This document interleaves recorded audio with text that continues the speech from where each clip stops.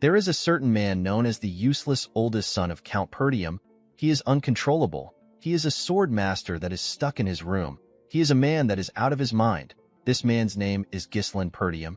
While shaking in pain, a man in an armor contemplates about the fact that he lost to a garbage human like Ghislain. He could not believe that he who was the best knight in the north would lose to someone like that. Next to the knight, we see the bodies of several other knights. While the man was shaking in pain, someone walks up to him. The person asked him if the surrounding is cozy and warm. He told the knight that he put a lot of money into making the traps. The man talking was a knight with a nice armor and a pretty huge axe. With a cold gaze in his eyes, the man asked the knight if he likes the place. The knight became enraged when he heard this. He could not believe that a garbage human like Ghislain created a trap for him. He asked Ghislain if he knew about his plan beforehand.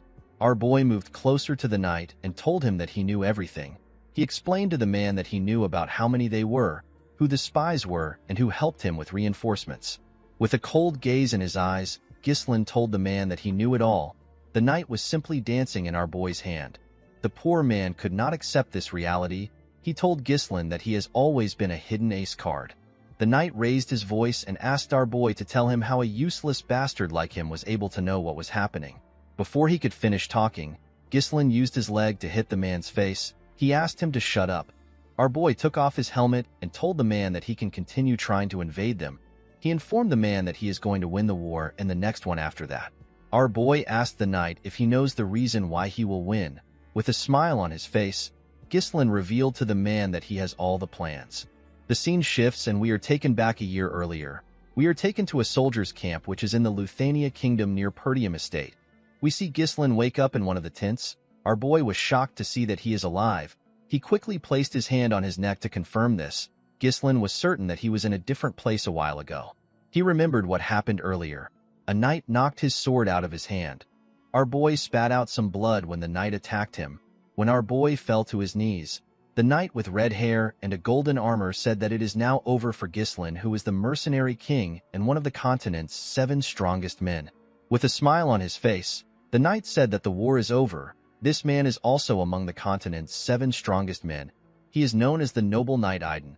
Aiden pointed his sword at Ghislain and asked him if he has any last words. Our boy told the man that he simply regrets being unable to fulfill his revenge. While breathing heavily, Ghislain told him that he hopes he dies. Aiden smiled when he heard this. He called our boy an arrogant bastard. He informed Ghislain that he never expected him to have been the oldest son of the fallen Perdium household. He reminded our boy that he left his family after his sister died. Ghislain was surprised to hear this. He asked Aiden to tell him how he knows this when he comes from a different kingdom. The noble knight asked our boy to not be surprised. He revealed to him that he knows a lot about him because he once worked his ass off to track him down. With an evil smile on his face, Aiden revealed to Ghislain that they were the ones who worked with the Delphine household to bring down his family. Our boy was shocked to hear that there were other people involved in the fall of his household other than Duke Delphine's household. Aiden moved his sword closer to Ghislain's neck. He told him that he does not need to know more since he is going to die anyway. He asked our boy to accept his fate. Ghislain was annoyed to hear this. He told the man that he will never forgive him. Aiden did not care about this. He beheaded Ghislain with a single strike. The scene shifts and we are taken back to the present. Ghislain moved closer to a barrel containing water. He wanted to see if his head was still on his neck. Our boy could not comprehend what was happening. He wondered if he was hallucinating. He noticed that he was much younger. Ghislain looked around. He wondered if he was taken captive and used as a lab rat by some mages. Our boy promised himself that he would make the arrogant bastards regret keeping him alive. While looking around, our boy saw a sword lying next to a barrel. While he was thinking, he hears someone call him young master. The person stepped into his tent and asked him to come out. He told him that he knows he is awake. This man is a soldier that belongs to the Perdium household. His name is Ricardo. Before the soldier could take another step, Ghislain appeared behind him and put a sword to his neck. The man was shocked to see this. With a serious tone in his voice, our boy informed the man that he will let him leave if he answers his questions correctly. Ricardo referred to Ghislain as young master and told him that he is crossing the line. Our boy was surprised to see how casually the man spoke. He did not expect the man to have such a weird reaction when he is being threatened. Ghislain asked the soldier to tell him what he is talking about. Ricardo pushed Ghislain back and revealed to him that he tired himself out from his tantrum earlier and fell asleep. Our boy was surprised to hear this. While touching his neck, Ricardo asked his master if he forgot everything after sleeping. He reminded Ghislain that he was throwing tantrum about how he wanted to command the group to raid the orcs.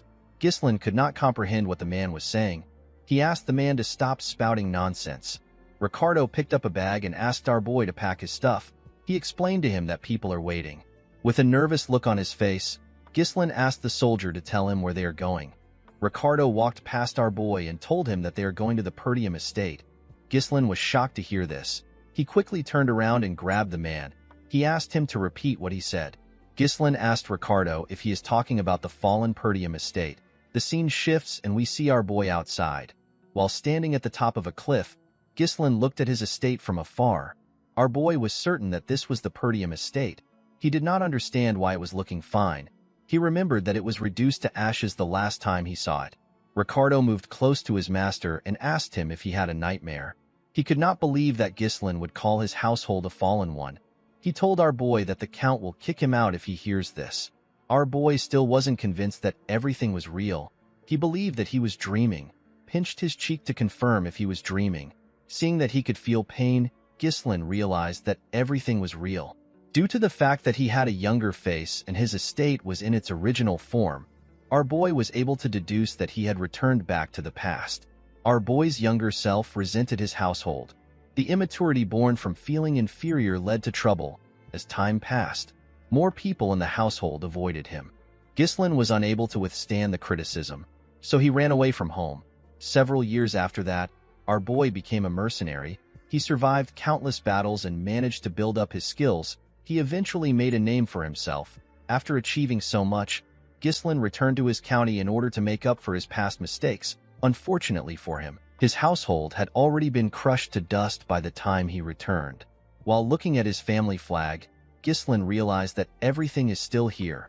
All the people he holds dear are still here. Our boy laughed like a madman. He could not believe what had happened to him. He wanted to sing a song in joy. However, it was too early to rejoice. Ghislain remembered that Ricardo said that they came here to raid the orcs. Our boy could never forget what happened in the orc raid in his past life. This is the day that most people in the raid squad will die. In his past life, Ghislain followed the group to the raid in Other to make a name for himself. At that time, the reports had said that there were only 3 orcs. Our boy believed that the fight would be easy enough for someone like him who had no experience in commanding a squad. Unfortunately for him, there were more than 20 orcs. Almost everyone died because our boy had been stubborn and wanted to command a squad. Ghislain pulled himself together. He assured himself that he could take care of the monsters since they didn't really have a strategy. The only problem our boy had was that he did not know if the soldiers would trust him because they all see him as some useless bastard. While he was thinking, Ghislain hears a loud sound. A guard post made out of wood was thrown in front of him. One of the soldiers screams and tells the others that the orcs are here. The men immediately tried to take a stance. Ghislain was shocked to see that the orcs arrived early. He was certain that this was a little more early than his past life. The orcs easily tore the soldiers apart. They overwhelmed them with their huge weapons and their bodies. A man ordered the soldiers to get into formation. The man in a blue armor asked the soldiers not to panic. He ordered them to get into a defensive formation. This man is the commander of the raid squad. His name is Scoven. Before the man could get close to an orc, it swung its sword at him. Scoven managed to block the attack with his sword. The commander realized that his squad let their guard down. He could not believe that they were ambushed when they were not prepared. He was quite shocked to see that there were more orcs than reported. While he was thinking, someone calls out to him. The person asked him to look behind him. An orc was about to crush Scoven with its weapon. Before the orc could attack the commander, someone ran to him. The person grabbed the commander's shoulder and pushed him back. The person turns out to be Ghislain. Scoven was shocked to see his young master in front of him. Before the monster's axe could touch our boy, Ghislain stabbed it in its hand and used his sword to cut off its fingers. Immediately he did this. He cut the monster's thigh. Scoven and the rest of the soldiers were shocked to see this. The orc screamed out in pain and fell to the ground. Ghislain was annoyed to see the kind of cut he made. He realized that he could not yet use mana. He wished that he had returned to the past earlier. Ghislain turned to Scoven and asked him to give him something. The commander did not understand what the young master was talking about. With a confident look on his face, Ghislain asked Skovin to give him the commander's rights. Skovin could not believe that Ghislain actually asked for the right to command. The commander knew that Ghislain was an idiot, but he never expected him to ask for the right to command when their soldiers' lives are on the line. Skovin stood up and told our boy that he cannot give it to him. Ghislain was surprised to hear this. The man walked forward and asked our boy if he believes that the battlefield is a game. He explained to our boy that he cannot give up the authority that the Lord gave him easily. Our boy was annoyed to hear this, however. He completely understood the man. He knew that he would have also behaved the same way if an idiot walked up to him and asked him for the right to command. While he was thinking, an orc rushed to attack him. Skovin asked his young master to step back. He told him that he is too inexperienced to lead the squad. Immediately he heard this, Ghislain took a stance. He realized that he had no choice. To our surprise, our boy threw his sword. Skovin managed to dodge the sword before it could touch him. He turned around and grabbed Ghislain. He asked him to tell him why he attacked him. The moment he said this, the commander heard something. He quickly turned around. He saw Ghislain's sword in the middle of the monster's head. The orc could not even scream out. It simply fell to the ground. Skovin was shocked to see this. He wondered about how his young master was able to hit the orc's weak spot. Our boy called out to Skovin and asked him to tell him the important thing on the battlefield. He told the commander that there is no hope in winning a battle when the troops are filled with fear. Immediately he said this. We see the soldiers trembling when some orcs scream. With a smile on his face, Ghislain told the man that they need to gain momentum. The moment he said this, our boy ran forward. He took out his sword from the orc's head. He jumped directly into the middle of the monsters. Our boy landed on one of the monsters and stabbed it on its head. The soldiers were shocked to see this. While standing on top the orc's head, Ghislain screamed at the top of his voice. He asked the other monsters to come at him. He told them that he will kill all of them. The orcs quickly turned their attention to Ghislain. Our boy cut the first two orcs in their stomach and he cut off the hand of the third orc. While looking at the heads of the orcs flying around, Skovin wondered if he was dreaming. Even though he was a mana user, it was hard for him to do anything, and yet, his skinny young master is tearing the monsters apart. The commander quickly realized that our boy was already tired. However, Ghislain was using the smallest of movements to dodge the attack, and he used his sword to strike the orcs on their weak spot. Skovin realized that Ghislain was fighting like a manaless sword master. Our boy taunted the monsters by saying that he is still not yet warmed up. While running away, Ghislain told the orcs that they are not living up to their reputation as a warrior species. Ricardo was shocked to see all the orcs charging at his master. Another soldier next to him noticed that our boy was running away despite the fact that he was talking trash. Ricardo called out to his commander. Skovin could not comprehend what Ghislain was thinking. He believed that it was a smart move for our boy to run into the orcs to get their attention. However, the commander did not understand why Ghislain would run in that direction. He was certain that the place leads to the edge of a cliff. The moment he thought of this, Skovin realized something. He understood our boy's intentions. He quickly asked his troops to raise a shield wall. He told them that they will follow our boy. When he got to the edge of the cliff, Ghislain told himself that Skovin would have understood his intention if he is a skilled commander. Our boy blocked the monster's attacks while he was waiting for Skovin. Ghislain preferred to kill all the orcs on his own. However, his awful stamina could not handle it. With a smile on his face, our boy told himself that he has done enough. Immediately he said this. The orcs heard someone coming at them from behind. When they turned around, they saw the commander and the rest of the soldiers forming a shield wall. The men held their spears tightly. Ghislain smiled when he saw this. He said that it was perfect. The moment he said this, he jumped off the cliff. Immediately our boy jumped. Skovin ordered his troops to push the orcs off the cliff. The soldiers moved close to the orcs and stabbed them with their spears, while screaming at the top of their voice. The soldiers successfully pushed the orcs off the cliff. The orcs fell to the ground and covered the area in blood. The soldiers were shocked to see what they had done. They could not believe that they managed to kill all the orcs. Immediately they took care of the monsters. Skovin moved to the edge of the cliff. He called out to his young master. To the man's surprise, Ghislain had pushed his sword into the cliff and held on tightly. While breathing heavily, our boy smiled at Skovin. The commander was relieved to see Ghislain. He stretched out his hand and asked him to grab it. Unfortunately, our boy's stamina was bad. His grip slowly loosened. Before Ghislain could reach for the commander's hand, he let go of the sword and fell. Scovin and the soldiers were shocked to see this. The scene shifts and we see someone calling Ghislaine. Our boy immediately recognized this voice. He called out to the girl whose name is Elena. Our boy remembered how the girl cried when their mother died, how she used to thank him for helping her. He also remembered how his sister told him that she hates him.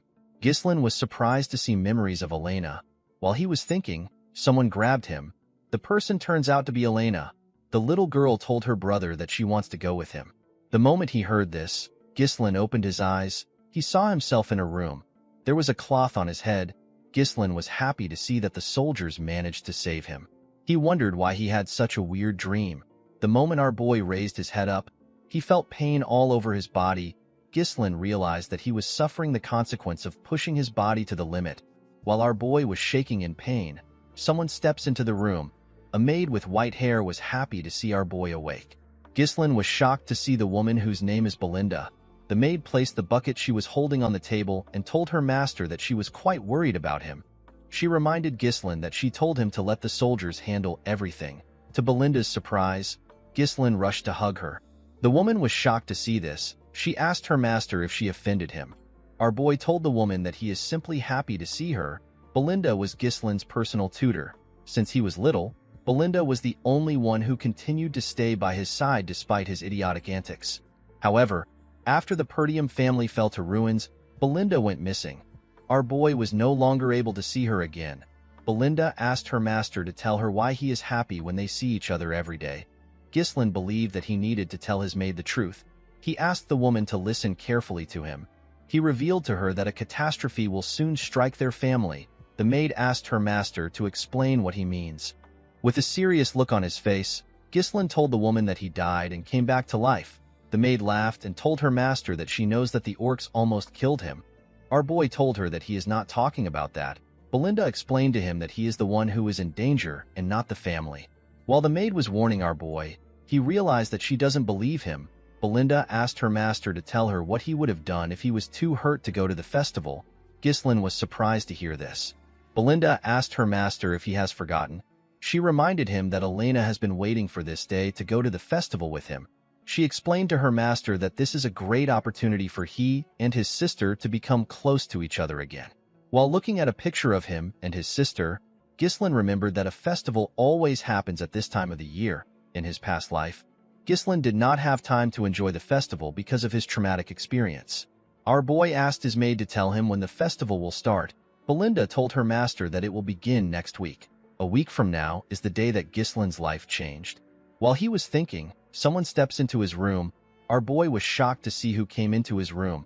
On the day of the festival, Ghislaine got a memory that continues to haunt him.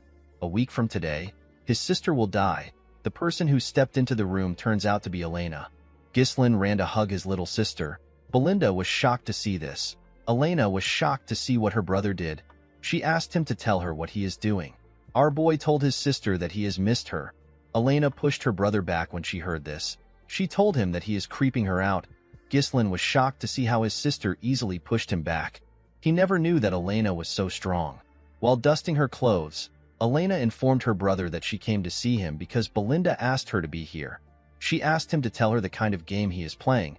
She asked her brother if he believes that this will make everything okay. Ghislaine asked his sister to tell him what she is talking about. Elena reminded her brother that he asked her to piss off because he is annoying. He told her that he feels disgusted from just feeling her breath. Ghislaine was shocked to hear that he said this to Elena. Our boy remembered that he was not the closest person to his sister in his previous life. He was actually a complete piece of shit. Ghislaine apologized to his sister for his behavior. Belinda was shocked to see that her master actually apologized first. Elena asked her brother if his head is all right. She remembered hearing that an orc hit him.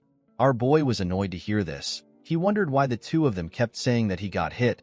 He told them that he was the one who got the monsters. The moment he said this, Ghislaine felt a large amount of pain in his body. Our boy fell to the ground. With a cocky smile on her face, Elena told her brother that he came back unconscious after getting the orcs. The maid and Elena laughed when they saw the way Ghislaine was trembling. Our boy was surprised to see the two of them laughing. He was happy to see that everyone acts exactly how he remembers them. Ghislaine wondered why his past self wasted so much time on useless things. In the festival that happens next week, Ghislaine rejected Elena's offer to go together. He told her that the things that happened in the raid made him upset.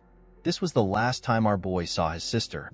Elena's body was found shredded to pieces along with her bodyguards. Ghislain was annoyed that he did not go with his sister. While he was thinking, someone knocks on his door. 2 men in an armor open the door. These men were Elena's bodyguards. Their names are Jamal and Philip. Jamal informed his mistress that they were waiting for her. Elena asked the men if something is wrong. She reminded them that she asked them to wait outside. Jamal apologized to Elena. He revealed to her that the servants asked her to oversee their work on the festival supplies. Ghislain was surprised to hear this. He asked the man to tell him why the maids would ask Elena to do such a thing. Belinda told her master that he does not know anything because he always lays around all day. She informed Ghislain that there is a shortage of workers in Perdium, that even the young lady has to work. Our boy was surprised to hear this. He could not believe that they were actually short on workers. Of course, it was impossible for our boy to know anything about it because he never cared about such things in the past. Elena told her brother that she has to leave. The moment she turned around, Ghislain told her that he wants to help as well. Elena was shocked to hear this. Belinda could not believe that her master volunteered by himself. Elena wondered if her brother really got hit on his head. In the town, we see some servants arranging and preparing for the festival. The people of the town heard Elena chasing her brother away. The girl informed Ghislain that people will be too scared to work with him around. Our boy asked his sister if this is how she treats people that wants to help. The girl informed him that the best way for him to help is to stay out of their way. While his sister was pushing him away, Ghislain remembered that her body was found near the slums, which is far from the festival grounds. Our boy believes that someone must have called Elena out there or forcefully moved her there. In order to prevent this, Ghislain realized that he needs to know the ins and outs of the castle. While Elena was struggling to move her brother away, a soldier ran to him. The man referred to Ghislain as his lord. Our boy immediately recognized this voice. He was surprised to see the old soldier. He referred to the man as Old Man Fergus. While breathing heavily, Fergus cleaned his sweat. He was relieved to see that his master was well. The man grabbed our boy and referred to himself as a lowly servant. He told him that he ran to him immediately he heard the news about the orcs. Our boy told the man that everyone can stop talking about it now. Elena moved close to the man and commended him on his great timing. With a smile on her face, the girl explained to the man that her brother has been acting weird since he woke up. She begged Fergus to take Ghislain to his room. The old man easily accepted Elena's request. Ghislain was annoyed to see how his hooligan image was getting in his way. Our boy realized that he had to give up. He decided to find out more about the castle the following week. Ghislain told the old man that there is an abandoned training field in the castle. He asked him to take him there. Fergus was surprised to hear this. He asked his master to tell him why he wants to go there. With a serious look on his face, Ghislain informed the old man that he wants to train. Fergus was shocked to hear this. The scene shifts and we see our boy and the old man arrive at the training ground. Ghislain was shocked to see the place. It was in a much better condition than he expected.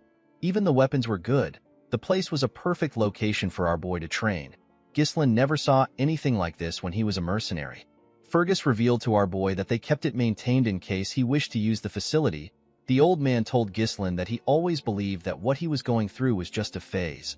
Our boy realized that the man also did this in his past life. Ghislain tapped the man's armor and told him that he wants to live a long life. He revealed to Fergus that dying feels horrible. The old man was surprised to hear this. He asked his young master to tell him why he is speaking as if he has already experienced life and death. With a confident smile on his face, Ghislain commended the old man for being sharp. He explained to Fergus that he died and got resurrected. Fergus told our boy that he is not interested in jokes. Ghislain asked the old man to step out. He told him that he wants to start training. Fergus bowed his head and informed his master that he will be outside. Our boy understood that he has always treated everyone around him like they are his enemies. He realized that he was too short-sighted. In the past, it was revealed that the person behind Elena's death was a neighboring territory. Thanks to this, Perdium got caught up in a war. This led to its downfall. Elena's death was essentially the starting point of the household's downfall.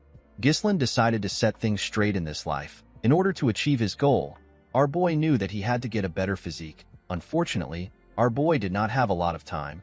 Ghislain was still certain that he will be able to learn mana control. He sat in a lotus position and began to meditate. Mana is a supernatural resource that allows humans to break through their limit. Most people say that noticing and taking in mana is the hardest part. However, our boy was able to do this easily. even on the chaotic battlefield. He connects the mana particles floating in the air and bundles it up as if he is spinning a spool. For someone like him who had experienced thousands of battles, it was quite easy to create a mana core. However, this was not enough. Ghislain did not join the 7 strongest men in the land with just this technique alone. With the method from the half-burned book of magic that he picked up and the natural mana core of humans, our boy is able to create a second and even a third core. He creates a connected mesh of multiple cores in order to create an explosive force. Ghislain screamed out in pain as the mana traveled through his body. Our boy spat out some blood from his nose and even his mouth. He was surprised to see that he was only able to create 3 cores in his past life. He actually managed to get 5 cores. This method allows one to create an explosive force in a short time, but it also requires an extremely large amount of mana in return. This was the primary reason Ghislain lost to Aiden in his past life. The noble knight brought a whole knight order to fight against him when he had ran out of mana. Our boy was certain that he would have won if it was a fair fight. Ghislain knew that this technique was an unstable one. However, he did not mind. Our boy knew that he had a youthful body and a lot of time. He assured himself that he will be the one to behead Aiden this time. With a look of anger on his face, Ghislain promised to destroy the bastards that helped House Delphine to destroy their county. The scene shifts and we are taken to the day of the festival. We see Ghislain gear up and walk into the festival grounds. Elena was shocked to see her brother. She asked him if something is wrong. She reminded him that he never used to come to things like this. Ghislain explained to his sister that he needs to come to these things once in a while, since he is also a member of the Perdium household. Elena told her brother that he has been acting weird recently. She revealed to him that she heard that he has been training for the entire week. With a nervous look on his face, Ghislain explained to his sister that there is nothing weird for the heir of a knight family to be training. Elena reminded her brother that he never cared about these things before. She reminded him that he said that their father is annoying and he cannot wait to be lord. Our boy was shocked to hear what he said. With a bright smile on her face, Elena informed her brother that she likes the way things are now. She told him that it feels as if he has returned to his old self. Ghislain realized something in the past week. Due to the fact that his actions have changed, his reception and his future are also slowly changing. While thinking, our boy saw Belinda instructing Elena's bodyguards. She asked them to figure out a solution by themselves if Ghislain causes any trouble. She explained to them that they cannot afford to have any problems, especially when there are a lot of visitors around. The 2 men told the woman that she can trust them. Although the general flow of things were the same, it was difficult for Ghislain to gauge the impact of his actions on small events. Making good use of the information he has was our boy's work. Ghislain knew that he needed to respond to each situation effectively. Our boy followed his sister around during the festival. He carefully watched his surroundings to see if anyone is acting suspicious. After moving around for a while, Elena sat down. She told her brother that she enjoyed the festival a little. She explained to him that it is a little boring to have the same thing every year. She wondered if there was nothing new this year. Ghislain found it odd that nothing had happened to his sister even though the festival is almost over. He wondered if this happened because he is with his sister.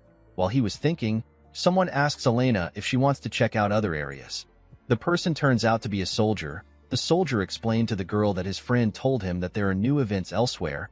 He asked the girl if she will come with him. Elena was surprised to hear this. She grabbed the soldier's hand and told him that the events have to be fun. Upon seeing this, our boy realized that the 2 soldiers in front of him are the traitors. Ghislain could not believe that Jamal and Philip were the traitors of their household. Elena's bodyguards were the most trusted knights in the feud. This is because they have protected Elena since she was a little girl. It was known that they were murdered while protecting her in the past. With a smile on his face, Jamal welcomed his mistress to the event. To the girl's surprise, there was no one there. Elena did not understand what was happening. She asked Jamal if there is really going to be an event in such a dirty place. With a nervous look on his face, Jamal told her that the people must have not yet prepared. He told her that people will soon arrive. Elena believed her bodyguard was joking with her. She asked him if he would perform in such a dirty place. While she was talking, our boy looked around. Although the place looked like a simple deserted street, Ghislain could tell that the men have carefully blocked the escape route. He realized that they must have made their preparations in advance. While he was thinking, his sister pulled him. She asked him to leave with her.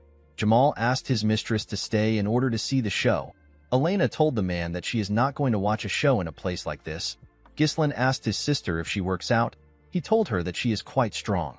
Before the girl could reply, Philip appeared in front of her. With a scary look on his face, the man asked Elena to wait for a little while. The girl became nervous when she saw the look on his face. She told her two guards that they are acting strange. She asked them if something is wrong. Jamal apologized to her for scaring her. With a creepy look on his face, the man informed his mistress that a reasonable request came in. Elena was surprised to hear about a request. The moment Jamal said this, 3 men walked into the area. 2 of the men were wearing black clothes. The other man, who appears to be their leader, was wearing a blue coat with a blue hat. This man's name is Frank. Frank commended the men on their smooth work. Jamal walked up to the man. He told him that they brought their mistress just like they promised. He told Frank that their deal ends here. Frank noticed that Ghislaine was also here with Elena. He told Jamal that he never asked him to bring our boy. While trembling, Elena held her brother. With a smile on his face, Jamal revealed to the man that he will give him Ghislaine for free. He told him that our boy followed them foolishly without knowing that this would be his graveyard.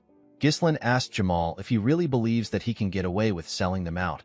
With a cocky look on his face, Jamal asked our boy to worry about himself. He told him that they can simply run away to a faraway place. He explained to our boy that he and his friend have simply gotten sick and tired of the impoverished land which is tormented by barbarians. He told Ghislaine that there are plenty of others leaving the county. The moment he said this, Ghislaine moved close to him and attacked him. Our boy easily cut through his armor in one slash. Everyone was shocked to see this. Jamal's body tore apart. Our boy told the man that the people that left never tried to sell them out. Immediately he said this, he turned to Philip and asked him if he is wrong. The knight quickly grabbed Elena. He called Jamal an idiot. He could not believe that a knight would lose to an amateur. Before the idiot could unsheath his sword, Ghislaine threw his sword directly at his forehead. The man could not comprehend what just happened. He fell to the ground and died. Elena quickly ran to her brother. One of the men in black asked his boss if they are really looking at Ghislaine. The other man told Frank that our boy has never had any real combat experience or fundamental training. Frank told the men that they are definitely looking at Ghislaine. Although they were caught off guard, Frank could not believe that our boy killed 2 knights instantly with attacks that used mana. While shaking, Elena asked her brother to explain what is happening. Immediately she asked her question. Our boy hit her neck and knocked her out. He carefully placed her on the ground and asked her to have a little rest. The moment he did this, Frank thanked him for making their work easy. He told Ghislaine that he is much different from what he heard. He revealed to him that they were planning to take care of Jamal and Philip. The man smoked a pipe and asked our boy if he has been hiding his true skills. Ghislaine took out his sword from Philip's head and asked Frank to tell him why he cares about his skills. Our boy took a careful look at the men. The men in black were nothing for him. However, Frank was different. The amount of mana he exudes is on a whole different level.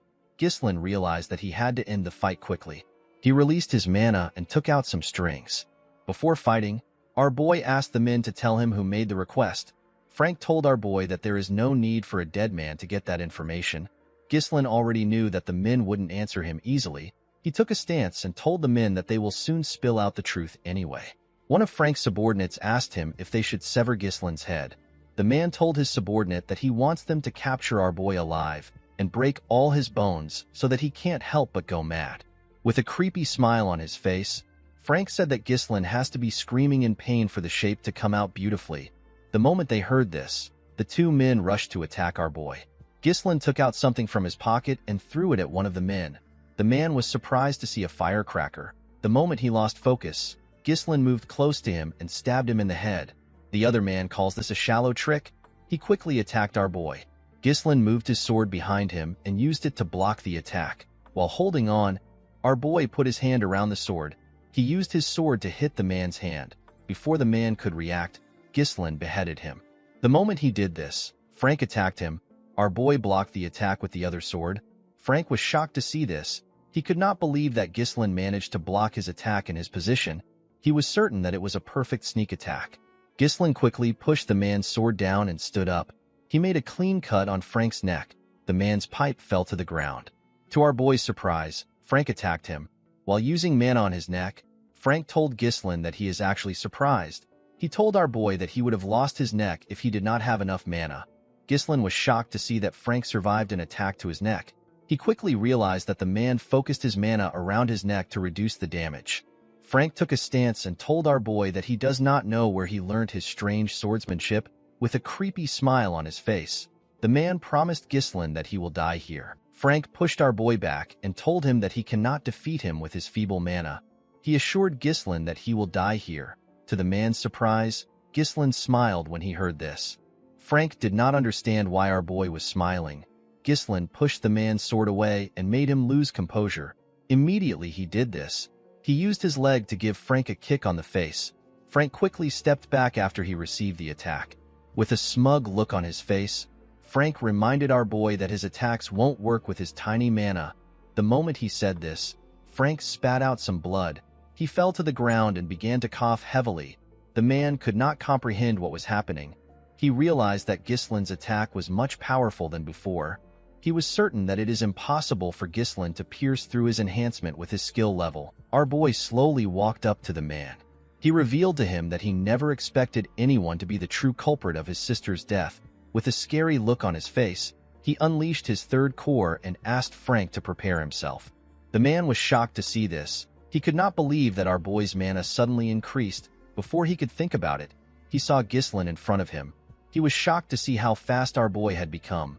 Ghislain attacked the assassin more fiercely. However, Frank was able to block the attacks, but the attacks were quite heavy. Ghislain did not hold back. Frank could not comprehend what was happening. His hands were turning numb just from blocking our boy's attacks. While looking at his almost ruined sword, the man reminded himself that there is usually a limited effect when someone draws a lot of mana. However, this was different for Ghislain. Frank had never heard of a method that increases mana so explosively. It was as if our boy had become a different person. While Frank was trying to regain his stance, Ghislain used his sword to crush the man's weapon. Immediately he did this. He landed a heavy strike on the man's body. He grit his teeth and pushed his sword into Frank's body. The assassin screamed out in pain. Before he could continue screaming, Ghislain placed his hand on his throat and pushed him to the wall. While holding onto his sword, our boy told the man that they need to continue their conversation from earlier. He asked Frank to tell him who requested for the assassination. The man did not care about responding to Ghislain. He took out a small blade and told himself that he will not go down so easily. He decided to take Elena along with him. Before the man could throw his blade, some strings grabbed his hand. Our boy was the one who took out the strings. He asked the man to make a deal with him. With a cold gaze in his eyes, Ghislain asked the man to not make any stupid moves. He told him that he will return his sword into its sheath. Frank was shocked to see that the threads were created with mana. He did not know when our boy had the time to create such a thing. Ghislain pushed his sword deeper into the man's body. He told him that someone on his level should be able to patch up this injury. With a horrifying tone in his voice, our boy told Frank that his level won't matter when his mana core is destroyed. The assassin was shocked to hear this. When he looked down, he saw our boy's sword glowing. He immediately began to scream. He could feel his mana scattering. Frank yelled at Ghislain and asked him if he has lost his mind. He told him that the backflow could cause an explosion and blow the whole area away. He asked Ghislain if he is planning to self-destruct. With a terrifying look in his eyes, our boy told the man that only those who are unskilled make such a mistake. He assured him that he can manage himself. Frank was shocked to see the look on Ghislain's face. He realized that our boy was not bluffing. He became certain that he is going to die. While screaming at the top of his voice, Frank revealed to our boy that he was sent by Count Desmond. According to the man, the Count needed a reason to start a war against the Perdium and the Degard families. Our boy was surprised to hear that it was the Count. In Ghislain's previous life, this kind of work was left for the families that allied with the Duke's family. Our boy was annoyed to see that Duke Delphine orchestrated the whole thing without being involved. Ghislain asked Frank if this is the reason why he wanted to kill his sister. The man told our boy that he is correct. Immediately he answered. Our boy pushed his sword through his body. Frank spat out some blood and reminded Ghislain that he promised to put his sword away. Our boy smiled when he heard this. He asked the man to tell him why he is scared when he has also killed many people. Frank began to laugh when he heard this. Our boy was surprised to see this. The man moved close to Ghislain and revealed to him that nothing will change even if he dies. He told our boy that he has already finished the work of the Degard family. He asked our boy if people will listen to a punk like him. He assured him that Perdium will perish in war. The moment he said this, Ghislain grabbed his head and pushed it to the wall. With a smile on his face, Our boy told the man that he was reborn after dying. He assured him that things will be different this time around. Immediately he said this, his sword began to shine brighter. Frank raised his head up and screamed out. The man shot out his energy through his mouth. It blew up when it got to the sky. It looked like a firework. The moment he did this, he fell to the ground and died. While breathing heavily, our boy looked around. He saw the corpses on the ground. He stared at his sister's unconscious body. After confirming that there was no one next to him, Ghislain threw his sword to the ground. He took a deep breath and fell to the ground. He began to cough out blood. While cleaning his blood from his mouth, our boy said that it was very easy for him to explode 3 cores when he was the mercenary king.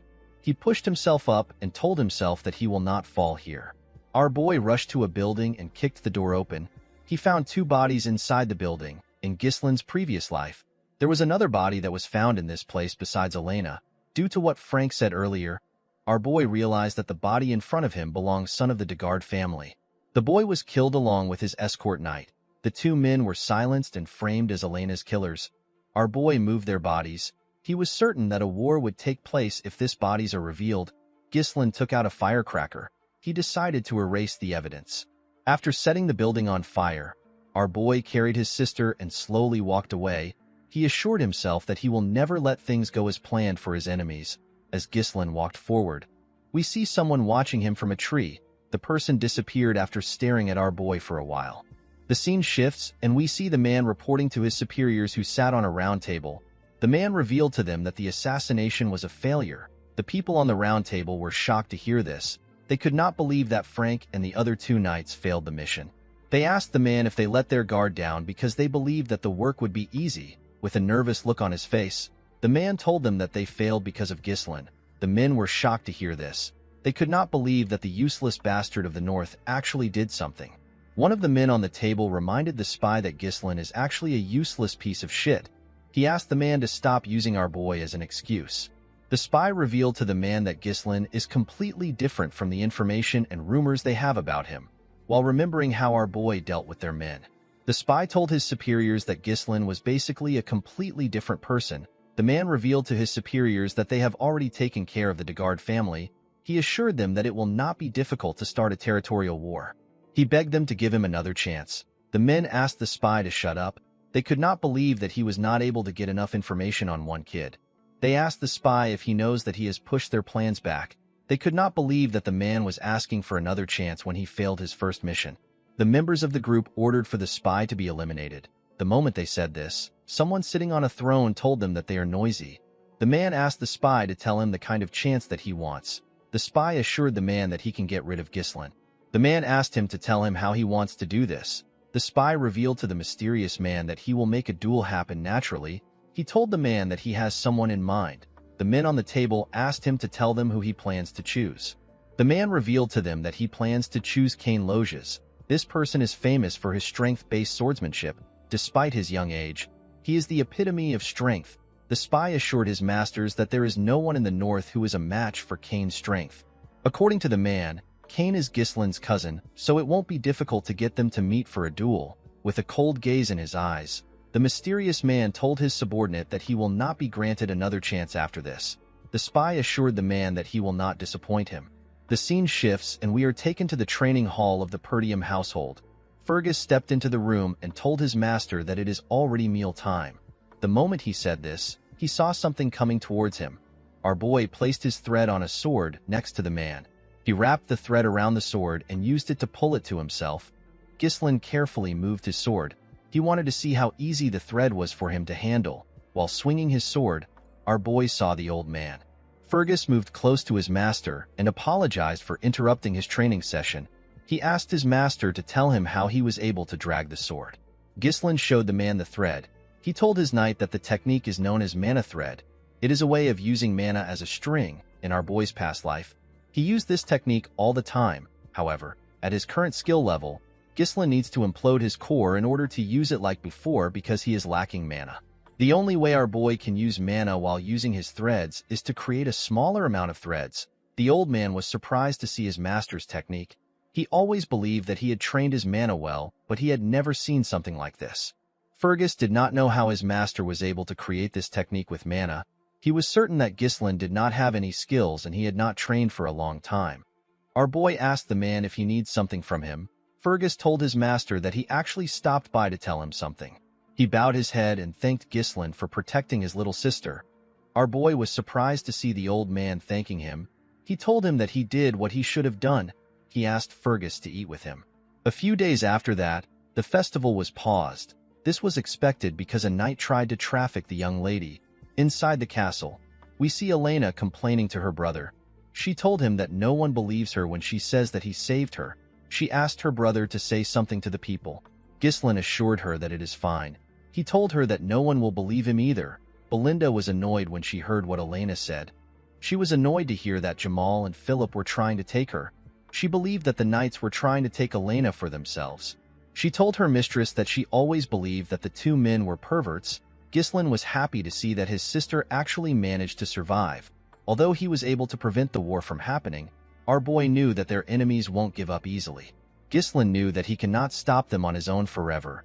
He realized that he needed to grow his own military force. While he was thinking, a maid stepped into the room. She brought a cart containing their food. Our boy realized that he needed to get into politics if he wants to get the things he needs. The maid placed the plate on Gislin's part of the table. When he opened the plate, he saw a piece of potato. Our boy was shocked to see this. Gislin turned to Belinda and asked her to tell him when they will have dessert. The maid was surprised to hear this. She asked her master if he does not know how their situation is. The moment she said this, our boy hears someone screaming outside of the castle. He was startled when he heard the person. At the gate of the castle, we see a chubby bearded man asking the Perdium household to compensate him for the damage they have caused with the cancellation of the festival. It wasn't just the chubby man that demanded this. Other men were also asking for compensation. They were holding pitchforks. They asked Gislin and his sister to come out. They asked them to stop wasting their money. The guards begged the men to calm down. Our boy looked outside the window to see what was happening. He did not understand what was going on. Belinda told her master that she knew this would happen. She revealed to Gislin that their county is full of merchants who make a living from the profits that come from the festival. The profit was good enough for them last year. However, since the festival was cancelled after just one day, it is expected for the merchants to be angry. Gislin was shocked to hear this. He never expected the county to be in such a bad situation. Our boy turned away from the window. He realized that he needed to stop the merchants. He was certain that they will get more aggressive if he doesn't do anything. Gislin asked Fergus to tell him what the soldiers are doing. He asked him to send the soldiers down to calm the crowd. Fergus revealed to our boy that they do not have any soldiers. Gislin could not believe what he was hearing. The old man explained to our boy that most of their soldiers have been dispatched to the Forest of Monsters for reconstruction because of the orc raid. Gislin was annoyed to hear this. Perdium is basically eternally at war because of the barbarians in the north. On the other side of the county is the Forest of Monsters. Monsters can come from this place at any time. Gislin could not believe that they did not have any money or soldiers. He moved Belinda to the side and told her that they need to talk. He reminded the maid that she is the one who manages his money. He asked her to use his money to calm the merchants down. With a surprised look on her face, Belinda told her master that he does not have any money left. Our boy asked her to tell him the reason. The maid reminded her master that the count cut off his allowance because he used to spend money like water. Gislin could not believe that he was broke. He asked Belinda to lend him some money. The maid told her master that she doesn't have any cash at all. The scene shifts and we see Gislin looking at the town through his window. Our boy could not believe that his family was in such a terrible situation. He wondered about what they actually have. Our boy knew that he could not do anything if he does not have any funds. Even if he has knowledge of the future, it does not matter without money. Gislin realized that he needs to get money first. He wondered if there was something on the estate that could change his situation. While he was thinking, Ricardo barges into his room. Our boy was surprised to see the soldier breathing heavily. He asked him to tell him why he is in a hurry. With a worried look on his face, Ricardo revealed to his master that there is a problem. He told him that Kane wants to see him. Gislin was shocked to hear this. The scene shifts again and we see Scoven breathing heavily. The man's face was heavily bruised. While he was trying to regain his stance, his opponent gave him a heavy punch on his face. The person punched the man on his chest plate. The attack went through the armor and damaged the commander on his chest. The moment he took the attack, he fell to the ground. At the entrance of the bar, we see Gislin arrive. Our boy saw the commander fall to the ground. Scovin called out to his young master when he saw him. Our boy was annoyed to see this. Cain welcomed Ghislain. When our boy raised his head up, he saw a huge boy in front of him. With a smile on his face, Cain greeted his cousin. Ghislain took a careful look at Cain. He immediately remembered the boy's face. Cain is the heir of the Loges County. This is a county that his family has an alliance with. At this point in time, Cain was Ghislain's only friend and his enemy. While Scovin was shaking on the ground, Cain came down the stairs. Ghislain asked Ricardo to explain the situation to him. According to the soldier, he and the commander came to the tavern because they heard a report about a disturbance. When they arrived at the tavern, they found Cain with his escort knight. The arrogant boy recognized them and asked them if the rumors about Ghislain are true. Scovin explained the details of the rumors to the boy. Before the man could finish talking, Cain grabbed his mouth. With a creepy smile on his face, he asked Scovin to stop lying to the heir of the Loges County. This was how the idiot started to beat the commander. Cain asked Ricardo to tell the story well. According to the boy, the commander told him that our boy, who has never trained in his life, took down an orc with his bare hands and dealt with the traitorous escort knights on his own. Cain told Ghislain that he had to give the commander a little wake-up call to knock some sense into him. With a creepy smile on his face, Cain told Ghislain that none of this would have happened if he had not lied in the first place. Our boy immediately understood why the arrogant idiot was behaving this way. He remembered that Cain always treated him like his subordinate. Every time the arrogant boy visited Perdium, he always made a mess, even after Cain caused so much trouble. No one could say anything because Ghislain was basically his subordinate. No one in the county could look down on Cain. Unlike Ghislain, who always had an inferiority complex, Cain's confidence and bold demeanor were praised as qualities befitting of an heir. Thanks to this, Ghislain was criticized more by the people. Our boy smiled when he remembered this. Cain was surprised to see him smiling. He never expected this reaction. Normally, Ghislain would have charged at him after receiving this much provocation. The scene shifts and we are taken back some hours earlier. At the Loges County, Cain hears the spy ask him to kill Ghislain. The boy was shocked to hear this. The spy assured him that the esteemed one will support his family if he succeeds. Cain explained to the man that it is not difficult to deal with our boy, however, it is still an issue to kill the heir of a county. He asked the man to tell him how he is supposed to eliminate our boy. The spy explained to the boy that they can lure Ghislain into a duel and make it appear as if an unfortunate accident happened. It will look like a trivial dispute between heirs. The man revealed to Cain that he will accompany him disguised as an escort knight and orchestrate the situation. He assured the boy that everything will be fine. With a smile on his face, the spy told Cain that this is a very rare opportunity even for him. Cain could not believe that he has the chance to kill his own cousin. With a smile on his face, the boy told the man that they need to leave immediately. Presently, Cain wondered if the mysterious organization wants to get rid of Ghislain because something about him has changed. The boy smiled when he thought of this. He asked our boy to tell him what he is doing. He sat on the stairs and asked Ghislain to tell him why he is simply standing. He asked our boy to bring the thing that he has prepared for him. Ghislain asked the boy to tell him what he is talking about. Cain told his cousin that he heard that the festival was interrupted. He told our boy that they need to liven up the mood and have an amazing time. He reminded Ghislain that they are always in sync when it comes to things like this. With a scary look on his face, he asked our boy if he is wrong. Ghislain was not scared of the boy. In fact, he did not know what he was talking about. After thinking for a minute, our boy understood what his cousin was saying. He asked him if he is talking about something. Ghislain recalled that Cain used to have him prepare alcohol and women every time he came here. Our boy granted his request back then because he did not want his huge cousin to beat him up. Because of Cain, Ghislain had to waste his precious money. Our boy remembered that Belinda told him that his father cut him off because he spends money recklessly. Ghislain smiled when he thought of this. He realized that it was right in front of him the whole time. He could not believe that his source of money was right in front of him. While he was thinking, Cain called out to him. Ghislain quickly snapped back to reality. Cain asked his cousin to bring the things right now. He told him that he is waiting for him. Our boy assured the idiot that he will bring it soon. With a scary look on his face, Ghislain told Cain that he has a debt to repay to him first. The spy was shocked to see the look in our boy's eyes. Cain asked Ghislain to explain what he is talking about. With a smile on his face, Ghislain explained to his cousin that he has been taking care of everything he asked him to prepare with his own money. He asked Cain to pay him back now. He told the boy that he will settle for 1,000 gold. Cain was shocked to hear this. He told our boy that everything does not even cost 100 gold. He explained to Ghislain that he has been spending his own money to thank him for being his friend. He referred to the money as a friendship fee. Ghislain asked his cousin if he is stupid. He told him that he has always been his doormat. With a smile on his face, our boy asked his cousin to pay him back before he beats the shit out of him. He told him that he needs a lot of money right now. Everyone in the tavern was shocked to see how Ghislain was speaking. Kane let out a sigh and stood up. He asked our boy if he is acting bold because he has been going easy on him. He asked Ghislain if he really believes that he has gotten stronger simply because he spread a false rumor that he won against a knight. Kane called our boy a parasite that is leeching off the land. He explained to him that everyone in the north calls him a scoundrel because all he does is spout empty nonsense. Immediately he said this. He clenched his fist and asked Ghislain to get himself together. Immediately he said this, he attacked our boy. Ghislain easily dodged the attack by moving to the side. Kane was surprised to see this. Ricardo and the spy were also surprised.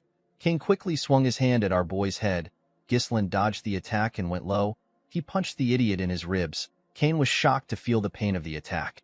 Ghislain stretched out his hand and tried to punch the boy in his head. Kane managed to block the attack with his hand. He smiled when he blocked the attack. Our boy was surprised to see this. Kane fell on his knees and screamed out in pain. The spy quickly rushed to the boy's side. He asked Kane if he is all right. Ghislain asked the boy to stop whining. He told him that he knows he blocked the attack. The spy asked Ghislain to stand back. He asked him to stay away from Kane. Everyone at the tavern was shocked to see this. They could not believe that our boy actually took down Kane. Ghislain smiled when he saw this. He immediately understood Kane's intentions. Kane whispered to the spy if his acting was okay. With a smile on his face, the man told him that his acting was perfect. He told him that he has set the stage perfectly to make it appear that the fault lies with Ghislain. He assured Kane that he now has enough justification to duel our boy. The idiot placed his hand into his pocket. He was certain that he had to get the backing of the esteemed one. He decided to leave a lasting impression. Kane took out a blue glove. He could not believe that he was given the opportunity to cut off Perdium, which is a falling power. He raised the glove up and told Ghislain that he has tarnished the dignity of nobility with lies. He said that our boy attacked him simply for trying to verify the truth. Before Kane could finish his words, Ghislain threw his glove at him. He challenged his cousin to a duel. Kane was shocked to see this. Our boy told the idiot that he insulted an heir like him in front of his people and assaulted his knight. He told him that he has tarnished the dignity of nobility. With a smile on his face, Ghislain asked his cousin if he plans to deny the allegations. Kane smiled when he heard this. He always believed that our boy was stupid, but he never expected him to be stupid enough to dig his own grave. He took out his sword and told Ghislain that he will accept the duel. He pointed his sword at our boy and asked him to not regret it even if he dies. Our boy smiled when he heard this. He called out to Ricardo. The soldier immediately answered him. Ghislain ordered Ricardo to bring all the merchants who were protesting in front of the castle. The soldier was shocked to hear this. With a crazy smile on his face, Ghislain asked Ricardo to tell the merchants that he will help them make a lot of money. When the festival was cancelled, the atmosphere that had heated up to its peak suddenly cooled down. Some tourists regretted their decision to visit the county. Ghislain was certain that the tourists were in a state of incomplete combustion. This is because they were not able to spend their money or their time. In this situation, if an event were to take place right now, it might soothe them. The scene shifts and we see Ghislain and Kane on a stage. The two boys were surrounded by a large amount of people. They seemed excited to witness a duel between our boy and Kane. Most people there were happy to see that Ghislain was going to get beaten up. Thanks to the fight, store owners opened their store and began to sell their items to tourists. The chubby merchant who was protesting asked everyone to place their bets. He asked them to bring their money. All the merchants immediately put down their money. They placed their bets on Kane. They were certain that this was a guaranteed win. Kane placed his huge sword on the ground and asked our boy to tell him why he would turn a sacred duel to a marketplace. With a smile on his face, the boy told Ghislain that his sword will not stop even if he surrenders. Ghislain was not surprised to hear this. He already knew that Kane and his escort knight planned to kill him. Our boy told his cousin that enough people have gathered. He told him that they can begin the match. The moment he said this, the spy asked him to wait. With a smile on his face, the man told Ghislain that a proper bet cannot proceed. Everyone was shocked to hear this. The chubby man revealed to the people that no one bet on Ghislain. People were not shocked to hear this. They believed that only a stupid person will bet on Ghislain.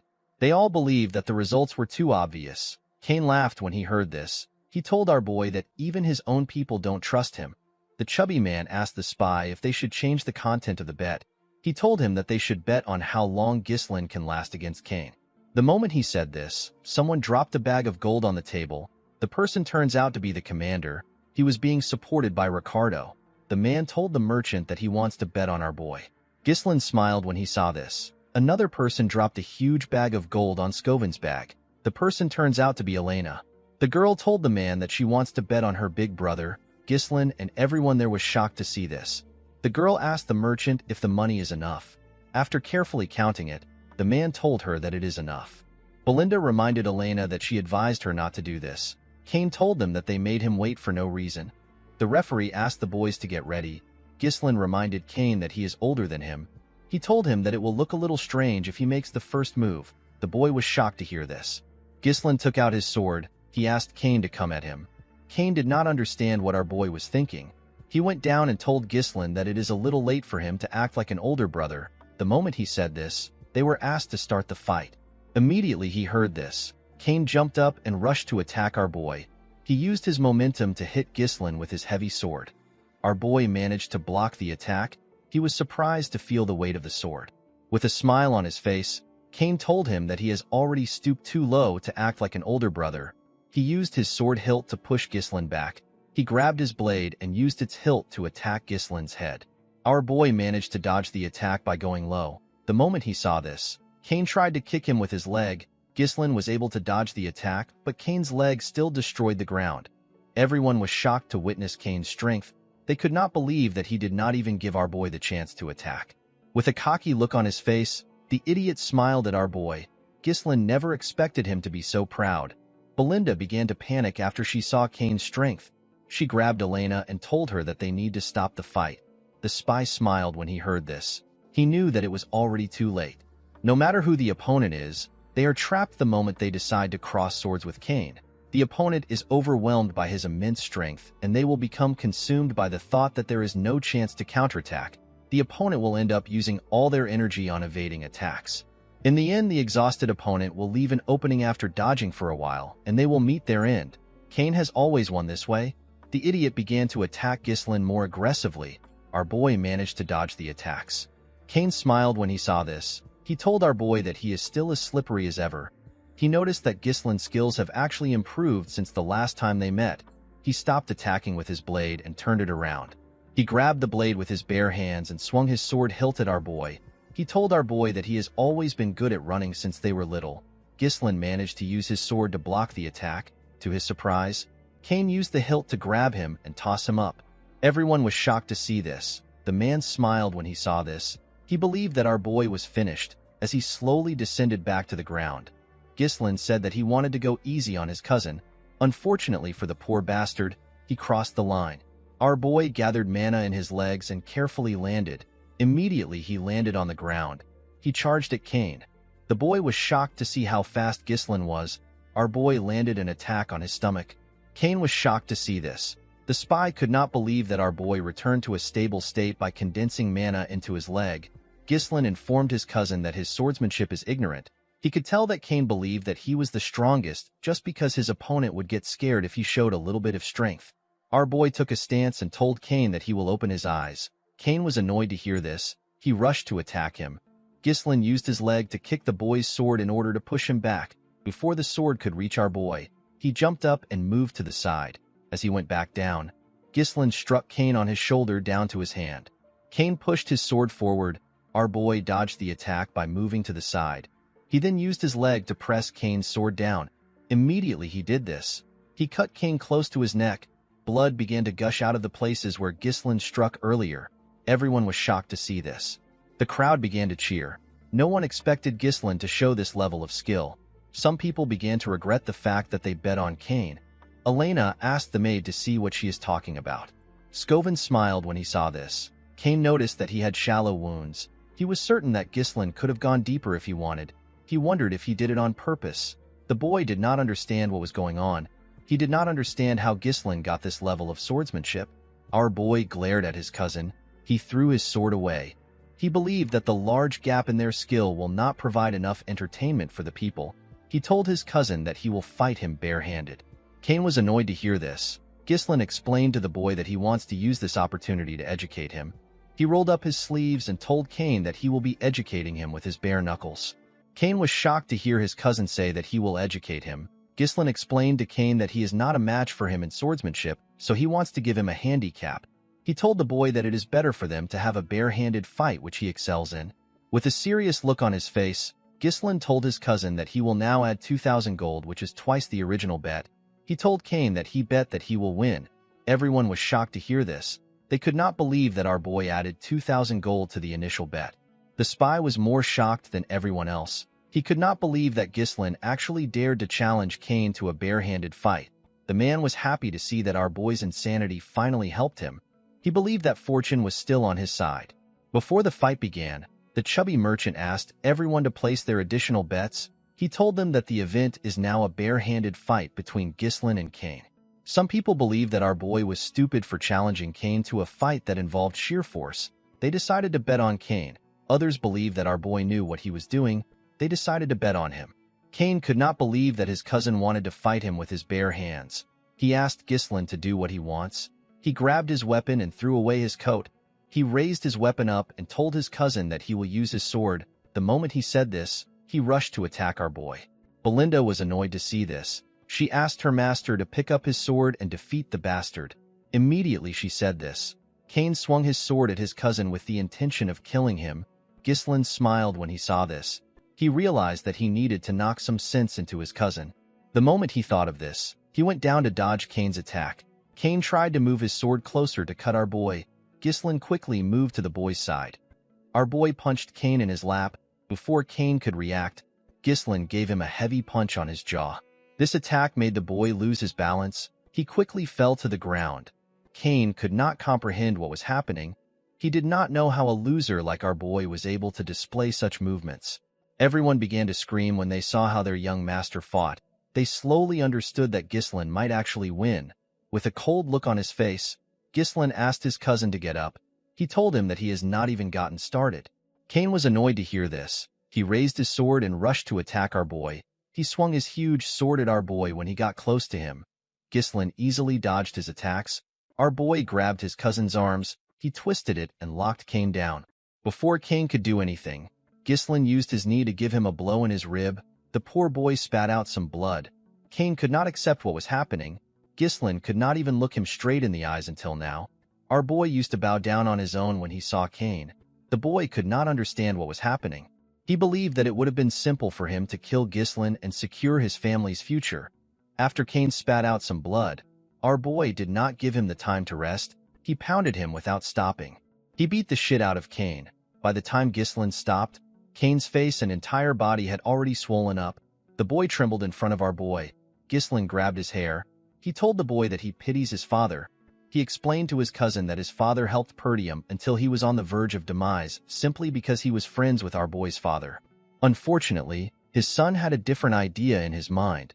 Upon hearing this, Cain remembered something. A few years ago, we see Cain arguing with his father. He could not believe that his father wanted to send more support to the Perdium County. He reminded his father that they are also having a hard time right now. He asked his father to tell him why he continues to invest in a land that is withering away. He told him that it is like pouring water into a cracked bucket. He reminded the Count that it has not been a week since he returned, and yet he is already going back to help Perdium. Cain asked his father not to leave. He told him that everyone is asking him to stay. He asked his father to tell him why he insists on helping Perdium. Count Loges turned around and told his son that he is doing all of this because he is friends with Count Perdium. Cain finally understood what his father was talking about. The moment the boy remembered this, he saw Cain's fist coming close to his face. Cain closed his eyes out of fear. Upon seeing this, Ghislaine told his cousin that he has done enough. When Cain opened his eyes, he saw our boy's hand in front of him.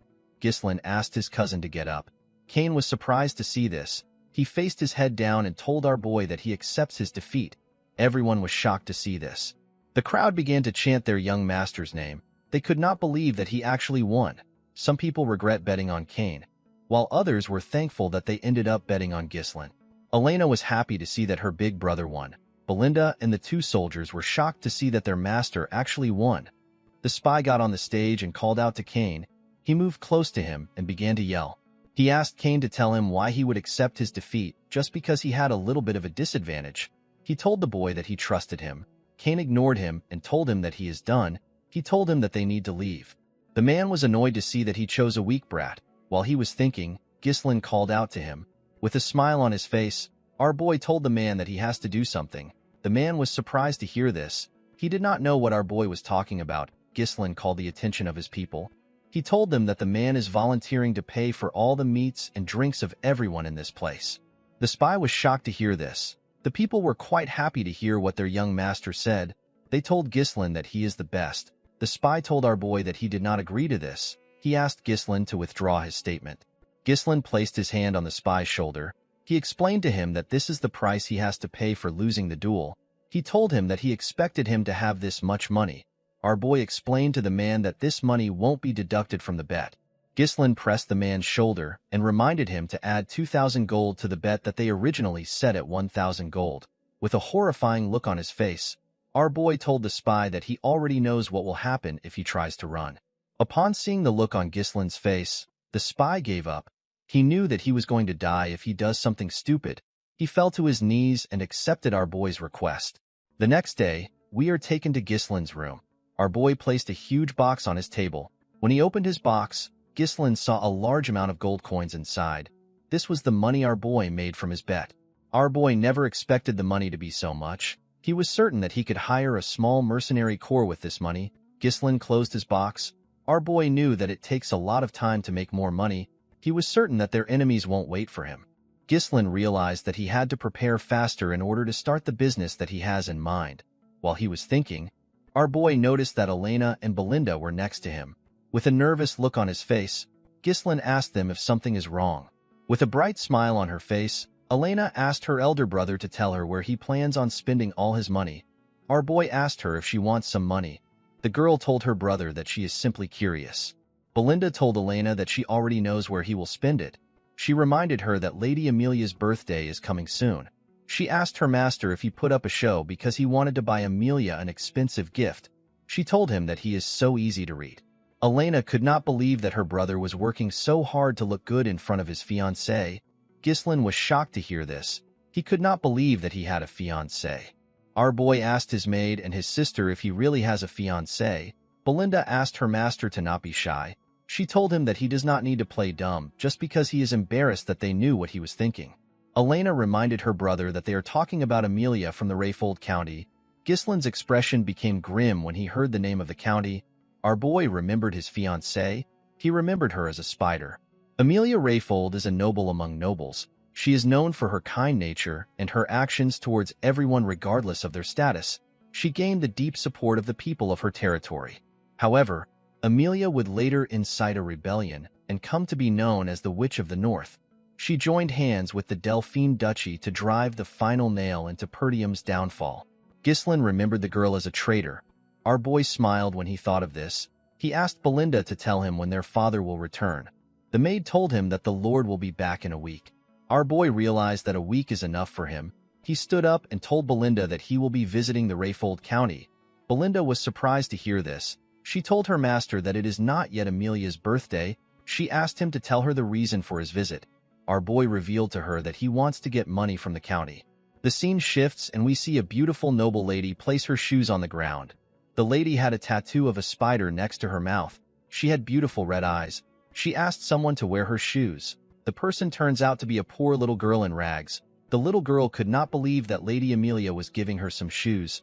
Amelia told the little girl that she is the only one who deserves to walk barefooted on the land. She turned to her soldiers and asked them to provide food and shelter to the people around. Immediately they heard this. The men began to bring provisions to the area. The people were shocked to see this. As Amelia and her soldiers walked away, the people thanked her for what she did. The scene shifts and we are taken to Amelia's garden at the Rayfold Manor.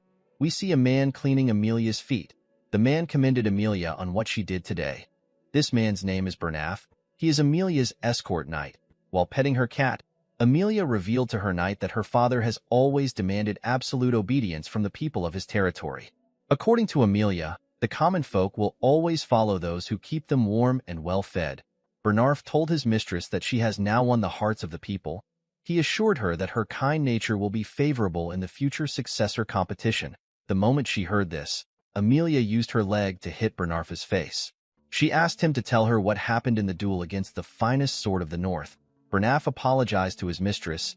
He explained to her that he wanted to avoid needless attention. He told her that people will begin to pay attention to her if he won the duel. He reminded Amelia that it is not yet time for her to show her claws. He kissed his mistress's feet and told her that his blade belongs to her. Amelia told her knight that he is naturally her blade since she invested so much into him. She raised his head up and moved closer to him. With a scary look on her face, she told Bernarf that he is not allowed to be weak. Amelia let go of the man and asked him to tell her how things are with the merchants. Bernaf assured her that she does not need to worry about the Arctium merchants. He revealed to her that all the materials used for the reconstruction of the Forest of Beasts outpost, which was recently destroyed by the orc attack in Pertium, are being purchased through their merchant guild. He explained to Amelia that they are recouping all the support funds Count Rayfold sends to Pertium every year. He told her that they are also recruiting all the soldiers and knights leaving Pertium. He revealed to her that many of the soldiers are well trained from battles against the barbarian tribes, which make them excellent quality. Amelia commended her knight on his success. She reminded him to always maintain the appearance of an ordinary merchant guild. She explained to Bernaf that they cannot let their true identity be exposed until they have built up their strength. While they were talking, a steward comes to interrupt them. Bernaf stood up and told the man that the mistress is resting. He asked the steward to tell him who gave him permission to step into the garden. The steward explained to the knight that he just received news from the gate that Ghislain has come to visit. Amelia was surprised to hear this. She asked the steward to tell her why Ghislain came. The man revealed to her that our boy said that he has something to discuss about their merchant guild. Amelia and her knight were shocked to hear this. The scene shifts and we are taken to the visitor's room. Amelia stepped into the room and sat down. She saw our boy wearing a rough coat. He was holding a small flower. Ghislain greeted the girl. Amelia told our boy that his visit is quite unpleasant. She told him that he came without any prior notification. She asked him if he has not yet learned manners or etiquette. With a smile on his face, Ghislain told the girl that he wanted to give her a gift in advance because her birthday is coming soon. Our boy placed the flower he was holding on the table. He explained to her that he got the flower from the merchant guild up ahead. He told her that the fragrance is quite nice. He explained to her that he plans to buy flowers from the guild from now on. Ghislain revealed to her that the guild is known as the Arctium Merchant Guild. Amelia could not comprehend what our boy was thinking. She stood up and told him that she does not know what he is talking about. She turned around and told Ghislain that she will be leaving now that she has received his gift. With a cold gaze in his eyes, Ghislain asked the girl to sit down. Amelia was shocked to feel the energy our boy was releasing. She could not believe that the guy who used to be barely able to speak when he stood in front of her was releasing such a powerful energy. Ghislain picked up the tea in front of him. He told Amelia that he does not want to waste her time. He revealed to her that he needs some money. He asked Amelia to give him 10,000 gold. Amelia was shocked to hear this. She could not believe that Ghislain visited her out of nowhere and is asking her to give him a large amount of money. She asked our boy if this is the will of his father. Ghislain assured her that his father has nothing to do with this. He asked her to simply give it to him. Our boy poured the tea on the floor. With a smile on his face, Ghislain told the girl that she never planned to marry him. Amelia was shocked to hear this. Our boy told her that it will be bad for her if word gets out that she is secretly building up her power, especially when the succession fight is quite fierce. The moment our boy said this, Amelia's cat jumped on the table and growled at him. Amelia told our boy that his joke is not funny. Ghislain assured the girl that he will keep her secret for a little while. He told her that his lips might be loose if he leaves the room empty-handed. With a smile on her face, Amelia assured our boy that it won't happen. Immediately she said this, she called for Bernarf. The knight opened the door and stepped into the room. He placed his hand on his chest and greeted Ghislain. Ghislain remembered Bernaf as a knight that has always stayed by Amelia's side. He remembered that Bernaf was a skilled individual who possesses the potential to be compared to the finest sword of the north. Our boy explained to Amelia that a war will break out if he dies there. He asked her if she can handle this. According to Amelia, a ruffian barged in and caused chaos. He was killed by the escort knight because of his actions. She revealed to him that this is what the world will hear about his demise. With a smile on her face, Amelia ordered Bernaf to kill Ghislain. The knight drew his sword when he heard this. Our boy did not expect Amelia to react this way. He realized that he had no choice but to get a little serious. He placed his hand on his sword hilt. Before Ghislain could attack, he noticed that Bernaf was smiling. Our boy found this to be weird. The moment he saw this, he heard a sound. An assassin jumped out of one of the knight armors that was behind Ghislain. The assassin stabbed Ghislain's chair.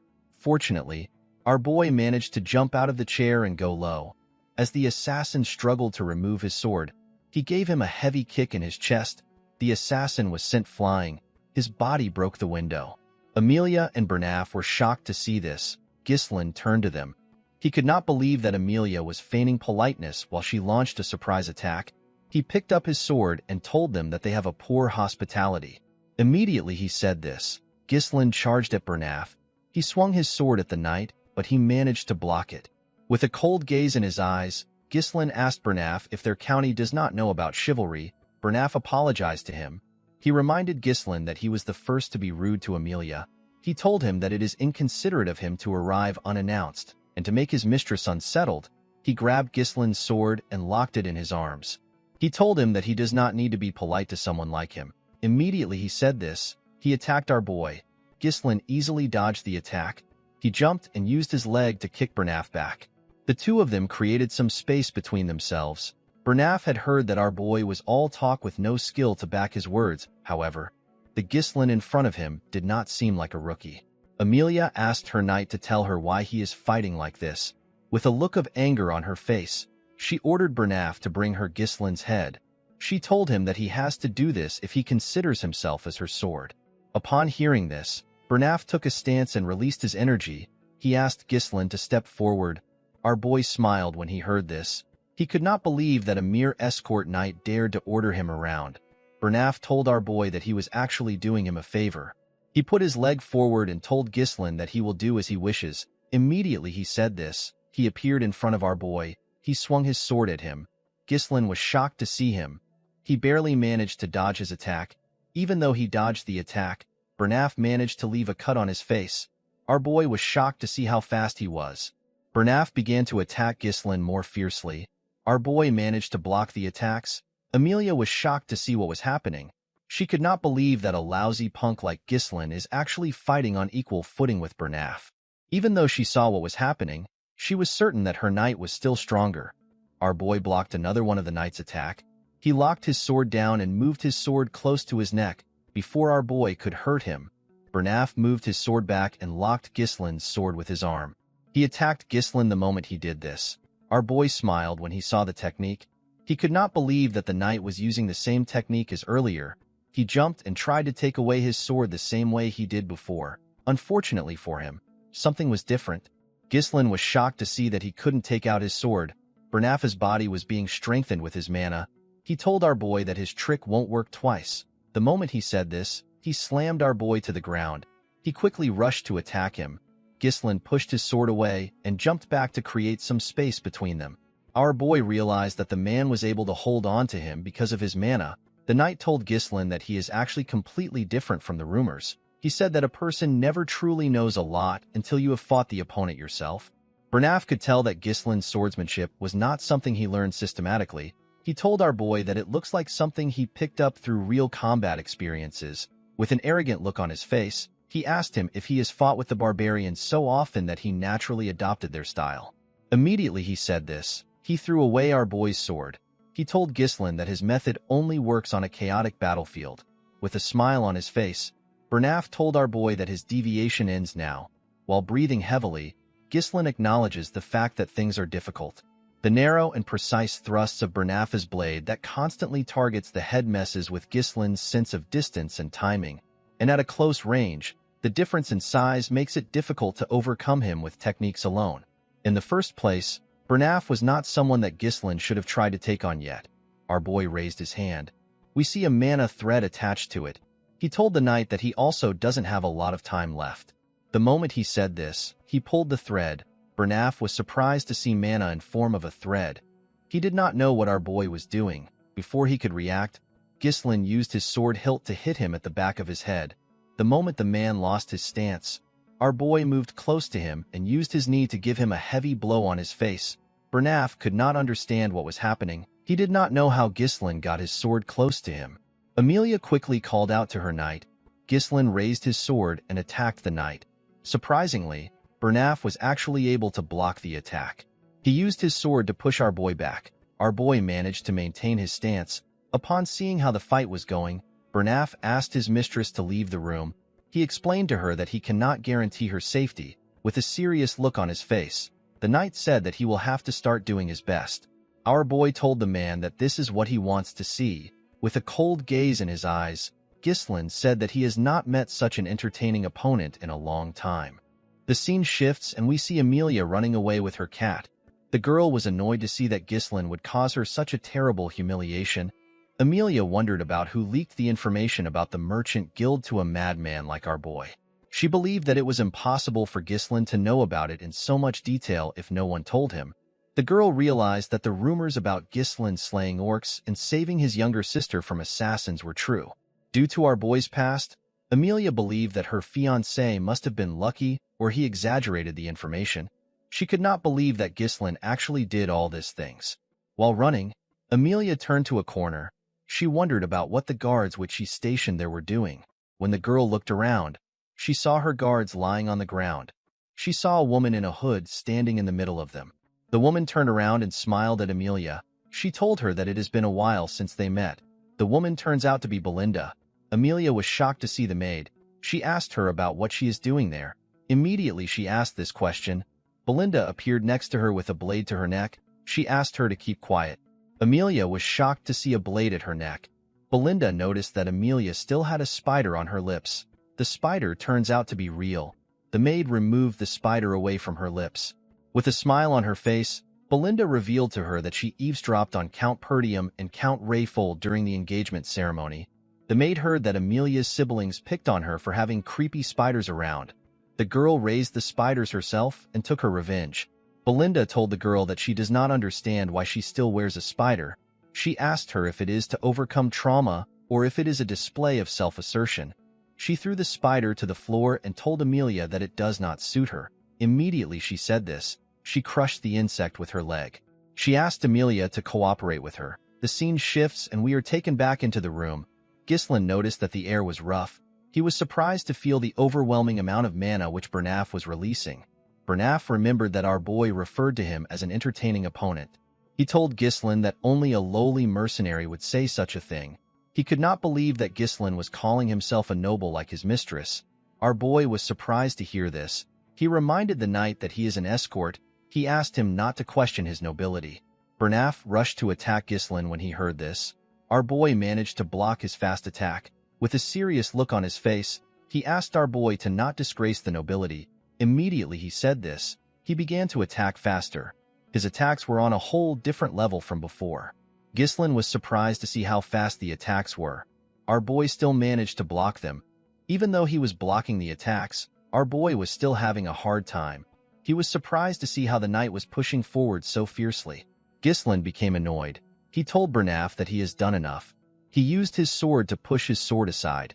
He tried to pierce the knight's head. Bernaf managed to use his sword to intercept the attack. He bent our boy's sword and pushed him back. The man told Ghislain that he just used his final attack. He thrust his sword at our boy. His sword landed on Ghislain's body. To his surprise, Ghislain used his shoulder to take on his blade. Bernaf realized that our boy braced himself for the injury and used his shoulder to push away his blade. Ghislain quickly attacked the knight with this chance. Bernaf managed to block it. The knight realized that he could never let his guard down until the very end. He pushed our boy's sword and locked it down. He used his leg to kick him away. He told Ghislain that this is the difference between him and a person who wields a sword for entertainment. While breathing heavily, Ghislain thinks about how entertaining the fight is. With overwhelming speed, range, and consecutive attacks, Bernaf controls the flow of the fight. Any attempt to counter him in close quarters through grappling is instantly shut down.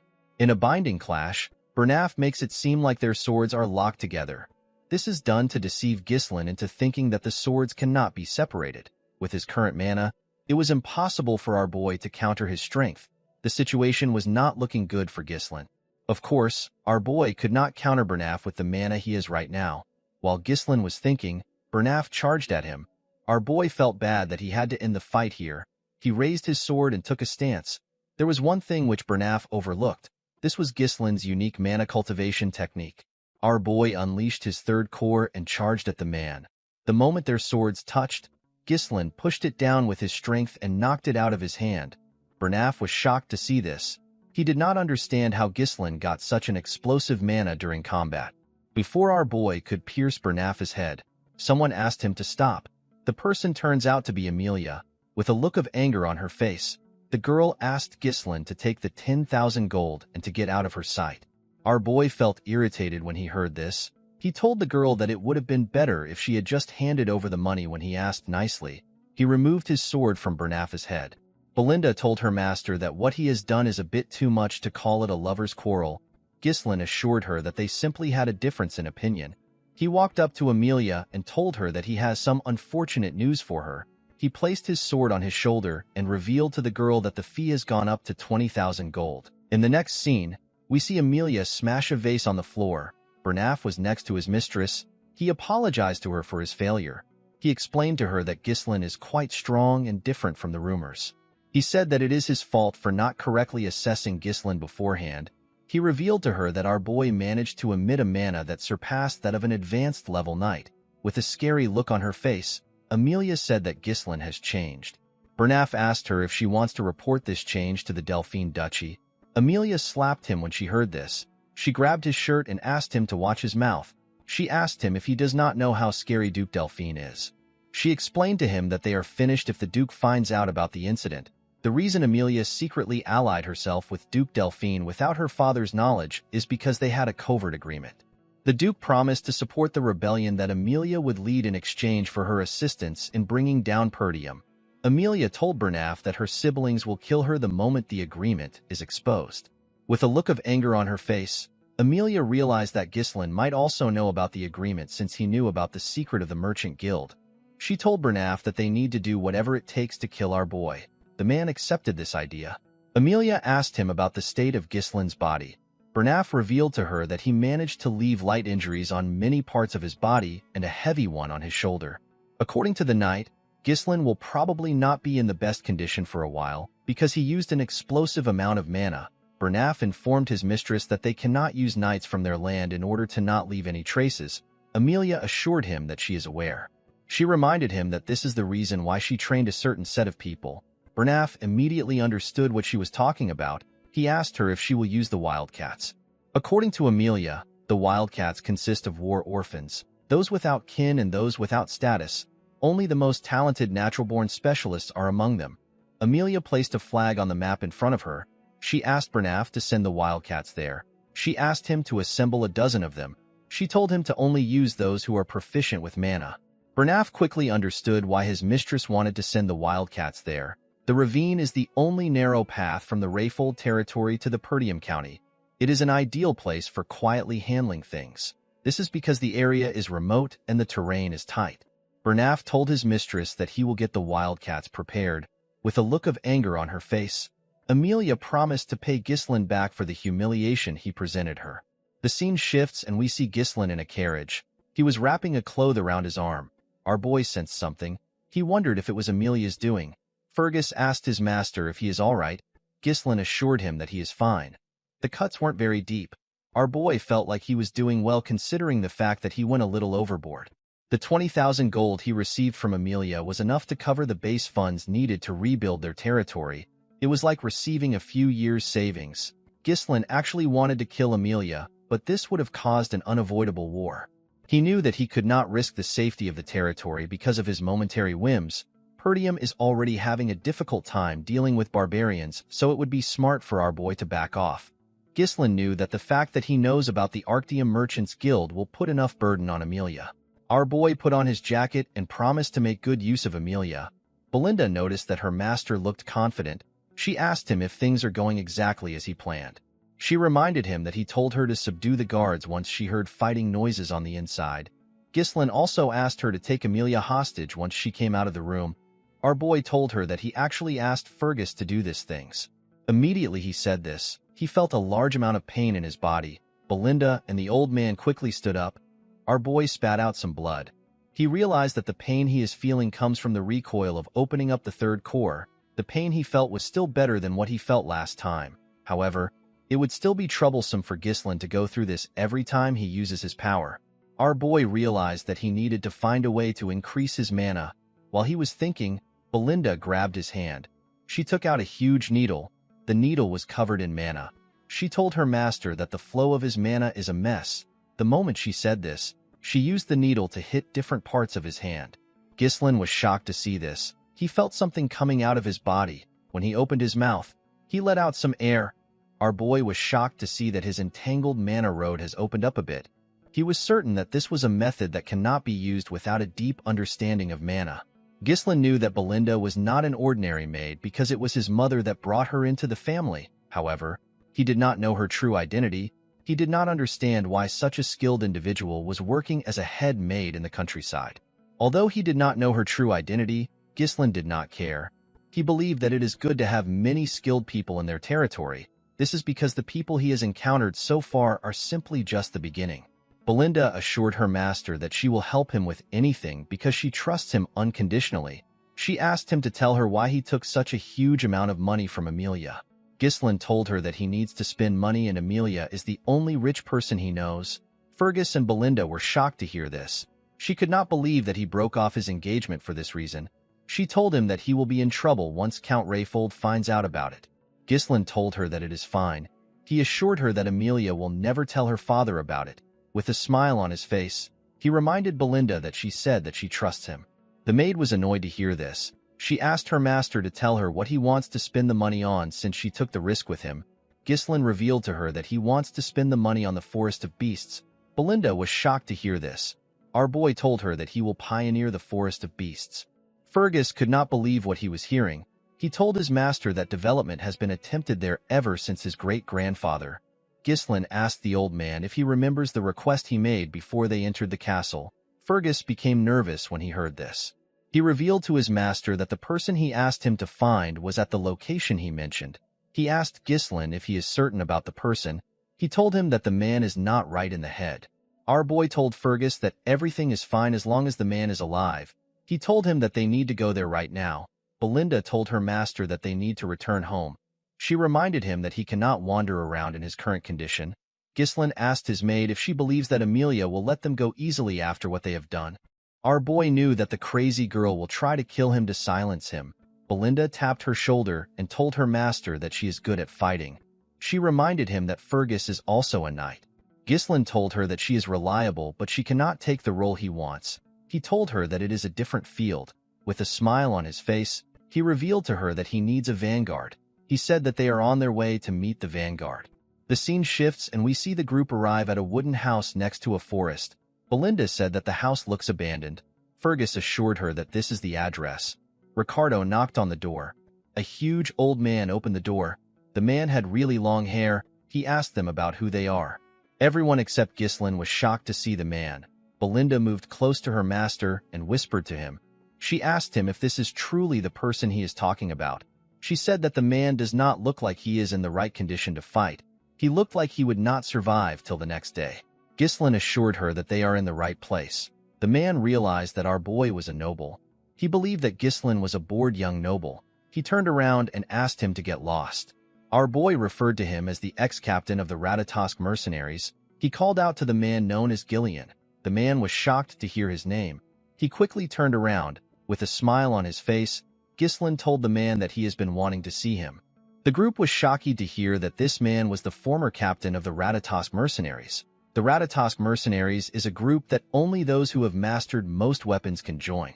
Although they no longer exist, their bravery is such that any knight, even in foreign lands, is bound to hear their name at least once. The captain of this mercenary group is Gillian. Gillian threw an axe at Ghislain. The axe cut his jacket. The group was shocked to see this. They quickly took out their weapons and stood in front of their master. With a scary look on his face, Gillian asked Ghislain to state his business. Belinda asked her master to stand back. She told him that Gillian is not in the right state of mind. Our boy mentioned something called the eternal punishment to the man. Gillian was shocked to hear this. Ghislain revealed to him that he knows the cure to the incurable disease his daughter is suffering from. He asked the man if he has piqued his interest. High fever, coughing up blood, red spots blooming like flower petals on the skin. The sight of the patient writhing in pain resembles a prisoner under punishment. This is why the incurable disease is known as the eternal punishment. Gillian allowed the group to step into his house. His daughter was screaming on the bed. The man grabbed the girl known as Rachel. While staring at the girl, our boy realized that it was not too late. In his past life, our boy tried searching for Gillian to recruit him, but he was not of the world by the time Ghislaine found him. He had given up on everything and ended his own life as soon as his daughter passed away. Due to the condition of his house, Ghislaine could tell that the man had already sold all his assets to treat his daughter. All that was left were weapons. Rachel told her father that the pain is too much. She begged him to kill her. Our boy realized that he could not waste any more time. He took off his jacket and told the man that he will start the treatment now. Before he could do anything, Belinda placed her hand on his shoulder. She asked him to leave with her. The woman was scared for her master. Although she did not know what he was trying to do, she told him that this is not a problem that he can solve with his strength. She explained to him that the disease is so severe that even priests can't cure it and call it a punishment from God. She asked her master to tell her what he plans to do about this disease. Our boy pushed her hand aside and told her that he can fix Rachel. Belinda was not convinced. She called out to him. Ghislaine turned around and reminded her that she said that she will trust him. Belinda remembered that she said this. Our boy took out a paper and gave it to her. He asked her to purchase all the medicinal herbs on the list and bring them back. Belinda was surprised to see what was on the list. The maid quickly got the items and returned. For wandering mercenaries without a home, knowledge is directly tied to survival. Although the eternal punishment is an incurable disease right now, a cure will later be discovered in the future. The cure became quite the hot topic, especially since the method was relatively simple. Thanks to the easy method, Ghislaine was able to remember it clearly. The only problem was the exorbitant cost of ingredients. The fairy's blessing is an important item needed for the cure. The first step is to finely chop the fairy's blessing and the herbs, pack them tightly into a bottle, and pour distilled alcohol over them. The next step is to shake it to mix it thoroughly and to let it sit for a while. Once this is done, add the remaining ingredients and stir. When he was done, Ghislaine stretched out his hand and asked the man to give his daughter the purple glowing liquid. He asked him to let her drink it. Gillian did not have any other choice. He quickly fed his daughter the liquid. Immediately she swallowed it. The red spots on her face slowly disappeared. Everyone was shocked to see this. The group could not believe that the spots were fading. Gillian was more shocked than everyone. He could not believe that the medicine was working. Ghislaine said that it worked as he expected. With a nervous look on his face, Gillian asked him about how he did it. He told him that even holy power couldn't cure her. According to Ghislaine, the priest's divine power isn't omnipotent. It enhances the body's vitality and strengthens a person's regenerative abilities to help overcome the illness. It is different from a fundamental cure. Gillian's hands began to tremble. He grabbed Ghislaine and asked him if his daughter can truly be cured. Our boy assured the man that his daughter will be cured in a couple of months. Gillian was shocked to hear this. He stepped back and bowed his head to our boy. He asked him about what he wants from him. The man knew that Ghislaine must want something from him to come to such a remote place to find him. He told our boy that all he has left is his useless body. With a serious look on his face, Gillian told our boy that he will become his slave or dog if he commands it. Ghislaine assured the man that he does not need any of these things. He told him that he simply wants the captain of the Ratatosk mercenaries. When Gillian raised his head up, he saw something shocking. He noticed that Ghislaine had the eyes of a dreamer. The man stood up and picked up an axe. He used it to cut his very long ponytail. The group became scared when they saw how the man looked without the ponytail. He was completely different from earlier. He now looked more alive. Gillian moved close to his weapons. He asked Ghislaine if there is anyone besides the people inside the room who have come with him. He asked him if there is anyone who might come looking for him. Our boy told him that he is here with his group. Gillian grabbed a spear and wrapped a rope around it. He asked our boy if he has anyone who holds a grudge against him.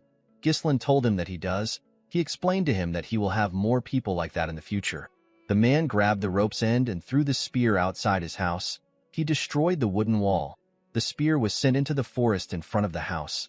Gillian managed to hit his target. Immediately he did this. He used the rope to drag his spear back to himself. When the spear came into the house, we see Gillian's target on it. The man had captured an assassin. His spear hit the assassin directly in the chest. While the assassin was struggling to take out the spear, Gillian grabbed his neck. He asked him to tell him who sent him. The assassin turned out to be a wildcat. The wildcat did not know how Gillian found him. The mercenary asked Ghislain to tell him what he wants to do with the wildcat.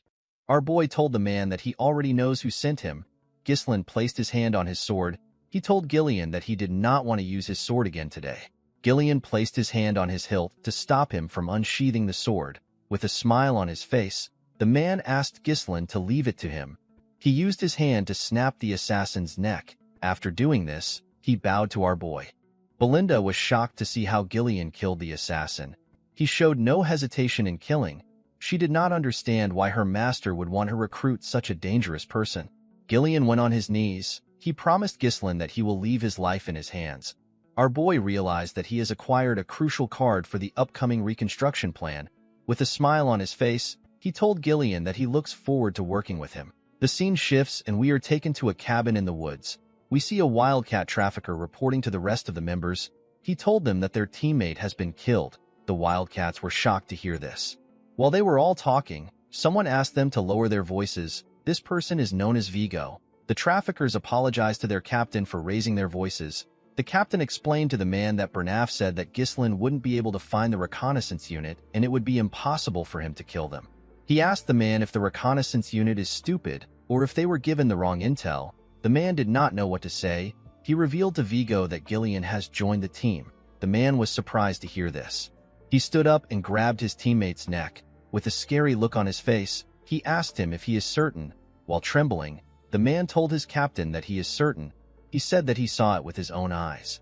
Vigo smiled when he heard this. He was happy to hear that his former captain was finally starting to make a move. The scene shifts and we see Gillian riding a carriage through the woods. Belinda complained about the carriage suffocating her. She asked her master if Gillian really needed to bring so much weapons.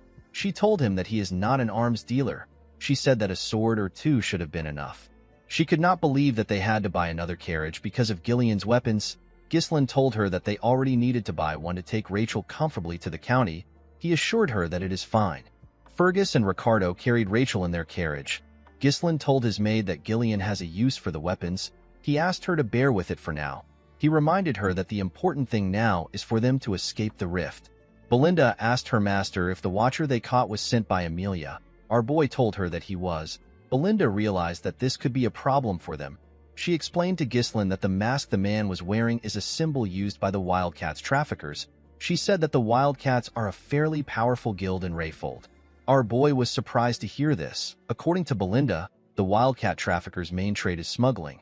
They also take on assassination, drugs, human trafficking, and other things. They are filthy trash who take on all kinds of vile work.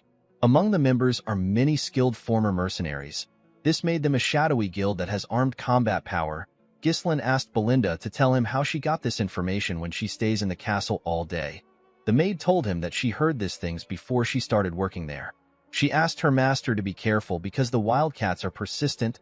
Ghislain smiled when he heard this. He assured her that he will be fine. He reminded her that they have Gillian with them. Immediately he said this. We see something come out of the ground after their carriage passed by it. The things ran after the carriage. Gillian sensed their presence. The things jumped out of the ground when they caught up to the carriage. The things turned out to be the Wildcats. They rushed to attack Gillian. The man was surprised to see an ambush from the ground. He took out his axe and his sword. He used it to block the attacks of the Wildcats. He used his axe to cut off one's hand and quickly used it to stab the other one in his chest. Before the man who lost his hand could react, Gillian tore his head apart. Their bodies fell to the ground. The moment the men died, their teammates cut some ropes. The ropes released some huge trees on the carriage. Gillian was surprised to see the trap. Belinda said that the trees would crush them. Gillian quickly grabbed the ropes and slowed the horses down. They managed to avoid getting crushed, however. Their path was blocked. Ghislain said that he already expected the ambush. Next to their carriage were some wildcat traffickers. Vigo called out to the former captain of the Ratatas mercenaries. Gillian was surprised to hear his title. Vigo referred to him as a coward who disbanded an entire group of mercenaries because of his daughter. Gillian stepped down from the carriage. He told the man that he does not know what he is talking about. Vigo was annoyed to hear this. He revealed to his former captain that he ended up living a life that he never wanted because of him. He asked him if he has gotten so senile that he can't even remember his former peer. Gillian did not know what to say. Vigo believed that the man was playing dumb. With a smile on his face, He told him that he will make him remember him. He ordered his men to kill the group. They quickly rushed to attack them. Ghislain asked Gillian if he needs help. The man told him that he is fine. He told him that the captain seems to have business with him. He asked Ghislain to rest for the meantime. He assured him that he will be fine on his own. Before the wildcat's swords could touch him, Gillian covered his huge axe with his mana. He tore all 4 of them apart in one swing. The others were shocked to see this. They rushed to attack the man.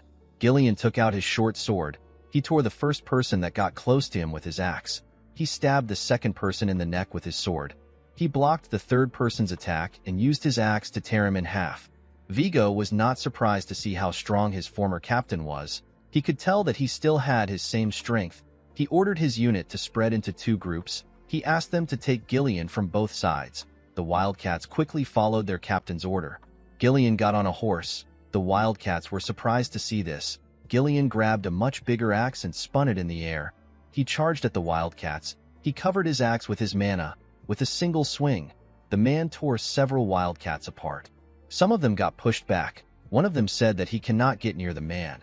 Another one advised everyone to aim for the horse. Before the men could even get to the horse, Gillian attached a rope to his axe handle and swung it around him. He split their bodies apart in one swing. Belinda was shocked to see this. The moment he took care of his subordinates, Vigo rushed to attack him. Gillian grabbed a shield when he sensed the man's energy.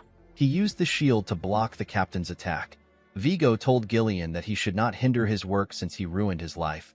With a scary look on his face, the man promised his former captain that he will kill him. He took out 3 blades. He threw the blades at the horse. The blades stabbed the horse. It fell to the ground. Before he could lose his balance, Gillian jumped off the horse. The moment he landed on the ground, he saw a blade in front of him. Gillian quickly took out his smaller axe. He used it to block the attack. He told the man that he is not the captain of the Ratatosk mercenaries. Immediately he said this. He used his shield to hit the man in his rib. Vigo quickly moved back. He asked Gillian to stop spouting nonsense. He asked him to tell him who he is if he is not the former captain of the Ratatosk mercenaries. Gillian covered his axe with his mana. He said that he has discarded his past. He told Vigo that he is now Ghislain's subordinate. Vigo was annoyed to hear this. He charged at Gillian. He promised to kill him at all costs. Gillian blocked his attacks. Vigo pushed his sword into the shield. He revealed to Gillian that the mercenary company disbanded after he left. He told him that he lost his purpose and ended up living a disgraceful life just to earn a living. Gillian pushed the man's sword away and swung his axe at him. Vigo dodged the attack by going low. He quickly attacked Gillian with his leg. The man managed to block the attack with his wooden shield. However, the shield got destroyed. Vigo explained to Gillian that he was prepared to sacrifice his entire life to make the Ratatosk mercenaries the best in history. He could not believe that his former captain threw away everything only to end up as a mere pawn of a spoiled noble. The man took out some blades. He told Gillian that he cannot forgive him. He covered the blades with his mana and threw them at Gillian. Gillian used his axe to block the blades. The moment he blocked the attack, Vigo appeared in front of him. He tried to stab him with his sword. Gillian dodged the attack. He quickly attacked him with his axe while he was in the air. Vigo managed to land in time and block the attack with his sword. The man smiled when he did this. He and Gillian began to attack each other more fiercely. The man believed that Gillian is still the same captain he knew years ago. While his former captain was spending his time trying to find a cure for his daughter, he was putting himself through countless battles to get stronger. The man believed that Gillian is no longer a match for him. Gillian attacked him with a huge swing. Vigo dodged the attack by jumping over him. He used his sword to hold himself and land behind Gillian. Immediately he landed. He used his leg to kick the 3 blades which Gillian blocked earlier. He fired the blades at him. Gillian used his armor to block the 3 blades. The moment he blocked the blades, Vigo rushed to attack him. Gillian sensed his presence and swung his axe at him. Vigo jumped and dodged the attack. He rushed to attack his former captain. He told him that it is over. Unfortunately for him, Gillian covered his hand with his mana and grabbed his blade. He asked Vigo if his reason for vengeance is hatred. Vigo did not reply. He was shocked to see that Gillian put mana around his hand to grab his dagger. He realized that Gillian was not showing his true power until now. Gillian slammed the head of his axe on the man's face. The attack sent Vigo flying. He was slammed into a tree. Gillian told him that he does not understand him. He believed that Vigo had a lot of chances to kill him if he wanted revenge. He asked him about why he did not come to kill him earlier. Vigo laughed when he heard this. He told his former captain that he does not know a lot.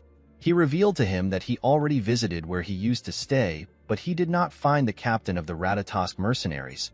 He said that he found a feeble old man who was not even worth killing. With a look of anger on his face, Vigo asked him to tell him where the Gillian he used to look up to disappeared to. Gillian threw the man's dagger on the ground. He asked him to pick it up. He told him that he is now a body bound to another's will. He took out his sword and told the man that he will still show his former comrade the highest level of respect. He said that he will do this as captain of the Ratatosk mercenaries. Vigo was happy to hear this. He picked up his dagger and charged at Gillian. His captain blocked his attack. Vigo said that this is what he wished for. He began to attack Gillian more fiercely. His captain managed to keep up with him. Gillian made a huge swing. Vigo dodged the attack by going low. He quickly attacked him. Gillian blocked the attack with his axe. He pushed Vigo's dagger down and used his sword to stab him in his rib. Vigo grit his teeth to endure the pain. He quickly attacked Gillian. The man managed to dodge the attack. He raised his axe up. He told Vigo that he will remember him. He referred to the man as the 5th unit commander of the Ratatosk mercenaries. He called him Vigo Villanos. Vigo smiled when he heard this. The moment he smiled, Gillian stabbed him. After the man died, Gillian picked up his dagger. While he was staring at his comrade's corpse, Ghislain commended him on his work. Belinda said that they will make some money from selling the Wildcat's loot. Gillian apologized to our boy for causing more delays than necessary. Ghislain assured him that it is fine. He never expected Gillian to be so exceptional. When our boy first left home to start mercenary work, the stories he heard about Gillian from his seniors helped lay the foundations for him to become the mercenary king. Ghislain became more certain that he made the right choice by moving quickly. He was happy that he gained a reliable comrade. Our boy asked Gillian if he remembers who Vigo was. The man told him that he does. He raised Vigo's sword and said that he was an old comrade. This words resonated with Ghislain. He wondered about what his old comrades were doing right now. He was certain that they are living a life of their own because this was before they met him. He knew that he would have to scout this people at some point. Ghislain told the group that they should follow Belinda's suggestion and gather anything valuable from the Wildcats. Belinda ordered Gillian to take lead and start collecting for them. The man reminded the maid that he is not her subordinate. 2 days later, we see the group enter the Pertium territory. Belinda was relieved to see that they had finally arrived. Gillian looked at the city and asked his master if that is Pertium. Our boy told him that it is. Ghislain felt happy that he had a home to return to. When he first ran away from home, he thought that he would be able to come back any time. Gillian carefully looked at the county. Our boy asked him if he likes their land. Gillian was startled when he heard this. With a nervous tone in his voice, he said that the county is great. Ghislain told him that the county is really bad. Gillian was surprised to hear this. Our boy said that all the houses are outdated and renovations are out of the question. He revealed to Gillian that the fields are uncultivated. This is because all the farmers have been conscripted into the military. They left the land forcibly fallow. Gillian explained to Ghislain that he has heard that Pertium is always at war because of the northern barbarians. He said that the situation is worse than he expected. Ghislain told the man that he will fix all these problems. He told him that he needs his strength to fix the problems. Belinda and Gillian were surprised to hear this. Our boy knew that the battle ahead is going to be a very long one. It is a battle to eliminate everything connected to Duke Delphine and to protect what was taken for granted. Ghislain promised to revive the land no matter what he has to do. When they arrived into the county, Belinda saw something shocking. She asked her master to look in front of them. When Ghislain raised his head, he saw someone he did not expect to see. He quickly recognized this person's silhouette. Our boy saw a man in an armor who had a coat on his shoulder. This man is his father. At the Pertium castle, we see some men talking to the count. The count suggested that they reduce their forces. The men were surprised to hear this. One of them said that it will be difficult to maintain the front lines properly if they cut their forces down. Another man advised the count to request more support from the Rayfold family. The general administrator revealed to the men that the Rayfolds were the one who reduced the support fund. He said that the Rayfolds are gathering soldiers and stockpiling food right now. The knight in the room was surprised to hear this. Another man said that they need the funds because they need to rebuild the Forest of Beasts garrison that got partially destroyed during the last battle against the orcs. According to the man, reducing the Night Order's forces is barely enough to give them some breathing space. He said that reducing the forces poses a significant risk. Ghislain watched the men as they argued. He found this to be normal. The knight in front of him was the knight captain. His name is Randolph. The man with a lot of beards is the treasurer. His name is Albert. The general administrator's name is Homer. Our boy wondered about how long it has been since he saw his father, as the young lord of Perdium. It has only been a few months, however. It has been several decades for him as the mercenary king. Ghislain called out to his father and welcomed him back home. The count found it odd that his son did this. The count's name is Walter Perdium. As a child, Ghislain never liked his father for being so strict and serious all the time. But now it was different for him. He could now see it. He could see the countless burdens of exhaustion and fatigue weighing on the count's shoulders. He understood the responsibilities of the lord of the land. Zwalter took a sip of his tea and revealed to his son that he heard he left the castle for a week. Ghislain told him that he visited the Rayfolds. Zwalter asked him if he did not cause trouble there. Our boy told him that he didn't. The treasurer turned to Ghislain. He told him that he heard that he won a duel against Cain and won some money. He actually found this hard to believe. With a serious look on his face, Albert asked him if he went to Rayfold to gamble. Ghislain was annoyed to hear that the man thought that he went to gamble when he actually went to invest. He told him that he actually had some business with Amelia. Homer told Ghislain that he needs to think before he acts. He reminded him that he will be the one to take over Perdium. With an unbothered look on his face, our boy told him that he understands. He asked him not to worry about it. Homer was annoyed to see that Ghislain was ignoring his advice. This simply made him more worried. The count placed his tea down and asked his subordinates to stop. He told his son that he heard that he made some good trouble while he was away. Ghislain wondered about what his father was talking about. Zwalter asked his son if it is true that he executed Jamal and Philip for trying to sell Elena away. Ghislain was surprised to see that his father was referring to those worthless knights. The knight captain said that it was impossible for our boy to kill the two knights by himself. He said that the two knights must have fought against each other and the story got exaggerated. He believed that Ghislain only delivered the final blow. Ghislain understood why Randolph seemed to be angry. Despite the knights being traitors, the fact that they died at our boy's hand did not sit well with the captain. Ghislain decided to avoid any trouble. He went with the story that Randolph concocted. With an arrogant smile on his face, Randolph said that he knew it. The count told his son that he did a great job. He was shocked to hear this. Zwalter did not care about how his son took care of them. He said that the most important thing is that Elena is alive. This was the first compliment that Ghislain has ever gotten from his father. He told his father that he has a request to make.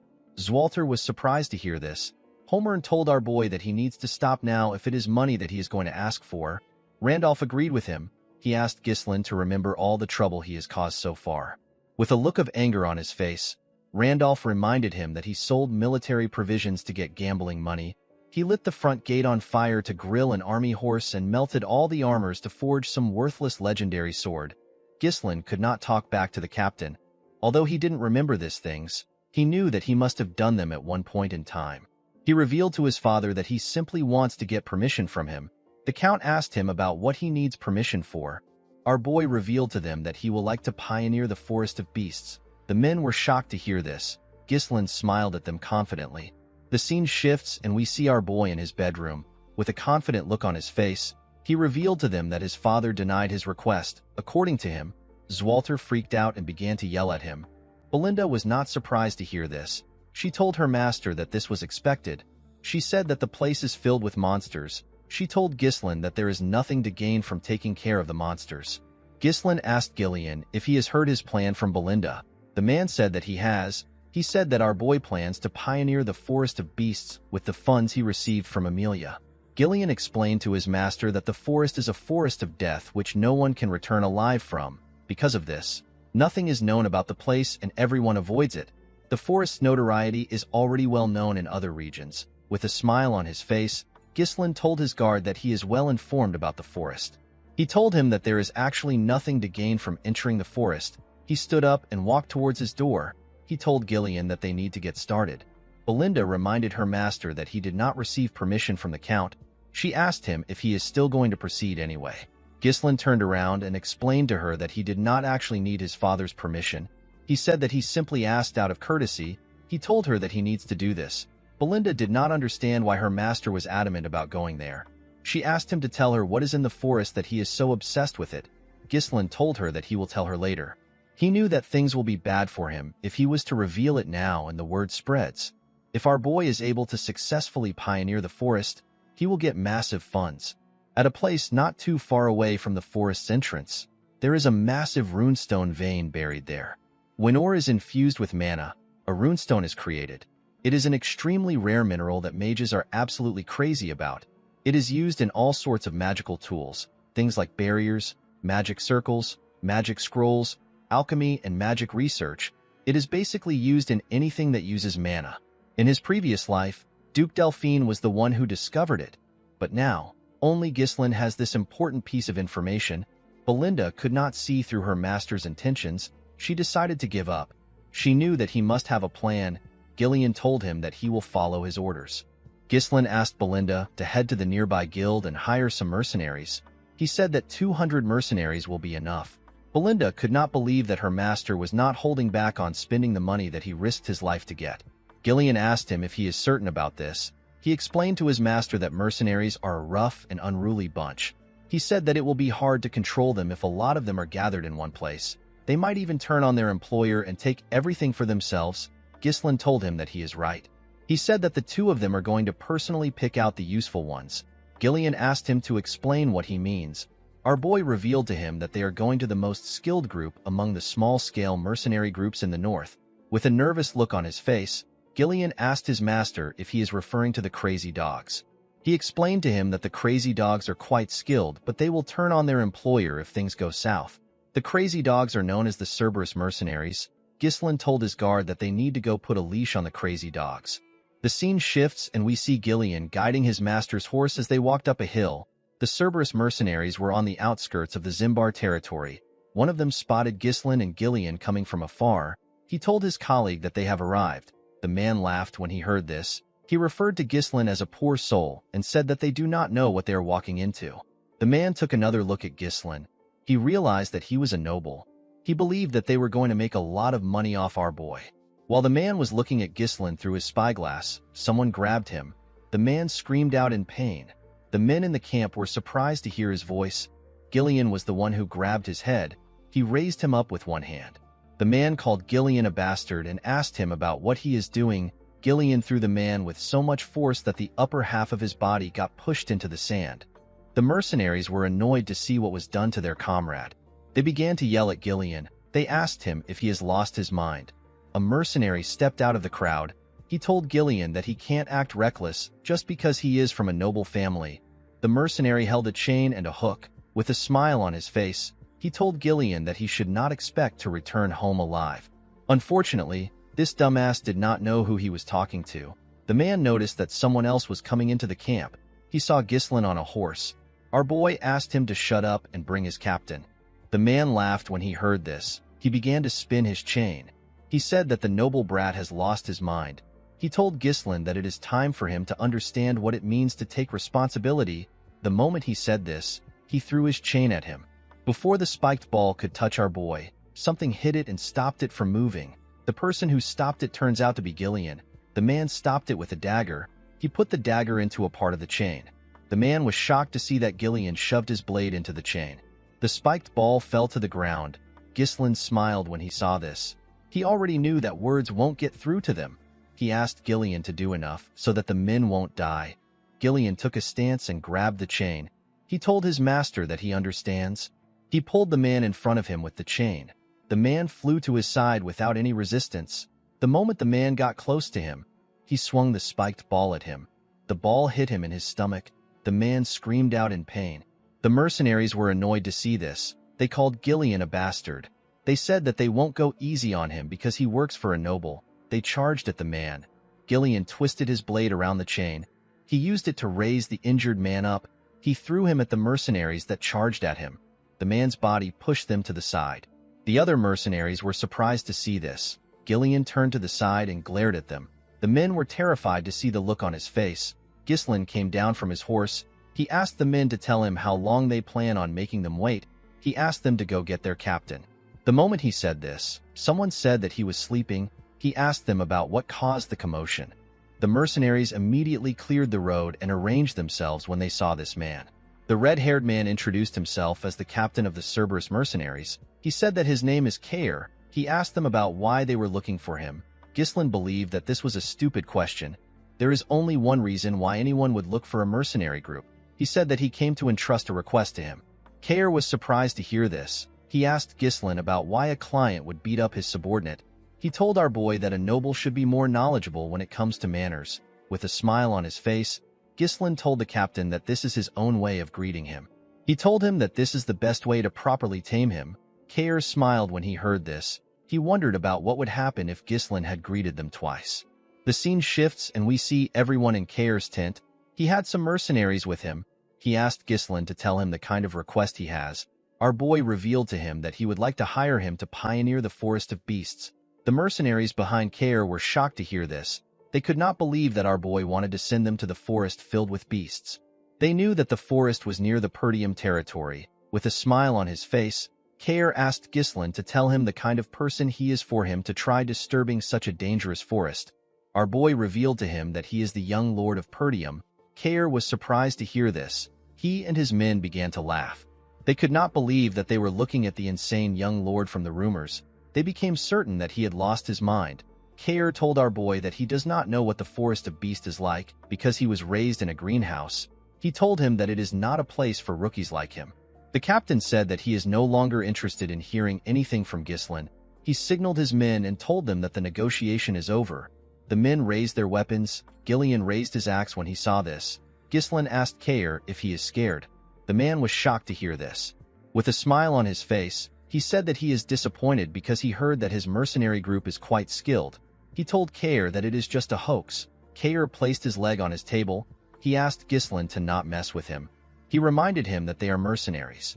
He told him that they do not take jobs that don't pay off. Ghislain said that weaklings usually like to come up with excuses. Kair was annoyed to hear this. He told our boy that the mood is ruined. He told him that all he is doing is throwing around pathetic provocations. He referred to Ghislain as a clueless brat. He told him that he is not even worth killing. He assured our boy that he will let him go. He asked him to hand over some money for the trouble he caused and to get lost.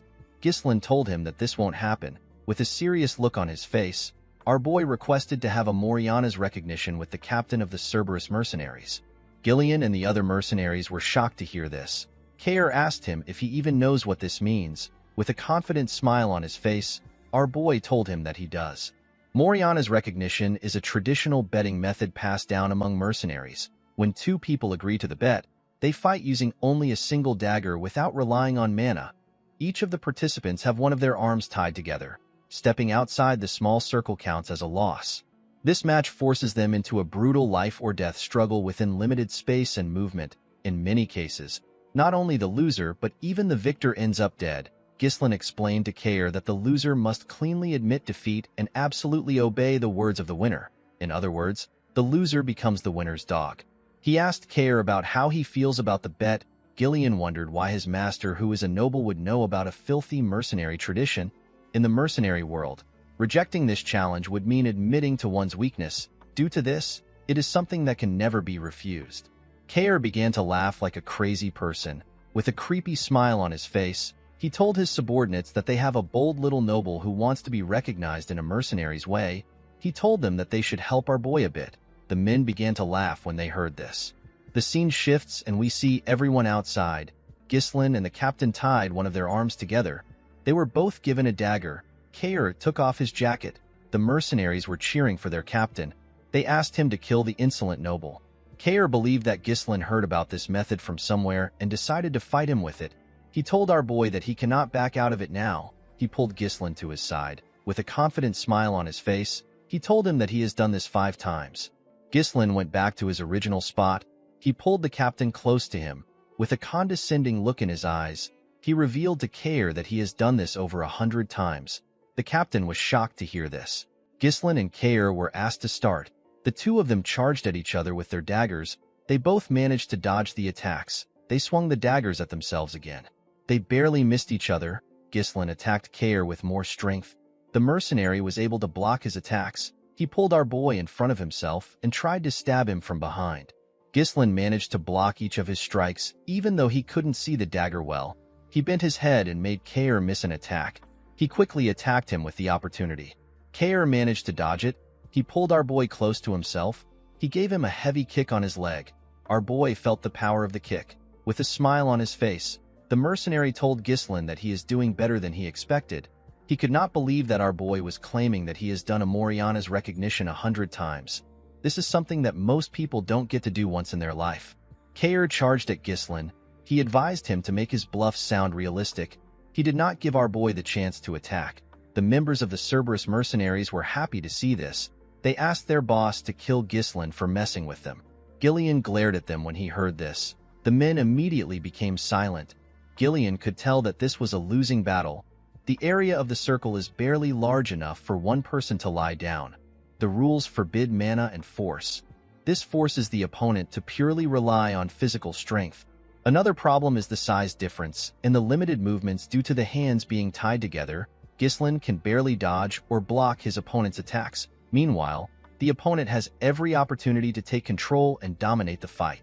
Gillian gently placed his hand on his axe. He decided to interfere if the situation becomes dire.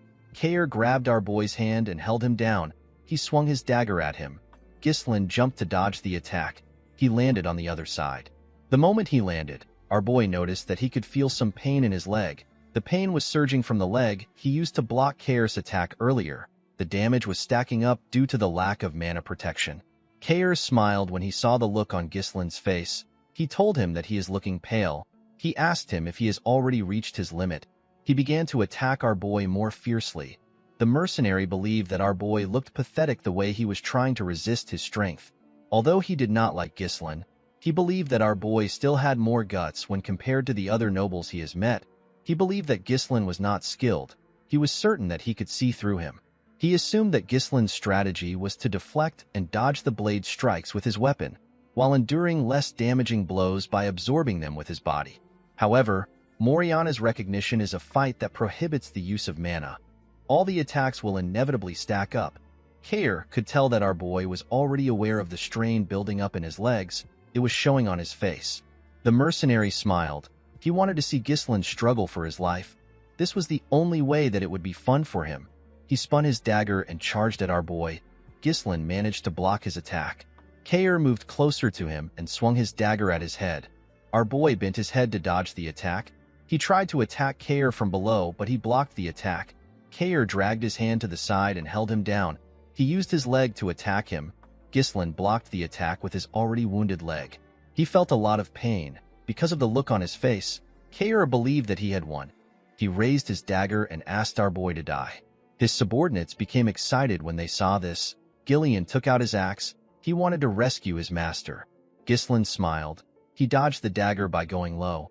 Kair was shocked to see that he was able to dodge from that position.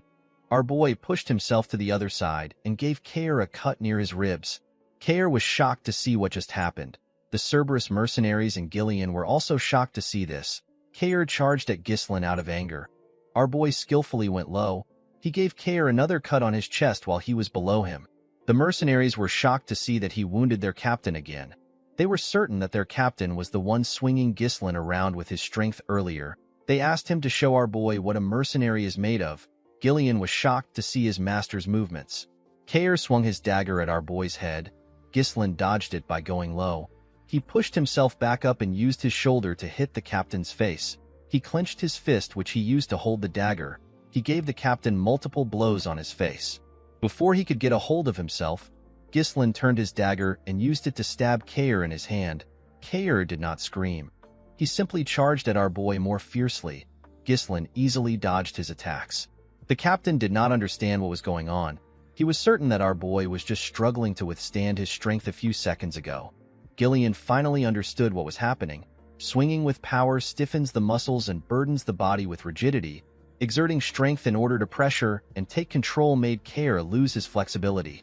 Ghislain didn't fight against the opponent's momentum. Instead, he relaxed and redirected it to create his own flow. Gillian never expected his master to overcome the disadvantage of size in this manner. He put his axe back. While Kair was breathing heavily, his men asked him to stop playing around. They told him that he is not making anyone laugh. Our boy commended the captain on his resolve. He told him that many opponents would break the rules and use mana when cornered.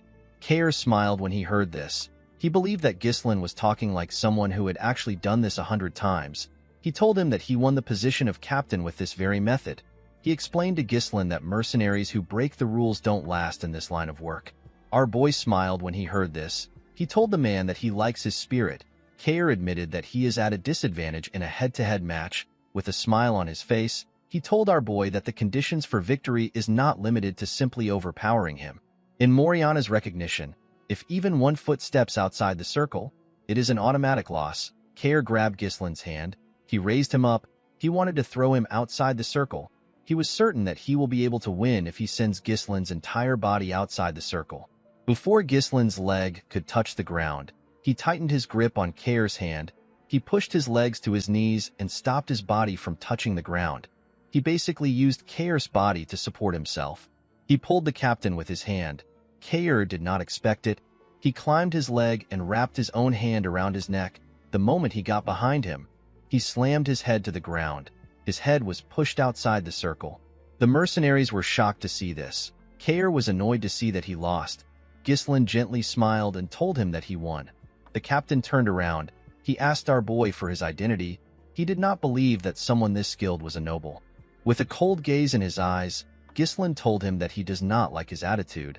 He reminded him that he is now talking to his new master. Ghislain pulled him up with his hand. The captain asked him about what he wants. He told him that the fight is over. Our boy told him that it is not yet over. He said that he hasn't gone outside the circle yet. Kair was surprised to hear this. Ghislain clenched his fist. He said that he is going to discipline his subordinate. He gave the captain a punch on his face. The punch knocked him down. The man quickly asked our boy to wait. He reminded him that the fight is over once a combatant steps out of the circle. Ghislain gave him another punch on his face. He asked him if he is going to fight according to the rules on the battlefield. Kair called him a bastard. He said that a noble is not supposed to behave this way. With a serious look on his face, Ghislain asked him to not talk back to his master. Kair called him a lunatic. Our boy gave him another punch. Ghislain did not stop. He continued hitting the captain on his face. His hand was covered with his blood. The mercenaries were not happy to see this. They believed that our boy would let their captain go since he won the bet. Kair begged our boy to stop. Ghislain pulled him up. With a cold gaze in his eyes, he told him that he is not yet out of the circle. Kair was horrified to hear this. His face was already quite swollen. He quickly turned to his men. He asked them if they are going to allow this to happen. He asked them to kill Ghislain. The mercenaries immediately grabbed their swords. Before they could move close to their captain, Gillian took out his axe. They quickly stopped moving. With a scary tone in his voice, Gillian told them that anyone who hinders his master's disciplinary measure will be killed. Everyone knew that Gillian was not messing around. Kair was shocked to see what happened. While trembling like a scared dog, he turned to his new master. Ghislain asked him if he is done. The next thing Kair saw was our boy's fist. The captain laughed out of fear. He knew that he messed up. The punch pushed him back. All the nobles Kair had met in his life were simply losers. They were overconfident pigs, traitors, narcissists. A little scare tactic worked wonders for them. Kair found it entertaining to take money from their pockets. It was thanks to how he treated the nobles that he earned the title of Mad Dog. But now, the Mad Dog was taking a beating from some noble brat who he did not think much of. The mercenaries became worried when they saw the state their captain was in. Unfortunately, they couldn't do anything. Ghislain took a look at Kair's body. He wondered if he had done enough. He asked the men to stop standing around. He ordered them to bring him some water, a bandage, and a towel. The men were surprised to hear this. Ghislain told them that their captain will die soon if they don't act quickly. The men were shocked to hear this. They accepted his order. Gillian carefully watched his master. He noticed that the unruly mercenaries were listening to his orders. In the world of mercenaries, where fists are closer than the law, Ghislain engraved his position into their heads using the most direct and surefire method. He showed them who the boss is. In the next scene, we see Kair sitting on a chair. His body was wrapped in bandages. Our boy placed a paper on the table. He asked him to sign on the paper. Kair stared at Ghislain. He knew that he had no choice but to do it.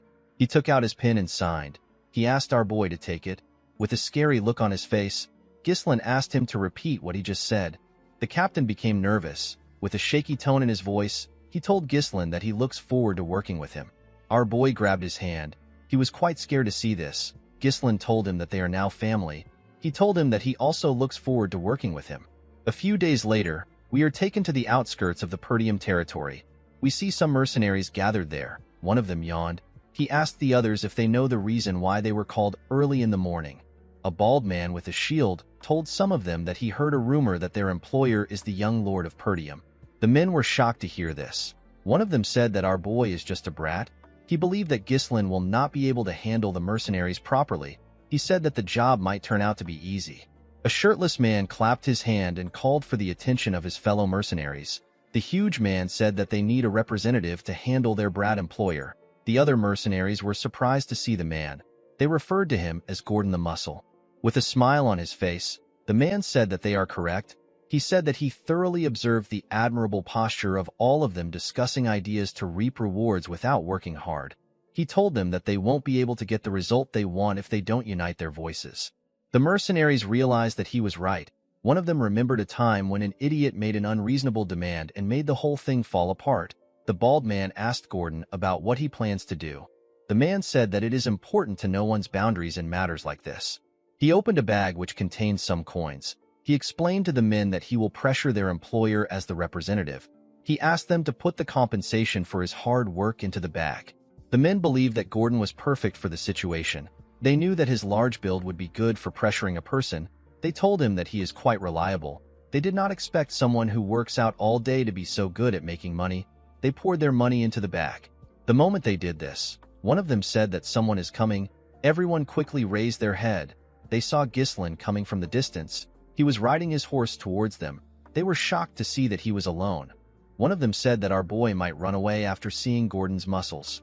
Gordon asked the men to move close with him. He said that it will help them set up a scary mood. With a smile on his face, the man said that it is time to teach a brat how scary the real world is.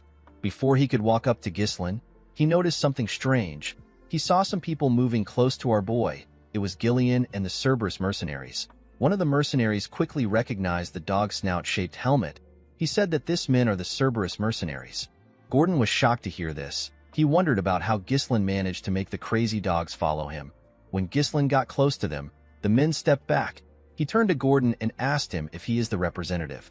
With a nervous look on his face, Gordon said that he is. Ghislain asked him for his name. The man introduced himself as Gordon the Muscle. Our boy found the name to be unique.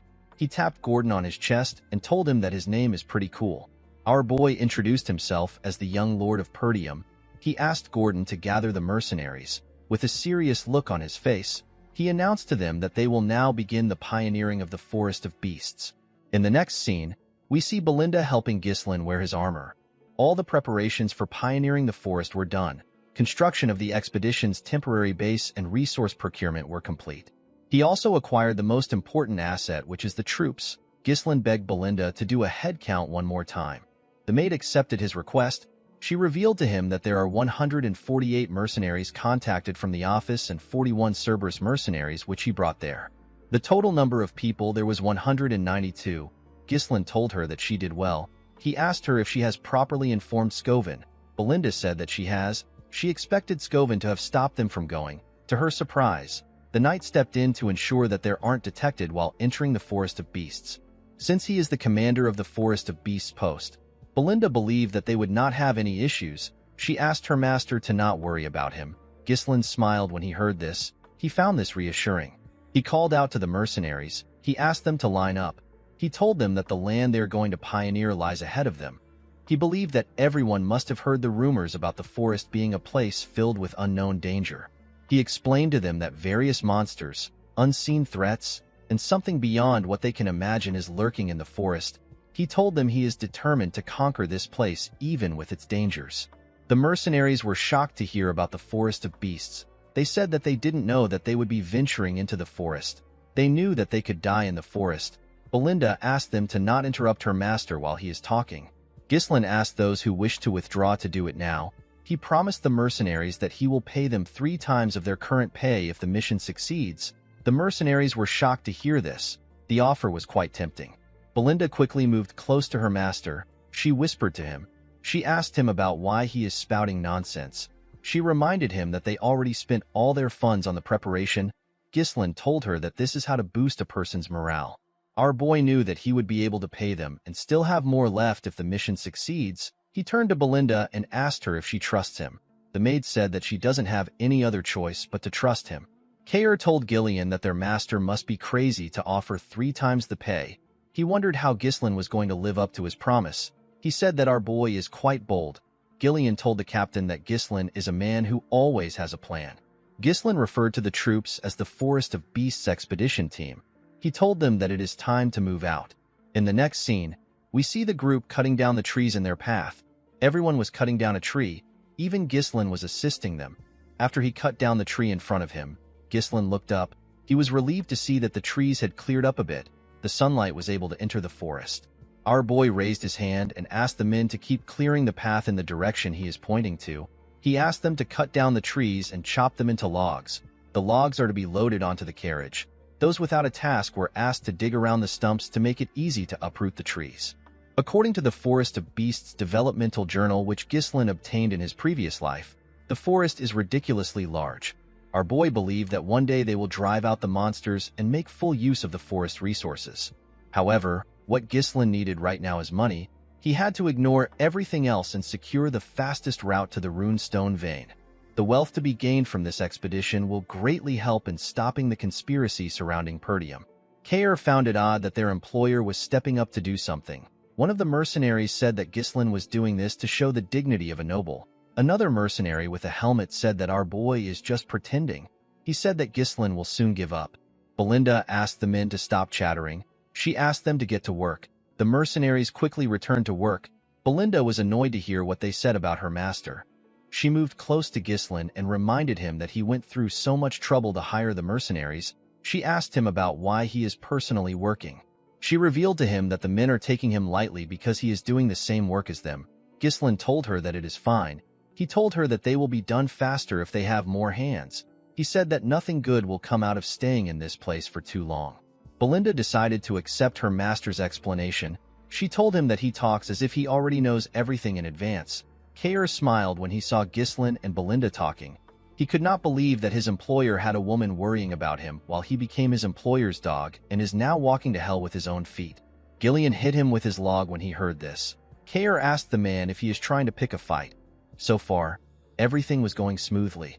The Duchy of Delphine, which conquered the kingdom and established a new dynasty, began a large-scale development in the Forest of Beasts. Our boy wasn't able to find out why the Duke chose to develop this place. Instead, he managed to obtain a developmental journal that recorded the locations of major resources and the ecosystem of monsters. Thanks to the journal, Ghislaine was able to come somewhat prepared. One of the mercenaries wondered about why Ghislaine brought hundreds of oil lamps. He believed that torches would be cheaper if our boy wanted to use something at night. The absence of incidents made Ghislaine feel uneasy. He only read about what happened. He was not there to experience it himself. He asked the men to not let their guard down. He told them that the forest is getting deeper. While some mercenaries were cutting some trees, one of them asked if they were already in the night. Everywhere had gotten darker, with a smile on his face. Another mercenary said that they haven't encountered a single monster, even though they said that the forest was dangerous. The man he was speaking to agreed with him. He said that it might have been a false rumor. He said that things would have still been easy for them even if Gordon did not do anything. The mercenary he was speaking to said that he feels bad that their pay was tripled for such a simple job. While they were talking, the bald mercenary hit Gordon on his back while he was carrying a log of wood. He asked him to give him his money back. Gordon noticed something strange. He reminded them that they cut down countless trees on their way there. The men said that they did. Gordon turned around and asked the men to tell him why this path is blocked. The mercenaries were shocked to see this. Ghislaine called out to everyone. He asked them to pay attention. The troops quickly grabbed their swords. The mercenaries who were talking about how easy the work was began to panic. They noticed the sudden change in the atmosphere. Ghislaine called out to Gordon. He told him that he will die if he stays there. He asked him to slowly walk to them. Gordon accepted the order. When he turned around, he hit a tree and fell to the ground. The group quickly took a stance. They called the man an idiot. Gordon quickly turned around. To his surprise, nothing happened. The mercenaries were confused. They did not know what was happening. With a smile on his face, the bald man said that their employer gets scared easily. He said that there is nothing there. He told everyone that it only seems like there is no path because the scenery is similar. He said that Gordon was mistaken. He told them that the Forest of Beasts is just a grand name. In reality, it is just a slightly dense forest. With a serious look on his face, Ghislain asked the man to move close to them if he doesn't want to die. The man was annoyed to hear this. He asked our boy to tell him why he keeps trying to create a scary atmosphere. He told him that they know that he is trying to intimidate them. The moment he said this, some vines got wrapped around his waist. Before the man could react, the vines pulled him to the top of the tree in front of them. At the top of the tree, we see a large mouth filled with sharp teeth. The monster threw the man inside its mouth. This monster had no presence at all. There was no way to predict how it would move. It was a being that you can only fall victim to if you are unaware. The huge monster tree opened its eye. Ghislain realized that he was looking at a Derusant. A large amount of Derusants surrounded the group. Gordon and the rest of the mercenaries began to panic. They wanted to run away. They believed that they were going to be eaten. Before Gordon and the mercenaries could get away, the monsters stretched out their vines and grabbed them. They managed to throw the mercenaries into their mouths. Fortunately for Gordon, he was able to hold on to a tree. He screamed out for help. One of them moved close to him with his axe. He asked him to hold on tight. He hit the vine with his axe. He wanted to cut it. To his surprise, the vine was not affected. Instead, his axe began to slowly break. The man wondered why the vine was so sturdy. While he was looking at his axe, the monster pulled Gordon. The huge man began to scream. Before it could raise Gordon up, Ghislain appeared above it. He covered his sword with his mana and used it to hit the vine. He managed to cut it. While he was in the air, he landed a cut on the monster's eye. A large amount of blood burst out of its eye. The mercenaries were surprised to see that their employer managed to cut it down. They assumed that the Derusant's eyes were their weakness. Ghislain took a deep breath. While screaming at the top of his voice, he asked the mercenaries to get themselves together. The men were shocked to hear their employer's voice. Our boy told them that they will become easier targets if they spread out. He asked them to raise their shields and form a tight formation to make sure that no one gets caught by the vines. He asked them to focus on defense until they received the next order. They all accepted his orders. They quickly got into position. One of them said that he is not going to die in a place like this. Ghislain quickly went to the carriage. He asked Kair about the oil lamps. The captain said that they are all there. Our boy asked Kair to light the lamps and throw them at the monsters to burn them down. Kair was surprised to hear that this was the reason his master brought so many lamps. One of Kair's teammates told him that the monsters are looking at them. Ghislain asked the captain to throw the lamps now. Kair and his teammates began to throw the lamps at the monsters. Unfortunately for them, the monsters were using their vines to destroy the lamps before they could get close to them. Kair was shocked to see that they swatted the lamps away. His subordinate told him that they cannot burn the monsters down like this. A Derusant fired its vines at them. Before it could touch them, Gillian appeared in front of them. He used his axe to destroy the vines. Belinda took out some knives. She threw them at the monster's eye. Ghislain asked Gillian and Belinda to prepare to throw the oil lamps while guarding the Cerberus mercenaries. Our boy raised his sword. He said that he will draw the attention of the monsters. The moment he said this, a Derusant fired its vines at him. Belinda called out to her master. She asked him to look out. Ghislain swung his sword and managed to cut through the vines. The other Derusants began to attack him. Our boy skillfully dodged their attacks. One of the Derusants raised its leg to crush him. The mercenaries were shocked to see that the monsters had legs even though they were trees. They believed that their employer was going to get stomped on. Ghislain covered his sword with mana and used it to cut the monster's leg. He jumped and stabbed the Derusant directly in the eye. The other Derusants turned their attention to Ghislain. The mercenaries were surprised to see this. Belinda ordered the Cerberus mercenaries to throw the lamps now. The mercenaries were certain that it would work this time. They quickly began to throw the lamps at the Derusants. The monsters screamed out in pain when the lamps touched them. The Cerberus mercenaries were happy to see this. Ghislain asked them not to stop. He asked them to keep throwing the lamps until they burn all the Derusants down. The flames spread on the monster's body. The mercenaries were shocked to see what was happening.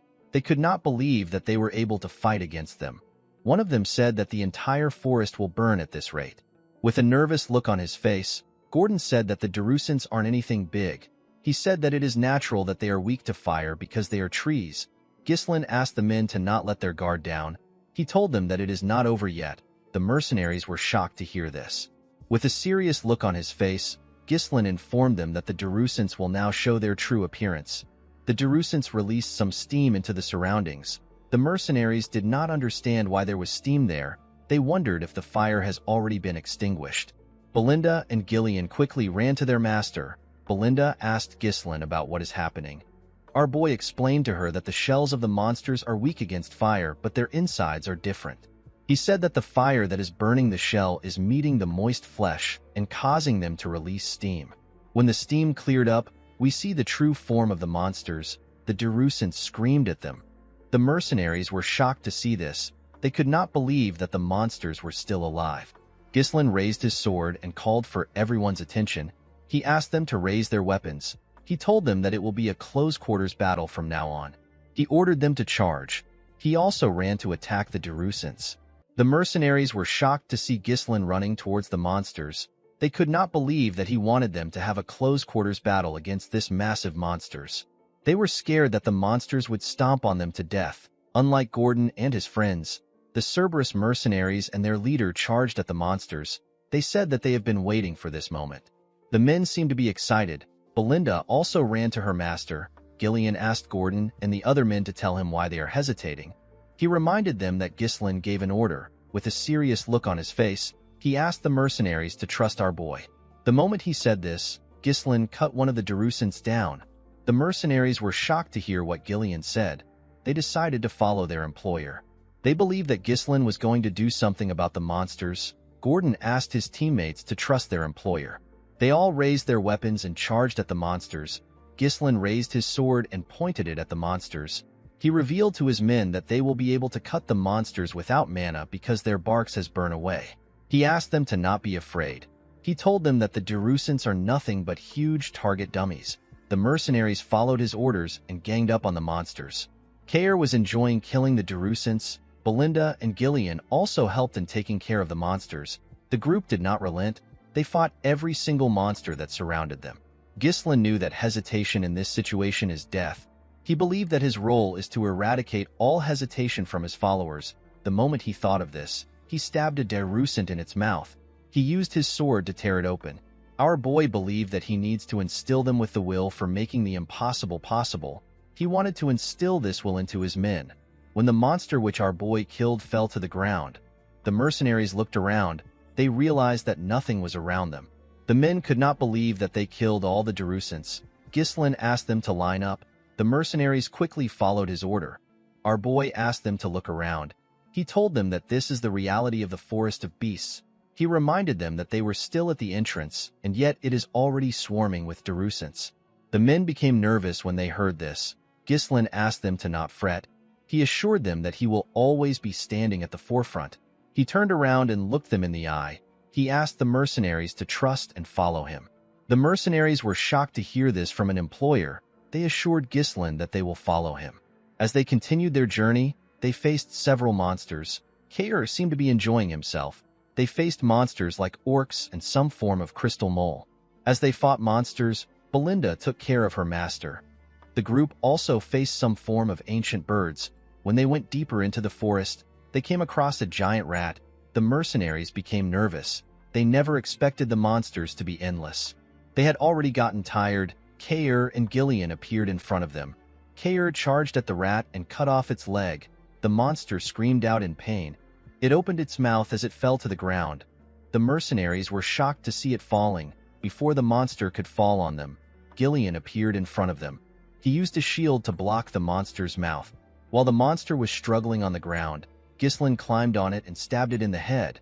After taking care of the monster, Ghislain asked the mercenaries if anyone is injured. The men told him that they are all fine. They all gathered around him. One of them said that they cannot leave their employer's side if they want to survive. Gillian told his master that the formation of the mercenaries is starting to look decent.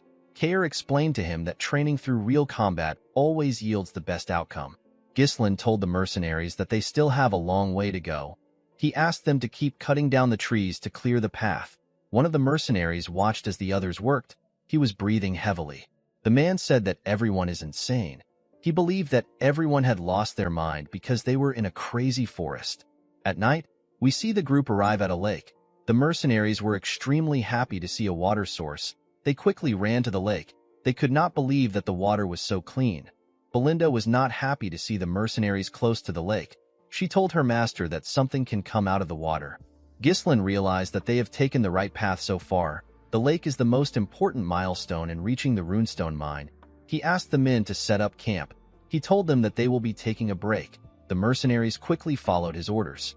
The scene shifts and we see some mercenaries sitting together.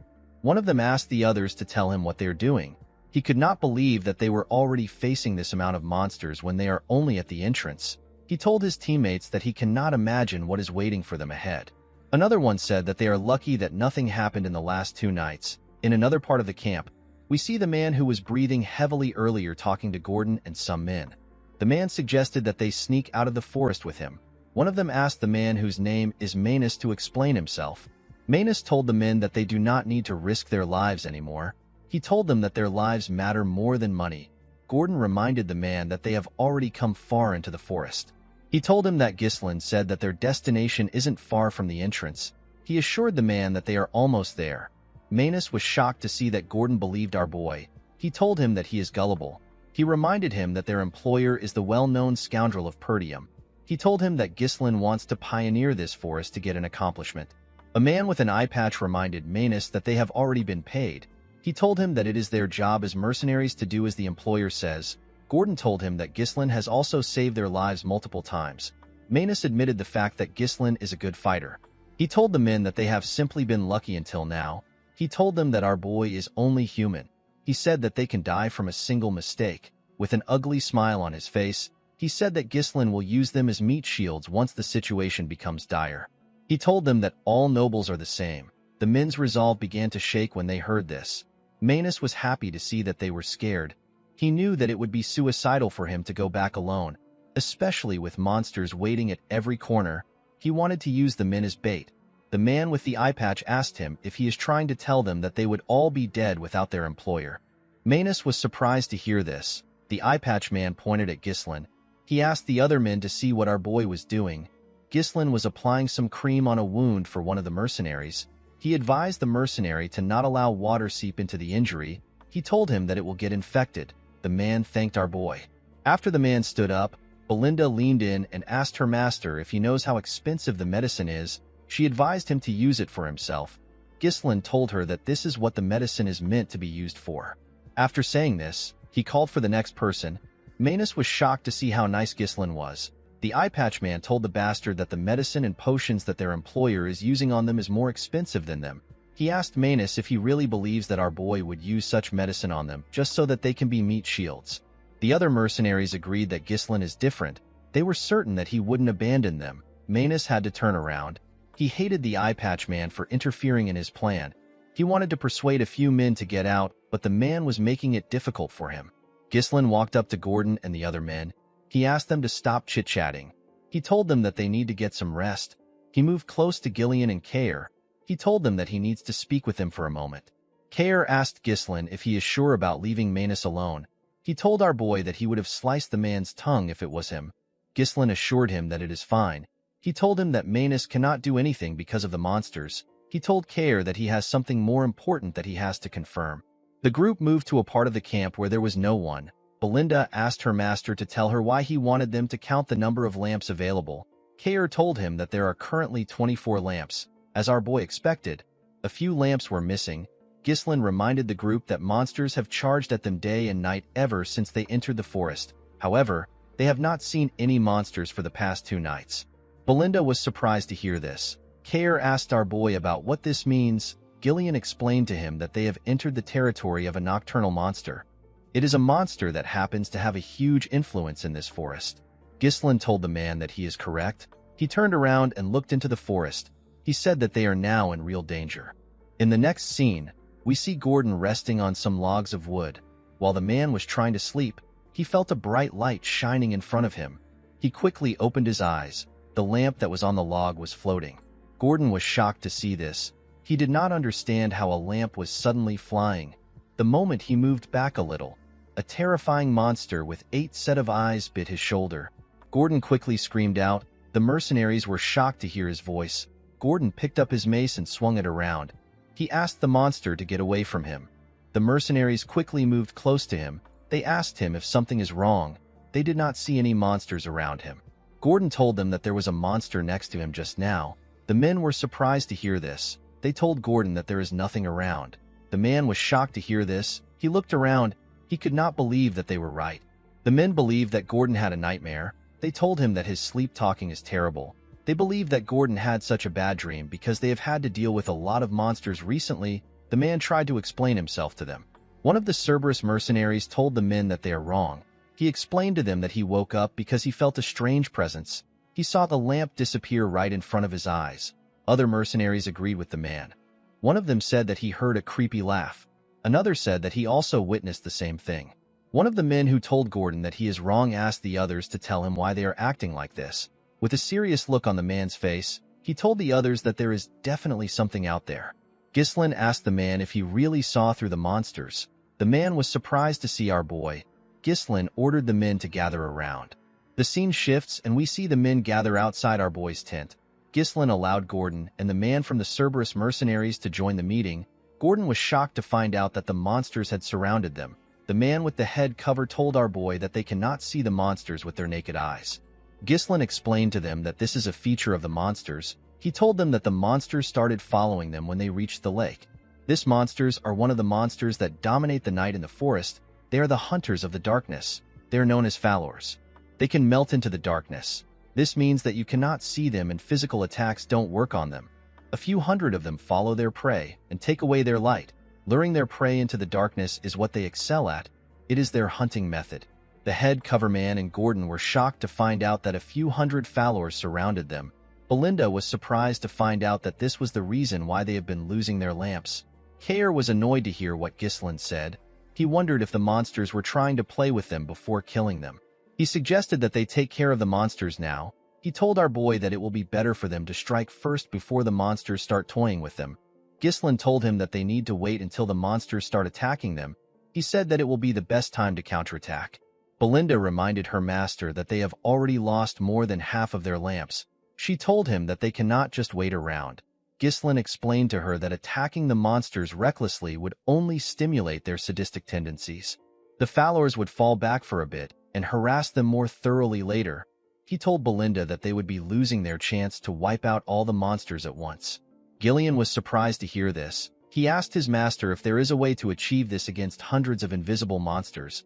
Our boy told him that there is a way. He asked Belinda if she has prepared the magic scrolls. The maid said that she has given out one to each of the mercenaries. Ghislain told the group that he will now explain how they are to fight the monsters. The group was surprised to hear this. Our boy drew some images on the ground to signify their current position.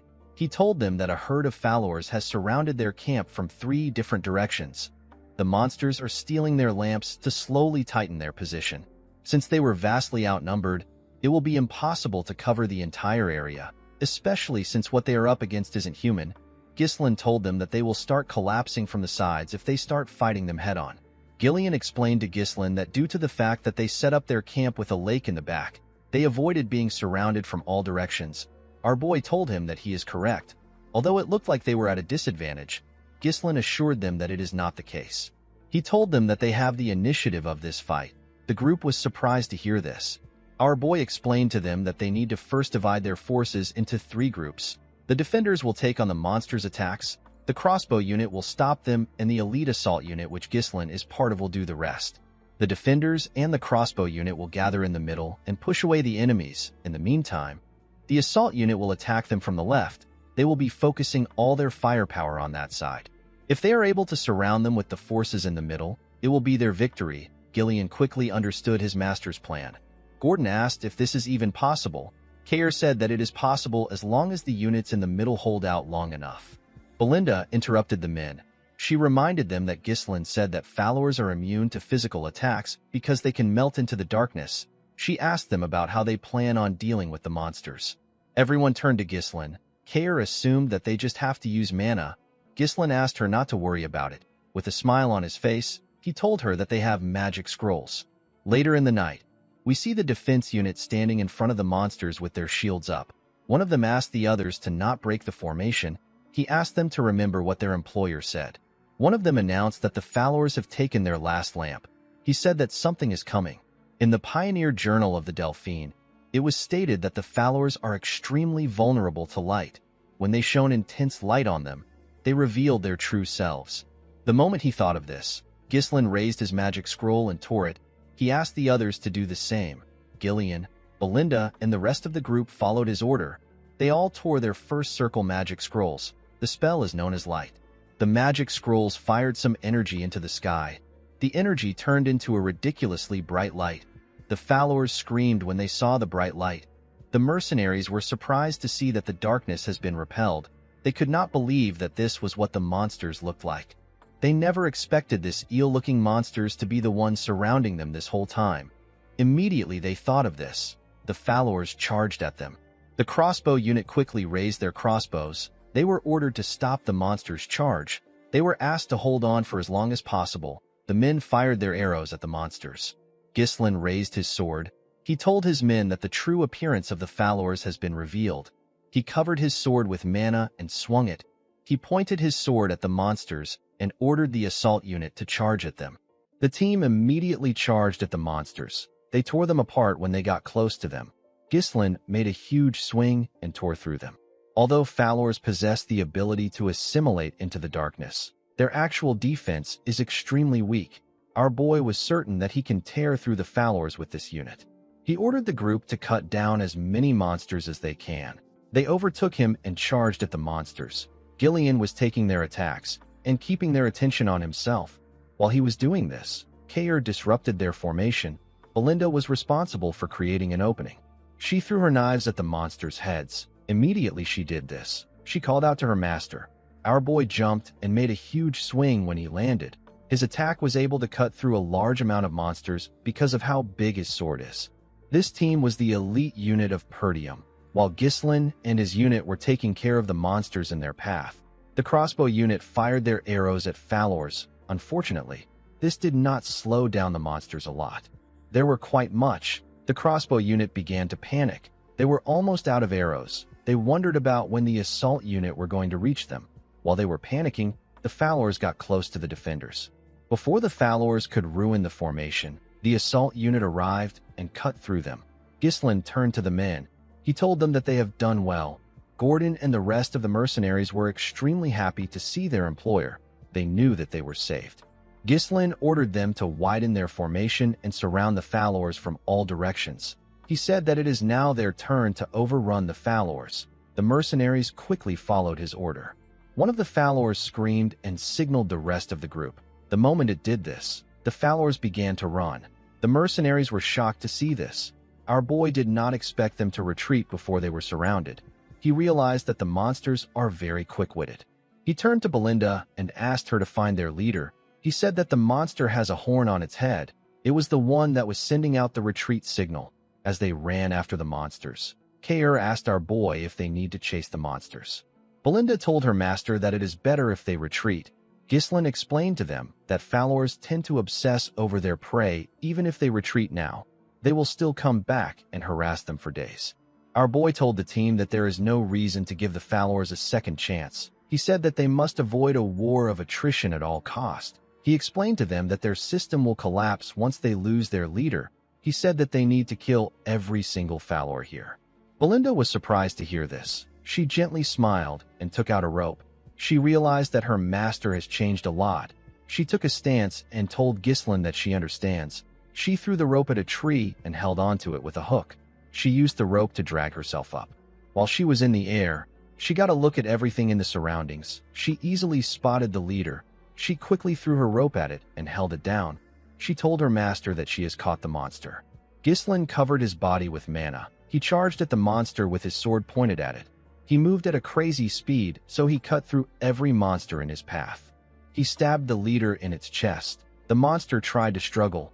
Our boy told it that it is over. He tore the Falor apart. The moment he did this, he announced that the leader was dead. He ordered his mercenaries to wipe them out.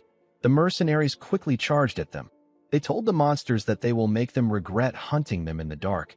Kair ordered his mercenaries to attack. He told them that they must not lose to Gillian. At sunrise, we see Ghislain kill the last monster.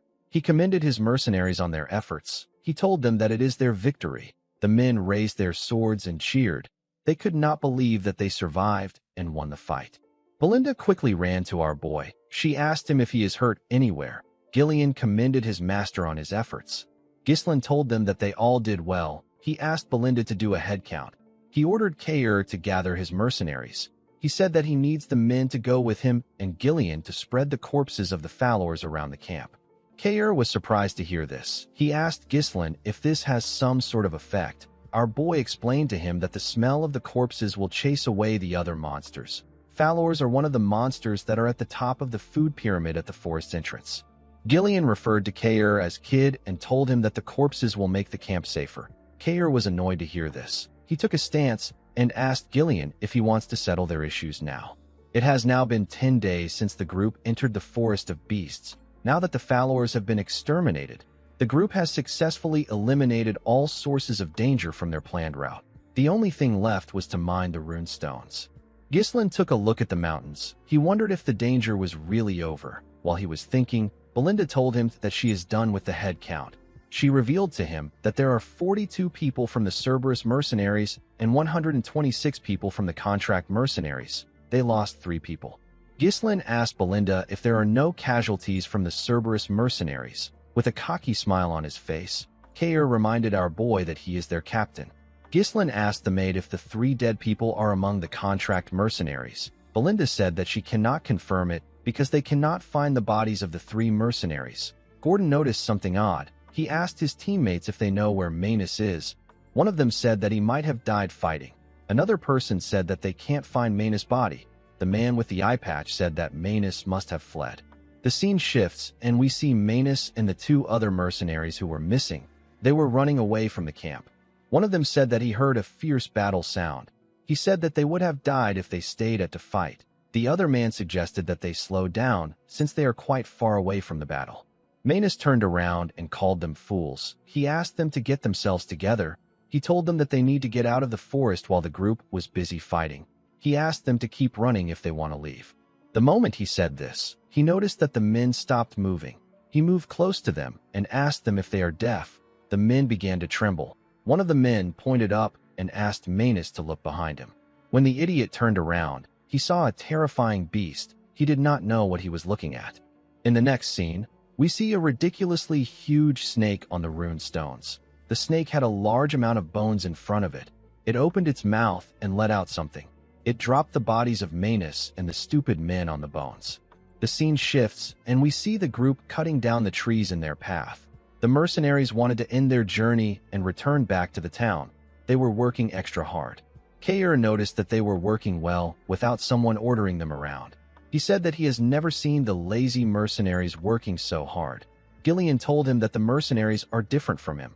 Kair decided to ignore him. He asked Ghislain if he is going to let the mercenaries go once the mission is over. He told our boy that it is a waste to only use the mercenaries once. Ghislain asked him not to worry about it. He pushed a tree down and revealed to Kair that he is going to hire the men as his personal mercenaries.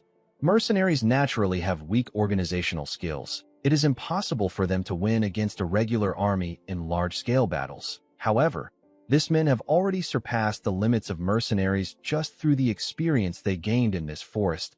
Ghislain knew that they will be an excellent foundation for expanding his power. The man with the head cover told his captain that they spread the corpses of the followers around their path. Kair commended the man known as Gazelle for his efforts. He turned to Ghislain and told him that the effect of the corpses has been really good. He said that they have not seen a single monster ever since they left the camp. They did not even encounter a lone monster that has lost its path. Ghislain looked into the forest. He got an eerie feeling. He hoped that it was just a needless worry. While he was looking around, Belinda jumps down from a tree. She called out to him. Ghislain asked her if she saw anything up ahead. With a bright smile on her face, Belinda said that she did. Ghislain was shocked to hear what she found. He turned around and ordered the mercenaries to pave the path with all their might. They all accepted his orders. As they moved closer to their destination, they saw a bright light through the trees. When they walked out of the woods, they saw something shocking. The mercenaries were shocked to see what was in front of them. With a confident look on his face, Ghislain told them that this is the reason why they started the expedition. He told them that they came for the highest quality runestone mine. Around the mine, there was some fog. Kayer could not believe that the forest really had something that was worth a lot of money. Gillian told him that his master always acts upon reason. Belinda hugged our boy. She asked him about how he knew about the runestone mine. The mercenaries could not believe that they were actually looking at rune stones. They were stones that most people don't see in their entire lives. They knew that they were going to be rich once they take it back to the town. The moment they thought of this, someone rose up from the fog. He told them that they are not going anywhere. Ghislain quickly knew that something was wrong. The person turned out to be Manus. The dead man told them that it is all over. The moment he said this, he fell to the ground. Gordon and the other mercenaries wanted to run to him.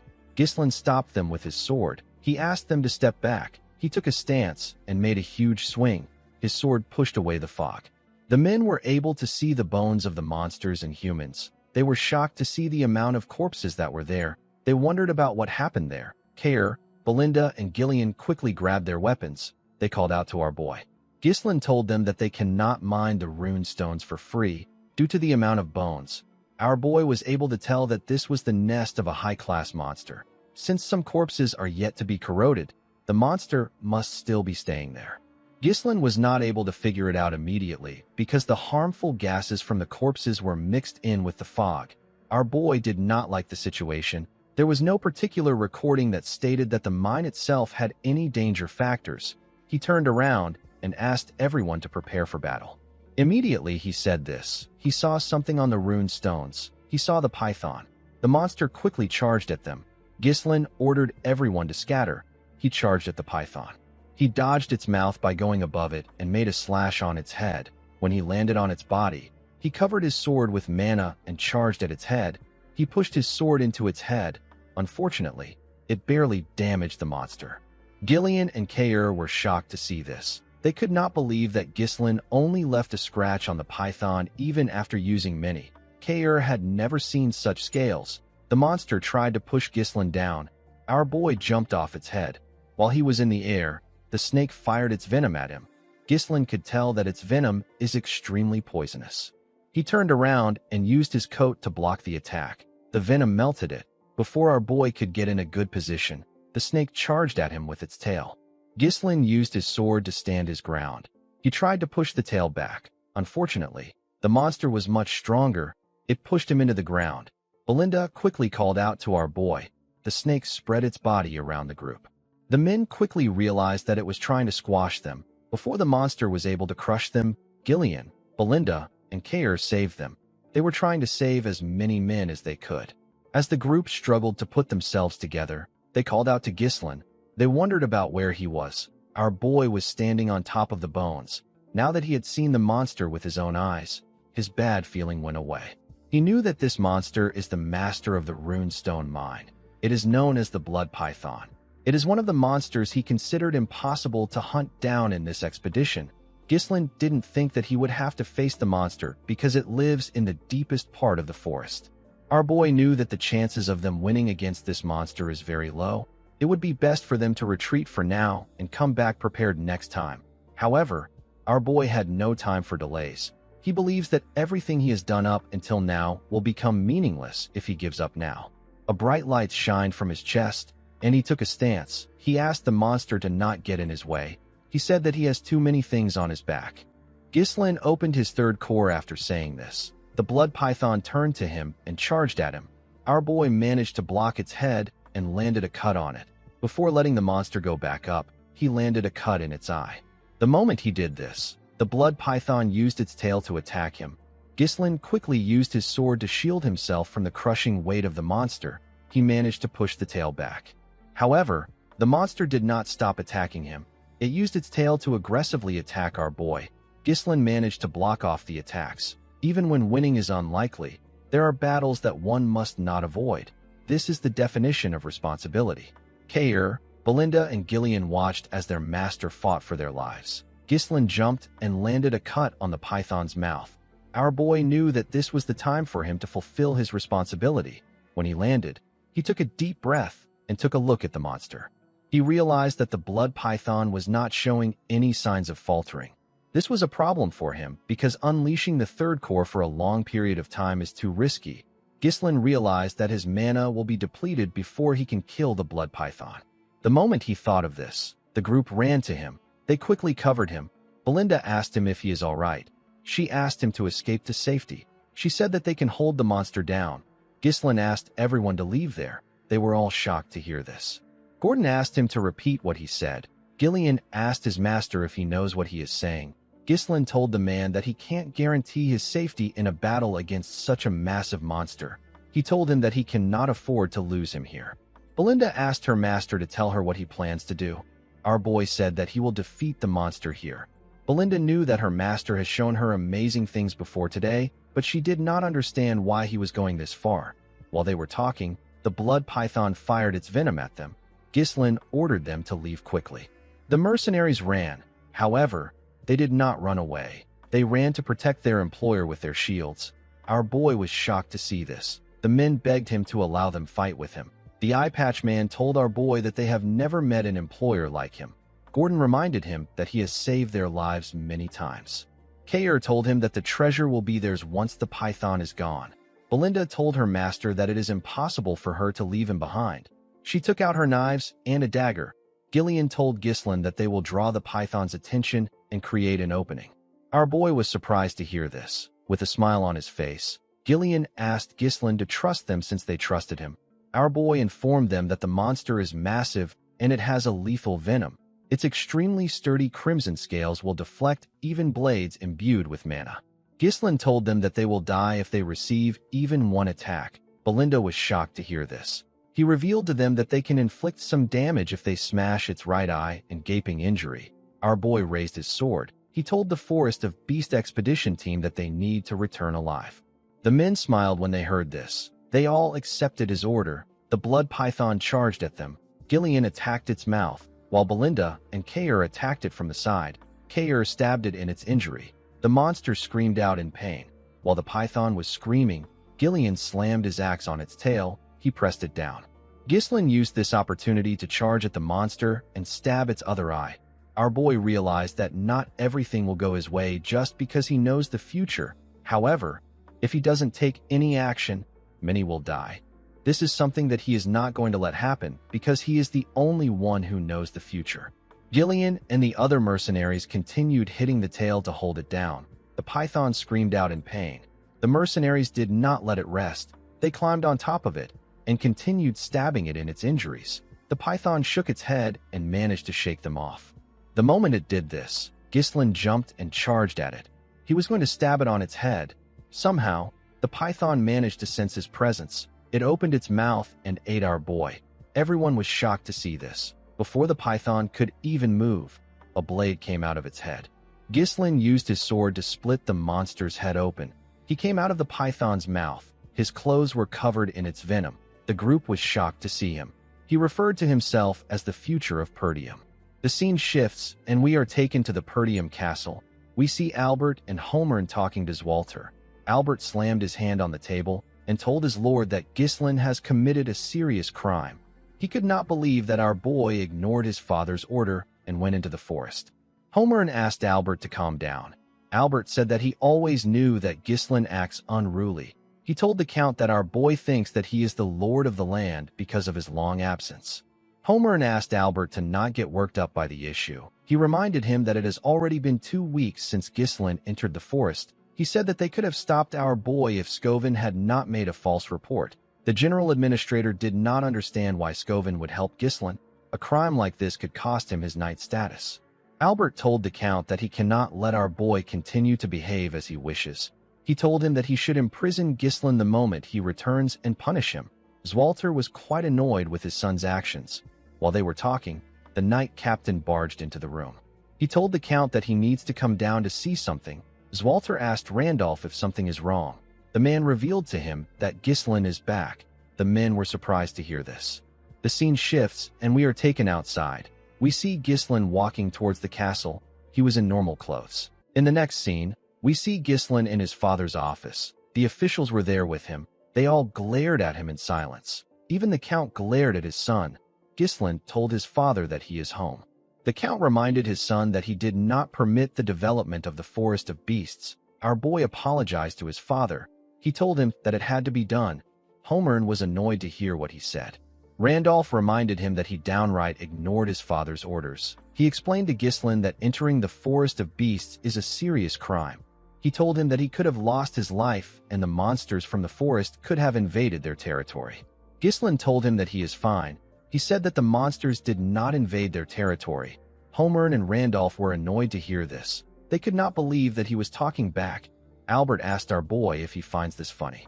He said that they can let the Forest of Beasts incident pass since it didn't lead to any trouble. He put his hand into his clothes and brought out a paper. He placed the paper on the table. He asked Ghislaine if he has any excuse for this. When our boy picked up the paper, he was able to tell it was from Count Rayfold. Albert said that he felt uneasy when he heard about our boy's visit to the county. He told Ghislaine that they found out about how he extorted 20,000 gold, which is the estate support funds that is given to Perdium regularly from Amelia, by threatening her. Albert told our boy that Count Rayfold was absolutely furious, and he has decided to cut off all forms of support to their territory and cancel the engagement as if it never happened. The treasurer told Ghislaine that this will negatively affect their entire land. Ghislaine was surprised to see a letter written by Count Rayfold, who doesn't get along with Amelia well. The letter did not seem to be fabricated. Our boy knew that it isn't difficult for Amelia to pull this off by manipulating the Count's money-driven mindset. The only thing Ghislaine did not expect was that Amelia was willing to join hands with her enemies just to screw him over. This means that she will stop at nothing to get what she wants. Our boy had a feeling that the assassins weren't going to be the end of things. Unfortunately for him, he no longer has a leverage over the girl. If he was to reveal the secret deal with the Duke and the merchant guild that she controls, everything he will say will be dismissed as nonsense meant to cover up the incident. Ghislaine realized that he would be tied down in the territory if he had been a little late. He became more certain that time was not on his side. Albert asked Ghislaine to say something. Homer told our boy that they are in an urgent situation. He said that they need to ask him to return the money first. Randolph said that the 20,000 gold will be enough to run the entire night order for months. Ghislaine revealed to them that he has used it all. He said that he used it for the development of the Forest of Beasts. The room became silent. Albert asked him if he wasted the entire money on a useless forest filled with monsters. Our boy apologized to the man. He said that he doesn't have much to say about the Rayfold incident.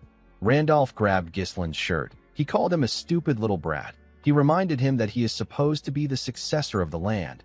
He could not believe that Ghislaine sold the future of their land with his own hands. Homer told Ghislaine that he is no longer the young lord of their land. He said that he is now a filthy criminal. He asked Randolph to tie him down and throw him in a cell. Ghislaine asked the man not to worry. He said that they will receive support funds from him. He told him that he will also add the 20,000 gold. The Count asked him to explain what he means. Our boy called out to Belinda. The woman entered the room with a box. Ghislaine told the men that he won't have started the development if he wasn't going to bring anything back. Belinda opened the box and showed the men the runestones. Ghislaine revealed to them that these are the highest quality runestones. Albert was surprised to see the runestones. Homer held one of the runestones. He asked our boy to tell him where he got such a valuable thing. Randolph said that he might have spent the 20,000 gold on it. Ghislaine revealed to them that they mined it from the Forest of Beasts. Albert explained to our boy that the stones are worth a fortune, but they are nowhere near enough to run the land. With a smile on his face, Ghislaine told the man that this isn't the end of it. Our boy took the officials to the entrance of the Forest of Beasts where his camp was. They saw the body of the blood python and hundreds of runestones. They saw the mercenaries working hard to transport the runestones. They were moving fast and carefully in order not to scratch the runestones. They were also separating the corpses of the monsters into different sections. Homer could not believe his eyes. He could not believe that Ghislaine and this men managed to get all of this in 2 weeks. Randolph asked Homer if he is seeing things. The Count asked Belinda if all of this truly came from the expedition. The woman said that it did.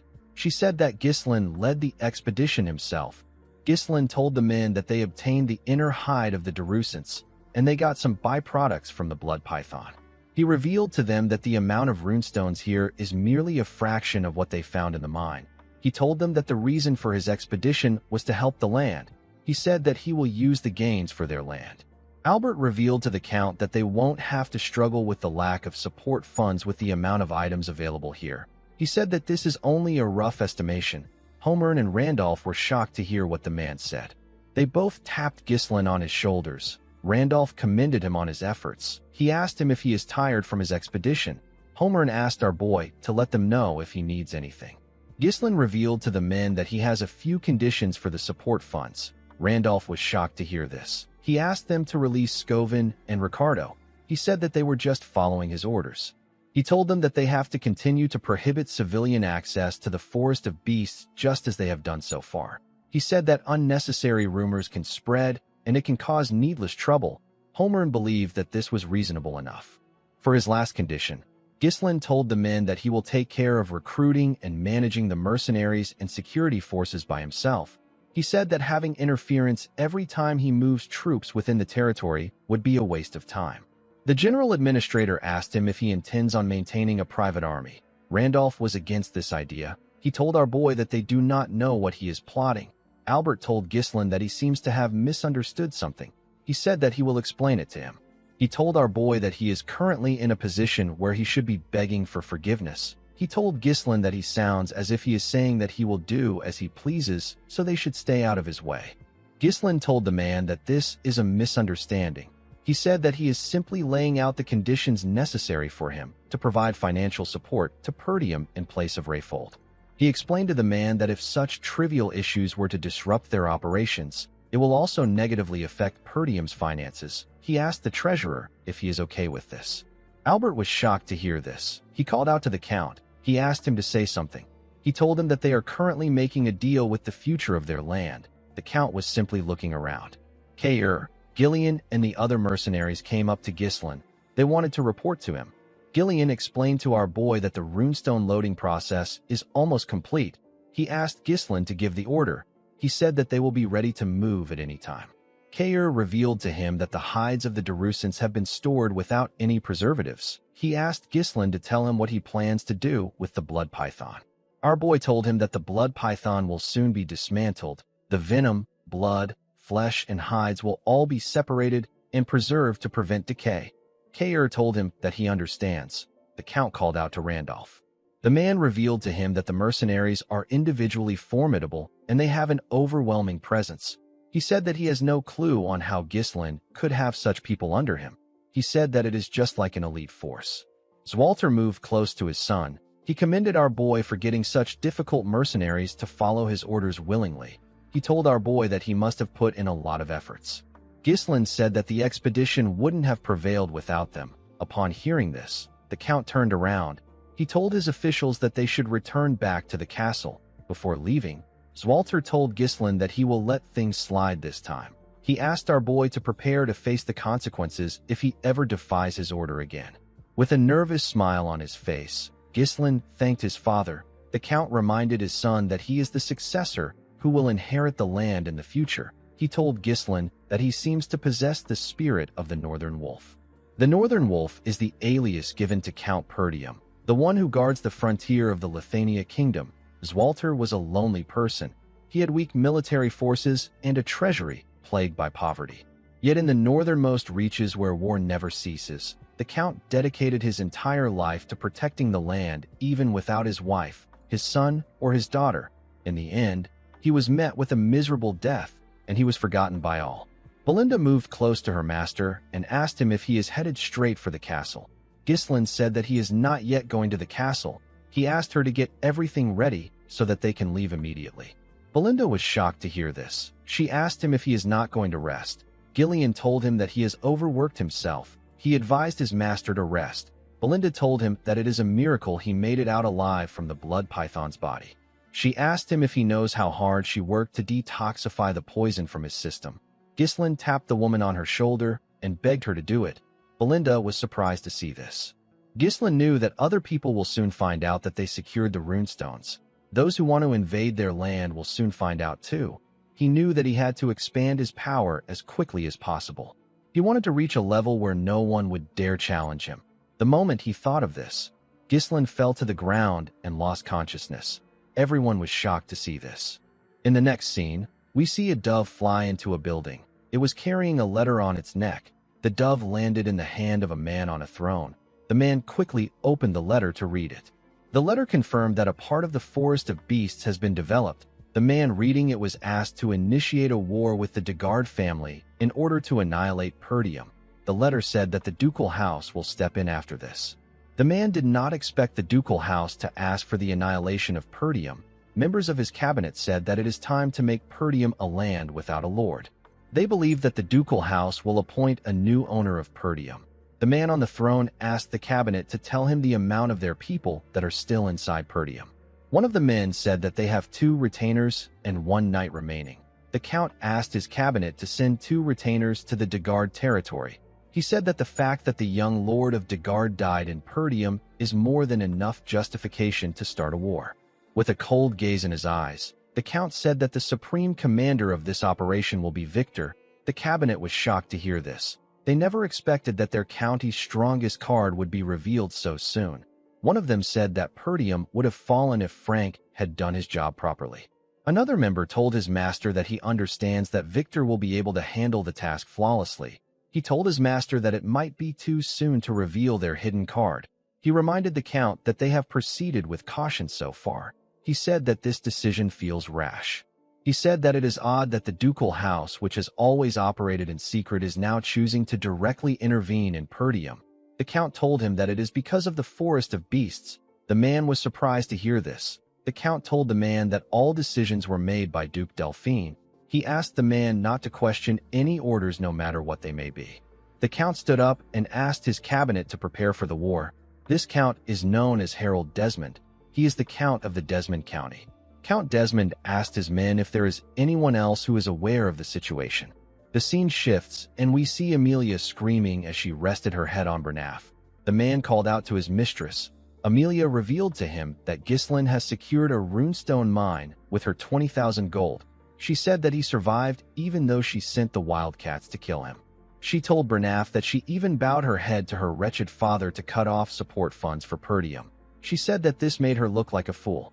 Bernaf told his mistress that she is not acting like her usual self. Amelia took a deep breath. She told the man that he is right.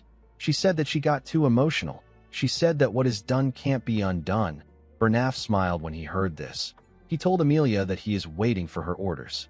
Amelia moved close to a map. She said that Perdium will soon escape their financial difficulties because they have obtained a runestone mine. Bernaf told her that they should be celebrating right now.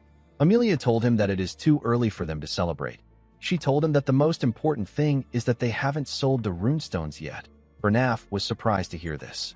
Amelia revealed to him that she got information that they secured the runestones 2 days ago.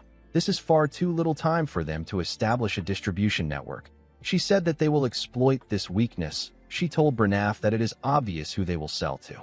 Bernaf realized that his mistress intends on acting before they can sell the runestones. He asked her about where she wants to intervene. Amelia revealed to her knight that there is only one place in the northern region that Ghislaine will sell to. She believed that our boy was going to go to the finest magic tower in the north, which is dominated by the 7th Circle Archmage.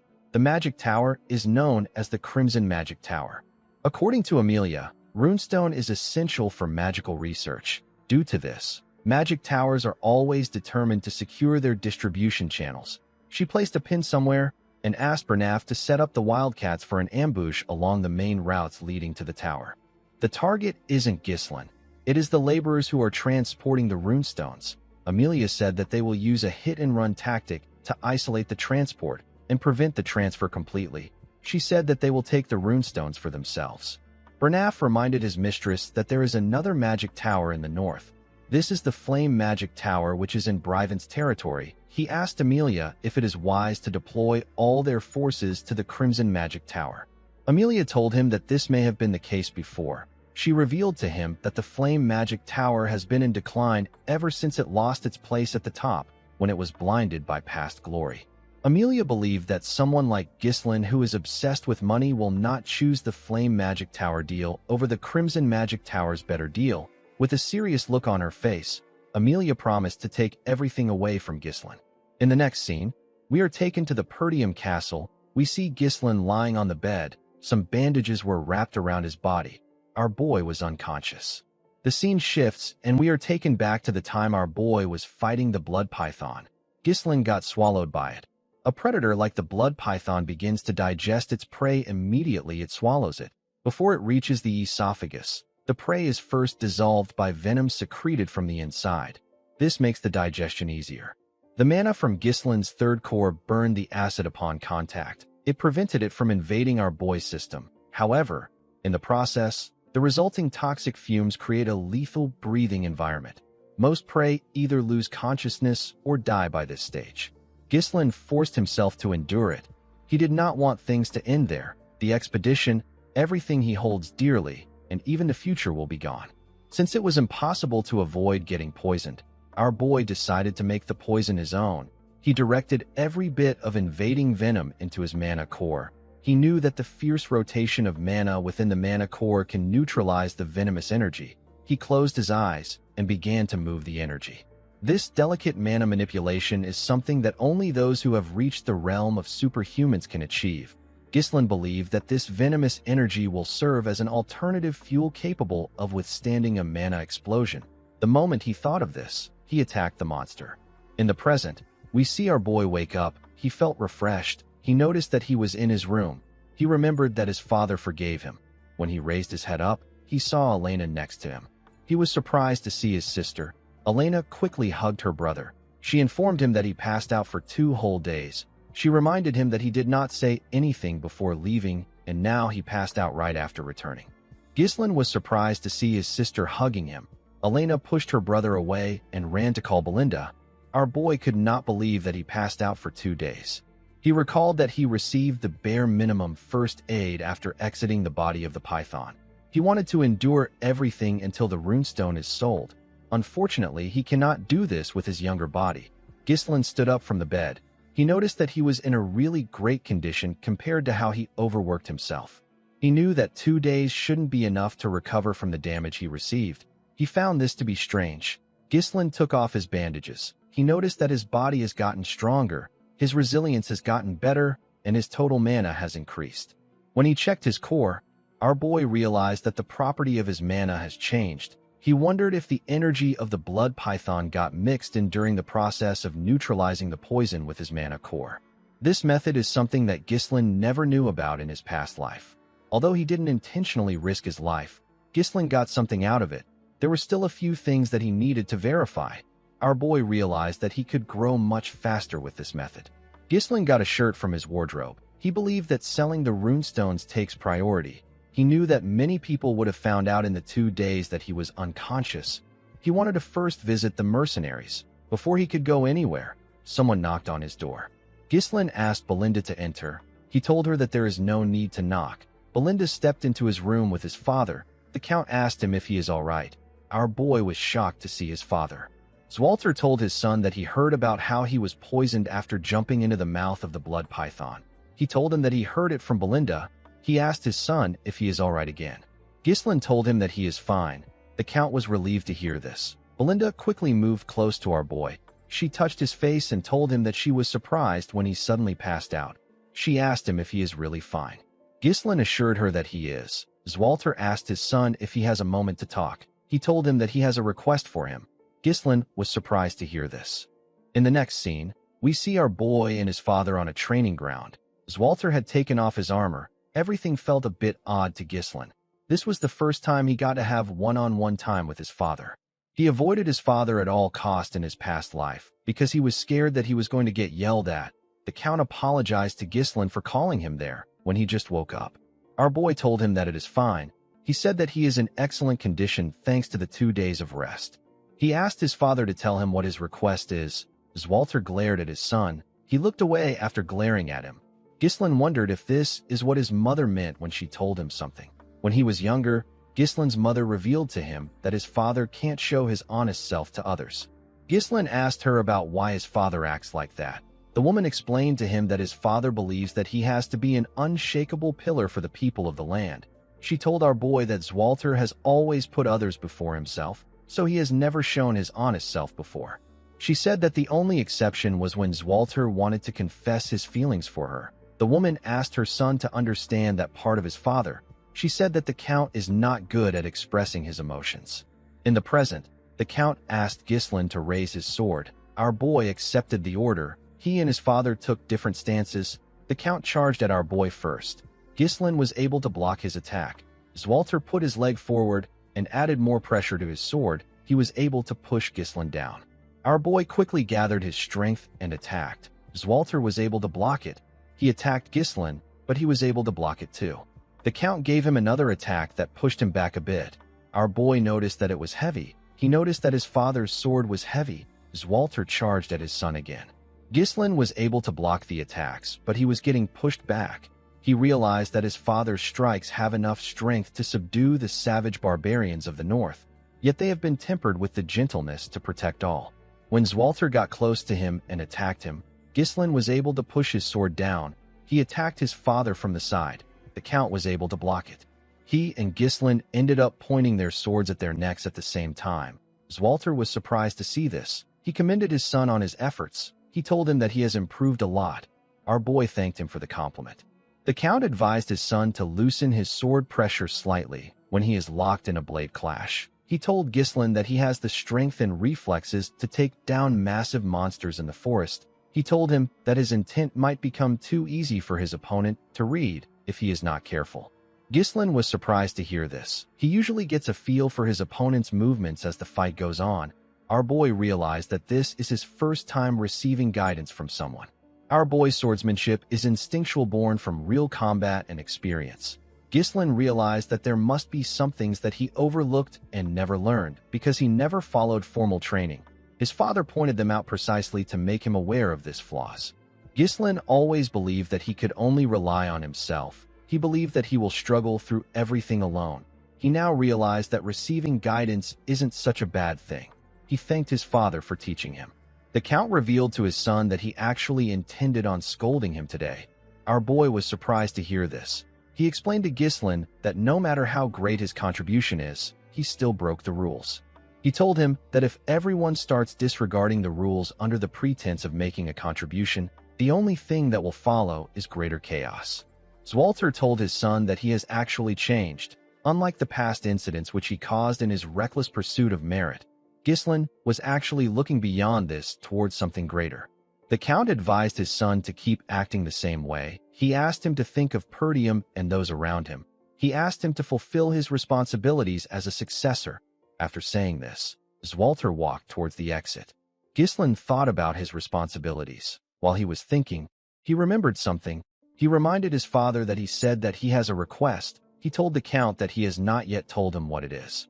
Zwalter stopped walking when he heard this. With a nervous look on his face, he asked his son if he has some extra funds. In the next scene, we see our boy arrive at the Forest of Beasts outpost. His men were waiting for him. Ghislain smiled when he saw them line up. He asked them if they have all been well. While screaming at the top of their voices, the men said that they are good. Gillian asked his master if he has gotten better. Kair told him that he is looking much healthier now. Ghislain apologized to them for making them wait so long. He asked Gillian about how Rachel is. The man bowed his head. He said that he never thought a day would come when he would see her walk again. He told Ghislain that it is all thanks to him. Ghislain was happy to hear this. He told Belinda, Kair, and Gillian that he has something to tell them. With a serious look on his face, our boy revealed to them that their land is in danger right now. The three of them were shocked to hear this. They all went into a tent. Ghislain told them everything about what happened on the day Elena was attacked. He told them about how he stopped them from killing her and using her death to start a war. He also told them about how he discovered the corpse of the Degard's young lord. He also mentioned the existence of those who are eyeing Perdium. He explained to them that this people are currently surveilling them right now. He said that they have probably been active for a long time. He said that they have neither the time nor the resources to prepare for an attack. Belinda finally understood why her master was in a hurry. She said that she thought that they could catch their breath after securing the runestones. First it was the Forest of Beast, and now it is war. Kair said that this land never gives him a chance to be bored. Gillian told our boy that this is the perfect time to attack Perdium. In a territory known for its weak military and poverty, the discovery of a runestone mine, which is a highly valuable resource, can change everything. Ghislain told the man that he is correct. He said that their enemies won't let them be. Belinda told our boy that he should have mentioned this earlier. She told him that they need to tell his father and the vassals. Ghislain told her that it is not yet time to do this. He explained to her that Elena's bodyguards betrayed them. He said that they could be traitors among the vassals. There is no way to confirm who is on their side. so they need to keep it to themselves. Belinda knew that our boy was right. He told them that he bought some time with Elena's survival, but now that they have found the runestone, there is no reason for their enemies to sit still. With a serious look on his face, Ghislain told them that it will be a tough fight. Everyone became silent. Kair asked our boy to order them around. He told Ghislain that staying around him has been fun so far. Gillian reminded our boy that he already swore his life to him. He promised to fight with him until the very end. Belinda told him that no one is going to protect him if she is not around. Ghislain smiled when he heard this. The biggest enemy of Perdium is Duke Delphine, as well as Count Desmond and Amelia, who are taking orders from him. Ghislain promised to not let things go as they planned.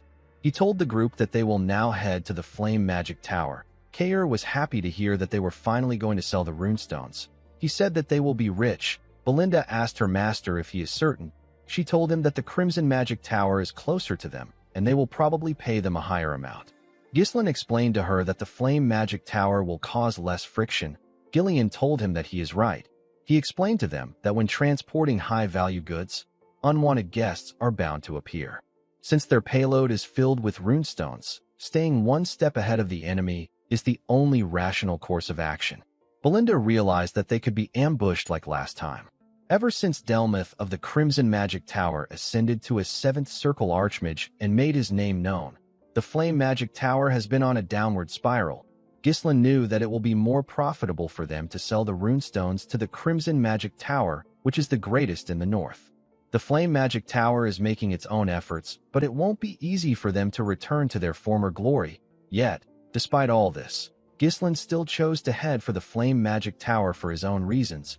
Our boy wanted to meet someone. The scene shifts, and we are taken to the Flame Magic Tower. We are shown its amazing and luxurious buildings. Inside the tower, we see a girl surrounded by books shaking.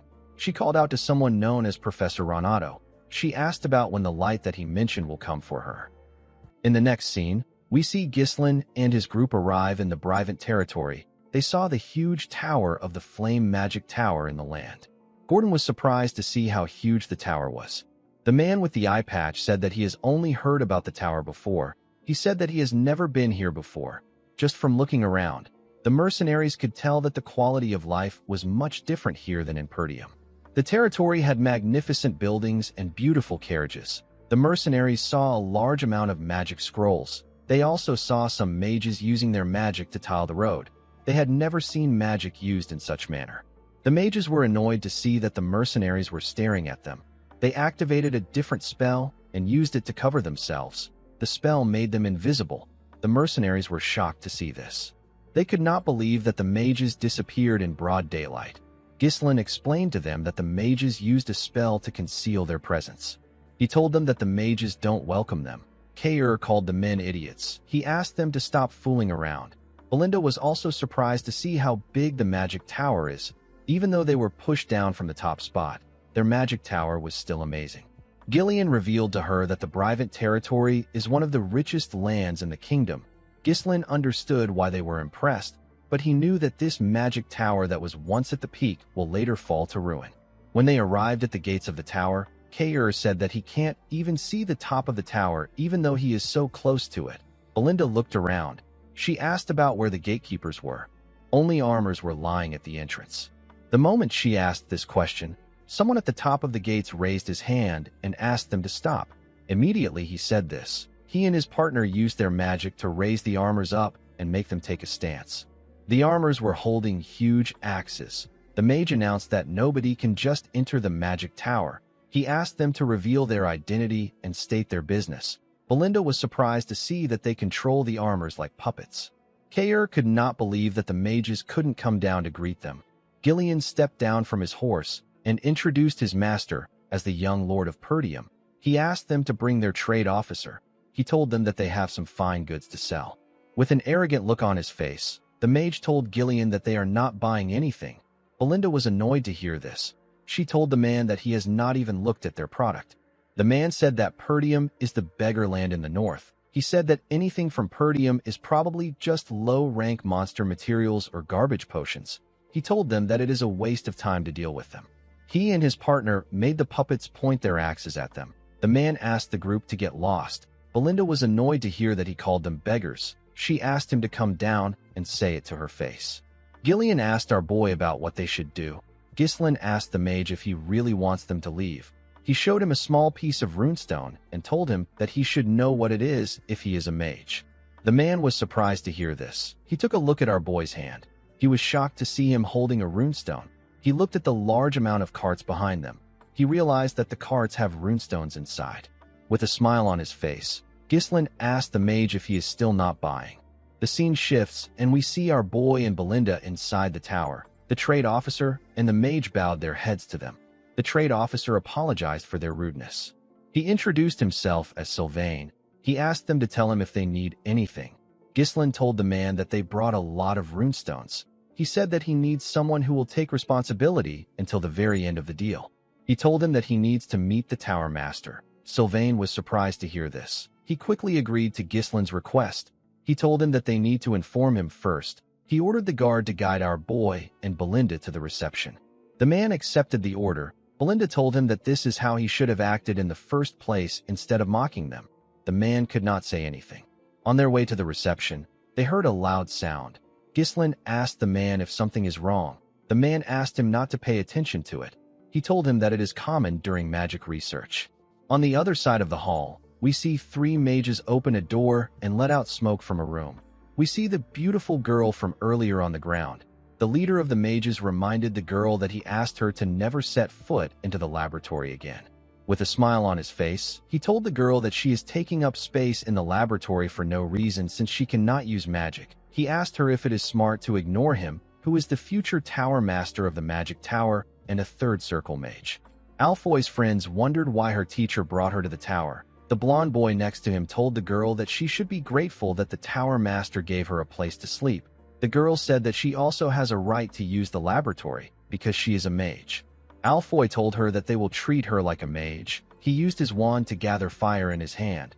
He told the girl that she should be able to use a defensive spell to deal with this basic offensive spell. With a smile on his face, he asked the girl to try and block the attack. The moment he said this, he fired the first circle magic known as Fire Sling at the girl. She quickly raised her hand. She screamed out defense, but nothing happened. She quickly used her hand to cover her face. Fortunately for her, Ghislain appeared out of nowhere and used his sword to cut through the attack. The boys were surprised to see this. Ghislain asked the idiot if this kind of behavior is what is called magic research in the Flame Magic Tower. The scene shifts, and we are taken to the Tower Master's meeting room.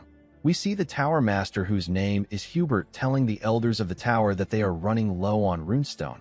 He wondered about how they reached this point. He said that the gap between them and the Crimson Magic Tower will continue to get wider. He reminded them that he has been telling them to get runestone. He asked the elders about what they have been doing. An elder with a yellow hat remembered that the Tower Master usually asked them to wait each time they try to secure a distribution line. Another elder with a red hat recalled that Hubert spent his time buying trinkets and luxury goods under the guise of networking with nobles. He couldn't stand the Tower Master anymore. An elder with a green hat informed Hubert that the Tower Master of the Crimson Magic Tower has reached the 7th circle. He reminded Hubert that he is still a 6th circle mage. Hubert asked the elders to not talk about the Tower Master of the Crimson Magic Tower. He said that he will reach the 7th circle if he has more runestone. Hubert could not believe that Delmuth reached the 7th circle before him. He told himself that Delmuth must be buying all the runestone for himself. He did not like the fact that the stone was very expensive. The moment he thought of this, Sylvain barged into his meeting room. He told him that they need his attention right now. Hubert told the man that he is rude. He asked him if he can't knock. When they are having a meeting, Sylvain apologized to him. He said that they need his attention now. He revealed to him that someone brought a massive amount of runestone. Hubert and the elders were shocked to hear this. The scene shifts, and we see Alfoy firing more attacks at Ghislain. Our boy easily used his sword to block the attacks. Alfoy made a huge fireball and shot it at Ghislain. Our boy cut through the fire with his sword. Alfoy's friends and the girl were shocked to see this. Alfoy could not believe that Ghislain sliced his attack in half. He did not think that this was possible. Before he could make another move, a rope went around his body and tied him up. Belinda was the one using the rope. She made the idiot get on his knees. She told the idiot that he has a lot of guts to attack her master. Alfoy was shocked to hear this. He asked them about who they are. Before Belinda could do anything, someone asked everyone to stop. The person turns out to be Hubert. The man asked them to explain what is happening. The girl became nervous when she saw Hubert. She called him Tower Master. Upon hearing this, Ghislaine asked Belinda to release the idiot. The maid let go of him. Alfoy stood up and called out to his teacher. He ran into his arms. Hubert asked his disciple to tell him what is happening. Alfoy told his teacher that Ghislaine and Belinda are intruders. He said that he was trying to make sure that the girl whose name is Vanessa doesn't enter the laboratory again, but Ghislaine and Belinda attacked him. While shaking like a little girl, Alfoy told his master that he wanted to stop Vanessa from entering the laboratory because he didn't want her to get hurt since she doesn't have any mana. Belinda told the idiot that he is crying like a little girl. Alfoy was annoyed to hear this. He told the maid that he is a man. With a shaky tone in her voice, Vanessa said that she just wanted to use the laboratory. Upon hearing this, Ghislaine became certain that she is the one he is looking for. This girl will later be known as the Red Nightmare. Our boy was surprised to see that this is what she was like before she became a total nightmare. Hubert took out his wand and gathered fire in his hand. He was annoyed to hear that they tried to harm his student after intruding into the magic tower. He told our boy that he will burn him into a crisp. Belinda asked her master about what they should do. She said that the man looks a little dangerous. Our boy moved forward and placed his hand on his chest. He introduced himself as the heir of the Perdium family. He said that he came to sell runestone to them. Hubert was shocked to hear this. He could not believe that he was looking at his guest. Alfoy was shocked to hear that Ghislaine had runestones. He could not believe it. Our boy told Hubert that the runestone is at the front of the castle. He asked him if he will like to see it for himself. When Hubert and the elders arrived at the front, they saw several carts containing runestone. They were all shocked to see the amount of runestone that Ghislaine had. An elder with a red hat wondered about where our boy got it from. An elder with a yellow hat told the tower master that there are more than 10 cartful of runestone. He asked him about what he wants to do. Hubert did not respond to him. The man cheered like a little girl. He did not expect to get this amount of runestone. He knew that this was a once-in-a-lifetime opportunity. He believed that he will be able to crush the Crimson Magic Tower with this runestone. Hubert actually cheered in his imagination. He didn't want to lose his cool in front of the elders. He put himself together and told Ghislaine that the quality doesn't seem very good. Kair was annoyed to hear this. He grabbed his sword. He could not believe that Hubert was spouting nonsense after they worked hard to mine the stones. Vanessa was surprised to hear this. She said that one cart should last them for some weeks. Hubert was annoyed to hear this. He could not believe that she was talking at this moment. He told her that she doesn't know anything. He ordered her to get inside. As he watched Vanessa walk into the tower, he cursed a man named Renato for leaving Vanessa with him. He believed that the girl should have the ability to read the room even if she doesn't have talent. He turned to the elders and carefully winked at them. He asked them if they agree with Vanessa. The elders immediately understood what he was trying to tell them. The green hat elder picked up one of the stones and said that the quality is not very good. The yellow hat elder said that runestone from a poor territory has a possibility of being fake. Belinda was annoyed to hear this. She asked the old idiots if they know how hard her master worked to get them. The yellow hat elder said that their efforts is not his business. He asked Belinda if she knows how many scammers there are today. The green hat elder said that they can't judge solely on what the seller says. Ghislaine told them that he believes that they don't want to buy his product. The elders were shocked to hear this. Our boy turned around. He said that the Flame Magic Tower doesn't need it. He said that they can sell it somewhere else. Hubert panicked when he saw this. He quickly asked them to wait. He turned to the elders and signaled them. The blue hat elder told Hubert that they will take the carts off his hands since he went through so much trouble to bring them there. He said that he doesn't want Ghislaine to leave empty-handed after coming so far. He begged Hubert to show them some mercy. The Tower Master decided to play the role of Messiah. He told the blue hat elder that he will do it since the elders agreed on it. With a smile on his face, he told Ghislaine that he will buy all of them out of the generosity of his heart. He said that he has to buy it below the market price. Ghislaine told him that he is misunderstanding something. He asked Kair to take all the carts back except one. With a smile on his face, our boy told the mercenary that they only planned on selling one cart. Hubert and the elders were shocked to hear this. With an evil smile on Kair's face, he apologized to Ghislaine. He said that he forgot about this. Kair ordered the men to take the carts away. The The mercenaries immediately began to move. Hubert quickly moved close to Ghislain. He asked him about what he is doing. Our boy apologized to him for the confusion. He said that his subordinates made a mistake and brought too much goods. He told Hubert that their actual destination is the Crimson Magic Tower. He said that they just need some money for their trip. Hubert became annoyed when he heard about the Crimson Magic Tower. He quickly changed his expression. He told Ghislain that he was just joking around so that their first meeting wouldn't be too awkward. He asked our boy to follow him inside for a little chat. The elders were disappointed when they heard this. They could not believe that he quickly stopped bluffing. With a smile on his face, our boy told him that a meeting will be fine.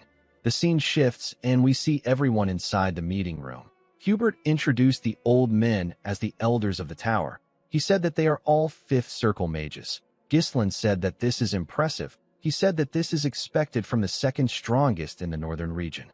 Hubert told our boy that he has heard some strange rumors that are not true. He said that the Flame Magic Tower is still the strongest magic tower in the northern region. Ghislain told him that it is not important. Belinda was surprised to see how her master spoke. She wondered if he is trying to piss Hubert off. Kayer liked what he was seeing. Gillian told the woman that their master definitely has a plan. Hubert asked Ghislain about the amount he wants to sell it for. He told him that he won't get a better deal than what he will get here if he tried to sell it to anyone else. Ghislain raised his hand and told Hubert that he wants double the market price.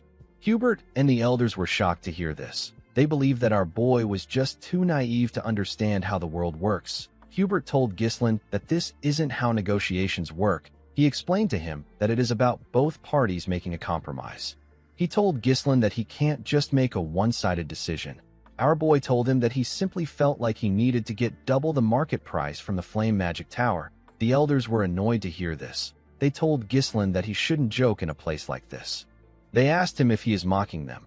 With a serious look on his face, Hubert asked Ghislain to watch himself. He told him that he gets angry when he sees clueless brats flailing in a world that they don't understand. He told Ghislain that he understands that he makes mistakes because he is still young. He said that he will show him mercy once out of generosity. He asked our boy to take the negotiation seriously. He told him that he will give him a little extra on top of the market price. He asked our boy to sell to them. Ghislain stood up when he heard this. Hubert was surprised to see this. He asked him about why he stood up. Ghislain told him that he doesn't seem interested in buying them. He said that double is actually a discount. He told the Tower Master that he will simply go to the Crimson Magic Tower. The moment Ghislain turned around, Hubert panicked and called out to him. He asked him about why he is in a rush. He said that he was simply upset. He asked our boy to sit down and chat a little longer with them. Ghislain smiled when he heard this. Hubert told our boy that he has guts. He said that they will take the runestone for double the market price because they are the first people he visited. Our boy smiled and agreed to Hubert's offer. The Tower Master became relieved. Ghislain revealed to him that the double price is just for one cart. The elders and Hubert were surprised to hear this. The Tower Master told our boy that he needs to sell everything he brought to them. Ghislain explained to him that he can sell the rest of the runestone for triple the market price if he tells the Crimson Magic Tower that he sold it to them for double the price. He asked Hubert to tell him why he would sell everything here. The Tower Master was annoyed to hear this. He told Ghislain that there is a limit to how much they can let him joke around. Ghislain stood up and told Hubert goodbye. The moment he saw this, the Tower Master panicked. He quickly accepted our boy's offer to buy at triple the price. Ghislain smiled and sat down. He said that this is what he expected from the greatest magic tower in the north. Hubert stood up and asked our boy to wait there. He said that he wants to get the money immediately. The elders were shocked to hear this. They did not expect their Tower Master to panic this much. The Tower Master couldn't believe that a sixth circle mage like him was getting played by a country bumpkin. He didn't understand why he was buying into this nonsense. He had no choice but to buy them since they were currently experiencing a shortage of runestone. He told himself that he will burn Ghislain if he acts out again. Before Hubert could take a step forward, Ghislain called out to him. He told him that he has not finished stating his conditions. The Tower Master turned around out of anger. He asked our boy to tell him what he wants. With a serious look on his face, Ghislain told the Tower Master that he wants him to give Vanessa to him. Hubert was shocked to hear this. He asked him if he really wants the girl. Ghislain revealed to him that he intends on making her his exclusive mage. The scene shifts, and we are taken to the past. We see an older Ghislain roasting some meat on his sword. His comrade was next to him. The man had a hook in his right hand. Ghislain told the man that the meat is burning. The man asked him to roast the meat by himself. He reminded him that he is missing an arm. Our boy clenched his fist and asked the man to repeat what he said. His comrade became scared. He told him that it is nothing. The man asked his captain if he has heard about Vanessa the Red Nightmare. Ghislain had never heard of anyone like this. His comrade revealed to him that he has been going around to collect information. He said that he found something very interesting. He revealed to our boy that he heard about a mage who burned down the entire northern region of Lithuania. The mage was a woman who had reached the 7th circle. Ghislain said that her name is pretty flashy. He asked his comrade about why he brought her up. The man revealed to our boy that he believes that Vanessa has gone completely mad. He explained to Ghislain that the woman actually learned a mana cultivation technique, even though she is a mage. Ghislain was surprised to hear this. He asked his friend to tell him why Vanessa learned a mana cultivation technique instead of circles. The man said that it is because she is crazy. He told Ghislain that Vanessa is a walking disaster who burns down everything in her path. Thanks to her, the nobles are having a lot of trouble. The man told our boy that the subjugation request they received a while back is for her. Ghislain still found it odd that a mage reached the 7th circle through a mana cultivation technique. With a smile on his face, he told his comrade that he is curious. He told the man known as Claude that they should recruit her. Claude was shocked to hear this. He did not expect to hear this after all he said. Unfortunately, Ghislain was not able to recruit her. By the time he found Vanessa, she was as good as dead. She was not able to control her magic. Vanessa had the talent to reach the 7th circle, even though she never properly learned magic. Ghislain believes that her talent will flourish with a little guidance. He told himself that he will definitely recruit her in this life. Gillian did not expect his master to mention Vanessa. The girl did not seem special to him. Kair told Ghislain that she didn't seem strong. Belinda told her master that he should inform her in advance if he wants to bring someone along with them. The elder with the red hat told the tower master that this is a great opportunity to get rid of the useless girl. He asked him to do as Ghislain said. The elder with the yellow hat said that they have honored their loyalty to Renato by caring for her all this time. Hubert told our boy that Vanessa is an outstanding mage that their tower values. He told him that the girl will be delighted to accept the tower's request. Ghislain revealed to him that he also wants him to dispatch battle mages who have reached the 3rd circle to Perdium. Hubert was shocked to hear this. Our boy revealed to him that he needs mages for the upcoming territorial war. The elders were shocked to hear this. Ghislain asked Hubert to pay 3 times the market price, dispatch battle mages of 3rd circle or higher to Perdium, and to make Vanessa his exclusive mage.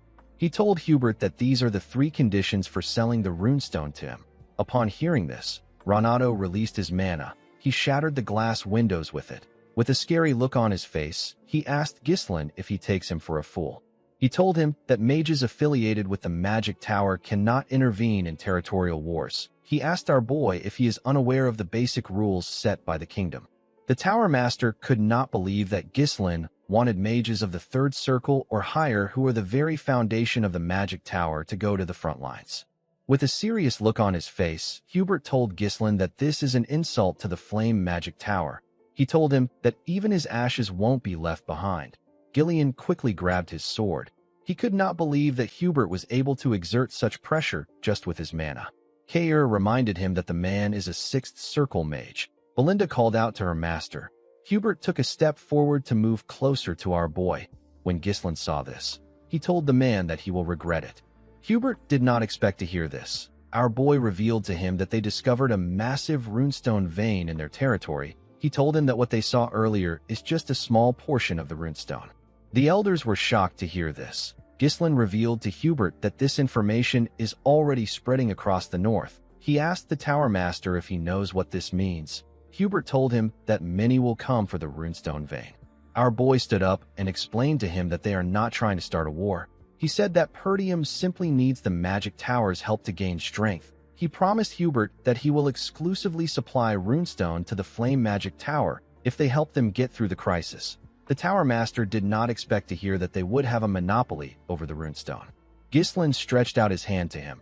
He told him that it will only be a matter of time before the flame overtakes the Crimson and stands as the top magic tower. Hubert glared at Ghislain's hand.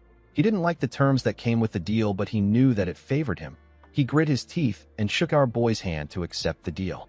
In the next scene, we see him talking to Alfoy. He told him about what happened. The boy asked his master about why it has to be him. He told him that there are several other mages. Hubert asked him not to misunderstand him. He told him that he is sending the greatest talent in the Flame Tower's history for the sake of his own future. Alfoy was happy to hear his master call him the greatest talent. His master explained to him that this experience will eventually be a huge help to him when he becomes the Tower Master. He asked him to keep a close eye on Ghislain to make sure that he doesn't smuggle the runestone somewhere else. He asked Alfoy to quickly retreat if an actual territorial war breaks out. Hubert placed his hand on his disciple's shoulder and told him that he simply needs to endure for a year. He told him that they will take over the #1 spot as the best tower in 1 year. Alfoy smiled and accepted his master's decision. He quickly regretted his decision. He did not expect to see that Perdium would be so poor. One of the mages with him said that the castle is quite old-fashioned. He said that it is practical enough. Alfoy believed that it was just some rural dump. He could not believe that the successor of the magic tower got dispatched to this miserable excuse of a territory.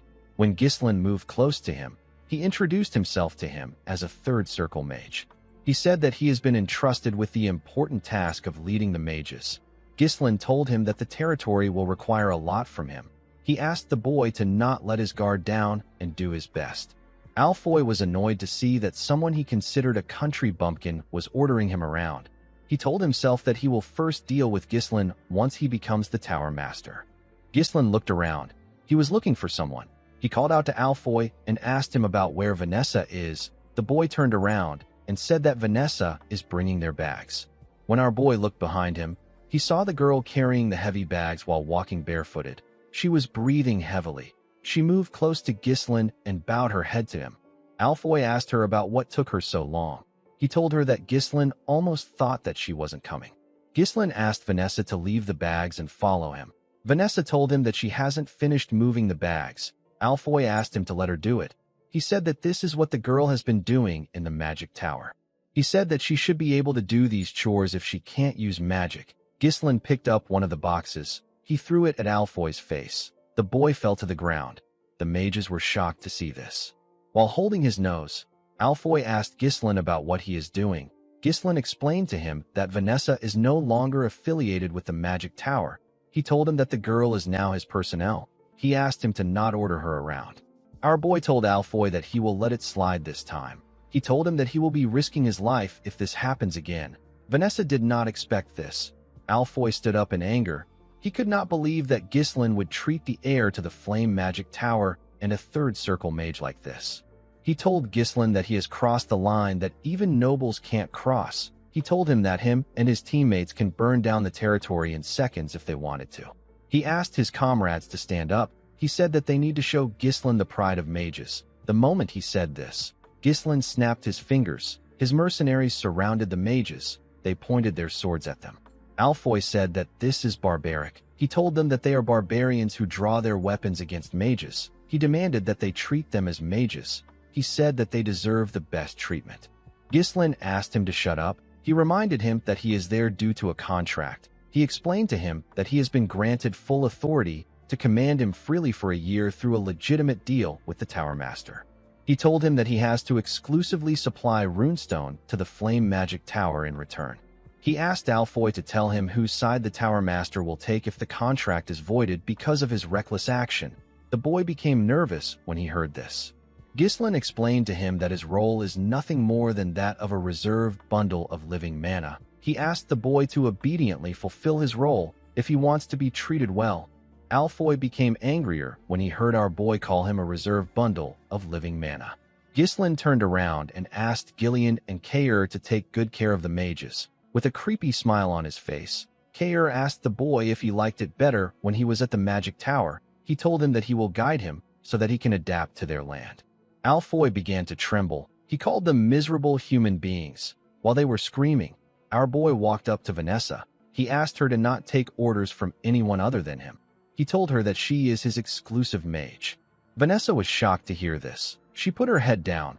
She informed Ghislain that she can't use magic like Alfoy. With a smile on his face, our boy asked her to follow him. He told her that he will help her use magic. In the next scene, We see Ghislain take Vanessa to his training room. He called out to her when they stepped inside. The girl quickly answered him. He turned around and asked her about how far she got in her magic studies. The girl said that she got up to the 5th circle in theory. Ghislain told her that this is excellent.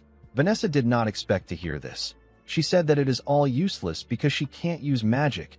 Our boy asked her if there is a particular reason why she can't use magic. Vanessa explained to him that she was never able to feel mana since she was a child. Even though she couldn't feel it, she believed that she would be able to use magic someday if she worked hard enough. The more she studied magic, the more she realized that this day will never come. Vanessa held her staff close to her chest. She said that she must have been kicked out of the tower because her teacher who guided her has passed away. Ghislain realized that a 5th circle mage possesses the strength that is on par with the average elder of the Flame Magic Tower. Magic isn't something that can be mastered just by memorizing it. It requires insight, an understanding of the principles behind activation, and the ability to infuse it with your interpretation and will. Vanessa may understand it in her head, but her body can't keep up. Ghislain knew that she must have endured grueling efforts and countless trials and errors to overcome this problem. He believed that the girl's efforts were not in vain. He just wanted to lead her down a different path. He remembered Claude telling him that Vanessa reached the 7th circle in his past life. The man told him that she learned a mana cultivation technique. He said that she did this because she is crazy. Our boy smiled when he remembered this. He revealed to Vanessa that he will teach her a mana cultivation technique from now on. The girl was surprised to hear this. She asked Ghislain to tell her why she will learn a mana cultivation technique. When she is a mage, our boy explained to her that both circles and mana cultivation techniques are used for controlling mana. He asked Vanessa if she has ever tried it before. Vanessa was shocked to hear this. She said that it is crazy. She asked Ghislain to tell her how she can use magic with a mana cultivation technique. She said that she can become magically crippled for the rest of her life if things go wrong. Ghislain stretched out his hand and told Vanessa that she should try it with him. When Vanessa saw the look in Ghislain's eyes, she knew that he was being serious. She never thought of herself actually using magic. She clenched her fist and told herself that she will do it if this is what it takes. The scene shifts and we see her and Ghislain sitting on the floor. She loosened her dress to show Ghislain her back. Our boy recalled that the girl had the same eyes as him in his past life. It was filled with regret, rage, and hatred. The place she fell to after endlessly yearning for magic was an endless abyss. She mastered a mana cultivation technique of unknown origins only to become a disaster driven by instinct. She burned everything to ashes. However, it is different this time because Ghislain is there to prevent her from falling into that abyss again. Our boy told himself that he will reach out his hand to her. He activated his mana and placed his hand on her back. He pushed his mana into her body. Vanessa grit her teeth to endure the pain. Her body became hot. Ghislain immediately asked her to close her mouth. He told her that she is twisting her mana road. He told her that his mana just entered her body. He asked her not to let go of this sensation. He asked her to feel the flow of mana as much as possible. Vanessa quickly closed her eyes to focus on the mana. She felt the flow of mana stretching through every corner of her body. It was circulating along the edges and converging at the center. Vanessa's eyes shined brightly. Her body released a large amount of mana. Vanessa fell into a trance. We see a younger Vanessa watching her master talk to Hubert. Her master found out that the tower was going to cut off his support. He asked Hubert if he knows what he is saying. He told Hubert that Vanessa has talent. He said that they would have never been able to prove the pattern of mana particles transmuted into mana without Vanessa. With a nervous look on his face, Hubert said that he understands. He said that the situation is a bit weird. He told Renato that it doesn't matter if Vanessa is very smart. It doesn't mean anything if she can't use magic. He told Renato that they can't really call her a mage. Renato asked him about what he is saying. Hubert asked him to tell him if they will get anything out of Vanessa if they invest in her. The older Vanessa saw herself crying after hearing what Hubert said. She saw herself apologizing to her master with tears in her eyes. She told Renato that he wouldn't have to leave the tower if she was just talented. Her master pat her on her head.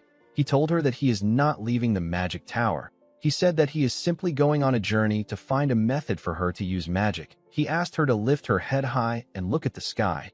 He told her that there is no place in the world where darkness lasts forever. He promised her that a light will come to find her one day. When she remembered these words, Vanessa saw an image of our boy stretching his hand out to her. Ghislaine shined brightly in front of her. Vanessa stretched out her hand to touch our boy. Their hands shined brightly when they touched. Vanessa realized that her teacher was right. The light eventually came for her too. After seeing this image, Vanessa fell to the ground and lost consciousness. In the next scene, we are taken to a building. We see a man fighting some soldiers in the building. The man had already beaten up 4 soldiers. Some men were cheering for the huge man. The man asked the other soldiers to come at him.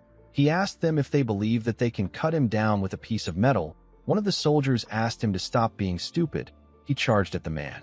Before his sword could touch the man, he grabbed his hand and slammed him to the ground. Another soldier tried to attack the man from behind. The man was able to sense this. He used the soldier he put down to slam the soldier that charged at him. The soldiers were sent flying. They destroyed the wall and landed outside. The man told them that he is not even warmed up yet, and they are already on the ground. The man's subordinates commended him on his work. They said that the worms were stupid to interfere with their party. They said that no one around there can stop them. A man slammed his cup on the table when he heard this. In the next scene, we see the man outside the bar with his fishing rod in the river. His helmet was next to the fishing rod. Someone walked up to the man and asked him if his training is going well. The man asked the person to go straight to the point. The person informed the man, whose name is Victor, that Count Desmond has issued a mobilization order. Victor stood up when he heard this. He grabbed his helmet and wore it. He also picked up his fishing rod.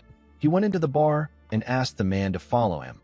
When he went inside, we are shown the dead bodies of the mercenaries from earlier. Victor said that he was just getting bored to death.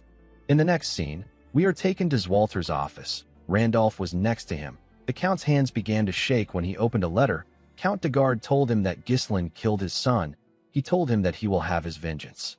Zwalter asked the knight captain to assemble the soldiers. He said that this is a declaration of war. The scene shifts, and we see the officials in the Count's office. Randolph told his master that the de Gardes must have lost their minds. He could not believe that they were claiming that Ghislaine killed Gilmore. Another official said that they have to teach them a lesson for declaring war with a false pretext. The officials did not expect the de Gardes to turn on them because they treated them like family for a long time.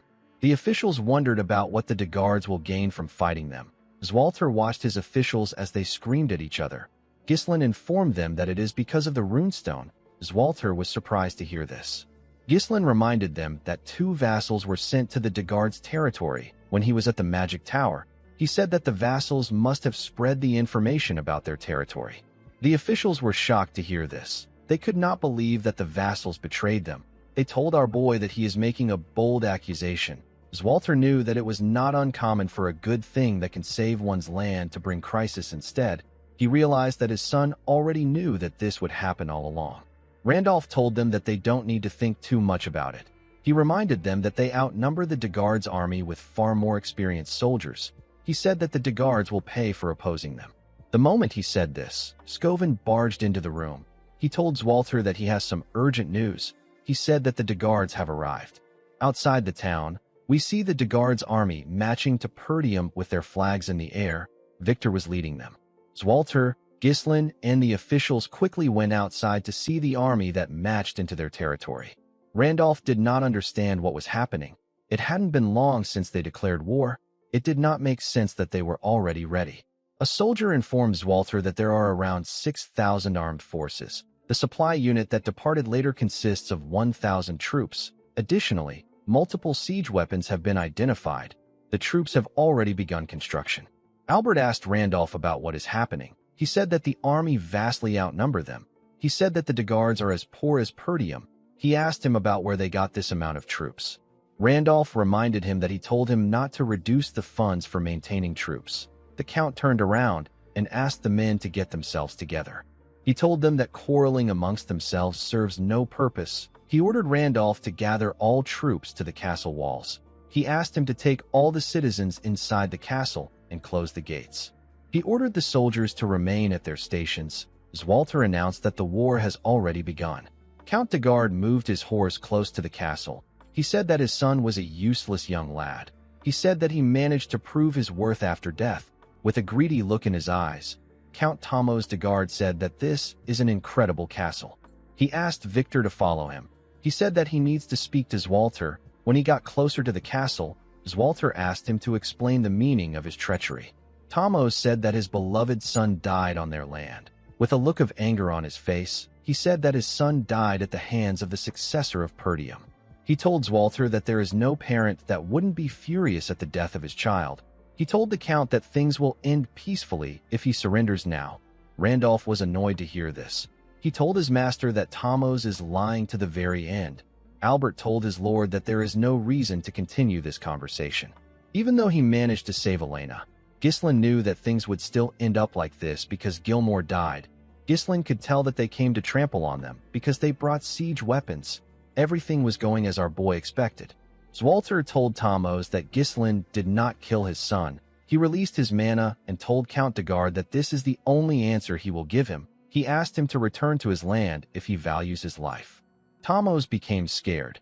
Even Victor had to acknowledge that Zwalter Perdium truly has a commanding presence worthy of the renowned general who has protected the North for so many years. Tamos put himself together. He told Zwalter that he can't even fathom the amount of blood that will be spilled because of his foolish choice. He turned around and told him that he will regret it.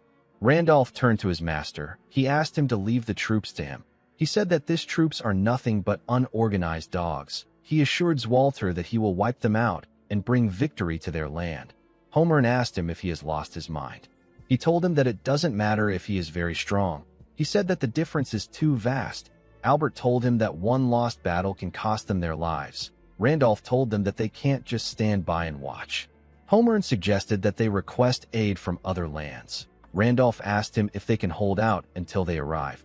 Someone said that they may have to abandon the castle and retreat to the northern fortress as a last resort. Due to the chaos, Zwalter could not get his thoughts together. After the sudden declaration of war, their enemies appeared fully prepared.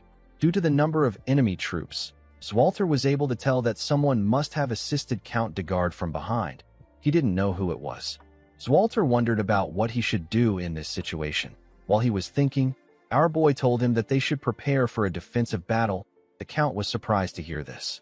His son explained to him that they can only muster 2,000 soldiers, which is small when compared to de Guard army, which is close to 7,000. They outnumber the Perdium army by more than 3 times. They are fully prepared, and their morale is high. Ghislain told his father that they will probably begin a full-scale assault in roughly 15 days when the siege weapons are complete. He told Zwalter that requesting reinforcement and holding out in the castle is the best option. Zwalter said that this would have been the usual course of action. However, he cannot see anything they can do after this. Our boy moved close to his father and whispered something to him. Zwalter seemed to be very shocked. In the next scene, we see Ghislain wearing an armor. He was holding his helmet in his hand. During the 15 days before the enemy's full-scale assault, Ghislain decided to pour everything he has into turning things around. Our boy went into a tent to meet Belinda, Gillian, and Kayer. The mood in the air was not friendly. Belinda said that the war really broke out.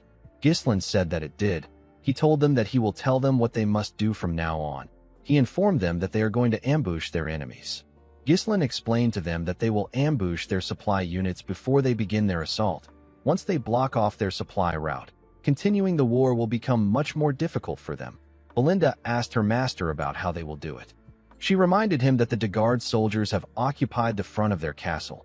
Due to this, there are many eyes watching them. The enemies will notice immediately if they try anything. Ghislain called out to Kayer and Gillian. Kayer informed him that he has already stationed the troops in the forest of Beast Outpost. If things go south, they can retreat into the woods, so there is no need for worry about being discovered. Gillian informed his master that they have finished distributing the ponchos made from the Darusant's skin as he ordered. The man said that the ponchos should be well suited for nighttime operations due to the dark materials. Ghislain told him that a large army moving would be easily detected, but if it is an elite unit in camouflage, spotting an ambush won't be so easy. The only issue they had was that they don't know the location of the supply unit. Ghislain turned to Belinda and told her that he needs her to find out where the supply unit is. Belinda did not expect this. She put herself together and accepted the order. Our boy knew that this was a dangerous role that requires one to prepare for death and slipping into enemy lines. However, he was certain that Belinda could handle it easily. The last thing our boy needed for his plan was the strongest card that will land the finishing blow in this war. He wanted this card to be Vanessa. A few days later, we are taken to the Degard supply unit camp. We see a man known as Fabro in the camp. He was previously a vassal of Perdium. He has now become a commander of Degard's supply unit. Fabro was extremely happy that the war had begun. He said that he will be rewarded with some land in a few weeks. He clinked glasses with his friend and told him that it was a good thing that they sided with Count Desmond. Thanks to his help, they can rest in the back without taking any risks. His friend told him that it was all thanks to his splendid decision. Fabro took a sip of his drink and wished Perdium goodbye. He said that a part of the land will soon belong to him. Outside the camp, we see Ghislain and his unit lurking in the forest. He said that they arrived just in time. Kair said that everywhere is too dark. He said that he can't see anything. Belinda said that the weather is terrible too. Our boy said that this is actually perfect for an ambush. He closed his helmet and announced that he does not need any hostages. Ghislain drew his sword and covered it with mana. He ordered his men to kill them all. Ghislain and his soldiers charged at the soldiers of the supply unit. The soldiers quickly stood up when they saw them coming. Kair and our boy tore the first soldiers they saw apart. Gillian rode into the camp with his huge axe and began to cut people down. The soldiers were shocked to see that they were being ambushed. They wondered about what the sentries were doing for this to happen. Before they could put themselves together, Ghislain and Gillian cut them down. Our boy ordered his mercenaries to move according to the plan. He asked them not to spare anyone. In another part of the camp, someone informed Baron Fabro that he had to come out quickly. He said that they are being ambushed by the enemies. Fabro told the man that he has eyes too. He asked him about what the sentries were doing. He asked the man not to panic. He reminded him that they have 1,000 soldiers on their side. With a worried look on his face, the man revealed to the Baron that 70% of their soldiers have already been killed. Ghislain, Kair, and Gillian slaughtered the soldiers. Fabro was shocked to hear this. He told the man that they need to run. The man was surprised to hear this. Fabro told him that he will be killed before he gets his reward if this continues. Immediately he said this. Someone threw a dagger at the man's neck. Fabro was shocked to see this. He fell to the ground. When he raised his head up, he saw Belinda, with a cold gaze in her eyes. Belinda told the man that she didn't expect to see him there. Fabro was horrified to see Belinda. Ghislain and his men burned down the camp and killed every single soldier there. Belinda took Fabro to our boy. She made him kneel in front of Ghislain. She revealed to our boy that Fabro is one of the vassals who went to Degard as an envoy. She told Ghislain that Fabro sold their information and even became the commander of Degard's supply unit. Fabro begged Ghislain to spare him. He told him that he surrenders. Our boy asked the man to tell him who is behind everything. Fabro told him that it is Count Desmond. He said that he was threatened by the Count, so he had no choice but to work for him. Ghislain was not surprised to hear that Count Desmond was involved. He realized that the Count was the one who supported and provided soldiers for Count Degard. Fabro reminded Ghislain that he has served Perdium for a very long time. He told our boy that Count Degard will pay a generous price for him. He said that it will be a profitable deal. Our boy came down from his horse and asked the Baron to raise his head. Fabro was happy to hear this. He thanked Ghislain for giving him another chance. He promised to serve Perdium for the rest of his life. Before he could say anything else, Ghislain beheaded him with a single swing. He told the Baron that he doesn't deal with people like him. With a scary look on his face, our boy said that those who attack Perdium will face nothing but death. After saying this, he got on his horse and rode out of the camp with his mercenaries. Belinda was a bit worried to see the scary look on her master's face. Kair asked Ghislain about what they are going to do next. Our boy revealed to him that they will head straight to the castle. He knew that the war had already begun by now. Their enemy's attention was focused on the castle. Ghislain planned to use this to his advantage by attacking the enemy from the rear to confuse them. While riding to the castle, Ghislain informed Kair and Belinda that they will be supporting the left side of the castle when they arrive there. Our boy said that he will head to the right side of the castle walls. He turned to Gillian and told him that he will be entrusting him with their main forces. He reminded him that he will be fighting thousands of soldiers with a handful of men. He asked Gillian if he thinks he can handle it. Gillian smiled when he heard this. He told his master that he can take care of it if it is his command. Our boy smiled when he saw that Gillian was confident. Kair said that Ghislain is giving Gillian the most fun part of the plan. Belinda asked her master to tell her who will be in charge of the castle gate. Ghislaine asked her to leave the castle gate alone. Belinda, Kair, and Gillian were shocked to hear this. Our boy turned around and told them that this war will be the starting point that will change the history of Perdium. The scene shifts, and we are taken to the battlefield. We see Perdium covered in dust and smoke. Zwalter ordered his soldiers to prepare for the enemy's attack. The moment he said this, the enemy threw a huge boulder at the castle. It destroyed part of its walls. The knight captain immediately ordered the soldiers to fire their arrows at the enemy. He asked his soldiers not to let them get close to the wall. Unfortunately for him, the Dagard soldiers were climbing the wall. They killed Perdium soldiers when they got on the wall. A large amount of them climbed into the castle walls. Zwalter immediately ordered his men to switch to close combat. He told them that they must not give the enemies the castle wall.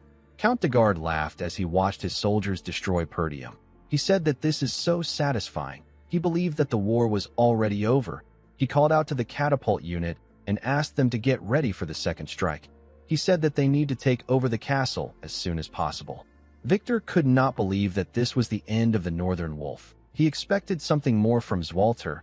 At the castle wall, we see a huge man charge at Zwalter. The Count blocked his attack and cut him down in a swift manner. He moved close to Randolph. He and the knight captain were surrounded by the Dagard soldiers. Randolph told his master that the castle gate is another problem they have to deal with. He said the enemy will break it down any minute from now.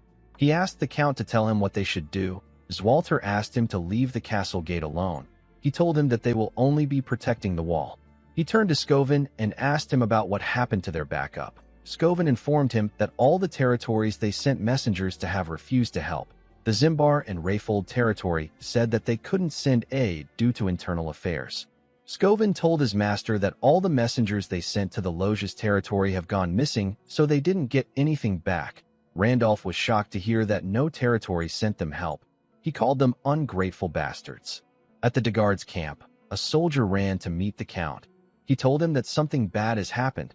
He said that their supply unit has been compromised. Tamos was surprised to hear this. The soldier informed him that a soldier they sent out for a supply request hasn't returned. He said that something might have happened to him. The Count asked the soldier not to jump to conclusions so quickly. He asked the soldier to tell him how the fools at Perdium could know where the supply unit is and attack it. Victor noticed that there was smoke in the air. He realized that it was coming from the direction of the supply unit. He did not expect that Perdium still had someone who could think like this. Victor became excited. Tamos turned to him and asked him about what they should do. He said that the war just started and they don't have their supplies. Victor tapped the Count on his cheek. With a serious tone in his voice, he told Count Dagard that they don't need any supplies. He said that they simply have to take over the castle today. The Count was shocked to hear this. Victor took a look at the castle walls. He noticed that the assault on the left and right walls, which began some time ago, still hasn't broken through. He realized that it was because Perdium's elite unit and the Northern Wolf were holding down the line. While looking around, Victor noticed that the castle gate was free. He raised his sword and pointed it at the gate. He ordered the soldiers to advance. He told them that they shall break down the castle wall today. He got on his horse and called out to a man known as Adon. A soldier who was wearing a weird armor and holding a huge sword and shield stepped out on a horse. Victor informed Adon that he is going to personally head out to break through the castle gate. He ordered Adon to stay there and protect the base. As Victor rode his horse forward with his soldiers, Adon turned around and moved to the base. At the castle wall, we see the enemies climbing into the walls. Zwalter and his knights cut them down immediately they arrived on the wall. While fighting, Scovin saw something. He quickly asked his master to look forward. When Zwalter raised his head, he saw some siege towers moving towards them. Zwalter was surprised to see this. He did not know how they figured out the height of their castle. Randolph said that they are already too busy with the soldiers around them. He said that they won't last if the towers reach the wall. Zwalter quickly turned to his soldiers. He asked them if the catapults are ready. The soldiers informed him that they just finished their preparations. Zwalter ordered them to fire immediately. He told them that they need to stop the towers from approaching. The soldiers quickly fired a huge rock at one of the towers. The enemy was shocked to see the rock. They wondered about how Perdium was able to quickly make a catapult before the huge rock could destroy the tower. Victor grabbed a spear and covered it with his mana. He raised his hand up and threw the spear at the rock. The spear destroyed the rock when it touched it. Everyone was surprised to see that the shot was actually intercepted, as Walter and his men could not believe what they just saw. They all wondered about who did it. When the Count looked down, he saw Victor coming towards the castle. He realized that he was the one who intercepted the shot. Victor grabbed his sword. He told the Perdium soldiers that there is no point in resisting. He told them that their demise is predestined, and it will take place no matter how much they resist. He raised his sword and ordered his soldiers to charge with the siege ram. He asked them to charge towards the castle gate. While they were running towards the gate, their comrades in the tower got close to the castle walls and charged at the Count and his soldiers. As Walter heard the siege ram hit the gate, he wondered about where his son was. At the castle gate, we see Alfoy and the other mages tied up together. They were all seated around a magic circle. Some soldiers pointed their swords at them. Vanessa was with the soldiers. She stood next to Fergus.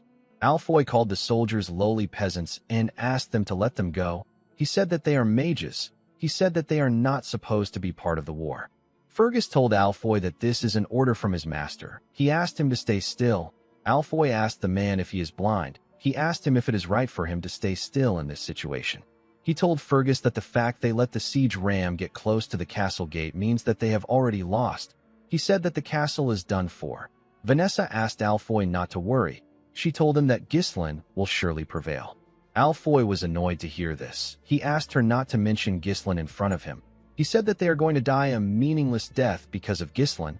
He asked Vanessa to tell him what Ghislain will do now. The girl said that she still believes in him. Alfoy became angrier when he heard this. He asked Vanessa to shut her mouth. He called Ghislain a lunatic and asked Vanessa if she is going to continue listening to his orders. With a serious look on her face, Vanessa told Alfoy that our boy is not a lunatic. The scene shifts, and we are taken back a few days. We see Vanessa trying to use magic. She was barely able to shoot out a small amount of energy. She apologized to Ghislain for her pathetic display. She said that this is everything she can muster, even though she can now use magic. Our boy smiled and told her that it is fine. He told her that the important thing is that she can use magic. He explained to her that time will sort her lack of mana since it will accumulate soon. He asked Vanessa to follow him. He told her that he wants to show her something. Ghislain took Vanessa to the entrance of the gate. She saw Alfoy and the other mages burying some runestone in the ground with their shovels. The mages were burying the runestone under the guidance of the mercenaries. Vanessa wondered why they were burying the runestone. Alfoy quickly ran to our boy when he saw him. While shaking in pain, he asked Ghislain about why he is making the mages dig. He told our boy that he has plenty people who can do this job. He told him that he can move the runestone if he wants to hide it. Gordon grabbed Alfoy's neck and slowly choked him. He asked him not to talk while he is working. Alfoy begged for his life. Vanessa asked our boy about what this is. Ghislain said that he is making preparations. He explained to her that the most powerful and simplest tactic in war is to overpower the enemy with an overwhelming difference in numbers. Our boy knew that the castle gate will be compromised no matter how much they struggle. He believed that it was bound to happen after the gate takes on endless attacks. He turned to Vanessa and told her that there is still a way to win.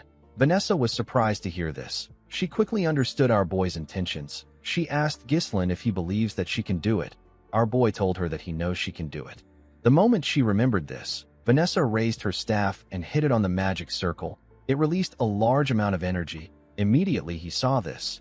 Alfoy realized what the magic circle is for. It is for mana transfer. Vanessa held her staff tightly. She remembered Ghislain telling her that he knows she can do it. While she was using the magic circle, the soldiers noticed that the siege ram was hitting the gate harder. One of them asked the others to hold on until the signal comes. While they were fighting on the castle walls, Randolph pointed at something and asked his master to see it. When he turned around, Walter saw a group running towards the castle. He quickly realized that this squad belongs to Ghislain. He saw his son leading his men towards them. While Victor was looking at the gate, a soldier ran to him and told him that he has something to report. He revealed to Victor that an unknown cavalry unit is launching a surprise attack from the rear of both sides. Ghislain and his mercenaries cut down anyone in their path. Our boy tore the soldiers who attacked him apart with a single swing of his sword. The enemy was shocked to see that they were being ambushed. They heard that no support would come to Perdium. They didn't understand what was happening. The archers quickly fired their arrows at Ghislain. They wanted to kill him before he got close to them. Ghislain didn't fear the arrows. He charged at them bravely. When he got close to them, his horse jumped. The soldiers were shocked to see him flying. The moment he landed in their midst, our boy tore them apart with a single strike. He did not give anyone a chance to fight back. The other soldiers became scared. They could not believe that he killed this amount of soldiers in one strike. They wondered if they were looking at a monster. Ghislain raised his sword and opened his helmet. He ordered the soldiers of Perdium to rise. He told them that their counterattack begins now. Ghislain and his soldiers charged at the enemy. Belinda and Kair charged at them from the left, and Ghislain charged at them from the right side. Victor was in the middle. At the Dagard main camp, Gillian tore the soldiers apart with his group. He called out to Gordon and the eye-patch man whose name is Torrent. He told them that he will draw the enemy's attention. He asked them to spread out wide and disable their key facilities. The two men accepted his order. Torrent smiled when he saw how the enemies were panicking. Gordon told them that their base will be in ashes by the time they return. Count Dagard did not understand what was happening. He did not know why they were the ones being ambushed.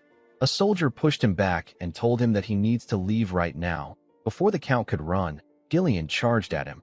He told Thamos that he will take him as a hostage. The Count became scared when he saw the man coming towards him with his huge axe. Before Gillian could reach the Count, someone swung his weapon at him from the side.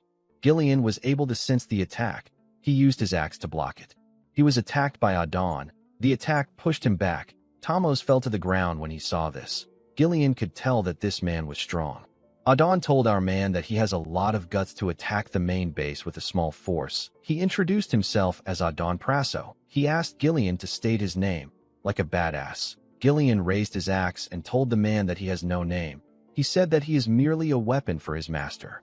At the left fortress wall, we see Belinda use a rope to tie some soldiers up and throw them at Kair. With a smile on his face, Kair tore the soldiers apart. Belinda was annoyed to see this. She asked him to stop splattering blood on her. Kair called her an old lady and asked her to handle it herself.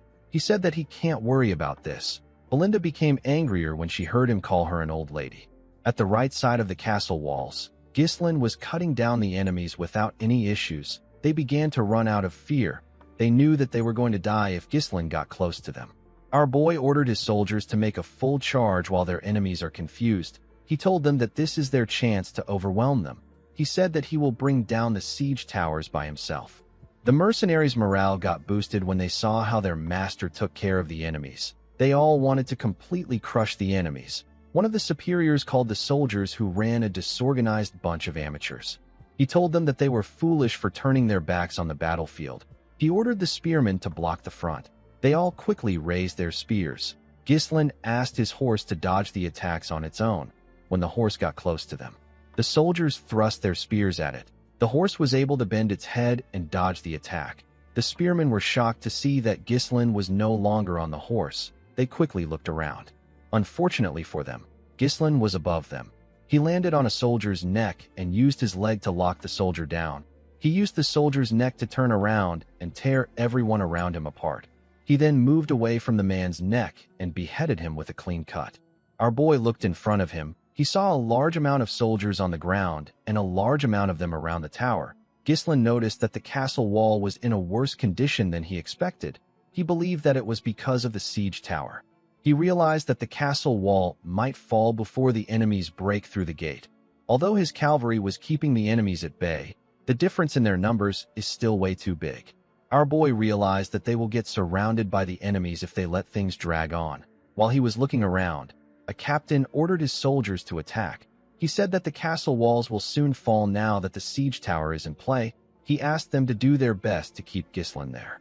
Our boy realized that he didn't have a lot of time left. He raised his sword and said that they must secure their win before they lose this momentum. Ghislain used his sword to split the head of the first soldier that got close to him. Another soldier quickly charged at him. Ghislain cut off his neck. He cut the next person's throat. He blocked a soldier's attack and moved his sword close to him. He quickly tore the man's chest apart. The soldiers on the siege tower saw this. They quickly fired their arrows at him. They knew that they couldn't let Ghislain get close to them because he is targeting the siege tower. Our boy dodged the arrows and moved close to the captain. He stabbed the captain in his stomach and used his sword to raise him up. He threw his sword and the captain's body at the tower. His sword managed to land on the tower. the captain's body fell out of it. Ghislain attached his mana thread to the sword and used it to pull himself towards the tower. Immediately, he got close to his sword. He took it out and landed inside the tower. The men in the tower were horrified to see him. Ghislain raised his sword and hit it on the ground. He pushed his sword into the tower and dragged it down to the ground. The enemy soldiers were shocked to see what our boy did to their tower. Victor could not believe that our boy dismantled the entire tower with his bare hands. He realized that Ghislain is the commander of the cavalry unit. He turned to a soldier and asked him if the main gate still hasn't been breached. The soldier explained to him that the gate's defenses are stronger than expected. He said that they have been slightly delayed by internal resistance. He told Victor that they should be able to break through in about 10 minutes. Victor asked the man to make it 5 minutes. He said that he will take out Ghislain. He asked the man to have the gate open by the time he returns. With a scary look on his face, Victor asked the man to fail if he wants to die by his hands. The soldier became scared. He told Victor that he understands. Before Victor could move forward, someone called him a flying tin can. The person told him that he is not going anywhere. Victor turned around and asked the person for his identity. Kair introduced himself as the commander of the Cerberus mercenaries. With a smile on his face, he asked Victor to play with him. Kair charged at Victor and asked him to stay with him. Victor tapped his horse and made it use its hoof to hit Kair's horse in the neck. This destabilized Kair. Before he could get himself together, Victor swung his sword at him. Kair was able to dodge the attack, but his horse got beheaded. He charged at Victor from above and swung his sword at him. Victor easily blocked the attack with his sword. Kair grit his teeth and swung his sword at him again with more force. Victor easily blocked it. Kair was surprised to see this. He did not expect him to block his attacks. Victor moved his sword and made Kair lose his balance. He told Kair that he has seen tons of people like him. He referred to the man as a mediocre mercenary who simply uses brute force. Immediately he said this. He swung his sword at Kair. The man quickly used his sword to block Victor's heavy attack, but he got pushed back. He could barely stand his ground. Victor used his sword to break Kair's sword and landed a cut on his shoulder. Victor glared at him and said that there is nothing easier to deal with than beasts who just swing their front paws instinctually. Kair quickly moved back. He placed his hand on his shoulder to slow his bleeding. He realized that Victor is as strong as Ghislain said. The scene shifts, and we are taken to the past. We see Ghislain reveal to Kair that Victor is the hidden Joker card of Count Desmond. Kair asked our boy if Victor is stronger than him. Our boy told him that Victor is stronger than everyone he has ever fought except for himself.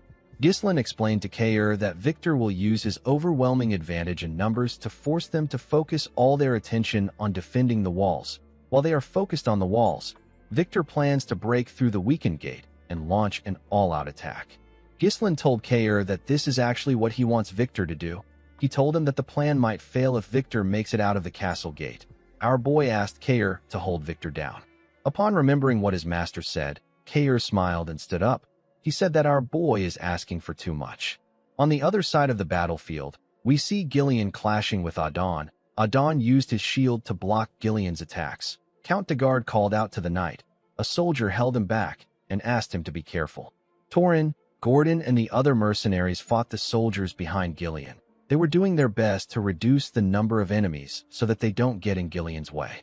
Gillian was annoyed to see that Adon was blocking his attacks. He didn't want to waste time with the knight. He noticed that Adon's shield can take attacks from all angles. Unfortunately, Gillian couldn't pierce through it. He wondered about the last time he met someone this sturdy. The moment he thought of this, he swung his axe at Adon with a large amount of force. He told the knight that he can no longer waste time with him. The knight was able to block the attack with his shield.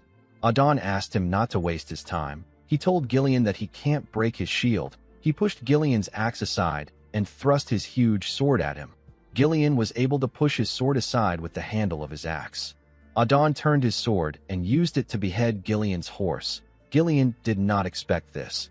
As his horse fell to the ground, Adon raised his shield and asked him to fall. He covered it with his energy and used it to push Gillian back. Gillian used his axe to block the attack. While he was fighting the knight, the enemy was hitting the gate with their siege ram. They eventually destroyed it. Zwalter and his soldiers were horrified to see this. However, our boy did not panic. Alfoy called out to Vanessa. He asked her to do something since she took their mana. While draining their mana, Vanessa said that it is not yet time. Victor raised his sword and ordered his soldiers to attack and take over the castle. The soldiers quickly ran into the castle. Victor turned to the soldier next to him and ordered him to bring Count de Garde there. He said that he is going to eliminate the enemy commanders. The soldier accepted his order. Kair stood up with his body covered in injuries. He raised his sword and told Victor that he is not going anywhere. Victor asked Kair if he does not know when to run away as a mercenary commander. He asked the man to tell him why he wants to fight him again. On the other side of the battlefield, Adon told Gillian that their gate has been torn down. He told Gillian that he is lost. He said that it was unexpected that they boldly launched a surprise attack. He told Gillian that the result didn't change in the end. He told him that the biggest mistake he made was filling the strike team that would decide his fate with mere mercenaries. He told Gillian that no matter how skilled a mercenary is, they can't defeat a highly trained knight. At the same time, Victor asked Kair to act like a mercenary if he is one. He advised him to know when to run if it is not worth it. Victor and Adon told both Kair and Gillian that there is nothing in this war worth throwing their lives away for. Kair laughed when he heard what Victor said. He asked Victor if this is important. He smiled and told him that mercenaries and knights are not important in the battlefield.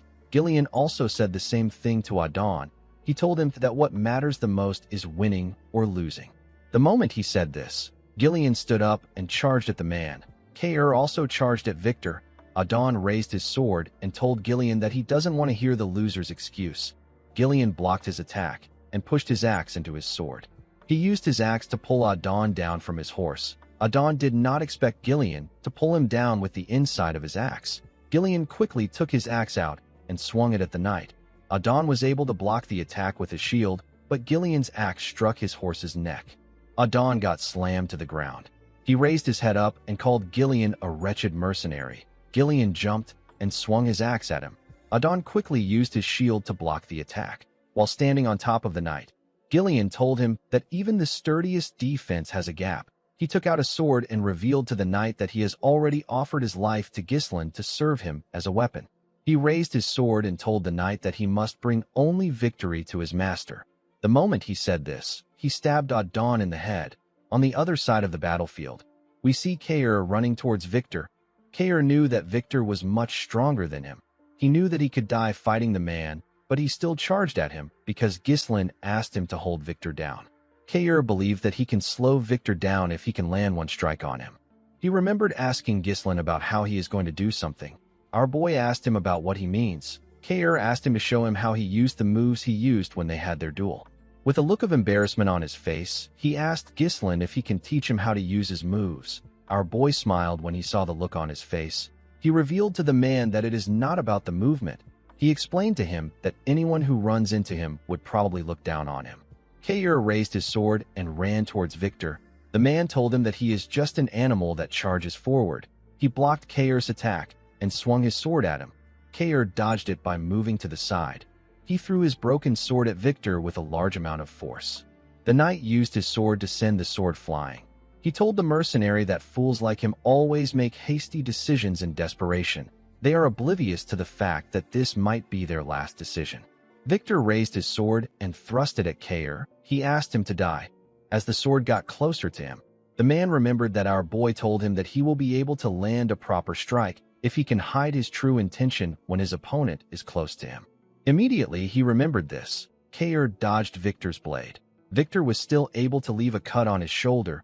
Kair grabbed Victor's arm and used it to push himself up. He grabbed his broken sword that was in the air. Victor was surprised to see this. Kair charged at him with his broken sword. Victor was barely able to dodge the attack. Fortunately for Kair, he was able to stab Victor's horse. The horse screamed out in pain. It fell to the ground. Kair also fell to the ground. Victor was able to get off the horse before it fell down. He did not expect Kair to make an irregular movement to catch the blade that he deflected. He realized that Kair threw his sword at him in order to shift the extremely disadvantageous situation to his favor. Victor knew that only those prepared to face death could reach this caliber of skill. He told Kair that he is not as thoughtless as he believed. He walked up to him and said that it is not uncommon for one to surpass their limits at the crossroads of life and death. He told Kair that he missed his chance because he met the wrong opponent. He raised his sword and asked the mercenary if he has any last words. Kair raised his head and smiled at Victor. He told him that he landed a hit. The knight was surprised to hear this. Before he could question Kair, someone threw some daggers at him. Victor was forced to move back to dodge the dagger. The person who threw it was Belinda. Our favorite maid jumped and took out a rope with a hook. She threw the hook at Kair and used it to hold his jacket. She landed on a horse and used the rope to drag Kair with her. Victor didn't chase after them. He was more worried about what Kair meant when he said that he landed a hit. He knew that he lost his horse because of Kair's attack, but he would have still been able to kill him if Belinda had not interfered. Victor knew that Kair wasn't so stupid that he would trade his life simply to kill his horse. He realized that the mercenary was risking his life for something important. He turned to his dead horse. Victor quickly raised his head to see his soldiers. He watched them as they rushed inside the castle. He looked past them to see Vanessa gathering mana. He quickly realized that Kair's goal was to hold him down there. While gathering mana, Vanessa remembered our boy telling her that the situation can be flipped to their advantage even if the enemies get right under their noses after breaching the castle gate. He told Vanessa that the situation can be flipped with the help of her magic. Vanessa asked Ghislain if he really thinks that she can do it. Ghislain smiled and told her that he is certain that she can do it. The moment she remembered this, Vanessa released her magic. A bright blue light shined in the eyes of the soldiers. Vanessa activated a spell known as Flame Strike. A ridiculous amount of fire got released. The fire destroyed the castle wall and broke outside. It burnt everything in its path. Zwalter and his allies were shocked to see the scale of the attack. Ghislain and everyone on the battlefield could see this ridiculously powerful flame. The soldiers burnt to death. They screamed out in pain. The soldiers outside began to retreat. Before they could get far, Ghislain attacked and cut them down. He ordered his mercenaries to surround the castle gate and not allow a single enemy escape. Victor was able to survive the fire thanks to his armor. A soldier carrying a shield ran to meet Victor. He informed him that most of the soldiers have been burned to death. He told them that they need to retreat. Victor said that this is irritating. This was a war that was meticulously planned with long preparations. The army had effectively blocked every path Perdium could take to survive. With all their efforts, Victor and his masters couldn't predict the special forces, the Mad Dog, and an Elder class mage capable of incinerating thousands of soldiers in an instant. Victor knew that these factors were far too convenient to see them as a mere coincidence. It was all perfectly aligned to thwart his victory. Victor used his sword to push himself up. He accepted the fact that he has fallen into Ghislain's trap. He ordered the soldier to assemble the rest of the soldiers. He told him that they will be making a temporary retreat. He explained to him that the area is not forested. He told the soldier that they can regroup back at the main camp if they are able to get out of the blaze. Victor said that it will take longer to capture Perdium than they expected. He ordered the soldier to call Adon immediately. The moment he said this, he saw something shocking. He saw Gillian walking towards him with Adon's helmet in his hand. With a serious look on his face, Gillian asked the knight if he is the commander of the Degard army. Victor could not reply. He was in shock from seeing Adon's helmet in Gillian's hand. Gillian threw Adon's helmet on the ground and told Victor that his main force and army are done for. He pointed his axe at him and asked him to surrender. Victor released his mana and asked Gillian not to make him laugh. He raised his sword and asked Gillian if he really believes that his war will end this way. He told him that he will simply cut off everyone's head by himself. He covered his sword with his mana and said that the war has just began. While the enemy soldiers were rushing to retreat, Zwalter ordered his men to fire at the enemies. He told them that the enemy is trapped. Ghislain ordered his mercenaries from the ground. He asked them not to allow any of their enemies escape from the fire. He told them that this is their golden opportunity to turn the tides of the war. Ghislain asked his soldiers not to spare anyone. While the mercenaries were tearing the enemies apart, Belinda called out to her master. She moved close to him and asked him if he is hurt. Our boy said that he is fine. He asked her about how she and Kair are. Belinda turned to Kair to see if he was conscious. The man raised his hand and gave our boy a thumbs up to show that he is fine. Our boy smiled when he saw this. Belinda told her master that things would have gone wrong if the fire had happened a little later. She revealed to him that she actually thought that his plan was ridiculous. Ghislain told her that it ended up working out. Belinda asked him not to ask them to do this again. She could not believe that they spent all their mind runestones in that one strike. Ghislain looked around. He asked Belinda about where Gillian is. The girl was surprised to hear this. Our boy quickly rode his horse past her. Belinda called out to him. Ghislaine didn't respond to her. On the other side of the battlefield, we see Gillian block Victor's attack with his axe. Victor attacked him again. Gillian was able to block it, but he got pushed back. He was surprised to see how heavy Victor's strikes were. Victor didn't give him the chance to think. He attacked Gillian with more strikes and pushed him back with each swing of his sword. Gillian was impressed with Victor's momentum. He quickly swung his axe at the knight when he got close to him. Victor was able to jump and dodge the axe. He used his sword to destroy Gillian's arm plate and land a strike on his shoulder when he landed on the ground. Gillian did not expect this. Victor's speed and strength were both ridiculous. He wasn't giving the mercenary any time to rest. Victor overwhelmed Gillian with his attacks. He called him a disgusting mercenary. He said that he will take a mile when he is given an inch. Gillian attacked the knight with his axe and used it to push his sword down. But this didn't stop Victor. He moved his sword inside the axe. Gillian was surprised to see this. The knight used his sword to raise Gillian's axe. He pushed it out of his hands. Gillian's axe was sent flying. Victor raised his sword and told the man that he has crossed the line. Immediately he said this. He thrust his sword at him. A large amount of blood poured out of Gillian's body. He also spat out some blood. Victor was impressed to see that the mercenary twisted his blade to evade his vital point at a crazy speed. He realized that Gillian didn't defeat Adon by luck. He told the man that no one has ever received his attack like this. He told him that it was a foolish decision for him to come straight at him after he spent all his strength defeating Adon. Victor believed that Adon won't have been angry since he was killed by a man like Gillian. He told the man that it is now time for him to die. The moment he said this, someone threw a sword at him from behind. Victor was able to sense the sword coming at him.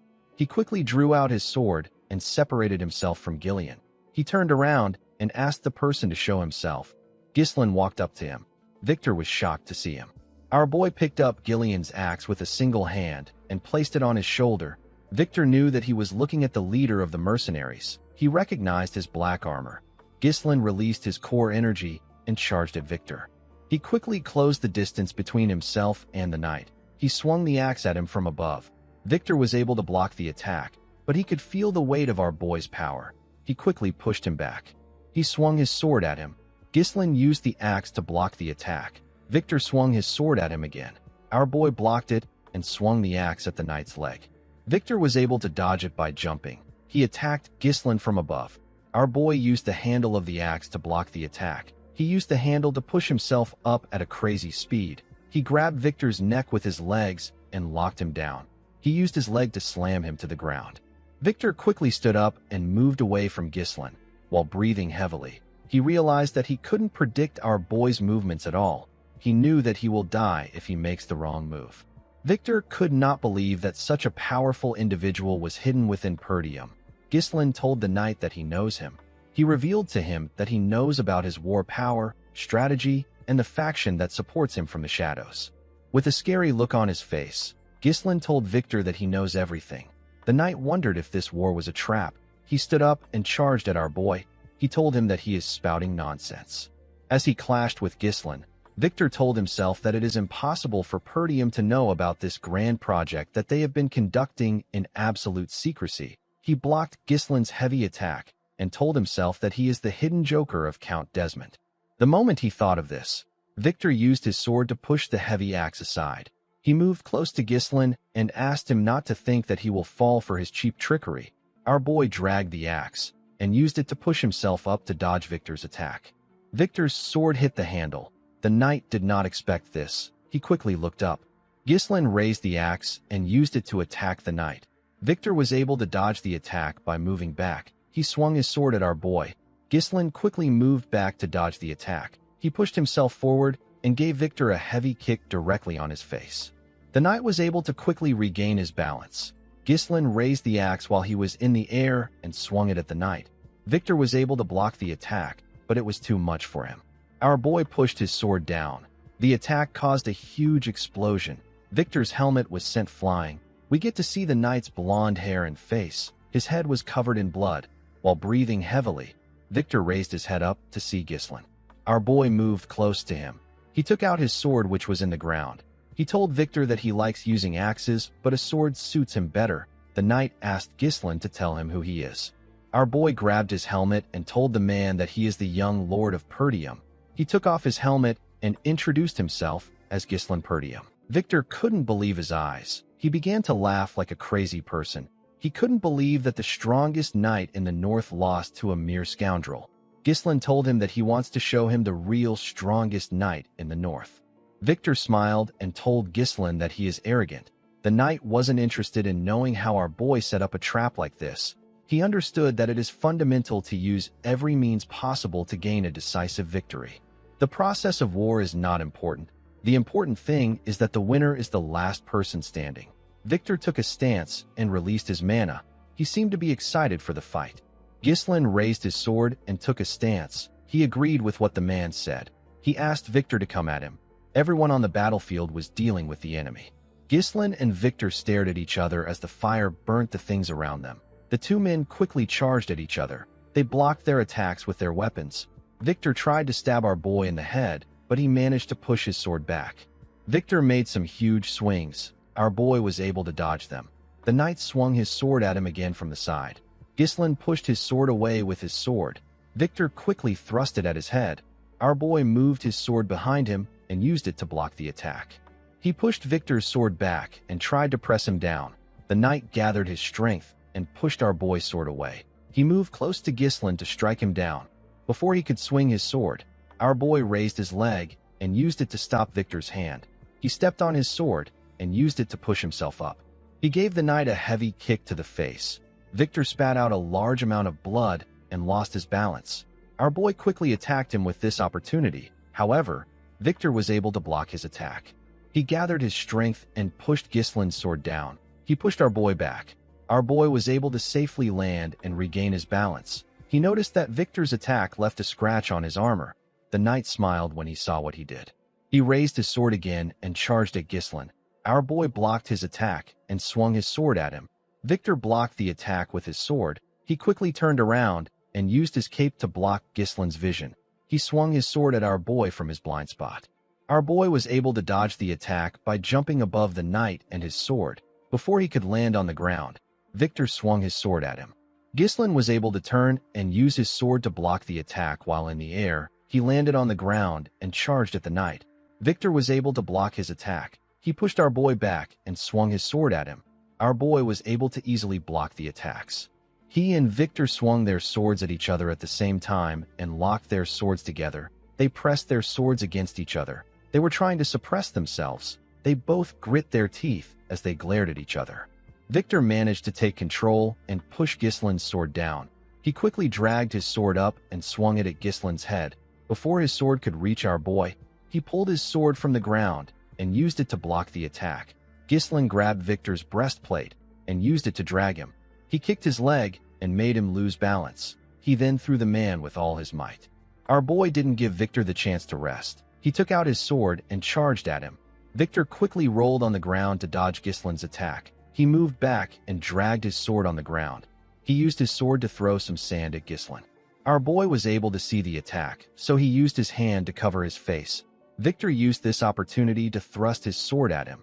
When Ghislain saw the man's sword coming towards him, he was forced to acknowledge the fact that Victor is a powerful knight. Even though our boy's power is amplified by the third core, there was still no real difference between them. In his past life, Ghislain started a war and attacked Count Desmond. Victor was also the one who stood in his way at that time. Our boy was able to defeat him after their swords clashed dozens of times. Unfortunately, he ended up wasting too much time on Victor. He lost Perdium because of this. Ghislain understood that Perdium's downfall was inevitable since men like Victor were determined to destroy it. On that day, Ghislain made up his mind. He told himself that he will deliver nothing but death to those who pose a threat to him and his family. The scene shifts, and we are taken back to the present. We see Ghislain raise his sword and cover it with his mana. He also thrust his sword at Victor. Our boy stabbed the man in his stomach. A large amount of blood poured out of Victor's body. His blood splashed on the sand. Ghislain was able to block Victor's sword by pushing it in between his arm. The knight called out to Count Desmond. Our boy took out his sword and let Victor fall to the ground. Victor looked around to see the fire that burnt everything around them. Our boy glared at him. He could tell that this man was done. He turned around and decided to leave. Before he could take a step forward, Victor called out to him. He told him that he has one thing to ask him. He asked Ghislain to tell him who he is. He said that the Ghislain he knows is just a loser in Perdium. He is the trash of the North. Victor smiled when he said this. He realized that this was stupid. Our boy's identity didn't matter anymore. Victor told Ghislain Perdium that he enjoyed their fight. After saying this, he passed away. Our boy turned around and walked away from the man. In the next scene, we see Ghislain supporting Gillian's arm. He held the man's hand and assisted him in walking forward. When our boy raised his head up, he saw his father and the soldiers waiting for them. Everyone was breathing heavily. When our boy turned to the side, he saw Belinda and his mercenaries waiting for him. Ghislain smiled. He asked his soldiers if everyone is still alive. Belinda and his mercenaries quickly ran to him.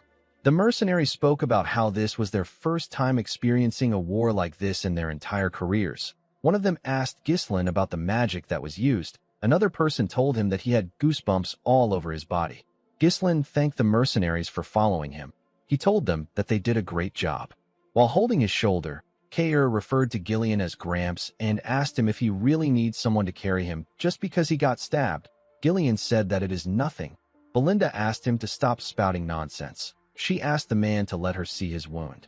Ghislain asked Belinda about where Vanessa is. The woman revealed to him that Vanessa passed out because she used all her energy. She said that Fergus moved Vanessa and the other mages inside the castle. While Belinda was talking, someone called out to our boy. When Ghislain turned around, Randolph hugged him tightly. He told him that he is proud of him. He told our boy that he is truly the successor of Perdium. Ghislain told the knight captain that he also did a wonderful job. He turned to the side and told his father that he also did well. As Walter could only look at his son, he looked worried. He moved close to Ghislain and gave him a hug. He told his son that he did an amazing job. Ghislain was shocked to hear this. Walter told his son that he thought his plan was impossible when he first heard it. He never expected that Ghislain would actually be successful. Ghislain told his father that he was only able to carry out his plan because he fended off the enemies from the castle wall. The count smiled and told our boy that he is wrong. He said that he did everything by himself. He raised his son's hand and screamed that they were victorious. He announced that Perdium had won the war. The men joined the count in screaming. They were all excited. The mercenaries also joined them in screaming. Ghislain was shaken by the sound of their voices. He smiled and told himself that this is what he came back for. Our boy suddenly clenched his fist. He remembered Duke Delphine. He told himself that the war isn't over yet. Randolph told his master that he is going to check on the state of their soldiers. He asked the count about what he will do. Walter advised his son to check on his soldiers too. He asked Ghislain to rest for now because there will be much to do later. Our boy declined his father's request. Walter did not expect this. Ghislain told his father that they don't have time to waste. He explained to him that they need to secure a formal surrender from Count de Garde as quickly as possible. Walter asked him not to worry about it. He said that he will head out tomorrow. Ghislain told him that it will be too late by that time. He said that he is going to head to the de Garde territory with his mercenaries immediately. He told his father that he needs him to grant him the authority of a lord's deputy. Randolph was surprised to hear this. Walter asked his son if there is a need to be so hasty when he and his mercenaries are exhausted. With a serious look on his face, Ghislain told his father that the war isn't over yet. The count was surprised to hear this. Our boy explained to him that Count de Garde broke their alliance and declared war on them to seize their territory. He told Walter that they can't afford to give the count time to think. If they let this slide, he will strike them again. Our boy told his father that they must strike immediately, use their advantage and demand reparations on their own terms so that he will never challenge them again. Walter could not believe what he was hearing. It was natural for a person to be basking in victory, even if it is for a moment, and yet his son was already planning their next move. Walter told his son that they must push forward to take the chance to end things decisively. He granted Ghislain his permission. Our boy thanked him. Before our boy left, Walter reminded him that Count de Garde was once their ally, and he is a noble who has sworn his loyalty to the royal family. He asked Ghislain to do his best to treat the count with as much courtesy as the situation allows. Our boy smiled and asked his father not to worry about this. Ghislain turned to Kair and Belinda. He asked them if they can still move. Kair said that he is fine. Ghislain got on his horse. He asked his men to follow him. He told them that they are heading to the Dagard territory at full speed. The scene shifts, and we are taken to Castle Dagard. We see Tamos throwing things around. The Count could not believe that they failed. He only accepted this secret treaty because everyone knows how powerful Desmond is. Tamos couldn't believe that the powerful Desmond lost to the scrubby Perdium territory. The man in front of the Count asked him to calm down. Tamos asked the man known as Lowell to shut up. He asked him if this looks like a situation where he can be calm. He asked the man to stop standing around and prepare for surrender negotiations. He asked Lowell to tell the bureaucrats to prepare for reparations. Lowell asked the Count if he is serious. Tamos said that Zwalter is an idiot known for respecting customs and honor. He was certain that Zwalter would accept the negotiation. The Count knew that Perdium is desperate for money at the moment. He believed that he could overcome this if he offers them reparations. He planned to make Count Desmond take responsibility for what happened after he is done with the negotiation. Lowell reminded his master that they poured all their finances into the war. He asked the Count about where they can get money for reparations. Tamos grabbed his neck and began to choke him. He called him an idiot. He asked him about how he was able to work in his castle with his brain. He asked Lowell to squeeze the money out of the citizens. With a scary look on his face, Tamos asked the man if he feels guilty about doing this because he is also a peasant. He asked him if the animals are more important than him. While struggling to speak, Lowell told the Count that the peasants are not more important than him. Tamos threw him to the ground and asked him to know his master. He ordered the man to get moving. Lowell spat out some blood. He glared at the Count. He was tired of his tyranny. He was forced into administering this territory. Lowell was well aware that the people couldn't take more of the Count's tyranny. He knew that they might revolt soon. Before he could get up, a soldier ran into the room. He told the Count that there is trouble. He revealed to him that the soldiers from Perdium have already arrived. In the next scene, we see the mercenaries lined up in the Count's office. Tamos sat on his chair waiting for Zwalter. Lowell was behind him. Tamos couldn't believe that the soldiers got here so quickly.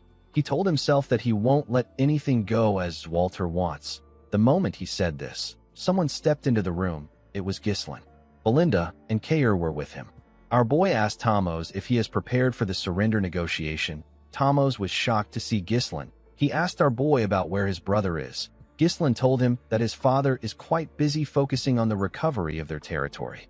He told him that he is the Lord's deputy and he has been put in charge of this negotiation. With a serious look on his face, Ghislain asked his men to bring Tamos to his knees. A few hours earlier, we see Ghislain and his mercenaries riding their horses towards the Dagard territory. Kayer said that Count Dagard is quite fast when it comes to running away. He couldn't believe that the Count abandoned his soldiers and ran back to his territory so quickly. Gordon apologized to Kayer for letting the Count slip away. Kayer smiled and told the man that Gillian is the one at fault. He told him that he and the other men did their jobs well. Upon hearing how Kayer spoke about Gillian, Ghislain wondered if he should grant Kayer the chance to fight against Gillian one day. Kayer moved close to our boy and asked him if he plans on sparing Count Dagard by asking for a surrender negotiation. He asked Ghislain to tell him why he will do this. Our boy explained to him that everyone knows that Count Dagard is a shameless bastard who tried to take over Perdium. His external pretext is the vengeance of his successor. If Perdium demands excessive compensation, they will be put in an uncomfortable spot. Ghislain told Kayer that they need to end their negotiation with reparations. This sounded complicated to the mercenary. He told our boy that they are making things more complicated than it needs to be. He asked Ghislain to tell him why he doesn't just march into the territory and wipe everything out. Belinda felt like Kayer made a stupid suggestion. She asked the man if he thinks that a dispute between nobles can be resolved the same way as a fight between mercenaries. Kayer was offended by this. He told Belinda that mercenaries and nobles are both humans. He asked her to tell him what makes the nobles better than them. He said that the Dagards were the ones who attacked them first. It didn't make sense to him that they still had to think about the position of their enemy. Ghislain asked the man not to think about it. He told him that what he said is what his father would have done. Belinda became worried when she heard this. She asked her master about what he means. Ghislain smiled and told her that he is different. He said that he will make the Dagard territory his own. The scene shifts and we see Kayer and Gazelle raise the Count up by carrying his arms. They kicked the Count's table down. Tamos could not comprehend what was happening. He asked the men to let go of him. The men pushed him down and made him kneel in front of Ghislain. Belinda moved close to her master and gently asked him if he is certain about what he is doing. Our boy told her that he is sure. Belinda asked him to remember that she tried to stop him when his father is questioning him. Tamos told Ghislain that he has sworn his allegiance to the kingdom. He asked our boy if he thinks that he can get away with doing this to the king's subject. He ordered Ghislain to show some respect. Our boy pointed his sword at him. The count quickly became silent. Ghislain explained to Tamos that he is a traitor who was deceived by the enemy's sweet temptations. He broke their alliance and tried to seize Perdium for himself. Our boy told him that only death awaits those who dares to harm Perdium. The count became scared. He asked Ghislain to stop playing around. He couldn't believe that our boy was really going to kill him. Ghislain explained to him that he must also risk his life if he pushes countless lives into the battlefield. He told him that he must pay the price that such actions deserve. Tamos began to laugh. He realized that Ghislain was an insane bastard. He was really going to kill him. Our boy raised his sword. Before he could swing it, Tamos asked him to wait. He said that he has a price to pay. He told Ghislain that he will give him the territory. Belinda and Lowell were shocked to hear this. Ghislain simply smiled. He knew that Tamos would do this. He reminded the count that one must be from the same bloodline or a rightful successor to inherit a territory. Otherwise, they would be against the inheritance law. A domain isn't something that a person can just trade like battering goods. Tamos told our boy that he will handle those issues himself. He asked him not to worry about it. He told him that they will say that he is a distant blood relative. Tamos revealed to Ghislain that he will have his people forge the inheritance rights. He told him that all he has to do is accept it. The count turned to Lowell and asked him to stop standing around. He ordered him to bring a pen and paper. Ghislain decided to press the count more. He told him that he is not sure about the arrangement. Tamos told him that he will still pay reparations. He said that he doesn't have money right now, but he can get some by taxing the citizens. He begged Ghislain to give him some time. Tamos begged our boy to spare him. Ghislain asked the man if he really values his life this much. He told him that he will give him a chance. Tamos was happy to hear this. Ghislain dragged his armor. He took the count outside the castle and threw him to the ground in front of his subjects. The people were surprised to see someone throw their lord to the ground. Tamos turned to Ghislain and asked him about why he put him in front of the peasants. Our boy advised him to watch what he says. Be revealed to him that the people get to decide whether he lives or dies. The count did not know what he meant. Ghislain called out to the people of Dagard and introduced himself as the young lord of Perdium. He announced that their lord declared war against Perdium to avenge his successor and was defeated. He told them that the count wants to collect reparation from the people. He asked if there is anyone that would like to volunteer. The people were shocked to hear this. The count took a lot from them in order to start the war, and now he wanted to take more. The people said that the nobles should handle their issues among themselves. Ghislain announced that he will offer them mercy as the deputy lord of Perdium. He told them that he will also give them a choice. Ghislain asked the people if they will save their lord and pay him massive reparation or let him die and have their land absorbed by Perdium. He revealed to them that they won't have to bear the weight of defeat if they do this. Tamos could not believe what he was hearing. He did not expect that Ghislain would insult him in this way. The moment he thought of this, someone threw a rock at his head. Tamos was shocked to see this. Before he could react, more of his citizens threw heavy rocks at him. The citizens picked up pitchforks and stones. They moved close to their lord. One of them told Tamos that he took his mother's keepsake and the bread for his children. The citizens asked him if he knows the amount of people that have suffered because of him. Tamos couldn't respond. The citizens attacked him with their pitchforks and stones. They beat Tamos as if they had forgotten that he was their lord. They didn't give him the chance to beg. The man could only cover his head and scream out in pain. Ghislain walked up to his men and told them that they can go back now. He said that the war is over. He turned to Belinda. He said that he has something to say to his father. Belinda believed that our boy must have a plan to deal with his father. She told him that she is not worried. The scene shifts, and we are taken to Perdium. We see Zwalter and his council looking shocked after finding out that Count Dagard is dead. Zwalter asked his son to repeat himself. Ghislain told his father that the Count is dead again. Zwalter asked his son if he remembers that he asked him to treat the Count with as much respect as the situation allows. Ghislain assured him that he did not forget his words. He explained to his father that he judged that this was the best course of action after seeing the Count for himself. He told him that the Count would have attacked them again if they spared him. Albert and Holmern were shocked to hear this. Homer said that this is impossible. Ghislaine reminded the men that the Dagard attacked Perdium with an army of over 7,000 men. He told them that this isn't something that the Dagards could do by themselves. Our boy revealed to them that Desmond provided the troops, and Rayfold worked behind the scenes. The men couldn't believe what they were hearing. They could not believe that two dominant powers were targeting them. They knew that the Desmond territory is known for maintaining neutrality. They wondered why they supported the Dagards. Ghislaine already knew that the reason they didn't receive any aid from their allied territories is because of Amelia. She killed the messengers to cut off the flow of information completely. This isolation tactic has always been her specialty. Once Ghislaine takes control of the Dagard territory, the situation will change. The Desmond and Rayfold County would not be able to launch an immediate attack on Perdium because it would now share a border with the Dagard territory. If any of their enemies make a move that is even slightly suspicious, our boy will be able to respond immediately. Zwalter now understood his son's reason for killing Tomos. He reminded his son that the land won't belong to him just because he killed the Lord.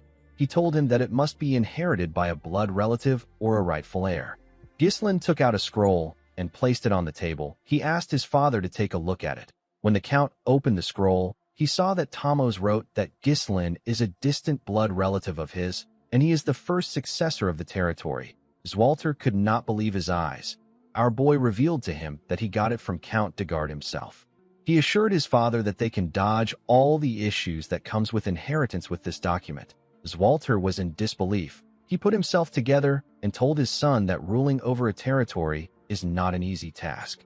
He asked Ghislaine if he can handle it with the manpower he has. Our boy smiled and asked his father not to worry. He said that he has someone fit for the role. The scene shifts, and we are taken to the Austin territory in the Siren Kingdom. We are shown a bar in the territory. We see people screaming inside the bar. They were watching some men gamble. Some of the people were surprised to see that a man with green hair was going all in.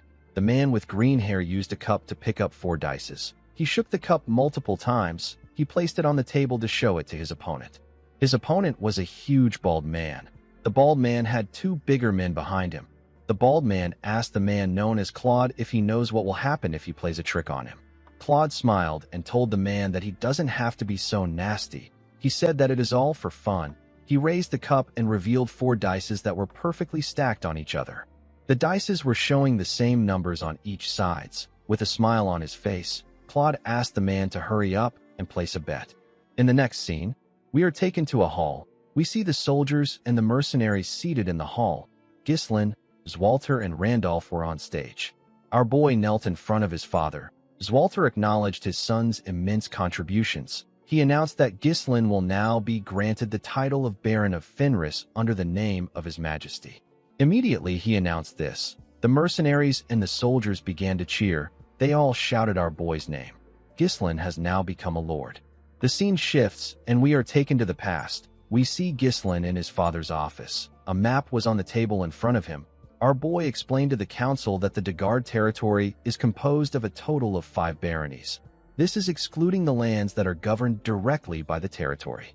Ghislaine said that he plans on establishing his base in the Fenris barony, which is at the center of the territory. He asked the council if they have any questions. Everyone knew that their questions and opinions didn't matter. Albert moved close to his master and whispered something in his ear. Zwalter asked his son to do whatever he likes. He said that this is something that someone had to do eventually. Ghislaine thanked his father for granting him his permission. Zwalter cleared his throat and told his son that their territory has suffered quite a bit of financial bleeding due to the war. Ghislaine asked his father to tell him what he means by bleeding. The Count told his son that he can sell some runestones to provide some support for them. Ghislaine revealed to his father that he doesn't have any runestone at the moment. Zwalter was surprised to hear this.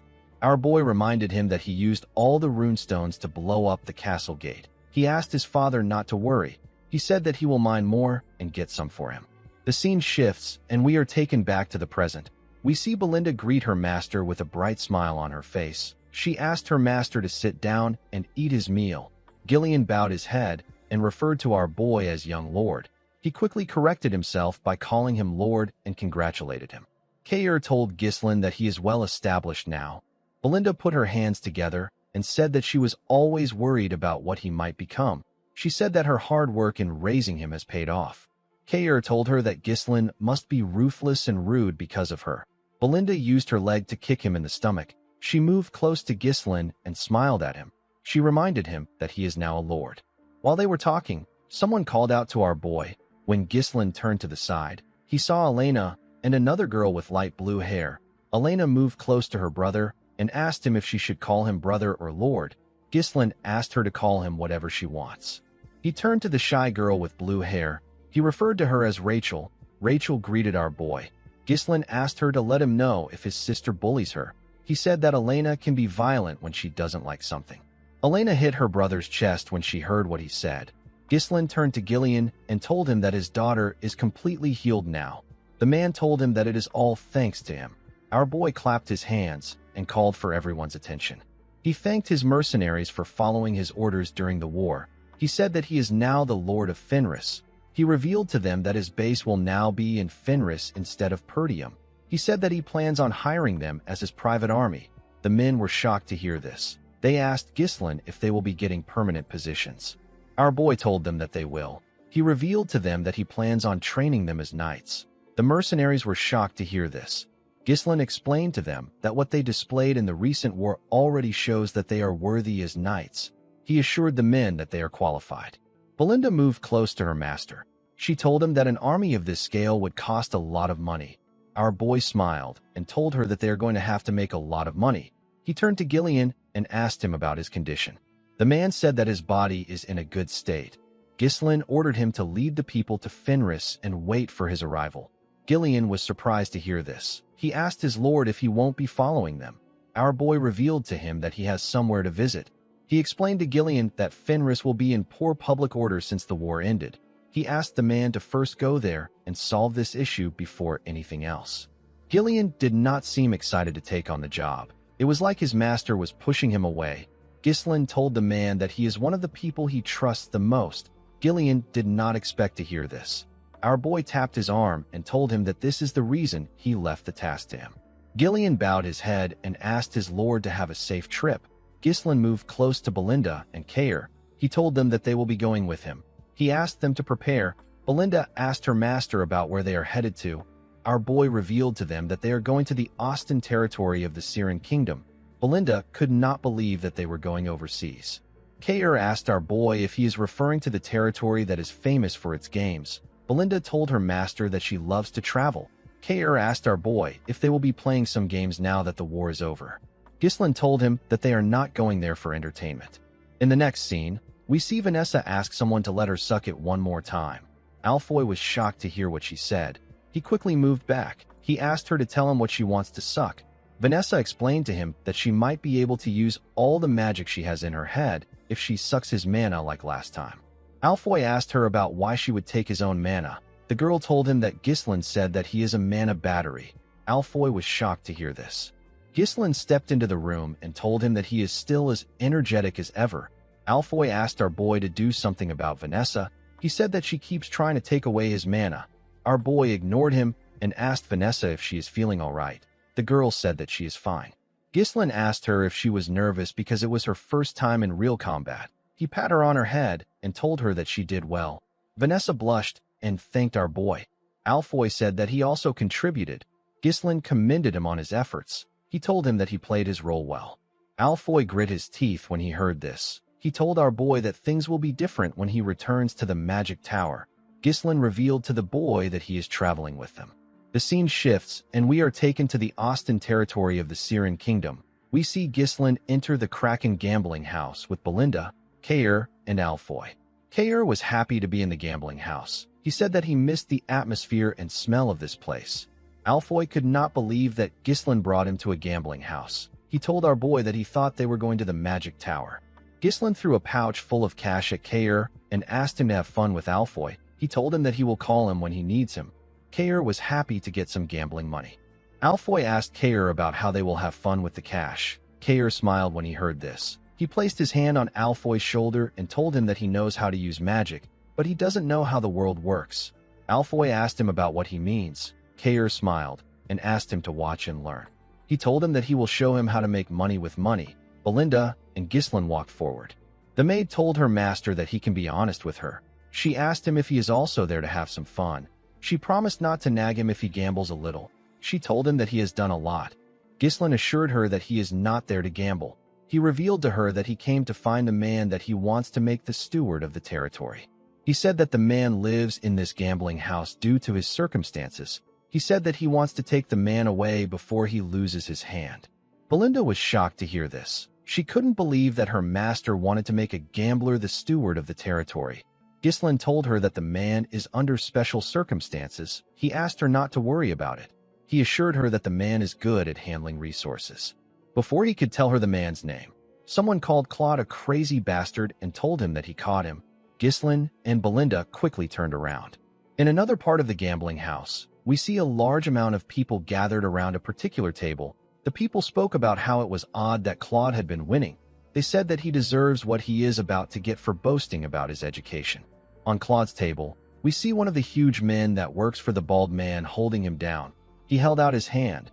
The other guard took out a sword. People asked the bald man, whose name is Captain Crank, to cut off Claude's hand. Crank reminded Claude that he asked him not to play any tricks. He accused Claude of swapping and using a die that has weight in it.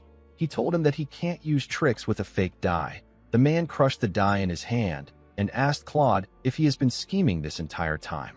Claude said that he has never prepared or swapped a die like that. He told Crank that he is the one playing tricks on him, even though he asked him not to play a trick. Crank asked Claude not to feel mistreated. With a smile on his face, he told the man that they can never fully understand each other. Claude grit his teeth out of anger when he heard this. Crank ordered his subordinate to cut his hand off. When the man raised his hand, Claude closed his eyes. He began to sweat.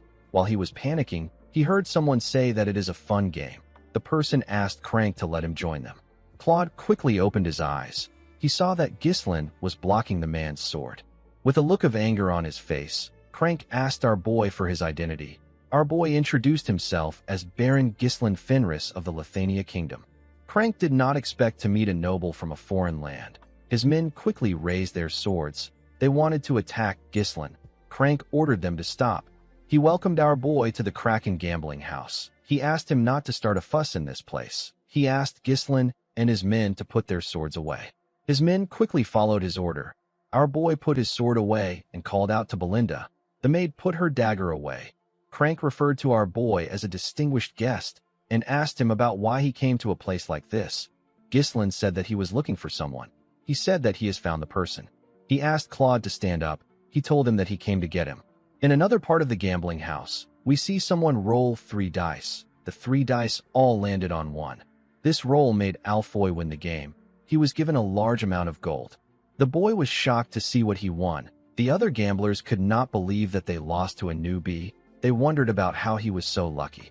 Kair placed his hand on Alfoy's shoulder and asked about the amount of money he won. He did not think that Alfoy would be so lucky. Alfoy did not say anything. He realized that he just earned more money than he has ever gotten from selling magic scrolls all day. The boy felt his heart beating fast. He wondered about the last time he felt his heart beat this fast. I think Kair might have created a gambling addict. Kair noticed that people were shouting upstairs. He wondered why they were doing this. Alfoy did not care about the noise. He was more focused on his newfound passion. Belinda asked her master if this is the gambler he is looking for. Our boy told her that it is. Crank told Ghislain that things can't go as he wants. He explained to him that Claude did not honorably participate in the sacred game and resorted to trickery. He said that Claude must pay. Ghislain asked him if he is serious. Claude smiled and bowed his head to Ghislain. He referred to him as Baron Fenris and apologized to him. He told our boy that he lost the money he gave him to support himself to a swindler. He said that this gambling house manages all the dice used here, and they thoroughly screen for the smuggling of cheating tools through inspections of personal belongings. Claude said that it is quite suspicious that a rigged die appeared precisely at the moment he played a big bet. Belinda wondered why Claude was speaking to her master like he knew him. She told him that he has never seen her master. She said that he is lying. Ghislain stopped her before she could raise her voice. He asked Crank if what his subordinate said is true. Crank wondered where Claude got such a huge amount of money. He believed that Ghislain gave him. He told our boy that he doesn't know how he and Claude are acquainted. He asked him not to trust Claude's words. He said that swindlers always have excuses. He revealed to Ghislain that this gambling house belongs to Baron Austin. He explained to him that he won't be able to avoid a diplomatic dispute if he causes trouble there. He suggested that they just pretend that nothing happened and our boy returns to his land quietly. Ghislain told the man that he cannot do this. He told him that he has swindled him. Crank did not expect this. Our boy sat down and asked the man not to scowl at him. He suggested that they find a compromise since they both want Claude. Our boy asked Crank to play a game with him. He told him that he will take Claude and his money if he wins. He said that he will give him his status and all his assets if he loses. Everyone was shocked to hear this. Claude became scared. He told Ghislain that he appreciates the thought. He asked him about why he is going so far for him.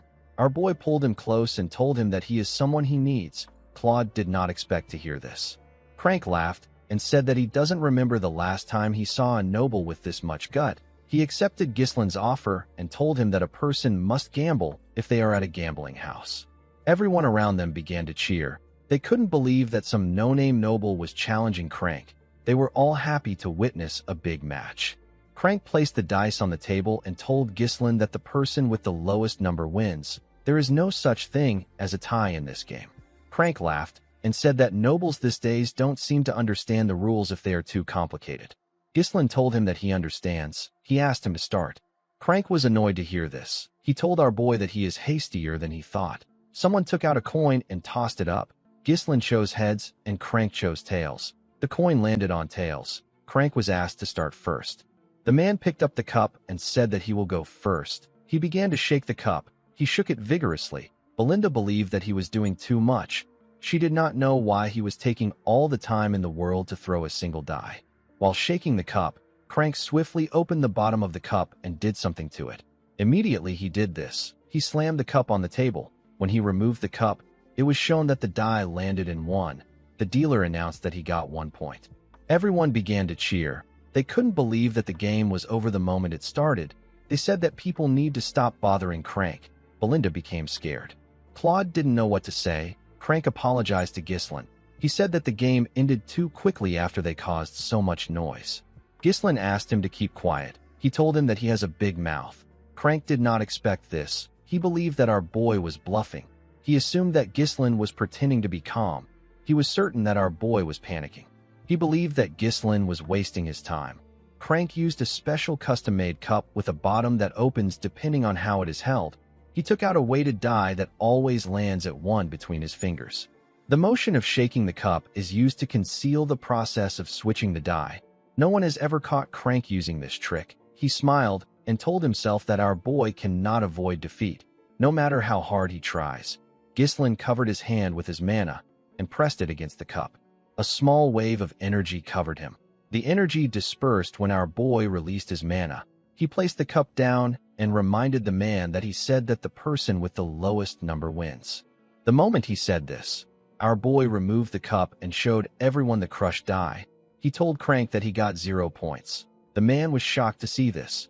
Everyone around the table were also shocked to see that Ghislain turned the die into dust. They wondered if this counts as a loss for Crank. Crank stood up and pointed at our boy. He told him that this doesn't count. He said that it is trickery. He told Ghislain that he can't do this even if he is a noble. Ghislain grabbed his hand. He pressed it and made the man drop a die. He asked him to tell him what he was holding. Everyone was shocked to see another die drop from Crank's hand. They couldn't believe that he has been lying to them this entire time. Our boy reminded him that he talked about acting honorably in the sacred game. Crank could not comprehend what was happening. He wondered if Ghislain knew everything from the start. He quickly took out a dagger and thrust it at Ghislain. Our boy easily dodged the attack by moving to the side. Belinda and Claude were shocked to see this. Our boy told the man that he should have done this from the start. He said that there is no reason for him to be polite when he is a thug. Crank moved his dagger to his other hand and told Ghislain that he doesn't know what he is talking about. He told him that they can't let him go now that he knows. He ordered his men to attack our boy. They quickly charged at Ghislain. Ghislain dodged their attacks by jumping. He stepped on their shoulders and used it to push himself forward. Crank was scared to see our boy coming at him. He quickly raised his dagger and thrust it at him. Our boy dodged the attack and landed behind the man. He drew his sword and pointed it at the man's neck. Crank realized that he was screwed. His men quickly turned to him. They were shocked to see Ghislain's blade on their master's neck.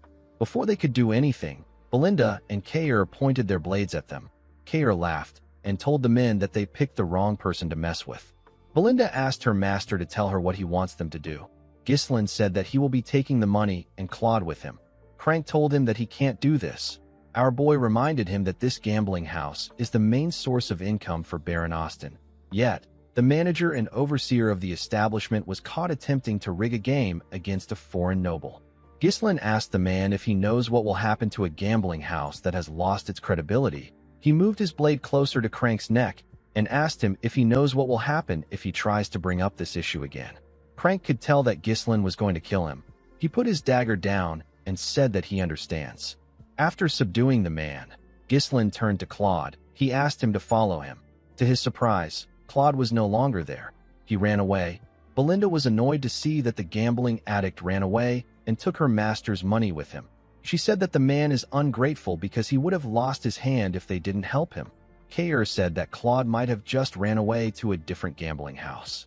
Belinda suggested that they search for him. Ghislain asked her not to bother. He said that he already knows where Claude is headed. In the next scene, we see Claude riding a horse somewhere. He carried a bag full of coins with him. He wondered about who Ghislain was. He didn't know why he helped him. He knew that he was only able to get the money thanks to Ghislain. He felt bad for what he did. He convinced himself that he really needs the money. The scene shifts, and we are taken back 1 year into the past. We are shown a poorly built cabin in the woods. Inside the cabin, we see Claude pouring gold coins on the table. He asked a lady wearing a hood to see what he got. This lady's name is Anna. Claude told the woman that he got everything through gambling. He said that gambling isn't all luck. There is a certain winning formula. He told her that they won't have to hide anymore if he can keep making money like this. He said that they can live a normal life again. Anna asked him to stop. She begged Claude to stop. With her trembling hands, Anna told him that she is aware that her father, who is his teacher, didn't pass away because of him. The woman couldn't even look at Claude. His body was covered in bruises and his face was swollen. Claude told her that it is his fault. He said that he made his teacher a traitor because he was stupid and immature. The scene shifts and we see Anna tied up. She was being held by Crank and his subordinate.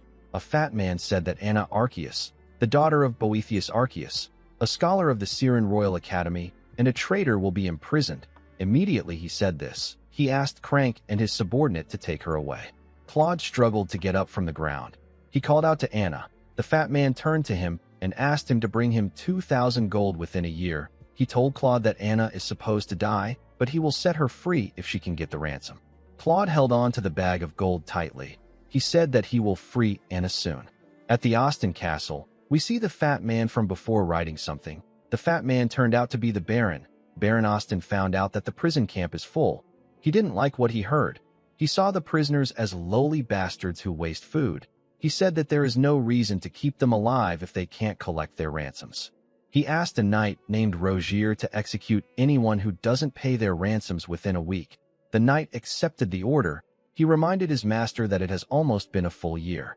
The Baron quickly realized that the knight was talking about the traitor's daughter. He asked him if he has heard anything about Claude. Rogier said that Claude is only wasting his time at the gambling house. The Baron said that Crank is doing his job well. He had planned to make Anna a maid, but he didn't think it was wise to hire a traitor's daughter. He asked Rogier to execute the woman along with the others and to make sure that Claude never finds out. Rogier asked his master about what they should do if Claude pays the ransom one day. The Baron asked the man to take the money and eliminate him later. He knew that no one would care about a dead gambler. He smiled and said that this can only happen if Claude is able to pay the ransom. Immediately he said this, a soldier stepped into his office. The Baron asked him about why he came to see him at this late hour. The man revealed to him that someone known as Claude is making a fuss and shouting about how he wants to pay a ransom. Baron Austin and his knight were shocked to hear this. A while later, we see Claude place the money on the Baron's table. He told him that the bag contains 2,000 coins. There were 4 soldiers in the Baron's office. Claude asked him to release Anna. Baron Austin carefully looked at the coins. He was surprised to see that the coins aren't fake. He asked Claude about where he got the money from. The man told him that he won it in a bet.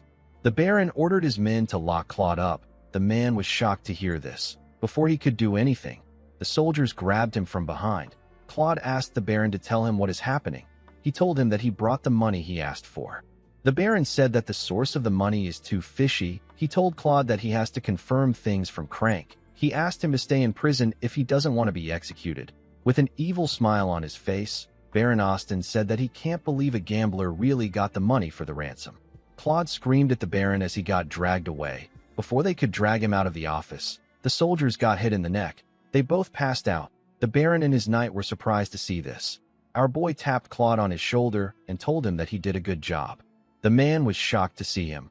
Ghislain walked forward and greeted the Baron. The fat bastard asked him to tell him who he is. Ghislain snapped his fingers and introduced himself as Baron Ghislain Fenris from the Lithania Kingdom.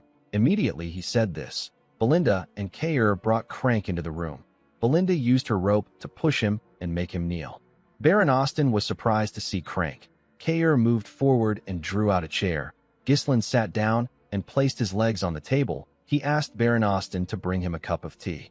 The Baron was annoyed to hear this. Rogier drew his sword and told Ghislain that he is acting insolent. He asked our boy to stand up and show the Baron some respect. The moment he said this, Kair pointed his sword at him and asked him to step back. He told him that he can't handle this situation. Rogier was annoyed to hear this. Baron Austin could not believe that Ghislain was acting violent in front of him. He ordered his men to get our boy out. Ghislain assured him that he is not there to cause trouble. He said that he only came to receive compensation. Baron Austin asked our boy about what he means. Ghislain called out to Belinda. Immediately she heard her name. She pushed Crank forward. Our boy grabbed the man's chin and told the Baron that the manager of his gambling house was caught cheating in a game against him. He told the Baron that he and Claude almost lost their life savings on the game they bet on.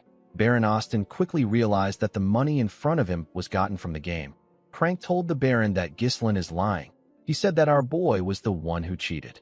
Belinda was annoyed to see that Crank was still lying. She kicked his head with her leg. Baron Austin did not expect Crank to cause trouble for someone like Ghislain. He believed that the man should have carefully chosen his opponent. He asked our boy to tell him what he wants him to do.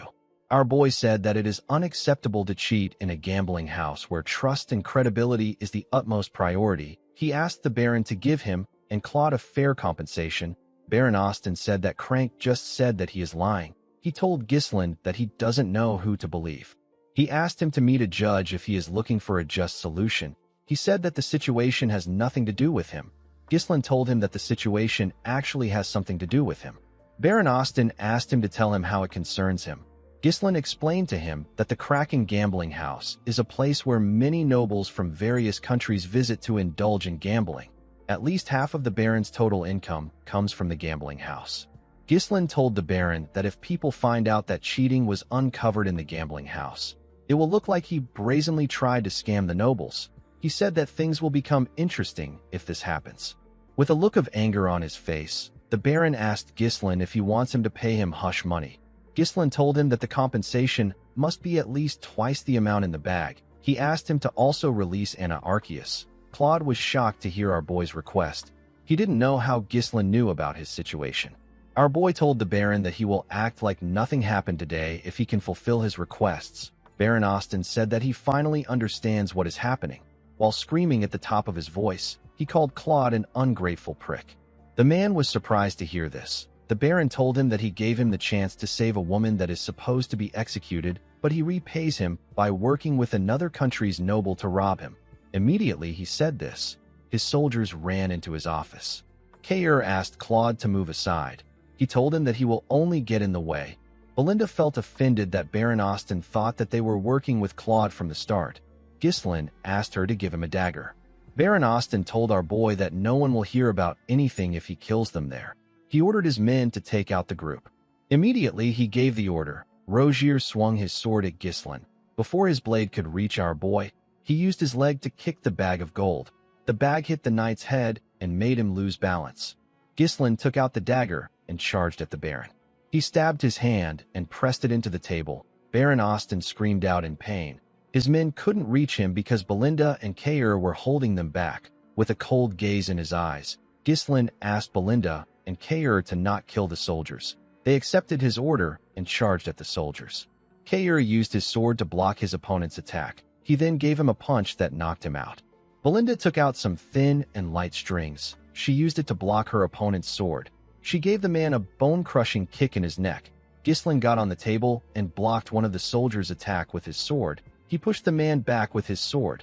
The moment he did this, Rogier charged at him. He swung his sword at him from behind. Our boy easily turned around and blocked the man's attack. He used his sword hilt to hit Rogier in his neck. His attack went through the knight's helmet. Claude watched the group as they fought. He didn't understand what was happening. He couldn't comprehend why they were going this far for someone they didn't know. Immediately he thought of this. He remembered our boy telling him that he is someone he needs. Claude didn't want to believe this. Life had already taught him that there is no such thing as kindness without a reason. Ghislain and his subordinates took out the entire unit. While crying, Baron Austin called our boy a scoundrel. He couldn't accept the fact that Ghislain wounded a noble. Our boy took out the dagger. He told the Baron that he will be taking the money and Anna. Before he could say anything else, Claude grabbed his clothes. The man decided to accept Ghislain's kindness. He believed that it was better for him to accept it now and regret it later. With a confident look on his face, he told the Baron that he can come to the Fenris territory of the Lithuania kingdom if he has a problem with them. He told him that he will treat him like a guest.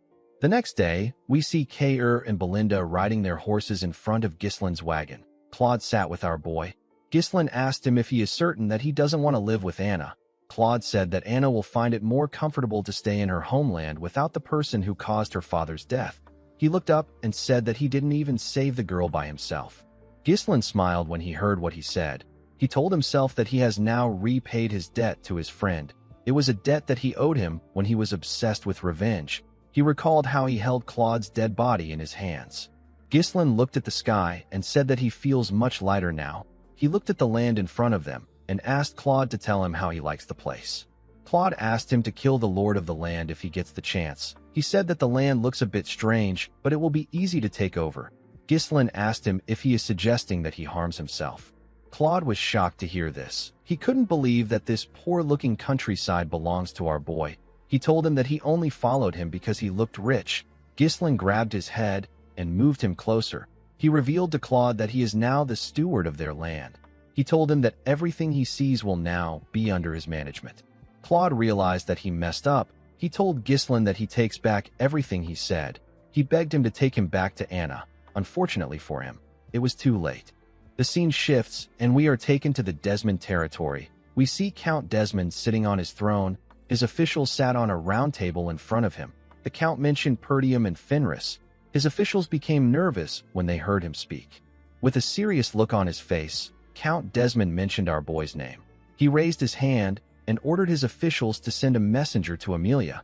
He said that they will be moving up their plan. In the next scene, we are taken to Ghislain's castle. We see our boy standing in front of his men. He was dressed like a proper noble for once. He thanked them for gathering there. He told them that they need to get to work. Everyone accepted his order. The state of the territory that was just freed from Count Degard's tyranny was abysmal. Ghislain appointed Claude to various administrative roles and began to restore order in the territory. As they walked around the town, Ghislain asked Claude to do a census and track down every last person. He asked him to purchase at least 6 months of food supplies in bulk. He told him that solving the food crisis is the top priority. Claude accepted his order and wrote it down.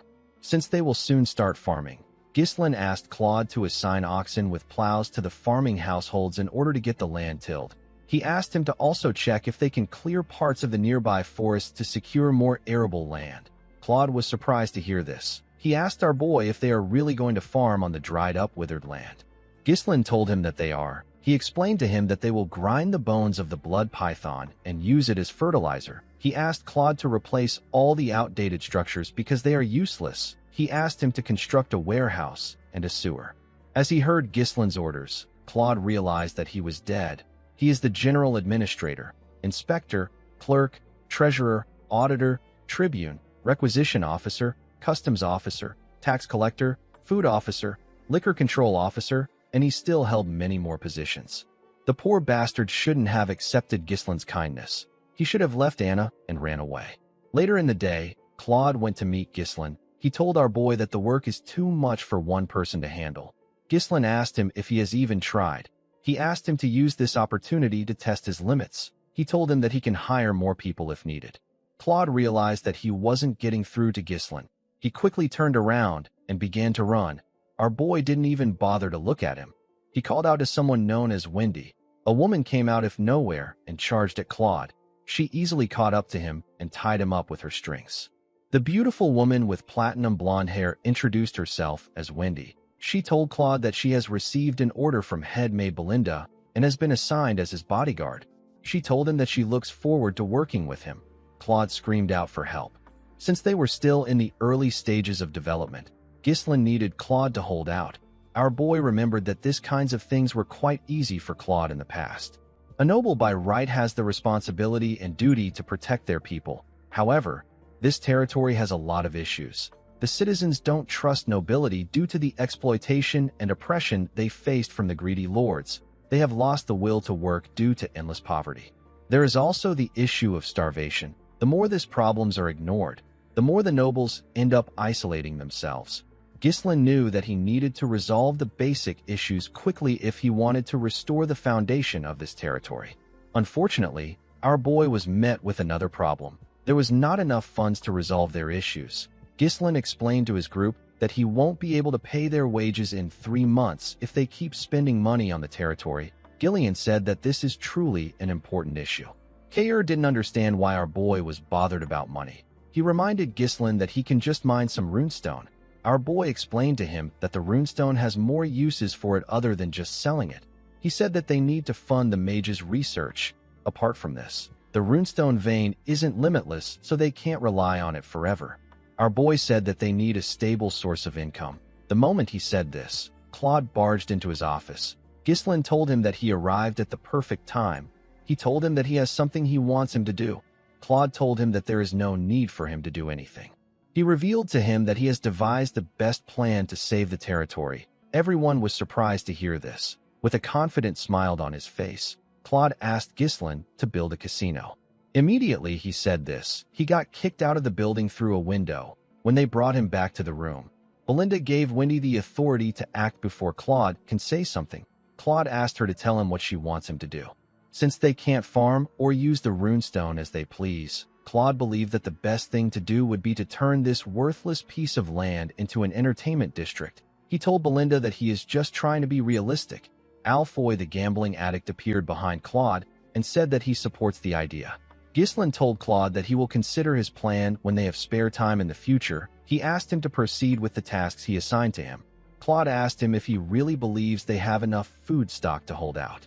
Ghislain explained to him that they might be able to make money if they build a casino in a territory with no proper foundation. He told him that they will also be unable to stop the rise of an underworld. Our boy believed that a casino won't be good for him in the long run if he wants to go against his enemies. Claude explained to him that they are constantly importing food due to shortages. He told Ghislain that they need to do something now before they run out of money. Alfoy backed the man up by suggesting that they build a grand game hall in the town. Ghislain told him that he will take care of the food problem. Claude was surprised to hear this. Our boy revealed to him that he will make crops grow on their soil. He asked Claude to do whatever he says without complaints. Claude reminded him that he said that the land isn't fit for farming. Ghislain smiled and asked him if he is certain about it. Claude said that he is sure. Alfoy backed him up and said that it can never happen.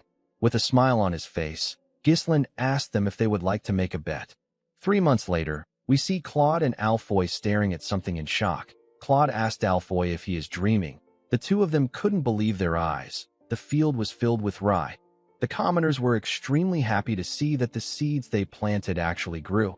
It had been so long since they harvested crops in their land.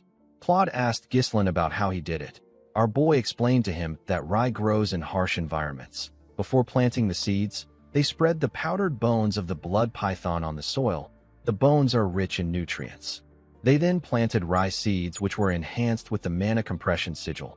Ghislain touched the rye and told the man that this method will make crops grow faster and allow them to be harvested frequently. Upon hearing our boy's explanation, Alfoy now understood why our boy made them develop a mana compression sigil. Vanessa was amazed by Ghislain's knowledge. She asked him about how he thought of using a mana compression sigil on seeds when it is normally meant for humans. The truth was that Ghislain didn't come up with the idea himself. A mana compression sigil is a magic circle that extracts power stored in a runestone to accelerate growth several times over.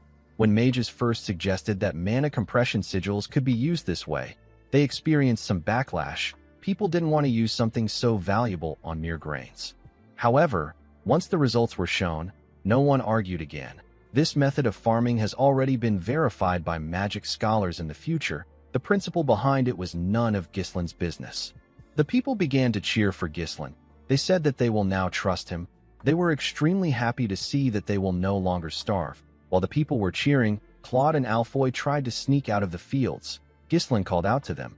He asked them about where they are going. He told them that they need to write their contracts. With a nervous look on their faces, they asked Gislin about the contract he is referring to. Our boy took out some papers and reminded them that they made a bet saying that he will give them 5,000 gold each and grant them freedom if they won. However, if Gislin won, they will work as unpaid slaves for 10 years. Immediately, our boy reminded them of the bet. His soldiers surrounded them from all ends. The two of them realized that they were screwed. Now that they had resolved their food problems, they were free to use the runestone for purposes beyond just selling them.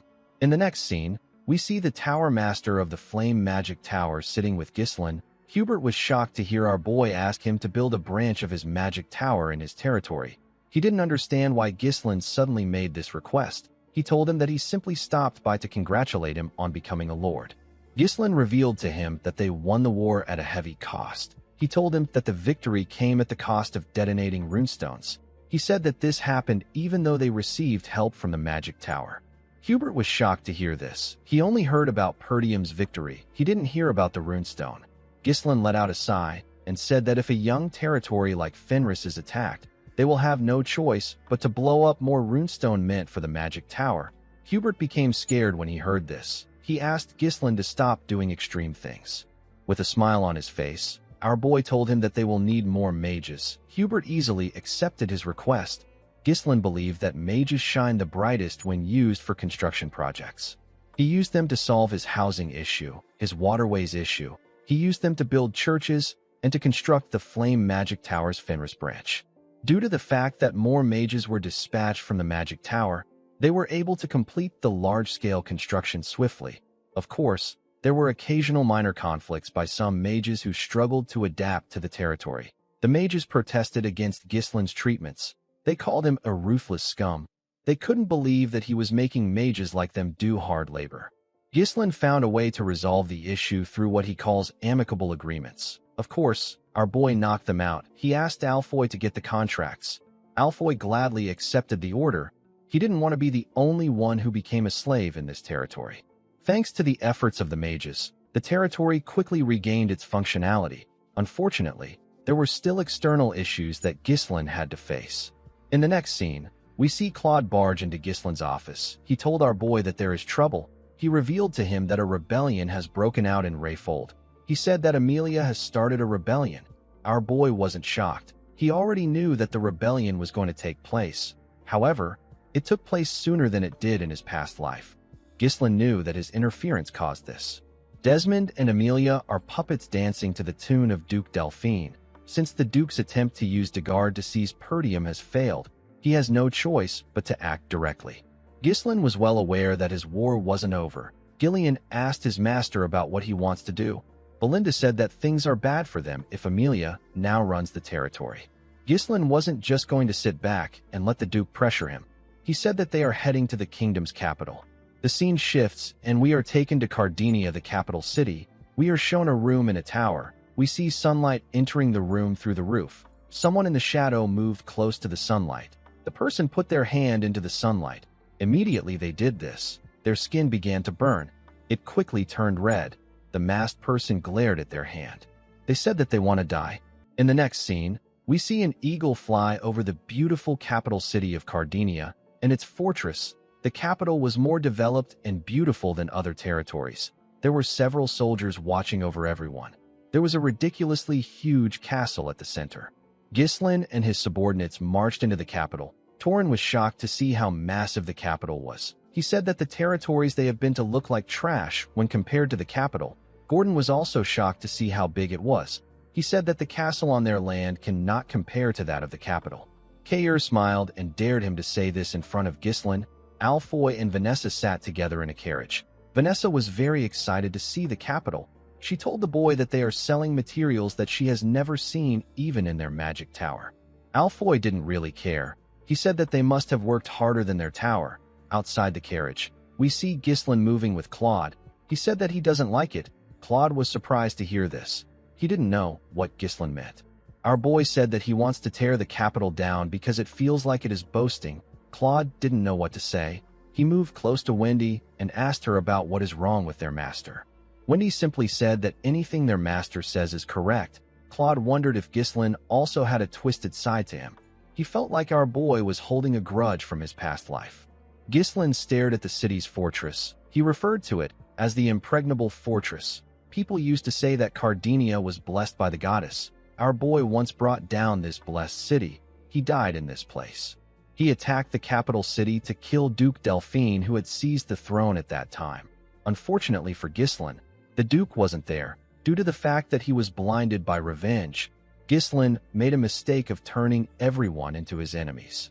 He knew that he couldn't do everything on his own in this life. The scene shifts, and we are taken to the past. We see Walter looking shocked when our boy informed him that he is going to the capital. Ghislain told him that he needs to go there. The Count asked him about what will happen to his territory. Our boy revealed to him that he will provide 1 year's worth of food for Perdium. He said that he wants Homer and Randolph to be sent to his territory during his absence. The administrator and the knight captain were surprised to hear this. They were very happy to hear that Ghislain was going to provide Perdium with a year's worth of food. Walter told his son that this is not important right now. He reminded him that he said that the Rayfolds are planning to harm them. He asked his son if he knows what it means for him to leave his post now that a rebellion is broken out. Ghislain told his father that he understands that they won't stand a chance if Rayfold and Desmond join hands to attack them during his absence. He raised his longbow and fired an arrow at a bird that was hovering above them. His arrow easily went through the bird. He explained to the Count that Amelia still needs some time to stabilize her territory since she just took control of the internal affairs. He said that they need to gather enough power to resist during this time. Walter was shocked to hear this. He asked his son to tell him what he means. Ghislain told his father that they need to get the kingdom on their side. In the next scene, we see a man present a gloomy and dirty mansion with poor infrastructures to Ghislain. He told him that this is the cheap, huge, and marvelous castle he requested for. Our boy asked Belinda about how it looks. With a nervous look on her face, the woman said that it is quite spacious. Alfoy and Claude moved close to the man and asked him to tell them what is wrong with the mansion. The man was also aware of the state of the mansion. He told the men that the place has been unsupervised for a long time. The moment he said this, Gordon screamed when he heard something move in the trees. He moved close to the others. One of the soldiers asked him to act like his size. He didn't know how someone like Gordon went into the forest of beasts. While shivering, Gordon asked the man if he doesn't think that the place is cold. Vanessa wondered why Gordon doesn't just wear some clothes. The agent told Ghislain that things about ghosts and phantoms of the dead appearing in the mansion are just baseless rumors. He swore on his name that the mansion has no problems. Ghislain told the man that he will take it. He asked him for the price. Claude was shocked to hear this. He quickly asked the agent to stop. He grabbed his head and showed Ghislain the smile on his face. He told our boy that this man is obviously happy to get rid of this mansion after not being able to sell it for a long time. The agent actually couldn't even hide his happiness. Claude told his master that they need to perform geomancy on this place. Ghislain assured him that he doesn't need to worry. He told the man that a ghost can't kill him. He told him that he can just beat up the ghost if it shows up. He asked him not to be scared. The agent quickly grabbed our boy's hand and told him that he made a smart decision. He explained to him that the mansion and the land that comes with it originally cost 1,000 gold. He told him that he will sell it to him for 500 gold due to their poor management of the place. Ghislain said that he will pay 200 gold. The man was shocked to hear this. Our boy reminded him that he said that there are ghosts in the mansion. He said that he is very scared of ghosts. He told him that he can go somewhere else if he doesn't want to sell it for 200 gold. The agent explained to him that this is the only mansion in the capital going for this price. Our boy told him that the maintenance costs of a cursed property like this will end up higher than the property value. He reminded him that he will still have to continue paying the annual land taxes if he is unable to sell it. The agent became nervous. With a smile on his face, Ghislain asked the man if he knows anyone else who would buy this mansion other than him. While our boy was talking, we see the masked woman who was in the tower watching him from the roof. Immediately, she got a look at Ghislaine. She disappeared. After our boy bought the mansion, Belinda and the others went inside. Belinda told the men that they need to remove all the gloominess in this mansion. The men quickly began to clean the building. While they were cleaning, Claude called out to Ghislaine. He reminded him that he said that he will get one of the factions in the capital to support them. He asked him about how he plans to do this. He asked him if he believes that the factions would want to meet a countryside noble. Ghislaine told him that the nobles don't have a reason to meet with him. He said that he will give them a reason to meet with him. In the next scene, we see a large amount of ingredients on a table. There were numerous cauldrons next to this ingredients. Claude asked his master about why he prepared these things. Alfoy asked him if he is going to perform some sort of alchemy. Ghislaine told him that he is kind of correct. He revealed to the group that they will be making cosmetics from now on. Alfoy and the others were shocked to hear this. Our boy explained to them that he is going to make some samples and send it to every noble house in the capital. Claude asked him if he plans on using this to establish connections across the capital. Belinda wondered if this would really work. Ghislaine smiled and told them that they will understand what he means once they use one of the products. He assured them that the nobles won't be able to resist his product. Nobles see exceptional looks as a symbol of power and dignity.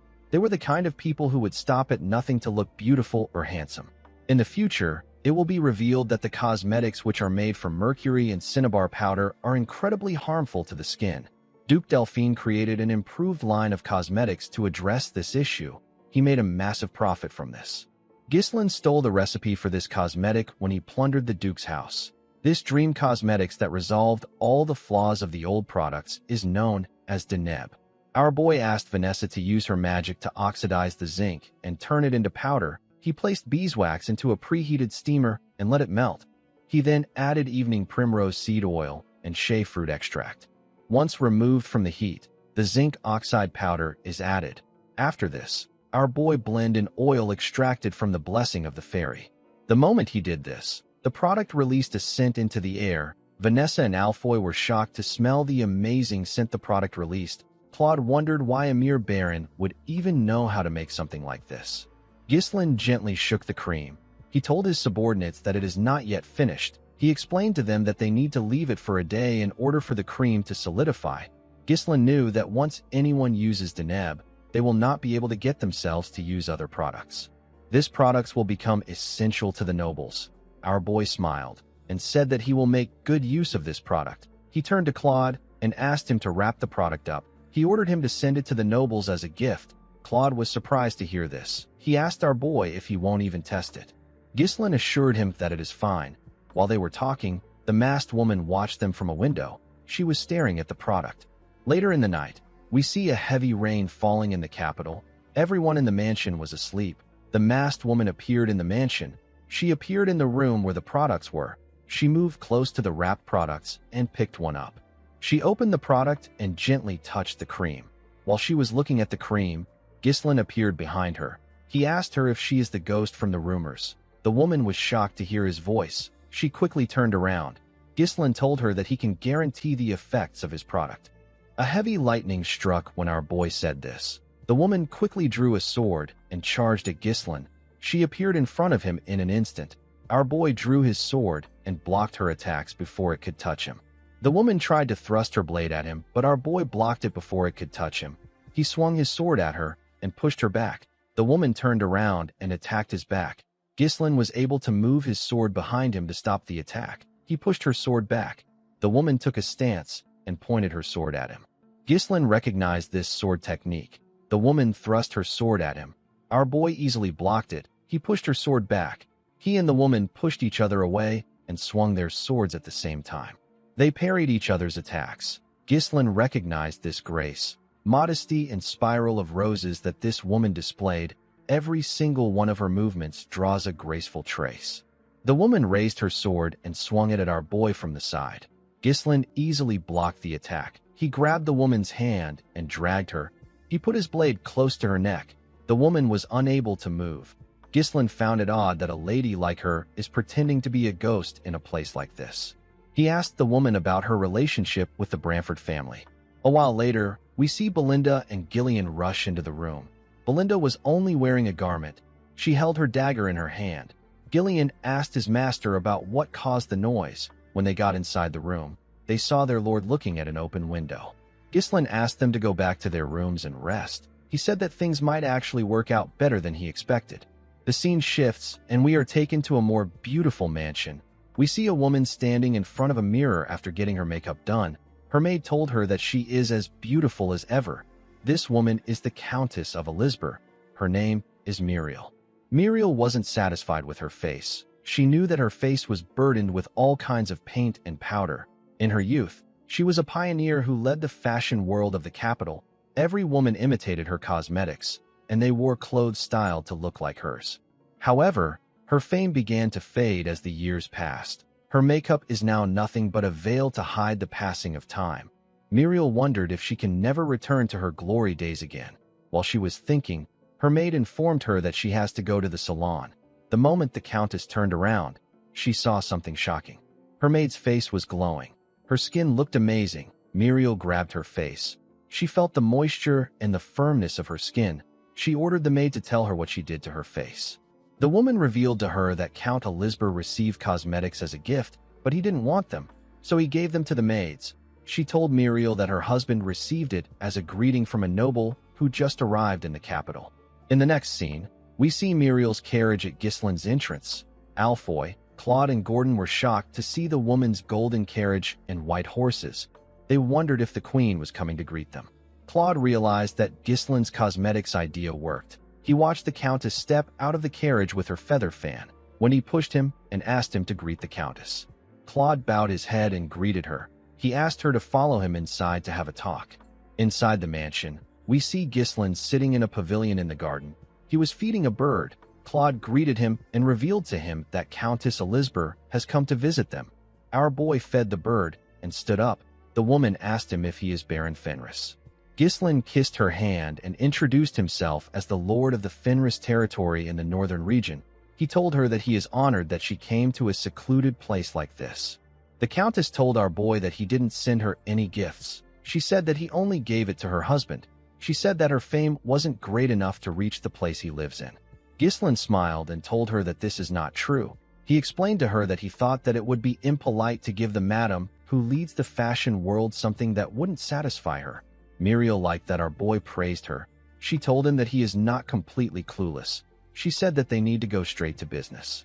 She sat with Ghislain in the pavilion. She asked our boy to give her his cosmetics. Ghislain asked her if she has used it. The Countess told him that it is excellent. She said that she no longer needs the other cosmetics she uses because of the product. She revealed to Ghislain that she wants to monopolize the product. She told him that all he needs to do is focus on developing and delivering the products. Our boy told her that he can only allow her to buy in bulk. The Countess gently smiled when she heard this. She told him that it will be very difficult for him to do business in the capital on his own. She explained to him that it will not be easy for him to enter the network of influential figures even if his product is good. Due to the fact that our boy settled in an old mansion, the Countess assumed that his finances are not very great. Belinda was annoyed to see the Countess talking down to her master.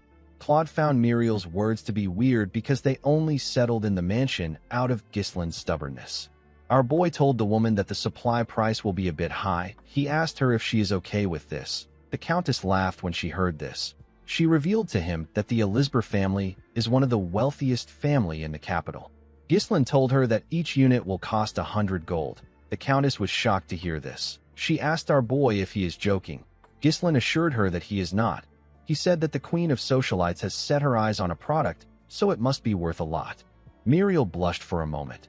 She quickly put herself together. She believed that our boy was a sly fox. If it were jewelry or furniture, the price would make sense. It is completely absurd to sell a single jar of cosmetics for 100 gold. In order to make any profit, Muriel would need to raise the retail price above the supply price. Our boy was basically telling her to give up on the monopoly. She was annoyed to see that Ghislain was toying with her. Our boy smiled when he noticed that she was angry. He told the Countess that he has another offer. Belinda moved close to him with a box. Our boy explained to her that he can give her honor even if he cannot give her an exclusive deal. Muriel asked him about what he means. Ghislain placed the box on the table and opened it. He presented 15 cosmetics to Muriel. The woman was shocked to see this. Ghislaine told her that this is the cosmetic he made by himself. He told her that it is called Deneb. He said that it is a gift to commemorate their connection. He picked up one of the Deneb and explained to her that there are still many nobles who don't know how effective Deneb is. He said that this is a product that can change the market. He told Muriel that she can be the one to change the market. Muriel let down her feather fan and smiled. She told Ghislaine that he is a baron who only knows how to pick the prettiest words. She closed the box and accepted his offer. She stood up and moved her fan close to him. She told Ghislaine that he will distribute the cosmetics and she will lead the trend. Our boy smiled and said that this is excellent. He walked the countess back to her carriage. Before getting in, Muriel asked Ghislaine to let her know if he needs anything. She told him that she will help him out if it is within her power. Ghislaine asked her if she can grant him a request. Muriel was surprised to hear this. He asked her if she can relay some words to Marquis Branford. He asked her to tell the Marquis that Baron Ghislaine Fenris can solve his daughter's problem. The scene shifts, and we are taken to the Branford territory. We see someone telling an old man with red eyes what Ghislaine said. This man is the Marquis. In the next scene, we see Claude throwing money in the air. He screamed that they have hit the jackpot. He was very happy. He realized that the Countess was really famous. He couldn't believe that the expensive cosmetics were selling like hotcakes. Kayer was also surprised to see how much they made. Alfoy the gambling addict was amazed to see how much they made. He said that he can gamble until the day he dies with this money. Claude advised Ghislaine to forget their land.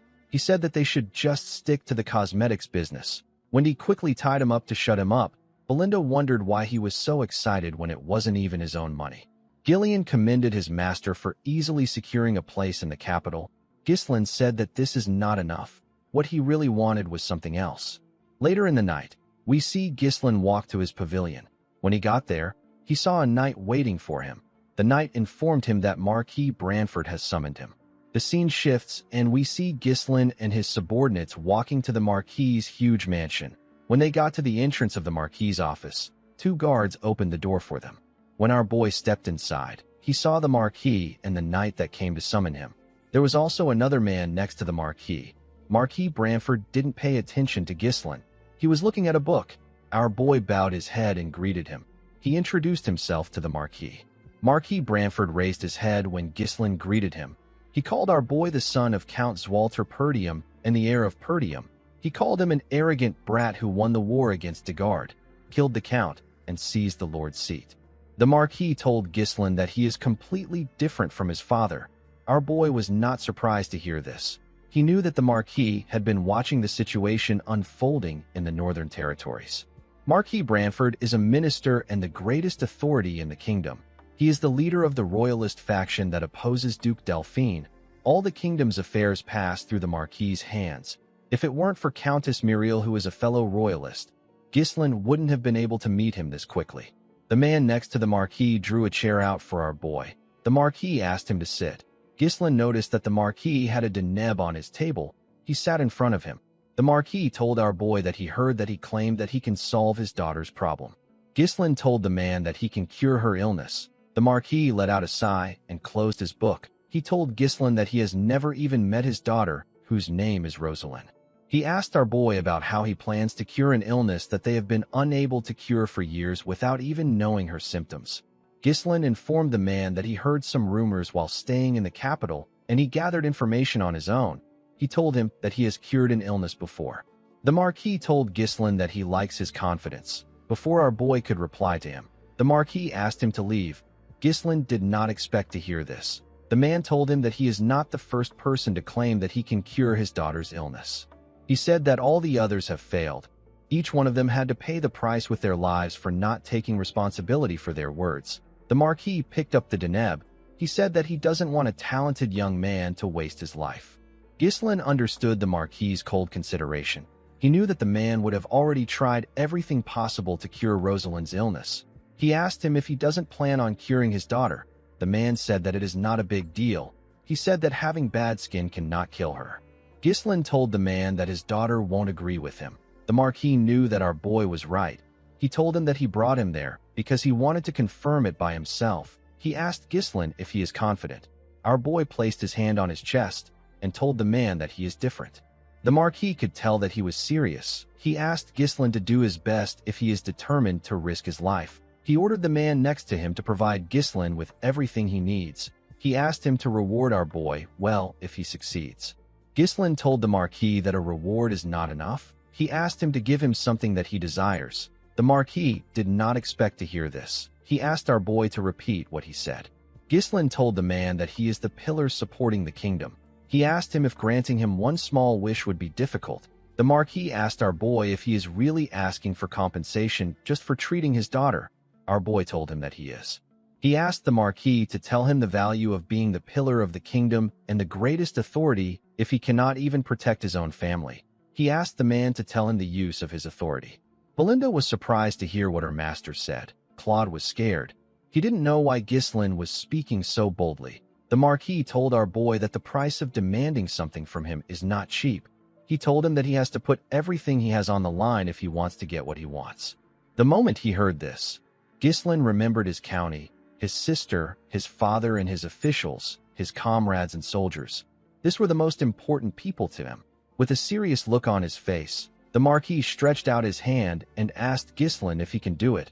Our boy looked into the man's eyes. He put himself together and shook his hand. The Marquis was surprised to see this. Our boy told him that he will put everything on the line. The Marquis looked into his eyes. He could tell that Ghislain was being serious. He turned to his assistant and asked him to inform the royal treasurer to prepare to cut off all support for Perdium. He asked him to instruct the commander of the guards to surround Ghislain's mansion in the capital. He forbade all entries and exits. The Marquis stood up and told Ghislain that he has 1 week. He asked him to bring Rosalind to him in perfect condition within this time. Our boy smiled and said that he can do it. Belinda became nervous when she heard this. Claude was annoyed. He couldn't believe that Ghislain put them in another issue when they just solved their money problem.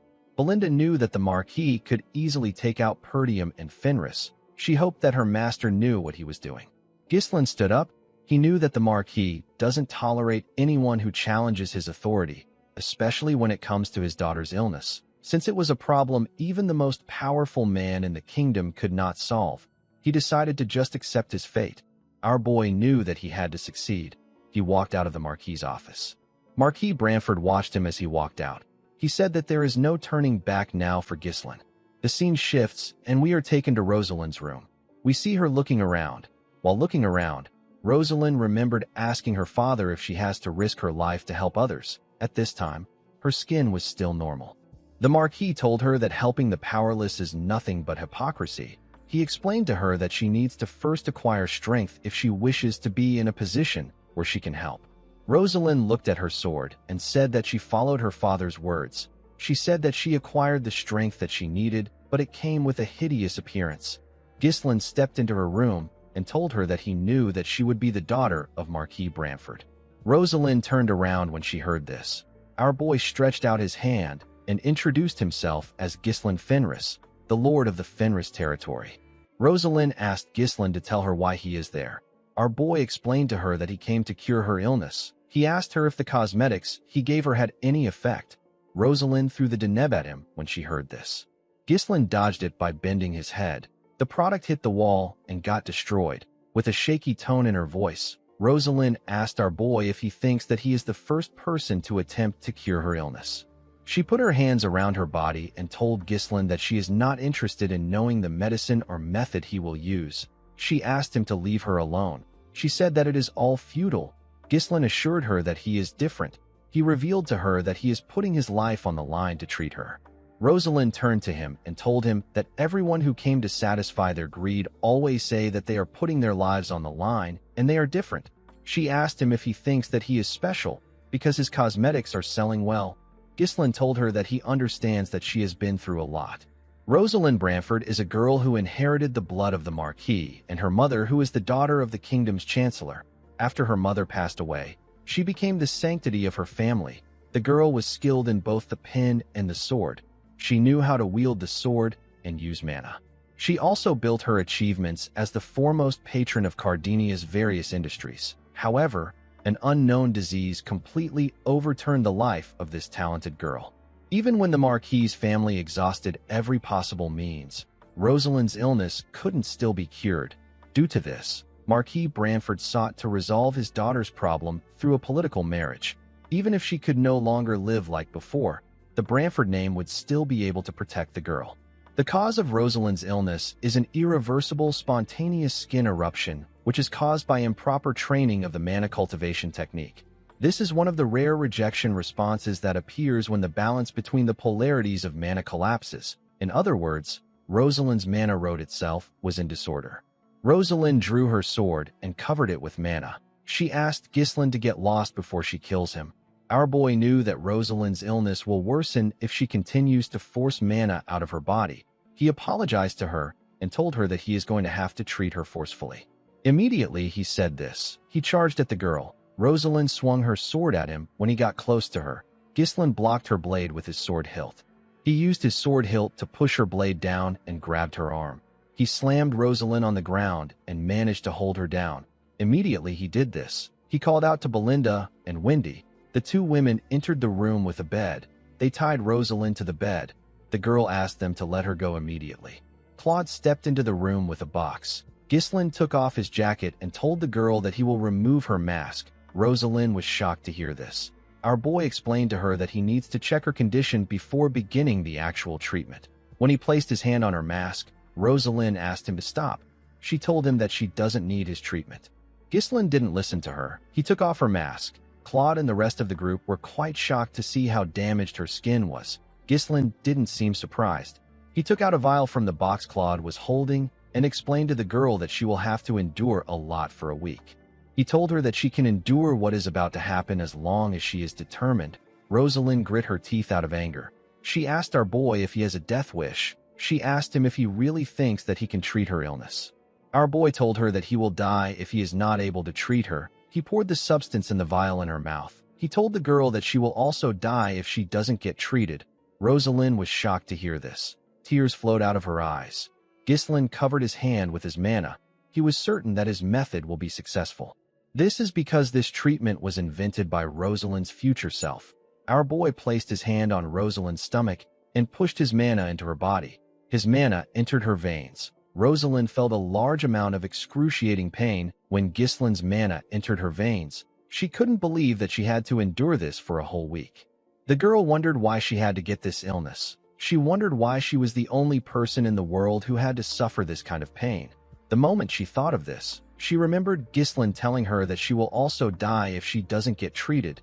The girl grit her teeth and pulled herself together. Since she was going to die eventually, she asked our boy to try his best until the very end. She told him that she will kill him if he messes up. The scene shifts, and we are taken to Ghislain's mansion. We see the mansion surrounded by the Marquis' soldiers. Ghislain's soldiers were scared and confused. They didn't understand why they were in a situation like this. While trembling, Alfoy said that their stupid lord must have made another mess.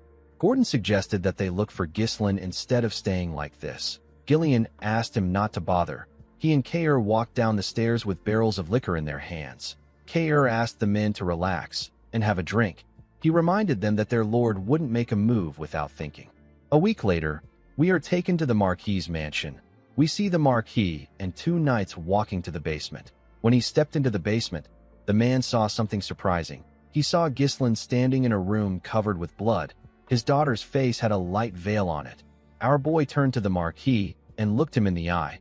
Marquis Branford stared at Ghislain with a chilling look on his face. Ghislain used his hand to remove the veil on the girl's face. The Marquis was shocked to see what our boy did.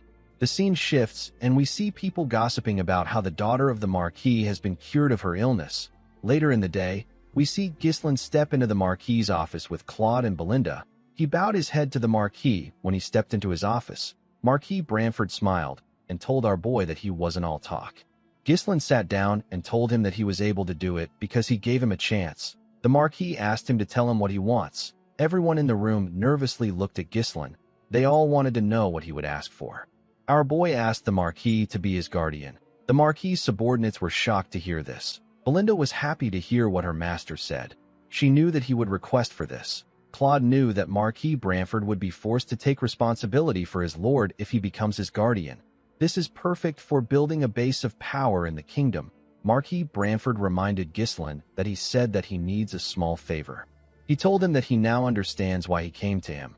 Ghislain smiled when he heard this. The Marquis revealed to him that he already has someone in the north who he has set his sights on. Our boy asked him if he is referring to Count Brivant. The Marquis did not expect to hear this. He reminded Ghislain that Count Rayfold and Count Desmond are also great lords in the north. He asked him about why he thinks it is Count Brivant. Our boy explained to him that Count Desmond pretends to be neutral, but no one knows what he is really thinking. The Rayfold County is currently in chaos due to internal family strife. Besides this too, the other lords are incompetent and greedy. On the other hand, Count Brivant is wealthy and close to the royalist faction. He also possesses the military power of the Flame Magic Tower. The only person that the Marquis could set his eyes on is Count Brivant. Marquis Branford asked Ghislain if he is saying that he is more worthy than Count Brivant.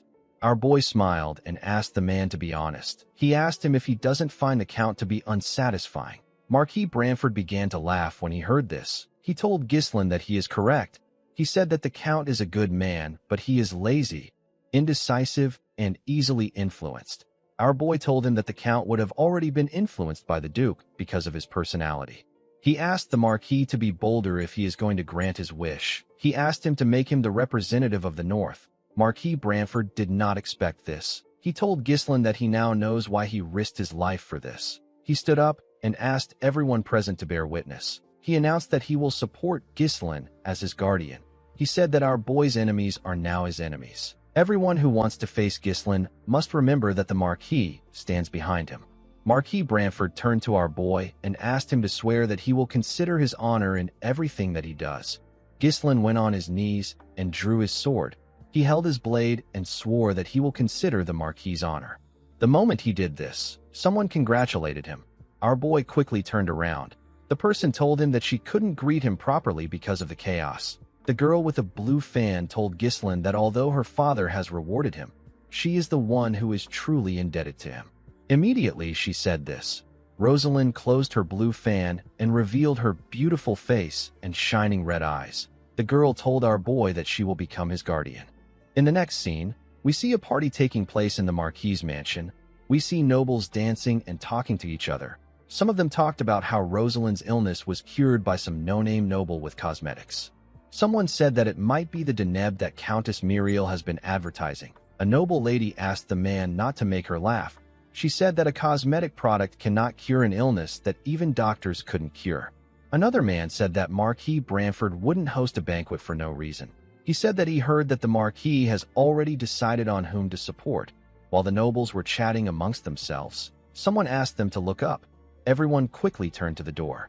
They saw Ghislain walking with Belinda by his side. The woman wore a beautiful dress. Belinda grabbed her master's hand and asked him to take it out of his pocket. She asked him to put a smile on his face. Ghislain wasn't really interested in doing this. He asked the woman if she doesn't think that she is a little overdressed for the event. Belinda smiled and asked her master if he knows when she will get the chance to come to a banquet like this. She said that she cannot miss a banquet hosted for him by the real power of the kingdom. Ghislain said that he is not certain if the banquet is for him. Immediately he said this, the doors slowly opened. Someone announced that Marquis Branford is entering the hall. Everyone quickly turned to the door. They saw the Marquis step into the hall with a lady by his side.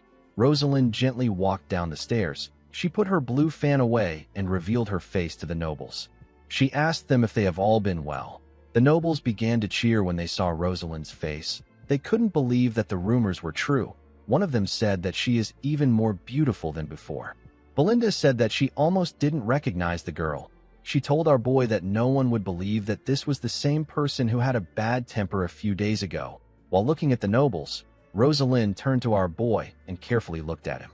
Ghislain didn't know why she did this. The Marquis thanked everyone for attending his banquet.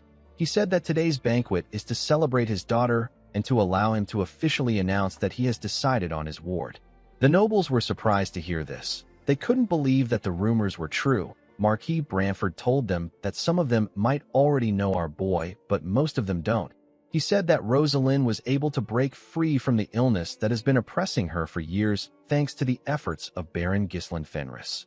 The Marquis said that his family will do its absolute best to help Ghislain as its guardian. He asked the nobles to treat our boy the same way they treat him.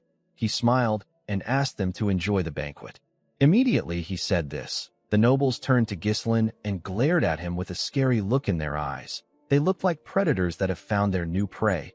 Ghislain realized that the Marquis might be careful when making a decision, but he is decisive when it is time to act. He remembered the Marquis asking him to attend the banquet so that he could introduce himself to the nobles of the faction. He told our boy that the nobles can provide him with help in the future. Ghislain noticed that most of the kingdom's important figures attended this banquet. He didn't like interacting with nobles, but he understood that the banquet would benefit him a lot. While he was looking around, he heard some people gossiping.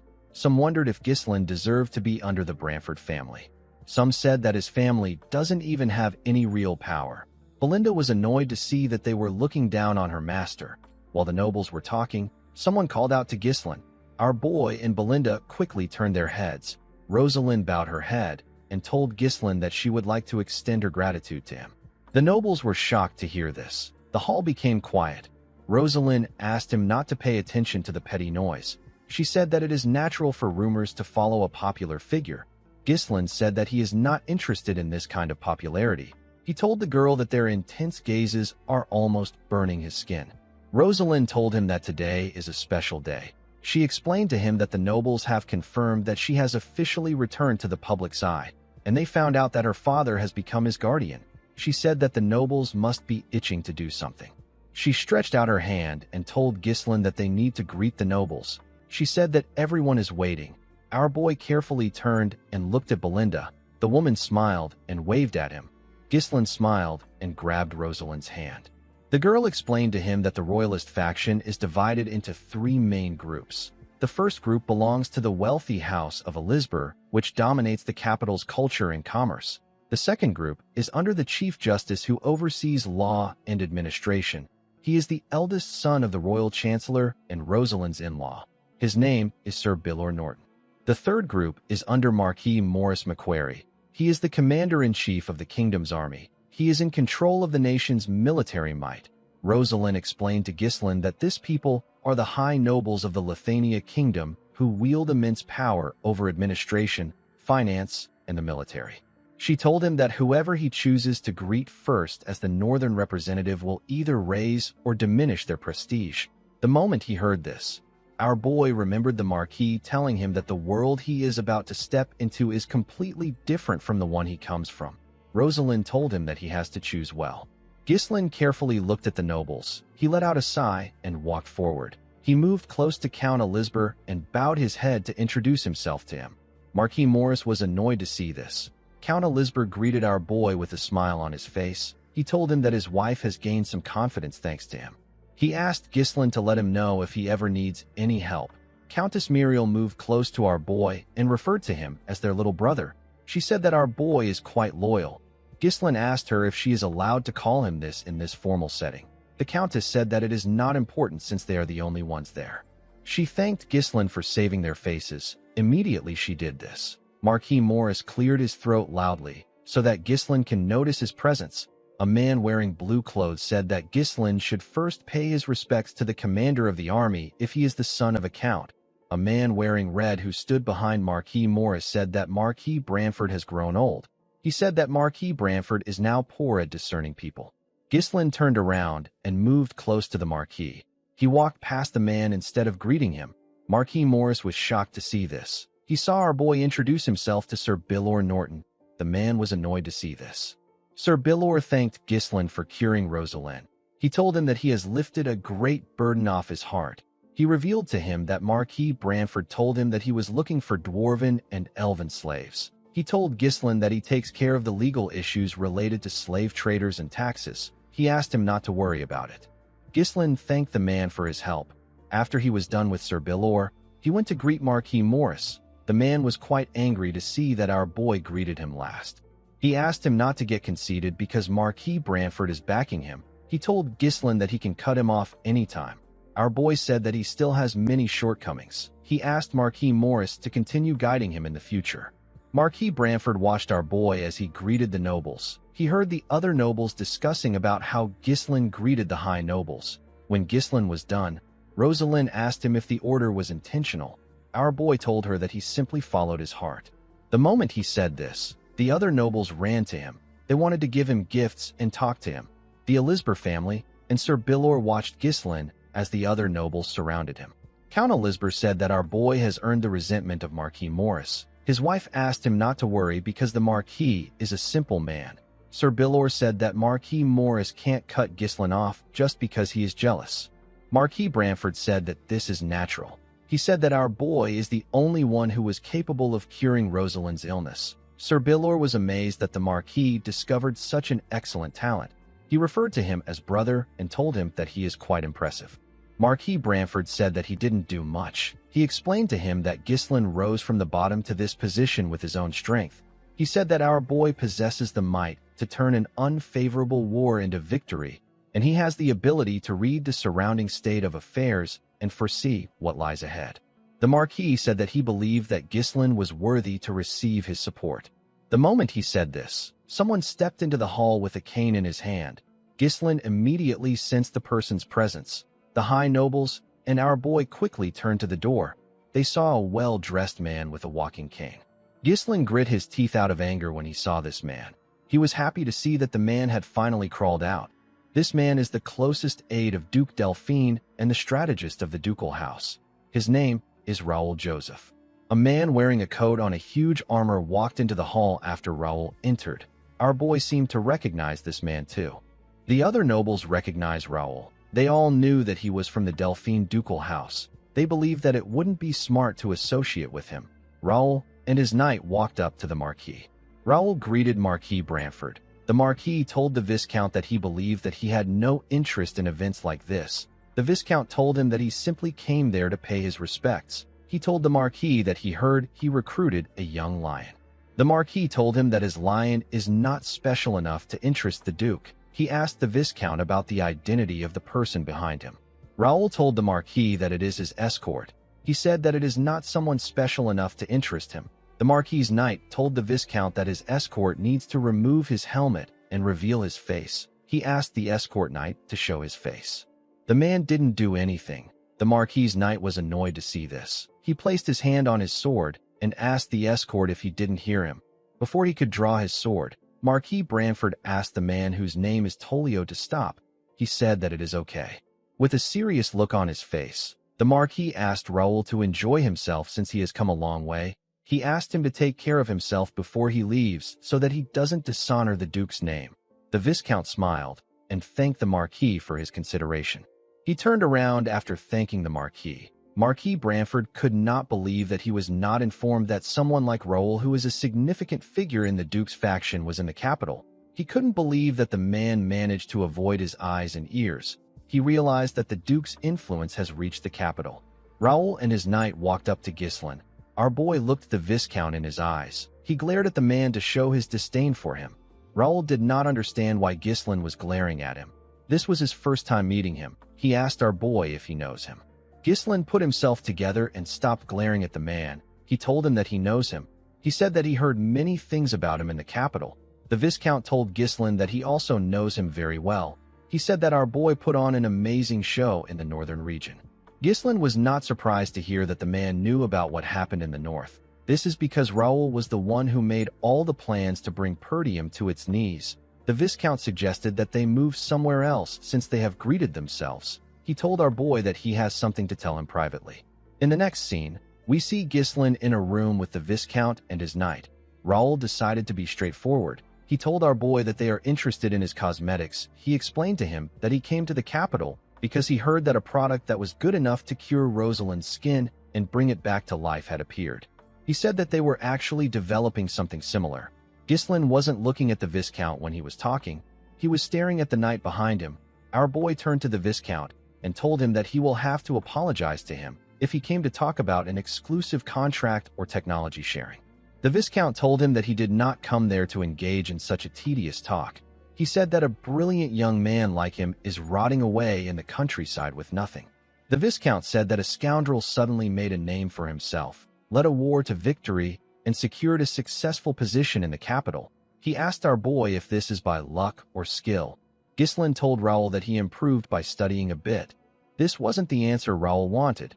With a smile on his face, the man asked our boy to come to the Duke's faction. Our boy was not surprised to hear his offer. Raoul said that there is an expiration date to talents and abilities. He told our boy that his life will end before he gets the chance to show his talents if he stays in a harsh place like the North. He told him that he will be worn down by barbarians and foreign wars. He said that this is not the first time he has seen brilliant young men waste away like this. He stretched out his hand and told Ghislain that he won't have to worry about this if he joins them, because they have the power to change his life. Our boy reminded the man that he has already joined the royalist faction. Raoul told him that he cannot really say that he joined the faction when it has not been that long. He revealed to our boy that they can provide some fine lands in the south and give some to his father too.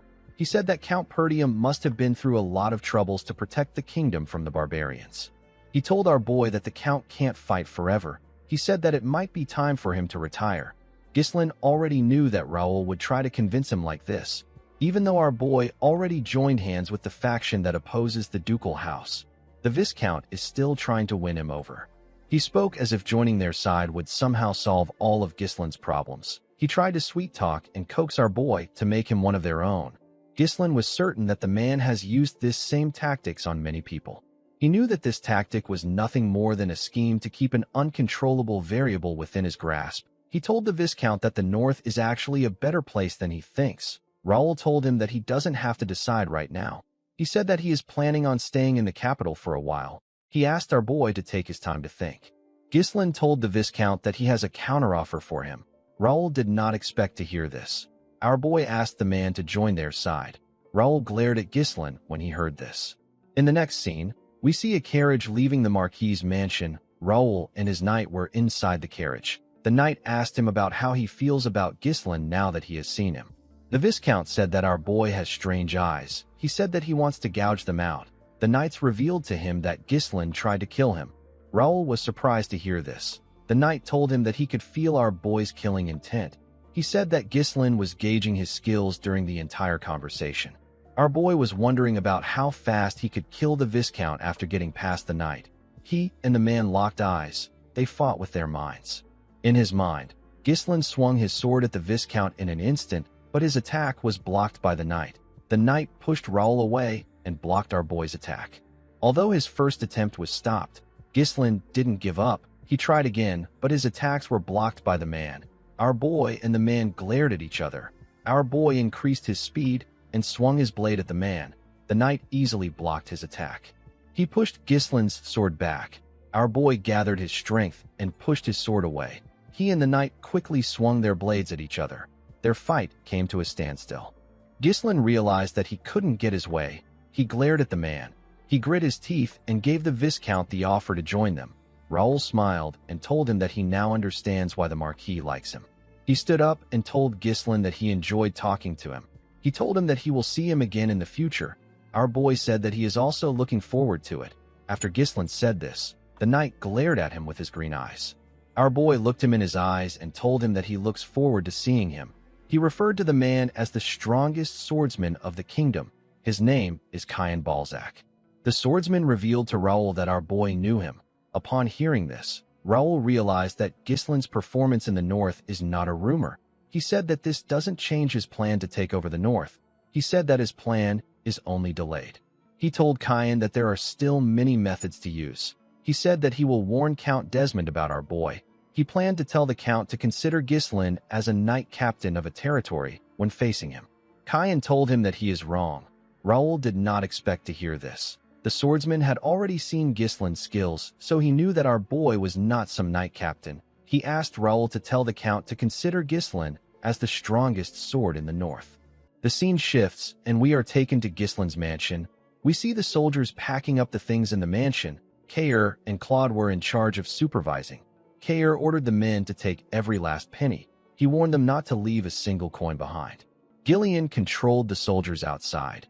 He told them the places where they were to keep each items. While the soldiers were busy packing up, we see Rosalind looking shocked when Ghislain informed her that he is returning home. The girl asked him if he is serious. Ghislain told her that he has a lot to do. He told her that he will leave the Deneb in the capital to her. He asked her to send the 300,000 gold to him. Immediately he said this. He noticed that she wasn't pleased. Rosalind asked him if he doesn't have anything else to talk about other than money. Ghislain didn't know what to say. He reminded her that she is his sponsor. Rosalind told him that he is cold. She let out a sigh and explained to him that she needs to know more about him as his sponsor so that she can understand him better. She said that she would like to know things like the kind of goal he has for him to devote his life solely to work. Ghislaine told the girl that it is nothing much. He said that he simply wants to live his life well without starving to death. Rosalind said that this is not true. She told him that he would have accepted Viscount Joseph's offer and joined the Delphine faction if this was his goal. Ghislaine revealed to her that he has set a certain goal for himself as Perdium's successor and the Lord of Fenris. He told Rosalind that he needs her help in order to achieve this goal, but he cannot allow her to share his burden. Rosalind did not like what she was hearing. She asked Ghislaine to tell her why he won't share his burden with her. She said that a burden is naturally supposed to be shared. Ghislaine pushed her fan out of her hand and grabbed it. He gently raised her hand and kissed it. Rosalind was shocked to see this. She began to blush. Ghislaine told her that he cannot share his burden with her because he wants her to be happy. After saying this, he turned around and walked forward. Rosalind watched him as he walked away. She seemed blown away by our boy's smooth nature. As he walked away, Ghislaine thought about how the banquet ended with a positive mood. By rejecting Raoul's offer, Ghislaine was able to save the Marquis's image. All the support materials that would have gone to the Brivant territory are now headed towards Fenris and Perdium. Under the Branford name, Ghislaine can now enjoy many benefits like tax exemptions and preferential treatments. Our boy was able to secure 50,000 residents from the capital who will relocate to his territory. The dwarven slaves who are precious laborers have been sent to Fenris. With this improvement, no one will be able to look at Fenris as a small and impoverished domain any longer. However, the fact that the nobles from the ducal faction came to see Ghislaine in person means that they are plotting something else already. Our boy knew that this people will strike him down if he hesitates for a moment. He promised to kill Duke Delphine and erase every trace of him in the world. In the next scene, we are taken to a better-looking Fenris. We see some people handcuffed with chains. These people are dwarven slaves. The dwarves were being escorted by some soldiers. A bald dwarf called out to a dwarf with full beards. This dwarf's name is Galveric. The bald dwarf informed Galveric that the lord of the territory has arrived. When Galveric raised his head up, he saw Ghislaine and his cool-looking horse marching into the town. The people of Fenris came outside to cheer for our boy and his soldiers. Belinda was surprised to see that everyone came out to greet them. Kair and the soldiers seemed to like the standing ovation. The dwarves noticed that the citizens were excited. One of them said that he has never seen a territory like this. He revealed to his comrades that he heard that their new lord will build them a home and will never starve them. Galveric was annoyed to hear this. He asked his comrades if they haven't learned their lesson. He said that a noble is a noble. He turned to Ghislaine and said that nobles are pieces of trash who only think about themselves. He said that their new lord is no different. The others became worried when they heard this. The bald dwarf asked him if he really wants to continue with his plan. Galveric told him that they will proceed as planned. While on his horse, Ghislaine turned to the side to see the dwarven slaves. He saw Galveric. Belinda moved close to him and tapped him on his shoulder. She asked him to wave to his citizens. Ghislaine raised his hand and waved to them. Claude was quite happy to return to Fenris. He believed that he can relax now that they have made a lot of money. Ghislaine called out to him and asked him to organize the materials that he told Lowell to research on and bring them to his office. Claude was annoyed to hear this. He told our boy that they just got back. He begged him to give him some time to catch his breath. Ghislaine said that there is no time for a slave to rest. He asked him to consider the time he spent in the capital as his vacation. He ordered him to call for a meeting immediately. In the next scene, we see everyone gathered in Ghislaine's office. Our boy called out to Lowell and asked him if he had any trouble with Homern. The man said that he didn't. Ghislaine asked him to tell Homern that he will visit him soon. He asked the man to report what happened in his absence. Lowell took out a report and revealed to him that the administration of the territory has been carried out exactly how he instructed before he left for the capital. Ghislaine asked Alfoy about the construction work on the major facilities. While scratching his nose, Alfoy revealed to Ghislaine that the mages finished the roads and the waterway maintenance while he and Vanessa were not around. Vanessa used her staff to hit him on his head and asked him to try to be more polite. Lowell said that Alfoy is correct. He told his lord that they will soon finish building the workshops and the grain storage. He said that it will be completed quickly once they put the dwarven slaves to work. He said that their crop yield is so abundant that they may no longer need to purchase grains from merchant guilds. Belinda curiously asked him about how great their crop yield was. Claude told her that it rivals the Rayfold's yield in sheer volume. He said that it has the highest per unit area of production in the kingdom. Wendy couldn't believe that this was coming from the man who once said that it is impossible to farm there. Belinda was quite happy to hear this. She said that her young master will soon become a great lord. She said that his chances have improved now that he has the backing of the royalist faction. Gillian told his master that his goal of truly reviving his land is slowly becoming reality. Ghislain believed that the territory has only taken a proper form. He said that this is not enough. He turned to Claude and ordered him to keep buying food until he says that it is enough. He said that they need to expand their residential area, so they need to secure land in advance. Claude was surprised to hear this. Ghislain announced that they will now be preparing for a war. Everyone was shocked to hear this. Claude asked him about what he means. He asked his lord to tell him who will dare to attack him now that he has joined the royalist faction. Ghislain said that it could be Desmond or Rayfold. He asked Claude to read the report in Lowell's hands. The man was shocked to see what was written on it. He read that there was a large-scale conscription and training in the Desmond territory. They were also recruiting free knights. Claude saw records of massive purchases of weapons and iron ore. Ghislain revealed to the administrator that this is the data he asked Lowell to collect on Count Desmond's movements before leaving for the capital. He said that the critical part is that Count Desmond has been buying up large quantities of high-quality iron ore from the Cabaldi territory. Gillian said that the most important resources in war are food, manpower, and weapons. Iron ore is an essential resource used in forging and maintaining weapons. However, the amount the Count is purchasing is far too much for a peaceful era. Kair smiled and said that a war might really break out. Alfoy was sad to hear this. He couldn't believe that he had to take part in another war again. Claude told his lord that they will be in trouble if Count Desmond gets more iron ore. He said that Count Cabaldi won't sell the iron ore to them even if it is necessary for the overall advancement of the territory. Ghislain said that they need to consider Count Cabaldi as a part of the Delphine faction. He said that their enemy can already be ready to attack while they are trying to get their iron ore. He asked the group if they now understand how uncomfortable the situation is. The room became silent. Ghislain told them that he is going to share his plan with them. Everyone quickly turned their eyes to him. He announced that they will be attacking the Cabaldi County first. Everyone was shocked to hear this. In the next scene, we are taken to the Cabaldi County. We are shown the Cabaldi Castle. Inside the castle, we see a man eat a berry and spit out a seed on the table. Count Desmond was sitting across this man. The man with the unique chin is Count Cabaldi. The Count asked Desmond to tell him what he means by strongest sword in the north. Count Desmond revealed to him that he received a report about the Fenris territory from the Duke. He said that the Duke asked them to consider Ghislain as the strongest sword in the north when facing him. He told Count Cabaldi that our boy is an unpredictable individual. He advised him to make preparations for war. Count Cabaldi asked Harold about why he is telling him this. He told Count Desmond that he will be the one to go out to fight. Harold told him that it was an order from the Duke. Count Cabaldi began to laugh like a crazy person. He asked Harold if he lost all his senses after losing to Ghislain. He asked him if anyone would dare wage war on his territory. His territory possesses a double wall that is built sturdier than an ordinary fortress. There is also a moat surrounding the castle. The siege weapons in the castle were forged with the North's finest smithing techniques. Count Cabaldi asked Count Desmond if he is really telling him to make preparations after seeing this citadel that has been handed down for generations. He told him that his castle has never been breached. With a confident smile on his face, he said that it has never happened in history. He advised Harold to worry about himself first.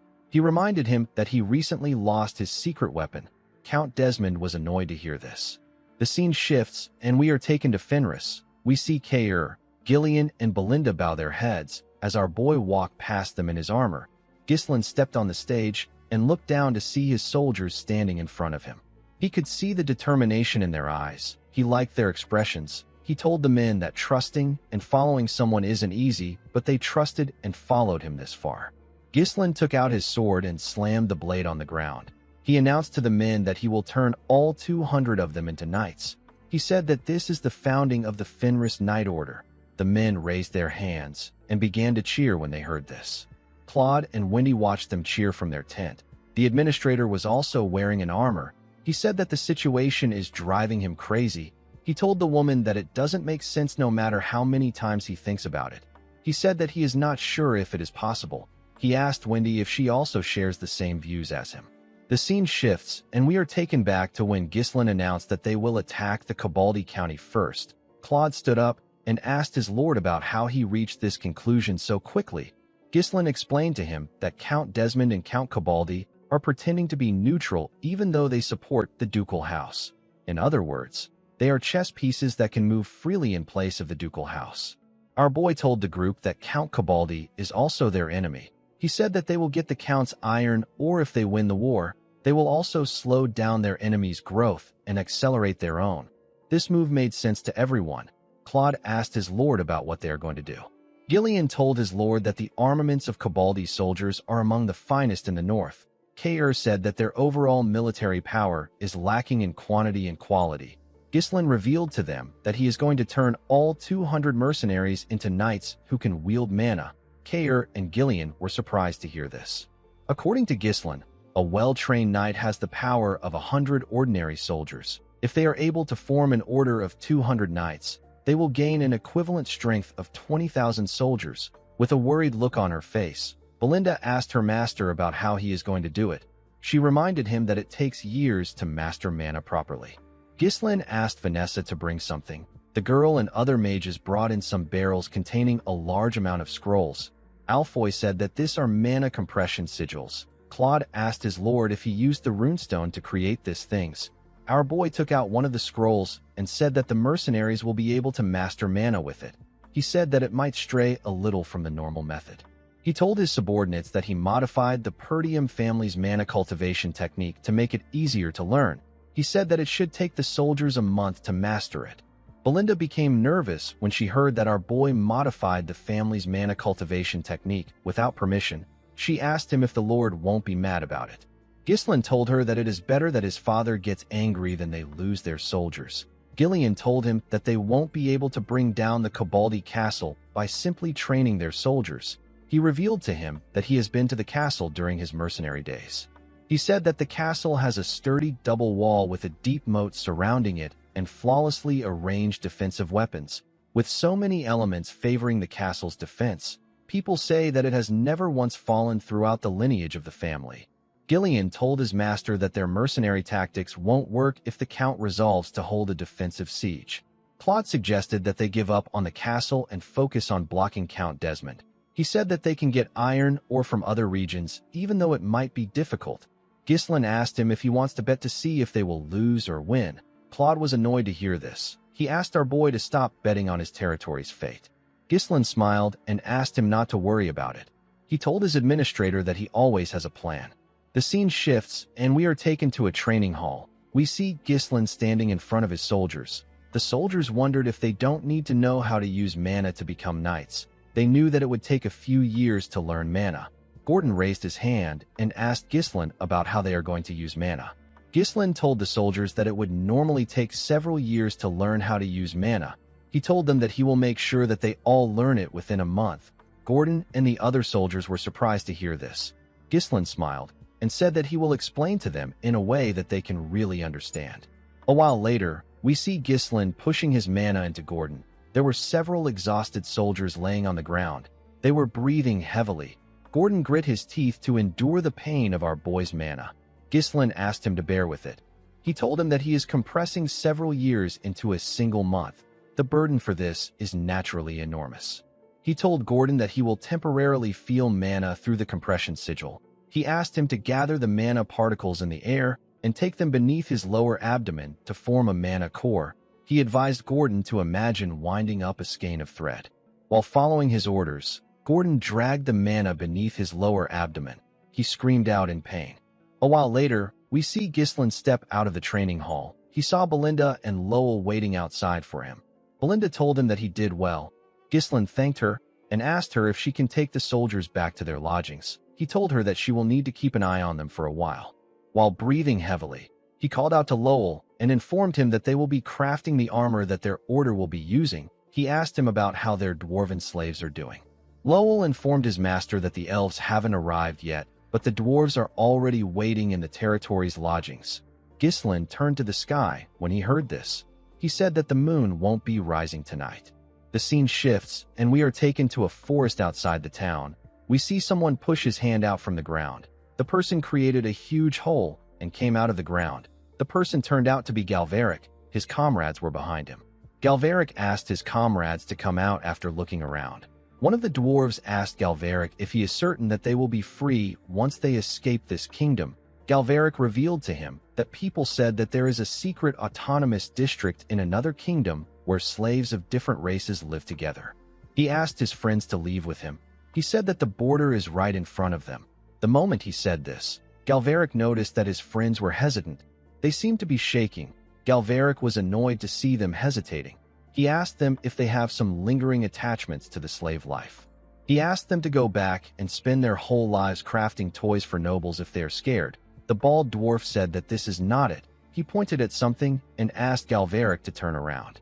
When the man turned around, he saw Ghislain behind him. Our boy told the dwarves that there is no point in running away. The dwarves were shocked to hear this. They believed that Ghislain knew about their escape plan. Galveric couldn't believe that he already caught up to them. The moment he thought of this, he noticed something. He didn't see anyone behind Ghislain. He asked him if he came alone. Our boy told him that he did. The dwarves quickly came together and had a little meeting. They turned to Ghislain and glared at him. Galveric told him that they will be free if he is gone. Ghislain smiled and asked them to do their best. A while later, we see Galveric struggling to get up after taking a beating from Ghislain. His friends couldn't even move. Ghislain moved close to him and told him that dwarves are quite sturdy. Galveric raised his head up when he heard this. Ghislain explained to him that the slave traders are going to search for him once he runs away. He asked the man if he would like to just work for him. Galveric asked our boy not to make him laugh. He said that he would rather die chasing freedom than getting stuck there and making boring toys for him. He told Ghislain that he is gravely mistaken if he thinks that they are going to work without resisting. Ghislain smiled when he heard this. He liked the dwarf's resilience.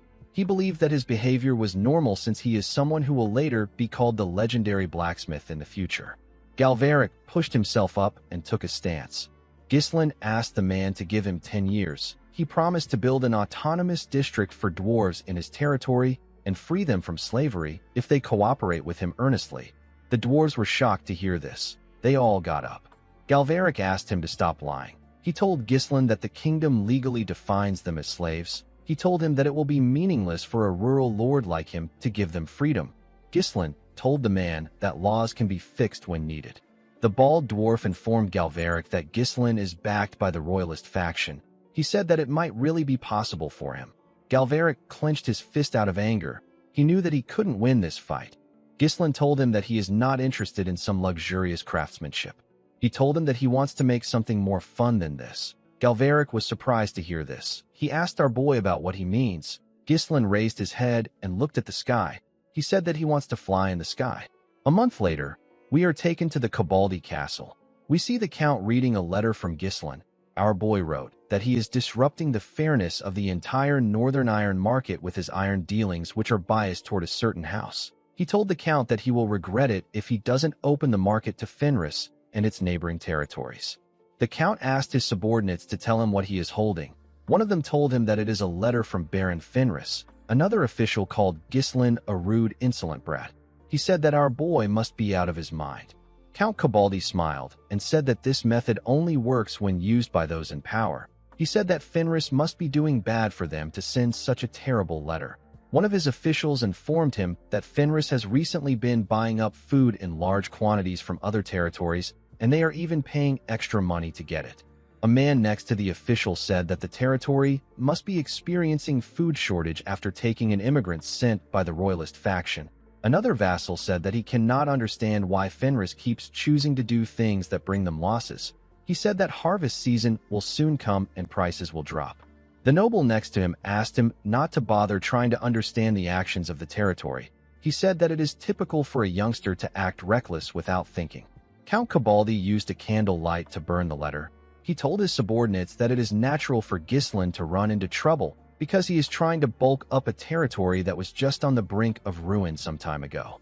With a smile on his face, The Count said that he is sad that he won't be able to see Gislin's downfall. The scene shifts, and we are taken to Marquis Branford's mansion. We see the Marquis step into his office. Before he could take off his jacket, the Marquis saw something on his table. He saw a letter on his table. He noticed that his window was open. The Marquis did not expect this. He picked up the letter and opened it. He saw that it was from Gislin. Our boy advised the Marquis to tell the royalist nobles to stockpile 10 years' worth of food in advance. He revealed to him that a great famine will soon come to the kingdom. This famine is severe enough to shake the entire kingdom. Marquis Branford did not know how to react to this information. The next day, we see Rosalind step into her father's office. The girl told him that she heard that he wasn't in bed last night. Marquis Branford didn't say anything to his daughter. He turned to her and asked her to tell the vassals and royalist nobles that he is calling for a meeting right now. After sending the letter to the Marquis, an unprecedented famine spread across the entire kingdom. Under an extremely arid climate, the rivers laid bare, crops withered and died. Starvation victims appeared one after another, and mass chaos erupted in the struggle for food. It was a natural disaster that went down in history. In this chaotic time, Gislin decided that it was time for him to make his move. In the Desmond and Rayfold territories, their vassals informed them about how food prices are skyrocketing. They were complaining about how an abnormal weather strikes without warning. The vassals found out about how the royalist nobles already stored food in advance. Amelia and Count Desmond found out that the Fenris territory has successfully harvested its food. The scene shifts, and we see Count Cabaldi slam his hand on his table. He asked his vassals about the food that Count Desmond is supposed to send. He said that Count Desmond should have taken over Fenris in advance and secured their food and land. One of the vassals said that Count Desmond asked them to wait a little longer. He said that the Count has also missed the right timing due to the weather. Count Cabaldi called Desmond a fool. He asked his subordinates about when Harold is going to send the food. One of them said that he knows a way which they can secure food quickly. He suggested that they follow Gislin's wish and give him iron in exchange for food. Another vassal asked him to stop spouting nonsense. He said that Gislin belongs to the royalist faction. He told him that the ducal house won't appreciate it when they find out. A man in blue clothes said that the food can arrive at any time. He reminded his comrade that the ducal house and Count Desmond already promised them. He suggested that they wait for them. The man who made the suggestion told the other vassals that there is a limit to the amount of food they can requisition from the citizens. He said that they can barely suppress public unrest by using the army. He told the others that he is not certain if they can hold out until support arrives. The man turned to his lord and told him that it will be bad for them if the military grain runs out and the soldiers begin to starve. He said that the Iron Fortress, which has never been breached before, will be destroyed by an internal uprising. Count Cabaldi was shocked to hear this. He couldn't believe that his vassals wanted him to crawl to Gislin. He grit his teeth and put himself together. With a nervous look on his face, he ordered his subordinates to give Fenris iron in exchange for food. The vassals who were against the idea called out to their lord. Count Cabaldi clenched his fist and said that Gislin will die by the hands of the ducal house. He said that the result won't change even if he gives them some iron. While smiling like a lunatic, the Count said that the ducal house or Count Desmond can come to his fortress if they have a problem with him. He told his vassals that no one can take over his fortress. He turned to a guard and asked him to send a messenger to Fenris before everyone starves to death. The guard told him that there is no need for this. He revealed to the Count that Baron Fenris is already at their gate with his army. Count Cabaldi was shocked to hear this. He couldn't comprehend what was happening. The scene shifts, and we are taken outside the castle. We see Gislin and his knights marching towards the gate. The knights were all wearing the same armors. Gordon said that the armor is just too small for him. Torin asked him to shut up. He told him that they used twice as many blood python scales for him. Gordon tapped his breastplate. He told the man that he now has mana flowing through him. He said that no one can scratch his perfect muscles now. The moment he said this, someone hit him in his chest. The man felt some pain in his chest. The person who hit him was Gislin. Our boy said that the dwarves make really sturdy armors. He moved forward with his badass horse and ordered his soldiers to march forward. Gislin and his army passed through the barricade of the castle and marched towards the gate. When Count Cabaldi and his vassals arrived at the castle walls, they saw Gislin and his army standing in front of the castle. Someone informed the Count that the army has surrounded them. He told him that the moats are dried up because of the drought. The vassals were shocked to see the amount of soldiers Gislin had. One of them said that it is impossible for a mere baron to possess such a large number of soldiers. He said that Gislin must be receiving support from the royalist faction. Count Cabaldi laughed and asked his vassals to stop making a fuss. With a nervous smile on his face, the count asked the men to tell him what Gislin and his army can do in front of his castle. He told them that the army won't be able to set foot on the castle shadows if they deploy their powerful weapons. Our boy called out to the count. He asked him if he read his letter. Count Cabaldi asked him to explain why he is being a nuisance. He told Gislin that he brought an army to his castle without prior notice. Our boy reminded him that he conveyed his intent with his letter. He reminded the count that he told him that he will regret it if he doesn't open the market. One of the vassals grit his teeth and said that this is not a reason for war. Another one told Gislin that he can't just use anything to justify waging war. Count Cabaldi raised his hand and asked Gislin to prepare a proper justification and formally declare it if he wants war. He said that he won't associate with someone who disrespects noble etiquette. Upon hearing that he needed to properly declare war, Gislin called out to Gillian. The man took out a longbow and arrow. Gislin grabbed the items and raised it up. Count Cabaldi was shocked to see this. He called our boy a crazy bastard. His soldiers quickly stood in front of him with their shields. Gillian informed his master that the wall is quite tall. Gislin stretched the string of the longbow. His horse bent down in order to allow him get in the perfect position. Our boy fired his arrow with the right amount of strength. The arrow flew towards the castle wall at a crazy speed. It pierced through a shield and went through a soldier's helmet. It tore the count's ear apart. The entire thing happened at a crazy speed. No one was able to react to the arrow. With a smile on his face, Gislin told the count that this is his declaration of war. The scene shifts, and we are taken to the Marquis's estate in the capital. We see the Marquis and his daughter in his office with the three important nobles of the royalist faction. It was announced that Gislin has started a war. Count Elisber said that it is true that they were able to endure this great famine thanks to Gislin's advice, but this situation is difficult. Sir Bilor said that he did not think that Gislin would start a war at a time like this. Marquis Branford said that he wants to know Gislin's justification. Rosalind informed her father that the Cabaldi County didn't open up their iron market to Fenris or any of the territories around them. She said that this incident has revealed that Count Cabaldi has been conducting nearly exclusive trade with the Desmond territory. With a nervous look on his face, Count Elisber said that a person can make up any justification. Marquis Morris said that the solution is clear. He told his comrades that they need to get Gislin out of their faction before he causes more trouble. His blue-clothes vassal agreed with him. The red-clothes vassal said that they need to be focused on recovering from the famine instead of starting wars. Sir Bilor asked Marquis Morris if he isn't saying this just because he hates Gislin. The Marquis became nervous. Rosalind closed her hand fan and asked the men to stay calm. She said that what they need to do right now is to prepare a solution for this situation. She said that the war has already started and any discussion regarding why it happened is meaningless. Marquis Morris told the girl that he is very calm. He said that this war will make them an easy prey for the ducal house. A man appeared in the room and told them that he agrees with Marquis Morris. Everyone in the room was surprised to see the man. They all recognized him as a noble from the ducal house. Marquis Branford referred to the short man as Count Foude.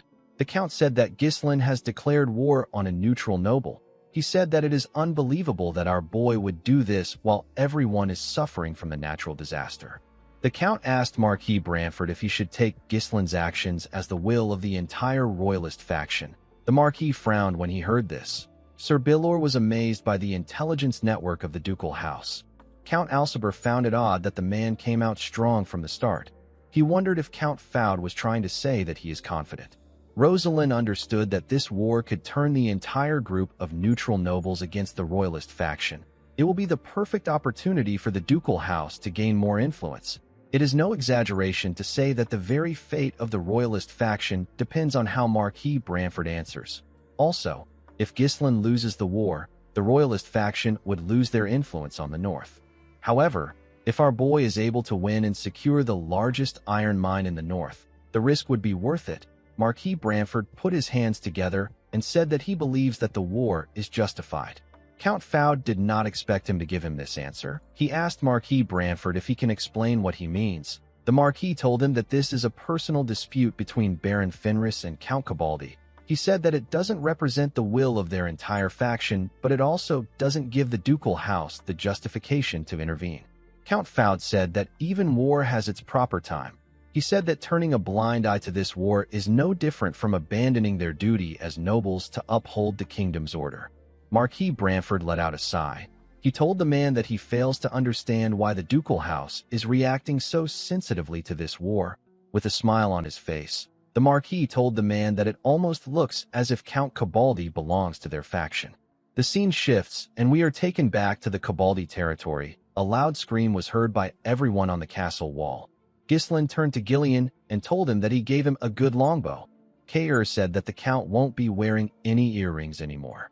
On the castle wall, we see Count Cabaldi hold his bleeding ear on his knees. The soldier who took the arrow to his head fell to the ground. The other soldiers surrounded their Count. They wanted to stop the bleeding. Count Cabaldi grit his teeth and ordered his soldiers to take their positions. He asked them to shoot down the worthless bastards. He ordered his men to show Ghislain the majesty of the Cabaldi castle, which has never fallen to its enemies before. The men accepted the order and quickly got in position. They all grabbed their catapults and prepared to fire. Gillian informed his master that the enemy is preparing to attack. Ghislain said that this people have defended this wall so many times that it has become a second nature to them. He wasn't surprised to see how quick their response was. After the catapults were loaded and ready, Count Cabaldi ordered his men to fire. The soldiers released a ridiculous amount of arrows on Ghislain's army. They covered the sky with their arrows. Ghislain placed his hand on his sword when he saw the arrows coming towards him. He drew his sword and used it to block every single one of the arrows. His badass horse also dodged the arrows that came close to his neck. Kaer and Gillian easily blocked the arrows with their weapons. The knights used their shields to block the arrows. The arrows didn't touch a single person. Count Cabaldi was shocked to see this. Ghislain put his sword away when he realized that the Count was done throwing a tantrum. He turned his horse around and ordered his soldiers to retreat to their base. He said that they need to prepare for the next stage. The scene shifts and we see Claude smiling brightly. He said that their lord picked the perfect time to start a war. He was wearing an armor and sitting in a tent. He told Wendy that their enemy didn't even stock up on any food, so they just have to wait until they give up. Alfoy placed his head on the table and asked Claude to tell him why they even brought him there. Claude told him that this place isn't bad. He referred to the mages as their laborers. He quickly corrected himself and told the boy that the mages worked hard to build this post. He asked Alfoy to get some rest. He told him that he can rest in the back lines without having to work. He told the boy that they can play a game if he is bored. Alfoy quickly raised his head up. He asked Claude to tell him how much he wants to bet. Before the two of them could start gambling, Ghislain stepped inside the tent and asked Claude to come out. Alfoy was shocked to hear his voice. Claude quickly got up and asked our boy about why he is already back. Ghislain ordered Alfoy to gather the mages. Alfoy slammed his hand on the table. He knew that he was screwed. Ghislain revealed to him that he has to dig an underground tunnel leading to the castle. Alfoy was shocked to hear this. Claude explained to his lord that they simply have to wait out here to win the war. He asked Ghislain if he's certain that they really have to put in any efforts. Ghislain told him that they can't just sit still. He explained to his advisor that they need to end the war before Count Cabaldi begins to receive supplies from the Duke's faction. Ghislain stepped outside and looked at the castle. He said that the war will end faster than anyone can imagine. The scene shifts, and we are taken to the castle wall. We see Count Cabaldi having a meeting with his vassals on the castle wall. The Count wrapped a bandage around his head to stop the bleeding. He called Ghislain an insolent bastard and said that he ran away after injuring his noble body. One of the vassals said that Ghislain has probably realized that he stood no chance against their incredible firepower. He said that this is why Ghislain changed his strategy to waiting until they ran out of food. Count Cabaldi was annoyed to hear that our boy plans to wait until they surrender. He told his officials that the ducal house is backing him. With a smile on his face, he said that he is certain that the ducal house will soon send reinforcement since they can't give up the iron mine that he owns. He said that they just have to wait until that time.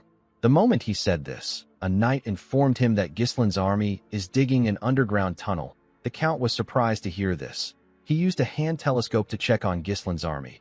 he saw the mages digging the tunnel.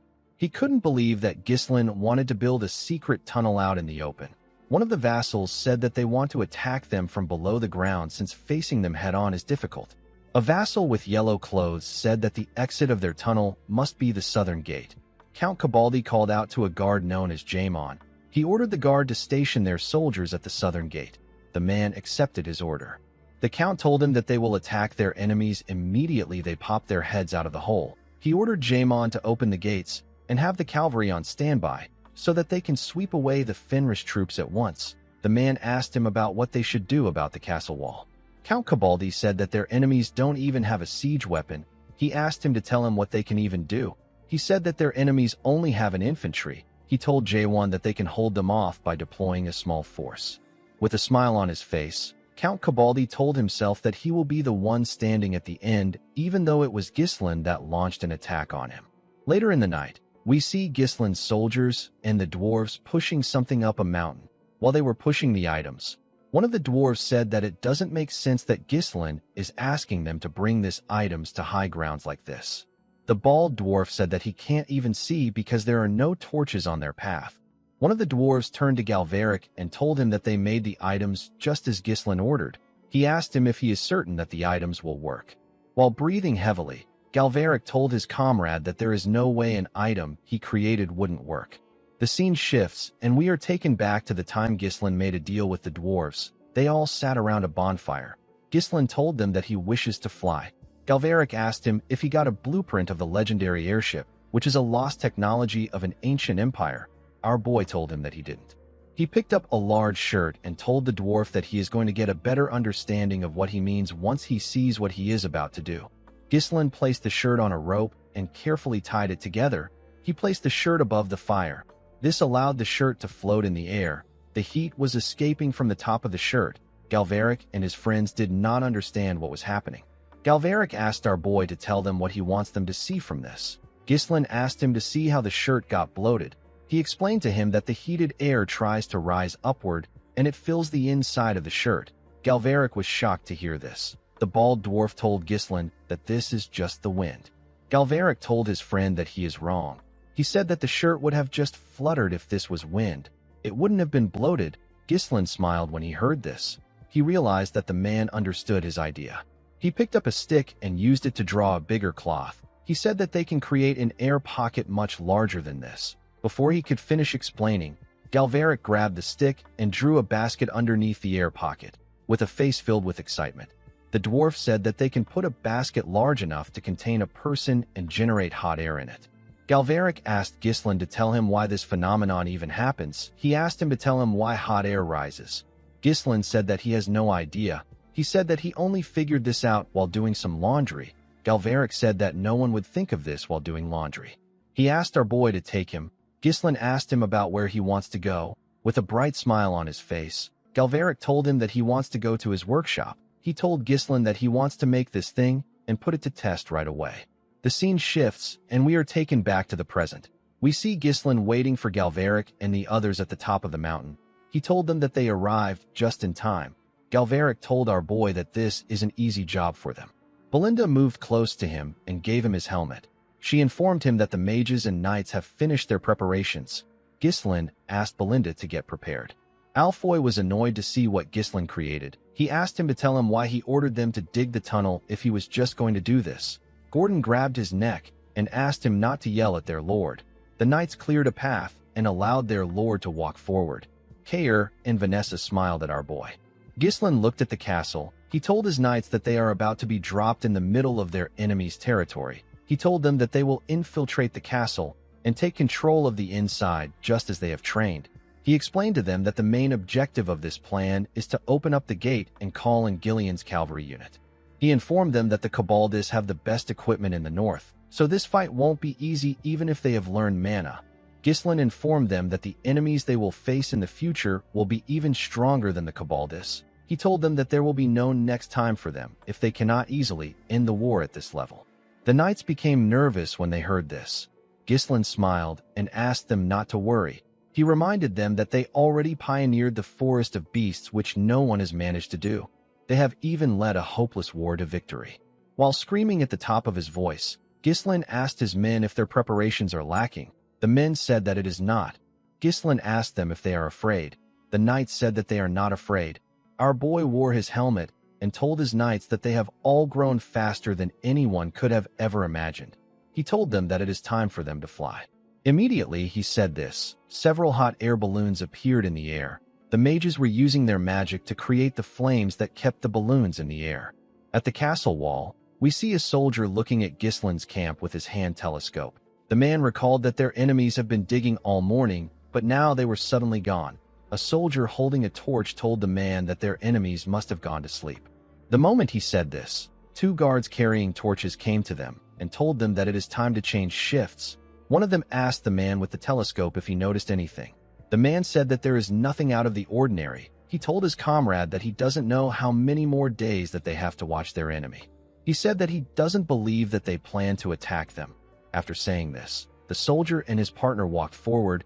His partner let out a sigh and said that he can finally get some sleep. The man yawned and told him that they still have to go through this tomorrow. The moment he said this, the man saw something in the sky. He asked his partner if he can see what he is seeing. He told him that some round things are approaching their castle. His partner asked him if they are monsters. Before the man could answer, he saw a hand reach out to him from the sky. Before the man could scream, Ghislain used his hand to close his mouth. He slammed the man to the ground and tore his partner apart with a single slash. He quickly turned to the man and beheaded him with a single strike. Kair and Belinda used a rope to move to the ground. The knights also did the same thing. Ghislain told the men that he will stand on the front lines in this battle too. With a cold gaze in his eyes, Ghislain ordered his knights to kill everyone. In the next scene, we see 3 Kabaldi knights walking somewhere. The knight in the middle was wearing a different armor. This knight is the captain of the Kabaldi Knight Order. His name is Leslie. Leslie and his men walked up to a door. There were 2 guards at this door. Leslie asked them about where their lord is. One of them told him that the count is still asleep. The captain barged into the room. The count quickly woke up when he heard someone enter his room. He asked Leslie about what he is doing. The captain told him that it is an emergency. He revealed to him that their enemy has invaded the castle. Count Kabaldi was shocked to hear this. At the castle wall, the soldiers raised their torches to see the hot air balloons. While they were staring at the balloons, Ghislain, Kair, and Belinda tore through the soldiers. Our boy's knights also helped him tear through the soldiers.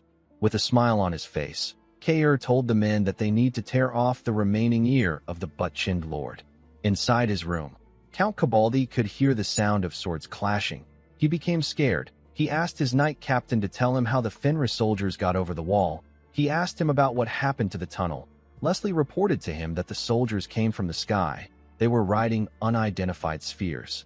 The count couldn't believe that Ghislain and his soldiers flew into the wall. He asked Leslie if he knows what he is saying. The captain told his lord that it doesn't matter if they flew in. He revealed to him that their enemy's momentum is quite strong. He said that they are taking over the castle at a rapid pace. He told the count that they need to start moving. He explained to him that he will be going to the underground passage that leads to the outer bailey and defend the castle. This will allow them to call in the main force stationed at the south gate and encircle their enemy. Count Kabaldi was still in a state of shock. He realized that they fell for a diversion when they targeted the tunnel and even laid a counter trap. While laughing like a crazy person, he said that the castle which has never fallen might end with him. He couldn't believe that the lineage of the Kabaldi family will end with him. Leslie placed his hands on his lord's shoulders. He asked him to escape through the secret passage with his retainers and seek aid. He told him that he will remain there to hold the castle. With a serious look on his face, Leslie asked his master to bring something out if the situation doesn't get resolved. The scene shifts, and we are taken to the castle wall. We see some soldiers looking startled. They wondered about how their enemies got in. Unfortunately for them, Ghislain wasn't in the mood to answer their question. He beheaded the first soldier that charged at him. He also cut off the head of the second soldier with a single swing. The third soldier quickly charged at Ghislain. Our boy blocked his sword and pushed it to the side. He tore the man's body apart with a single slash. 3 more knights appeared to fight him. 2 of them were holding a crossbow, and 1 was holding a sword.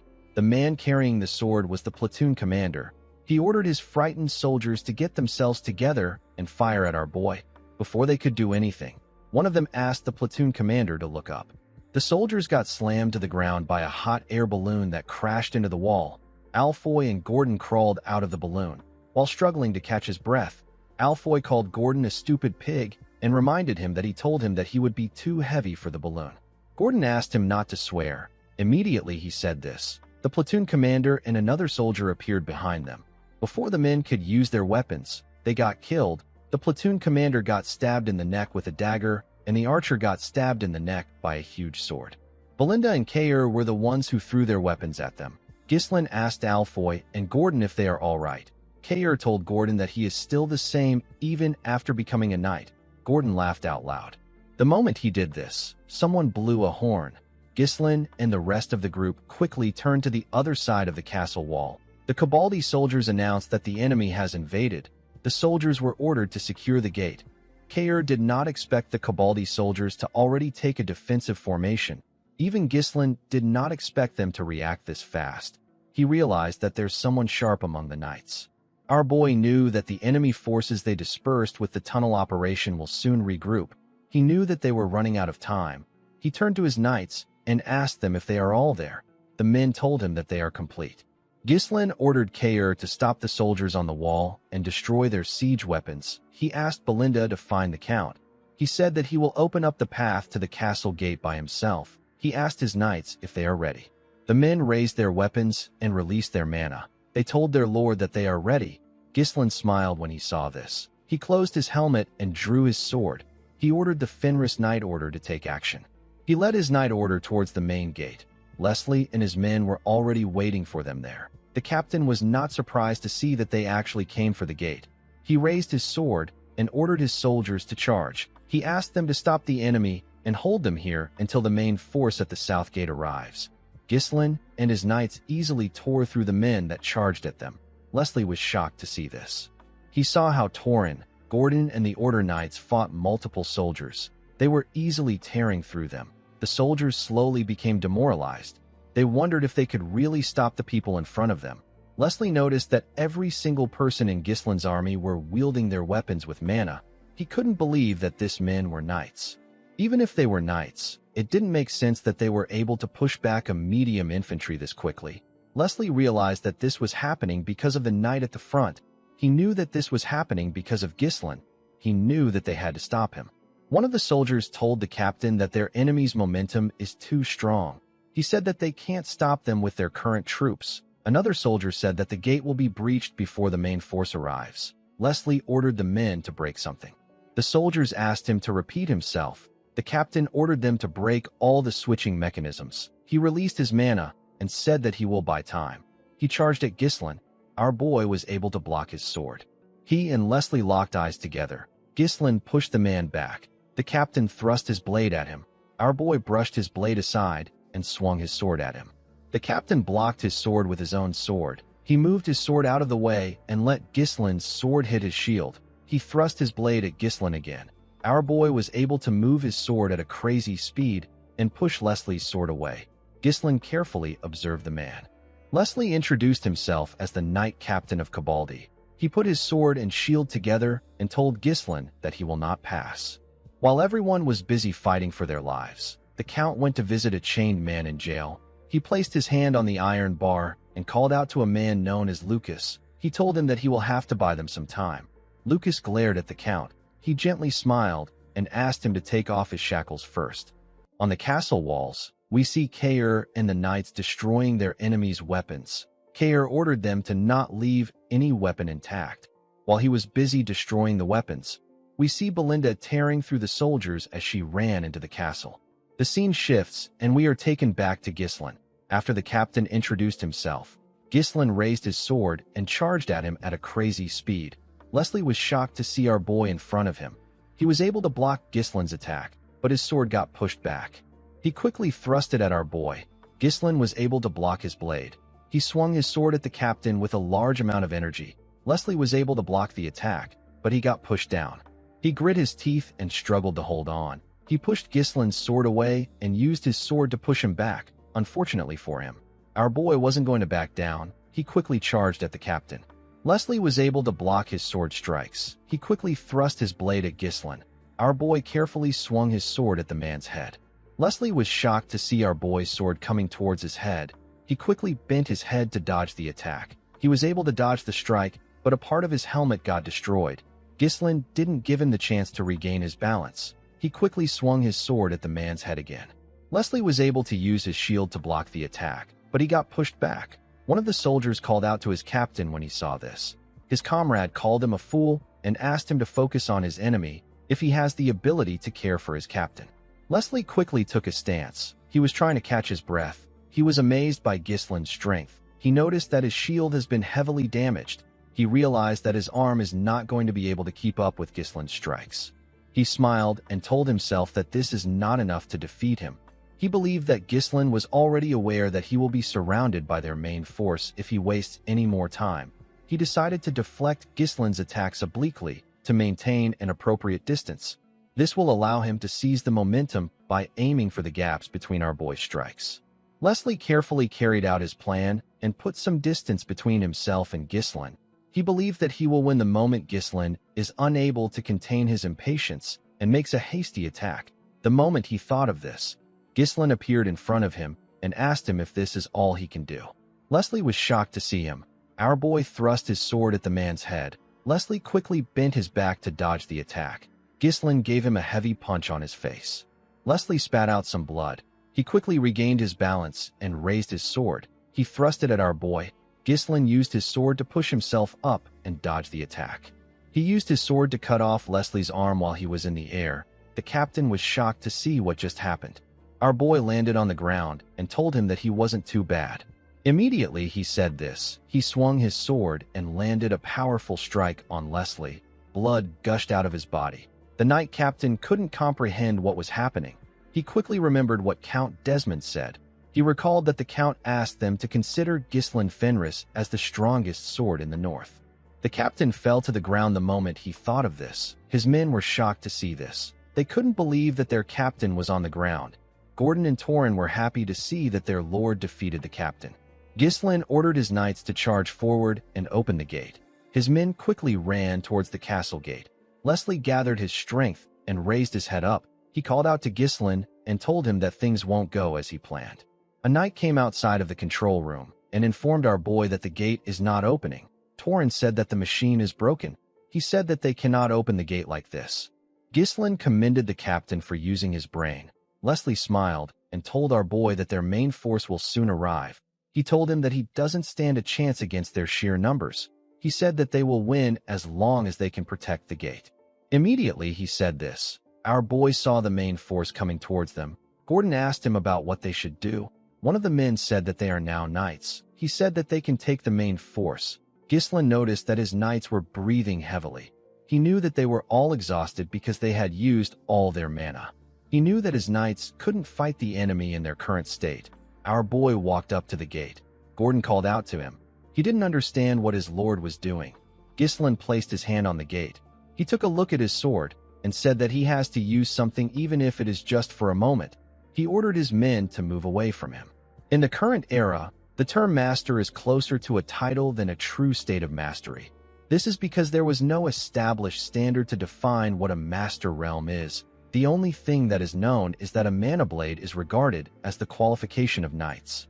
Ghislain released his core energy. He gathered the mana that tried to scatter in all directions and compressed it into his blade to push its limit. His sword released a bright golden energy that shined brightly. His comrades got pushed back by this energy. Leslie couldn't believe his eyes. He remembered the legend of the ancient empire that is passed down among warriors.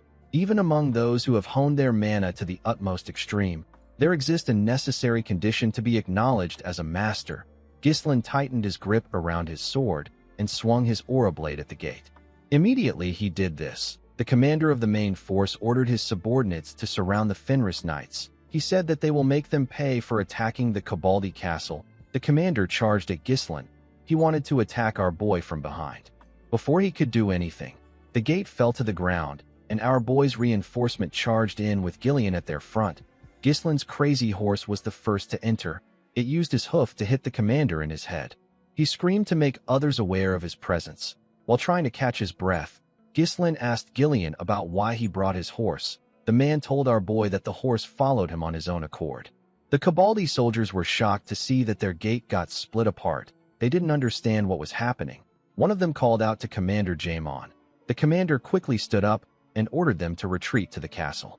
Ghislain got on his horse and raised his sword. He ordered his soldiers to charge. He asked them not to spare a single enemy. The scene shifts, and we are taken inside the castle. We see Belinda kneeling in front of someone. She was breathing heavily. She was kneeling in front of Lucas. The man was holding a spear. He seemed to have subdued Belinda. He asked the woman about the kind of relationship she has with the Shadow Knights. The scene shifts, and we are taken to the entrance of the castle. We see the Cabaldi soldiers trying to run inside the castle. Unfortunately for them, Kair appeared out of nowhere with his men and began to attack them. He informed the soldiers that they have nowhere to go. He said that they have already taken over the inner castle. Ghislain pointed his sword at the enemy and told his men that they don't need prisoners. He asked them to kill everyone. Immediately he said this. Our boy felt a large amount of pain in his body. He placed his hand on his chest and tried to catch his breath. He knew that he pushed himself too hard by using Aura Blade at his current level. He didn't expect to get this tired after using some mana. He knew that he couldn't fight for long in this condition. Kair called out to him and asked him if he is already tired. Gillian informed his master that they have successfully subdued the enemy's main force. Our boy commended the men for their work. He asked them about where Belinda is. Alfoy told him that they haven't heard from the woman since she went into the castle. Kair smiled and said that she is such a slowpoke. Ghislain found this odd. He called out to Gillian and told him that there must be a secret escape route built somewhere in the castle. He said that Count Cabaldi couldn't have gotten too far. He ordered the man to lead the cavalry and search for the exit of the secret passage in the outskirts of the castle. Gillian accepted his lord's order. Our boy rode his cool horse forward and said that he will search for Belinda himself. The scene shifts, and we are taken back inside the castle. We see Belinda looking shocked after hearing Lucas's question. She asked him about how he knows this name. Lucas didn't say anything to her. Belinda quickly threw a dagger at the man. Lucas easily blocked it with his spear. He quickly noticed that a string was wrapped around his spear. Belinda pulled the string and used it to pull herself up. She gave Lucas a kick when she got close to him. The man was able to block the attack with his spear. Belinda asked him to give her an answer. Lucas ignored her and swung his spear at her. Belinda was able to dodge it by moving to the side. Unfortunately, Lucas was not yet done with her. He swung his spear at the woman multiple times. Belinda was able to dodge each one of his strikes. However, Lucas's attacks became faster. Belinda began to struggle to dodge his strikes. She had to jump back to create some distance between herself and the man. Lucas was not ready to give her some space. He charged at her the moment she landed on the ground. He thrust his spear at her. Belinda jumped over the spear and raised her leg. She gave Lucas a kick on his head. Unfortunately, the man was able to block her kick with his spear. He reminded the woman that she asked him about how he knows the name. He hit Belinda in her leg and moved his spear close to her neck. He told Belinda that there is no special reason why he knows the name. He told her that she just looked like his ex. The woman grit her teeth and asked him about what he means. Lucas explained to her that he doesn't care about the outcome of the war, but he can't just slack off. He told her that he can't just let her go if she decides to continue fighting. He told her that it is nothing personal. He moved his blade closer to her neck when he said this. The moment he did this, someone charged at him. Lucas was shocked to see someone coming towards him with a huge sword. He quickly used his spear to block Ghislain's attack. Belinda was shocked to see her master. Our boy asked her to go. He told her that he will take care of the man. Lucas smiled when he heard Belinda call Ghislain young master. He raised his spear and pushed our boy's sword back. Ghislain quickly swung his sword at him again. Lucas was able to block his sword with his spear. He and Ghislain easily blocked each other's attacks. Lucas said that he can't chase after Belinda again. He asked our boy if he is the noble who started the war. He thrust his sword at Ghislain when he said this. Our boy used his sword to hook a part of Lucas's spear and used it to drag the man to him. He swung his sword at Lucas's leg. The man was able to dodge the attack by jumping over Ghislain's sword. Before he could land on the ground, our boy gave him a kick in his head. Lucas spat out some blood. He quickly moved back when he landed on the ground. Ghislain laughed and told Lucas that it is good to see him. The man didn't expect to hear this. He asked our boy if he knows him. Ghislain told the man that he does. Lucas was our boy's subordinate and comrade in his past life. Ghislain has actually been wondering about where the man was. He didn't expect him to be in the Cabaldi County. Lucas cleaned the blood coming from his nose and told our boy that it is weird that he knows him. He told him that he doesn't fight like a noble. He told Ghislain that his style is not like that of the nobles he knows. It was quite different from the general style. He pointed his spear at Ghislain and asked him about who he is. Our boy told him that he has worked as a mercenary in the past. Lucas found it odd that a noble worked as a mercenary. Ghislain told him that he wants to make a proposal. He told Lucas that he will withdraw his soldiers from the castle and pay for the recovery of the damage they caused if he is able to beat him. He told the man that he has to work for him if he wins. Lucas found this proposal to be weird. He asked Ghislain about why he is spouting nonsense. He asked him if he is really going to throw away his victory for a petty bet. He said that he doesn't even have any real ties or regrets about this castle. Ghislain asked him to come work for him if he doesn't have any ties to this place. Lucas told him that he can't. He said that it cost a lot to hire him. Our boy told him that this is the reason he is risking this castle to make a bet. He told Lucas that he is more valuable than this victory to him. Lucas didn't expect to hear this. He couldn't believe that Ghislain was telling him that he was more valuable than the castle. He asked Ghislain to tell him his name. Ghislain took off his helmet and introduced himself as the Lord of the Fenris territory. He told Lucas that this is the identity of the master he will be serving. Lucas noticed that Ghislain was breathing heavily. He told him that he doesn't look so good. He took a stance and asked our boy if he is not pushing himself too hard. Ghislain smiled and asked him to think of it as a handicap. Lucas smiled and asked our boy to do as he wishes. He quickly charged at him. The scene shifts and we are taken to the past. We see some mountains covered in snow. A man packed his bags and stepped out of his tent. The man with a scar on his face wore a huge coat and carried a long spear at his back. This man turned out to be the older Lucas. Lucas walked up to the older Ghislain and told him that today is the last day he promised to work for him. He asked him if he knows this. He said that it has been 10 years since the Moriana's recognition took place. This means that their contract has come to an end. Ghislain didn't think that the man had been with him for 10 years. He asked Lucas if he doesn't want an extension. Lucas walked past him and rejected his offer. Ghislain smiled and asked him if it is because of the woman. Lucas asked him not to take it personally. He told Ghislain that he can't let his life be devoured by his fight. Our boy let out a sigh and asked the man to go search for his precious woman. He told him that he also needs to finish his own task. Lucas stopped walking and turned to his captain when he heard this. He told him that he will promise him one thing. He told his captain that he will come to his rescue when he is in danger. The scene shifts and we are taken back to the present. We see Ghislain block Lucas's attack. He pushed the man back with his sword. Lucas thrust his spear at him at a crazy speed. Ghislain blocked his attacks and thrust his blade at the man. Lucas was able to dodge his blade. He pushed our boy's sword aside and swung his spear at his head. Ghislain quickly bent his head to dodge the attack. He swung his sword at the man's leg. Lucas dodged his attack by using his spear to push himself up.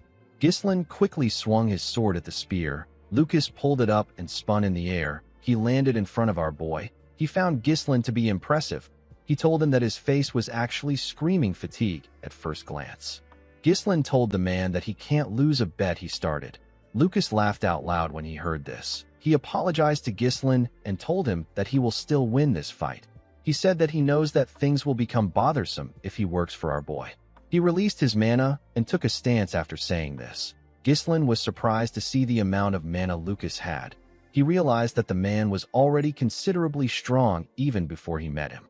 Lucas worked for Ghislain for 10 years after he lost the Moriana's recognition. He was a confidant of the mercenary king who succeeded in anything he was ordered to do. However, even Lucas couldn't find his lover whom he chased after his entire life.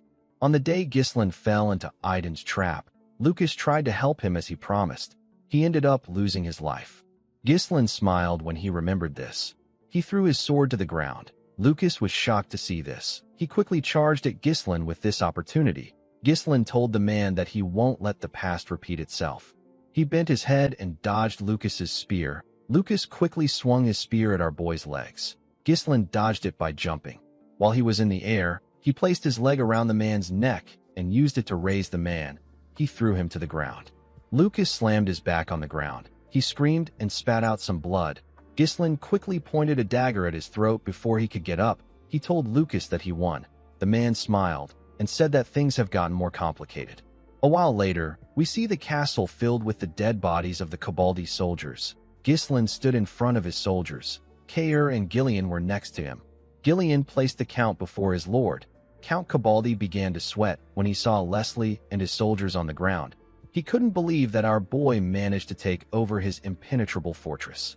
Ghislain called out to the Count, whose name is Armstrong Duggan Cabaldi. With a cold gaze in his eyes, he told him that there is no such thing as an impenetrable fortress. The Count instantly recognized the look in Ghislain's eyes. He realized that our boy didn't attack his castle out of greed. He asked him about what his goal is. Ghislain revealed to him that he has a lot of goals. He told the man that one of his goals is to kill him. Armstrong was annoyed to hear this. He asked our boy if he believes that him and his father will be able to get away with this. He told him that the Royalist faction can't protect him from everything even if he has their backing. He told Ghislain that things will really get out of hand if he kills him. He said that he has someone supporting him from behind. Ghislain asked him if he is referring to Duke Delphine. The Count was shocked to hear this. Ghislain assured him that he knows about his backer. He said that he knows that the Duke's faction is slowly devouring the north by recruiting neutral nobles. Ghislain told him that he knows the Duke's faction supplied Count Desmond and Rayfold with iron ore to bolster their armament, because they will be the main force in the northern conquest. Even the Crimson Magic Tower receives the Duke's support, so that they can strike the Royalist from behind at the right moment. Ghislain said that all this is done to instigate a civil war in the Lithania kingdom.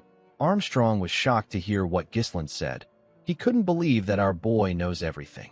He wondered about who Ghislain truly is and how he knows about their plans. He told him that he doesn't need to explain if he knows everything. With a nervous smile on his face, the Count told our boy that he will give him a last chance. He promised to provide him with half of the iron ore production for the next 20 years. He told Ghislain that he will also tell the Duke about his excellence. He told him that him and his father won't have to work hard for the rest of their lives if they are able to join the faction. Ghislain was annoyed to hear this. The Count told him that it will be more profitable for him to spare him. The moment he said this, Ghislain swung his sword. He told Armstrong that he has no intention of working with him. Immediately he said this, the Count's head split apart. Ghislain turned around and told the Count that all of them will die by his hands. In the next scene, we are taken to Count Desmond's castle. We see the Count reading a letter he took from a pigeon. The man squeezed the letter out of anger and slammed his hand on his chair. He couldn't believe that Ghislain took out Count Cabaldi with his brief window of opportunity. Harold told his officials that they followed a method of meticulous preparation and planning just as the Duke advised. He asked them to tell him the result of their preparation.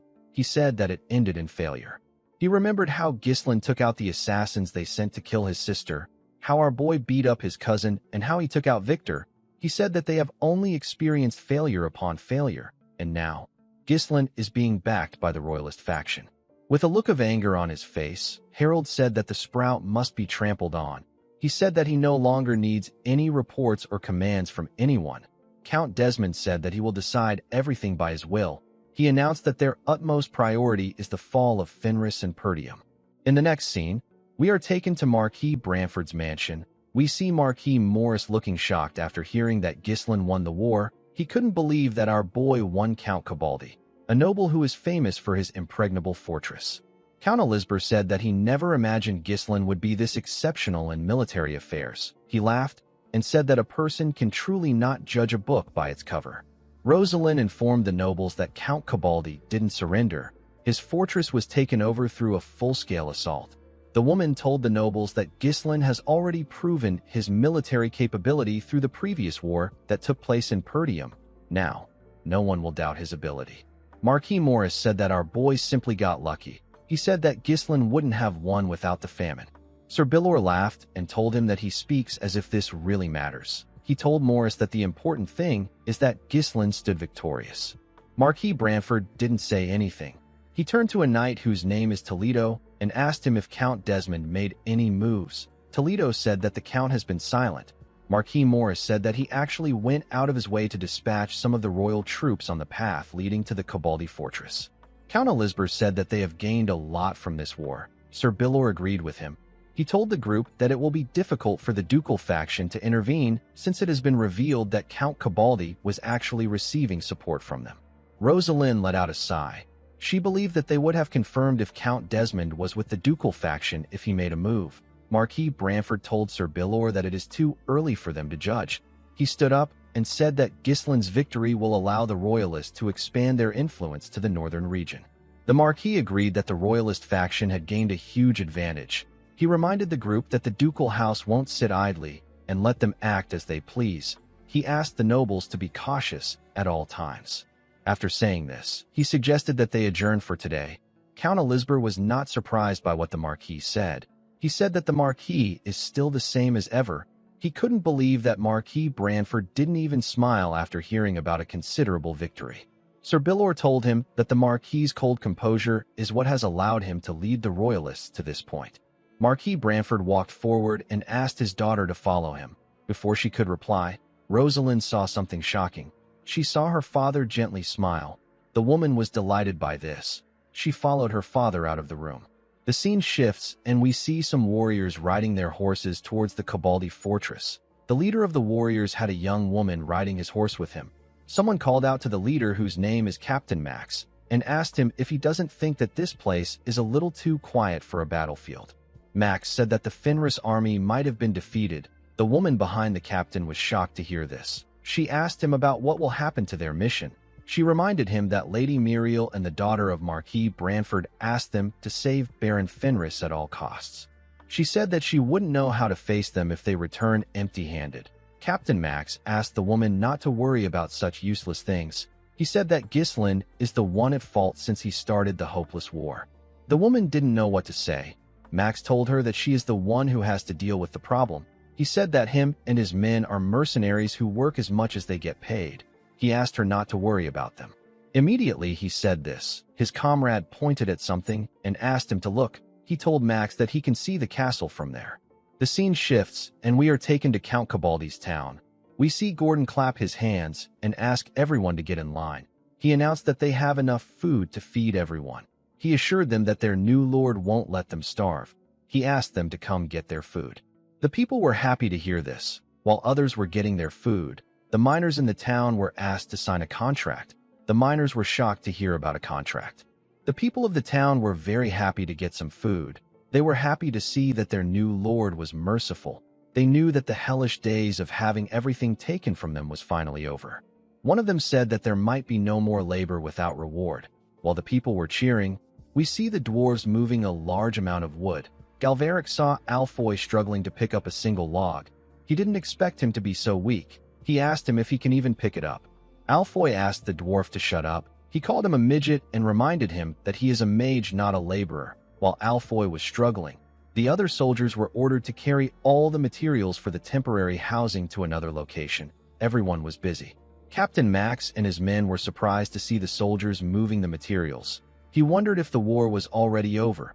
The moment he said this, someone called Count Cabaldi a sly bastard and wondered about how many stolen goods he was hiding.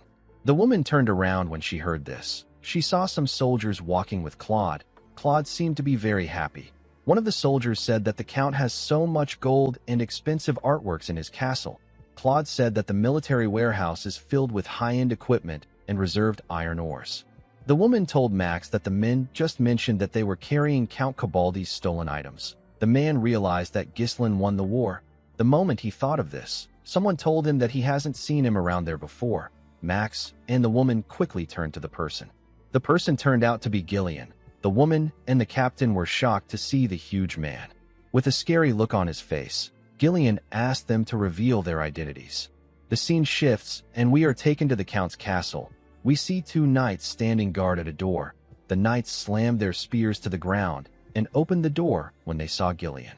Gislin was standing inside the room. The woman and the captain nervously stepped into the room. Gillian entered the room and slammed the door. The woman became scared when she heard the sound of the door. Gillian informed his lord that this people are visitors from the capital. Gislin turned around when he heard this. Captain Max became more nervous when he saw our boy's face. After being a mercenary and a problem solver for a long time, Max is now able to grasp a person's true nature. He can know the kind of person they are by the atmosphere they give off or their scent. Max recognized the metallic, fishy smell of blood that still lingers on Gislin's armor even after the war has ended. The man noticed our boy's restricted movements. He was certain that the person in front of him is Baron Fenris. Ghislain asked them for their identities. The two of them quickly bowed their heads. Max introduced himself to Ghislain and informed him that Countess Elizabeth and the daughter of Marquis Branford sent them. He revealed to Ghislain that he was sent here under the request of rescuing him at all costs if he was in danger. Ghislain told the captain that he was late. Max explained to him that they considered the mission's priority and tried their best to get here as early as they could. He told our boy that they never expected him to end the war so quickly. He told Ghislain that he would expect nothing less from the rising star of the Royalist faction. He told him that they will be taking their leave. Our boy asked him about where he is going. The captain became scared when he heard this. Ghislain explained to him that they are short on manpower because the war just ended. Max told him that this has nothing to do with his mission. Ghislain reminded him that they were not able to help him when he was in danger. Max didn't know what to say. He never expected our boy to have ended the war before they got there. Ghislain placed his hand on Max's shoulder and told him that he doesn't know what to say if his two employers ask him about how he did. He told the captain that it would be best if he saves his employers' faces. Max knew that he was screwed. He bowed his head and told Ghislain that he will do as he requests. The woman called out to Max when she heard this. Ghislain quickly turned to her. He asked the woman if she is a priest. The woman said that she is. She introduced herself as Pyot, a servant of Wana, the goddess of beauty and abundance. Pyot said that she was dispatched here because Countess Muriel is a patron of their order. Ghislain recalled that those serving the goddess of beauty reject battle and all forms of impurity. He knew that there were almost no priests in the northern region. Only the Rayfold County has some. This was why Gillian had to stay in the Rayfold territory to cure his daughter. Ghislain was aware that the divine power of the priest was a very precious resource. He believed that Pyot came at the right time. He bowed his head and told her that she has suffered a lot to reach this place. Pyot told him that he doesn't have to be so polite. Immediately Ghislain heard this. He ordered Belinda to take the woman to the working area. Before Pyot could say anything, Belinda and Winnie grabbed her arms and moved forward. Pyot said that she did not come there to work. Belinda told her that there are many lost sheep that need her guidance. Gillian told his lord that the priest is an unexpected fortune. Ghislain agreed with him. He told the man that he didn't expect the Royalist faction to be able to get the order to assist him. He said that he will now be able to move around freely. He asked Gillian to call someone in. In the next scene, we see Kair cough out some blood as he fell to the ground. He got punched by Lucas. The knights were shocked to see their captain on the ground. Lucas moved close to Kair and asked him if he is really Ghislain's right-hand man. Kair was annoyed to hear this. He stood up and said that he hasn't even started fighting. He charged at Lucas. Lucas clenched his fist when he saw Kair coming at him. Immediately, he swung his fist. Gillian appeared out of nowhere and blocked he and Kair's attacks. Everyone was shocked to see this. Kair referred to Gillian as Gramps. He didn't expect to see him there. Gillian told the two men that they have done enough. Lucas stepped back and said that Gillian is the one who deserves to be Ghislain's right-hand man. Kair was annoyed to hear this. He asked Gillian to let go of him. He said that the fight is not yet over. Gillian twisted his arm and gave him a powerful push. The attack sent Kair flying. He slammed his body on the ground. Gillian advised him to maintain his dignity in front of his subordinates. He turned to Lucas and asked him to follow him. He told him that Ghislain is looking for him. While breathing heavily, Kair watched Gillian walk away with Lucas. He grit his teeth out of anger. Gillian carefully looked at him. He noticed that Kair was angry. While he was looking at him, Lucas laughed. Gillian asked him about why he is laughing. Lucas revealed to him that the first thing Ghislain ordered him to do is to beat up his own subordinate. He found this quite funny. He believed that Ghislain was a weird guy. Later in the night, we see Ghislain enter the training ground. He saw someone swinging his sword at a dummy. The person turned out to be Kair. The warrior was angrily swinging his sword. He turned around and swung his sword at Ghislain when he felt his presence behind him. Our boy easily blocked his attack with his sword sheath. He told Kair that he heard about how he got crushed by the new guy. Kair turned around and asked Ghislain to leave if he came there to make fun of him. He reminded him that he is a busy man. He told him that he shouldn't have time for him. Our boy smiled and threw something at him. He asked Kair to catch it. He gave Kair a book. He revealed to him that he jotted down his thoughts on the mana circulation method and swordsmanship that should suit him. He asked the man to make good use of it. Kair quickly scrolled through the book. He was shocked to see what was inside. He asked his lord about why he didn't give it to someone like Lucas. Our boy asked him to give it back to him. Kair declined his request and thanked him. Ghislain walked past him and explained to him that there isn't a big reason why he lost. He simply lacked fundamentals. Our boy told Kair that experience and instinct have their limits. Kair referred to him as captain and called out to him. When Ghislain turned around, Kair bowed his head. Ghislain smiled and asked him to rest. He told him that he will see him tomorrow. After a month, Fenris absorbed the Koboldi territory and quickly underwent rapid territorial expansion and stabilization. Fenris was able to secure the wealth it needed by confiscating the wealth of Count Koboldi and his retainers. They calmed the public sentiment by distributing food to the territory's residents. Fenris also took care of the largest iron mine in the north. By giving proper compensation to the laborers who had long been exploited, their motivation to work increased. This allowed iron of higher quality to be supplied even faster than before the fortress was taken over. With this as the foundation, Fenris was able to develop its technology and acquire advanced armaments smoothly. The territory will no longer experience resource shortage. The scene shifts, and we see Ghislain in a room with his subordinates. He told them that everything that happened is thanks to everyone fulfilling their roles excellently in their respective positions. He said that no one will be able to look down on Fenris again. Claude agreed with his lord. He said that 1/3 of the northern region belongs to them if they add Perdium to their territory. Fenris is no longer lacking in population or military power. Claude said that Count Desmond can come at them. Ghislain called out to Wendy when he heard this. The woman hit Claude in his throat for mentioning Desmond. Belinda wondered why Claude had such a loose mouth. Ghislain told his advisor that it is too early to celebrate. He reminded him that the root of the threat still remains. While struggling to catch his breath, Claude asked our boy if he can't take a break. Vanessa called out to Ghislain. She informed him that the mages have recently been telling her that they are too tired to work. She asked him about what she should do. She said that Alfoy even tried to escape a few nights ago. Unfortunately for him, he got caught. Ghislain told Vanessa that the mages are his slaves. He smiled and asked her not to worry about it. He reminded her that they have a priestess now. The scene shifts, and we see Pyo releasing a bright light from her body. She asked someone to rise in the name of Wana. The person screamed and asked Pyo to not heal him. The person screaming was Alfoy. The boy begged the priestess to just let him be exhausted.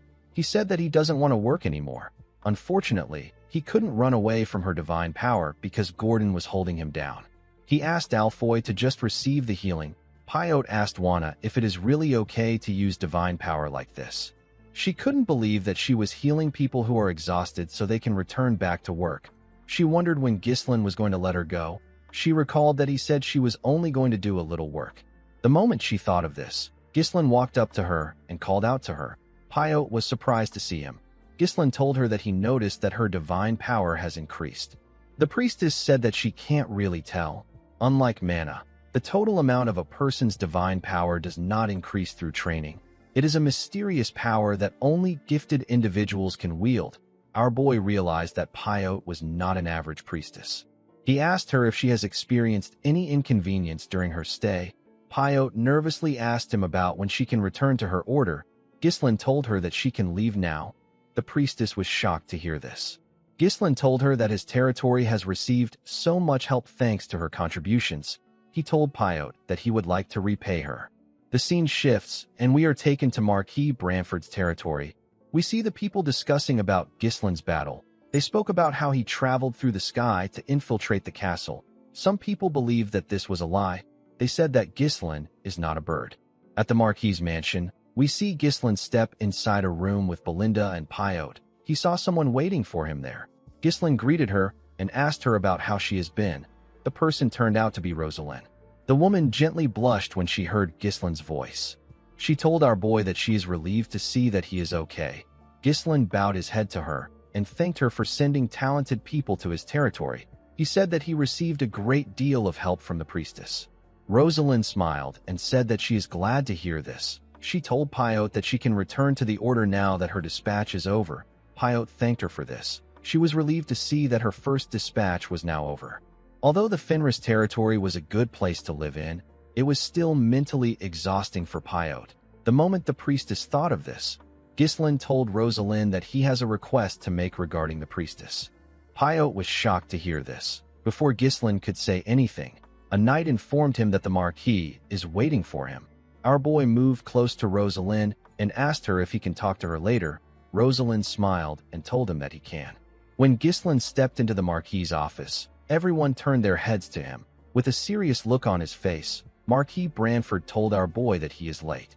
Ghislain bowed his head and apologized to the Marquis. He explained to him that it took him some time to stabilize his territory. Marquis Morris told him that he should have come immediately. He won the war. Sir Bilor asked him to stay calm. The Marquis reminded Ghislain that he once said that he must consider his honor before he acts on anything. He explained to him that his honor and the honor of the royalists would have been tarnished if he didn't defeat Count Cabaldi. The ducal faction would have seized the initiative and secured their position in the north. The Marquis told Ghislain that he is gravely mistaken if he thinks that he is going to excuse all his unilateral actions because he is his patron.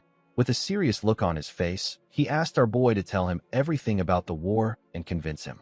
Ghislain informed Marquis Branford that he doesn't fight battles that have no chance of victory. He said that he saw an opportunity and quickly took it. He told the Marquis that this is all that happened. He explained to him that the reason he is there is not to review what has already happened, but to discuss what to do from now on.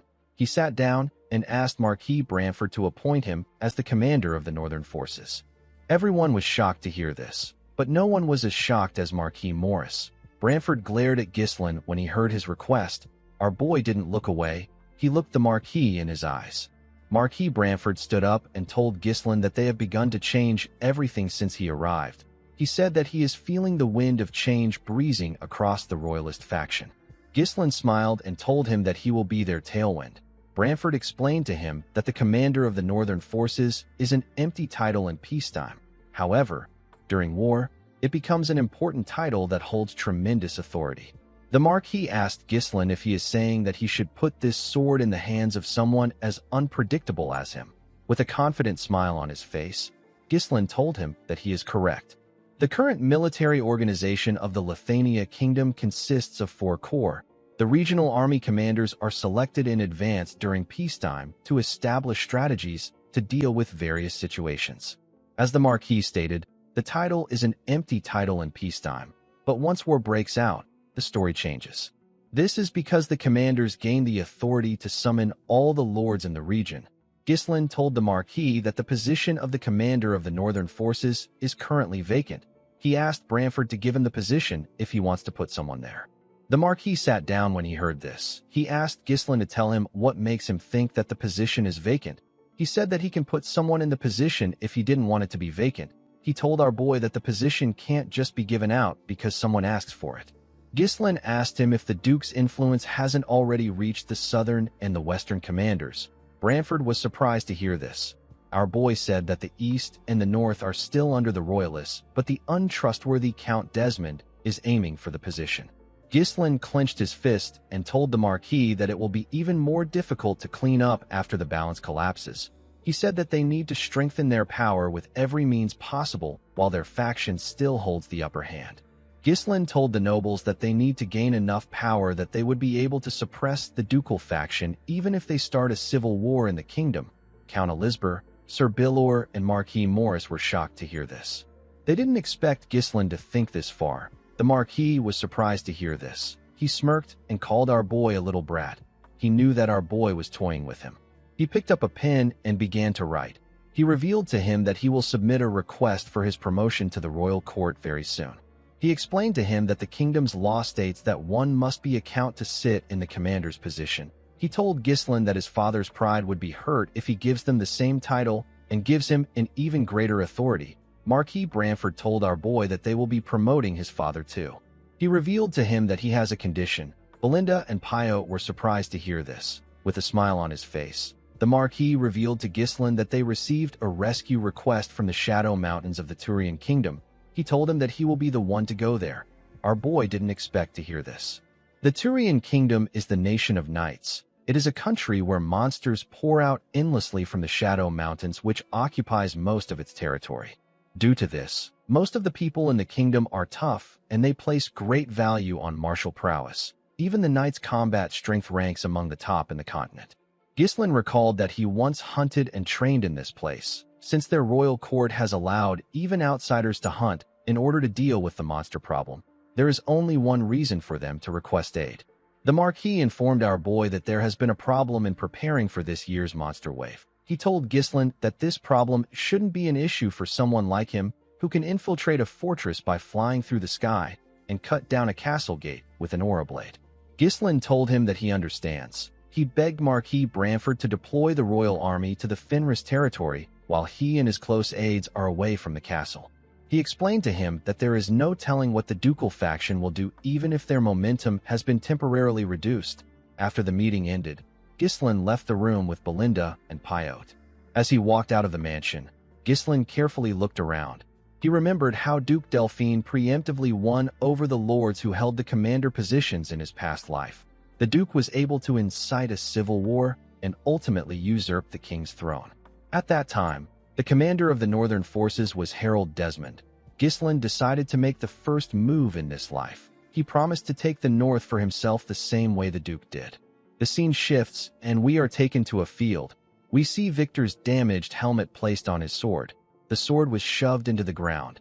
A man gently touched the helmet. It seemed like he knew Victor. While he was looking at the helmet, someone called out to him.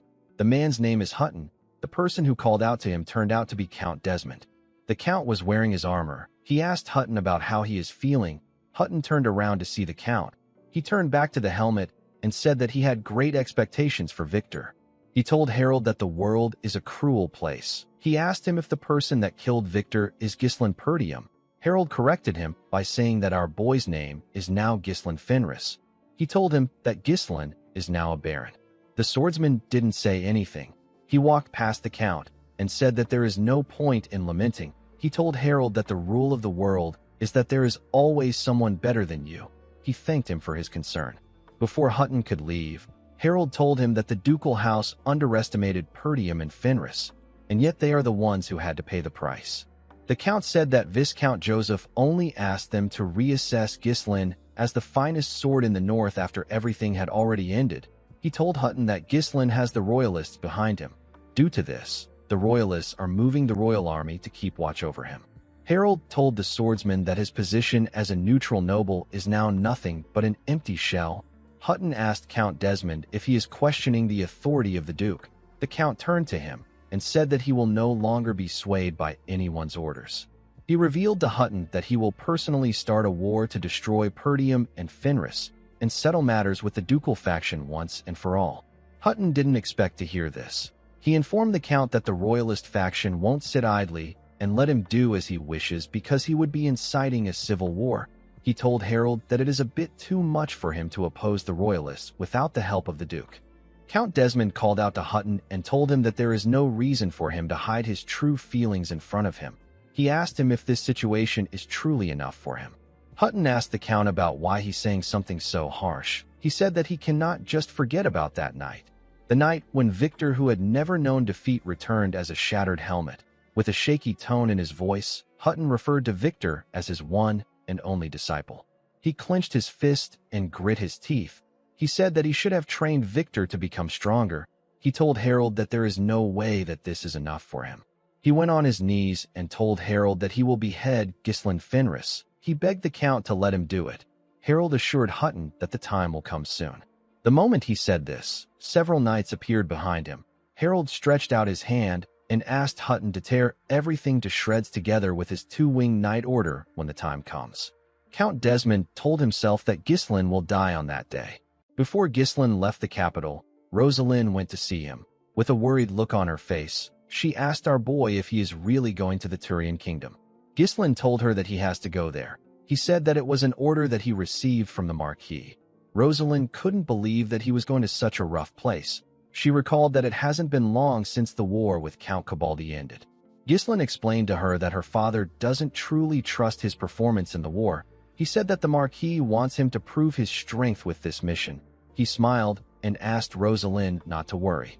He told her that he has killed several monsters. The girl still seemed bothered. She informed our boy that the negotiation he requested with the Wana order has been completed. She told him that he can hold on to the priestess for some time, without any problems. Pyote heard what Rosalind said inside the carriage. She knew that she was doomed. Ghislain told Rosalind that he is actually quite surprised. He told her that he did not expect her to be able to bring in a priestess from an order with such strict internal discipline, even if she is a sponsor. Rosalind smiled and said that it actually wasn't so difficult. She said that Leader Perisco is a priest of the Wana order, but he is extremely weak when it comes to money. Ghislain bowed his head to Rosalind and told her that he is indebted to her again. Rosalind blushed when she heard this. Our boy stretched out his hand when he noticed this. Rosalind gave him her hand. Ghislain gently kissed her hand and told her that he will always hope for her happiness. The scene shifts, and we are taken under the shadow mountains of the Turian kingdom. We see Ghislain, Kair, Belinda, and Lucas riding somewhere. They were all wearing their armors and coats. As they rode their horses forward, Belinda called out to her master. Ghislain quickly placed his hand on his sword. He and the group saw some monsters running towards them. The monsters charged at them. Ghislain and his subordinates began to tear them apart. It wasn't even a challenge for our boy. Lucas also handled the monsters around him easily. Kair jumped off his horse and tore the monsters around him apart with a single swing. He laughed and called the monsters vermin. He asked them to come at him. Immediately he did this. Belinda hooked his mouth with her rope. She dragged him to his horse. Kair was annoyed with this. He asked her about why she had to hook his mouth. Belinda put away her rope and asked him if he wants her to hook it somewhere else next time. Kair informed his master that they have been running into monsters the whole way there. He asked him if this place is the lawless wilderness crawling with strong beings. Lucas couldn't believe that Kair followed them, even though he was aware of the kind of place it is. He told Kair that he doesn't know if he is brave or dumb. Kair decided to ignore him. Ghislain turned to the men and asked them to get ready. He told them that they will soon reach their destination. A few days ago at the Fenris territory, Ghislain gathered his subordinates and informed them that he will be going to the Turian kingdom. He told them that he won't be there for long.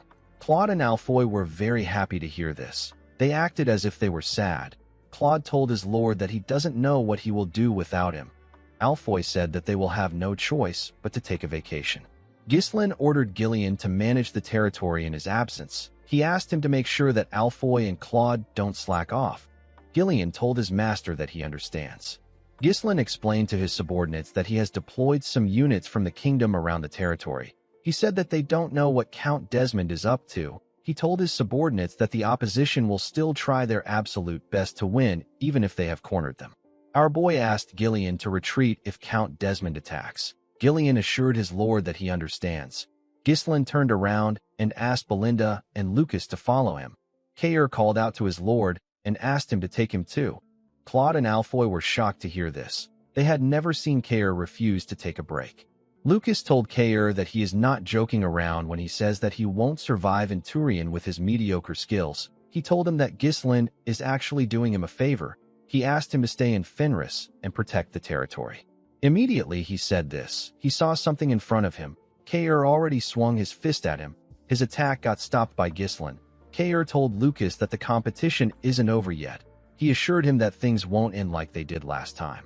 Lucas smiled when he heard this. Ghislain also smiled when he saw how energetic his subordinate was. He called out to Gillian.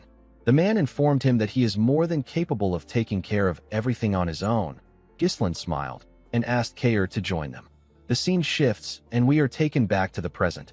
We see the group enter a fortress. This place is Fortress Ironcliff. It is in the Shadow Mountains. There were several warriors in the fortress. All the warriors turned to Ghislain and his subordinates when they entered the fortress. Some of the warriors were standing next to the monsters they captured. Belinda noticed that the warriors were staring at them. She said that they are really trying to set a mood. Lucas told her that the place is just as he remembered. Kair asked the warriors to tell him what they are looking at. Ghislain ordered him not to pick a fight with them. Kair asked him if they will go straight to hunting monsters after unpacking. Our boy told him that they can't.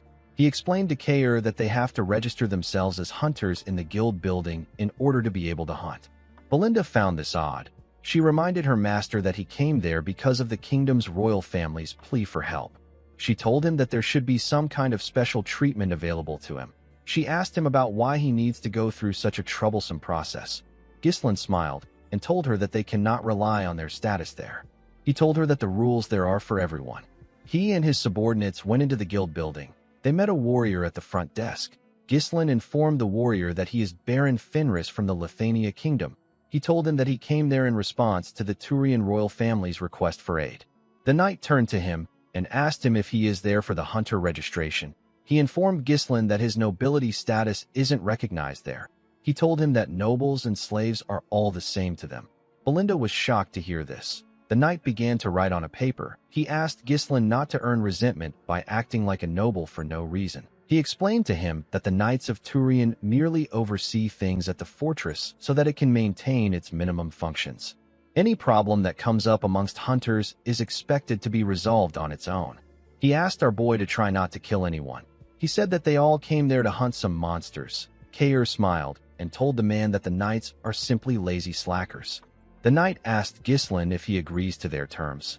Our boy told him that he does. The moment he heard this, the man threw 4 tokens on the table. He explained to the group that they will be permitted to hunt anywhere in the Shadow Mountains area if they hold on to the tokens. He asked them to make sure they have it on them at all times. Gislin and his subordinates picked up the tokens when they heard this. The knight asked them to have a great time. Belinda didn't like the attitude of the people there at all.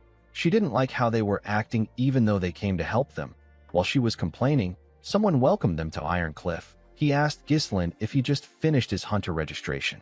Our boy turned to the side when he heard this. He saw the man with 2 other men. Kair asked the man to get lost. He told him that they are busy.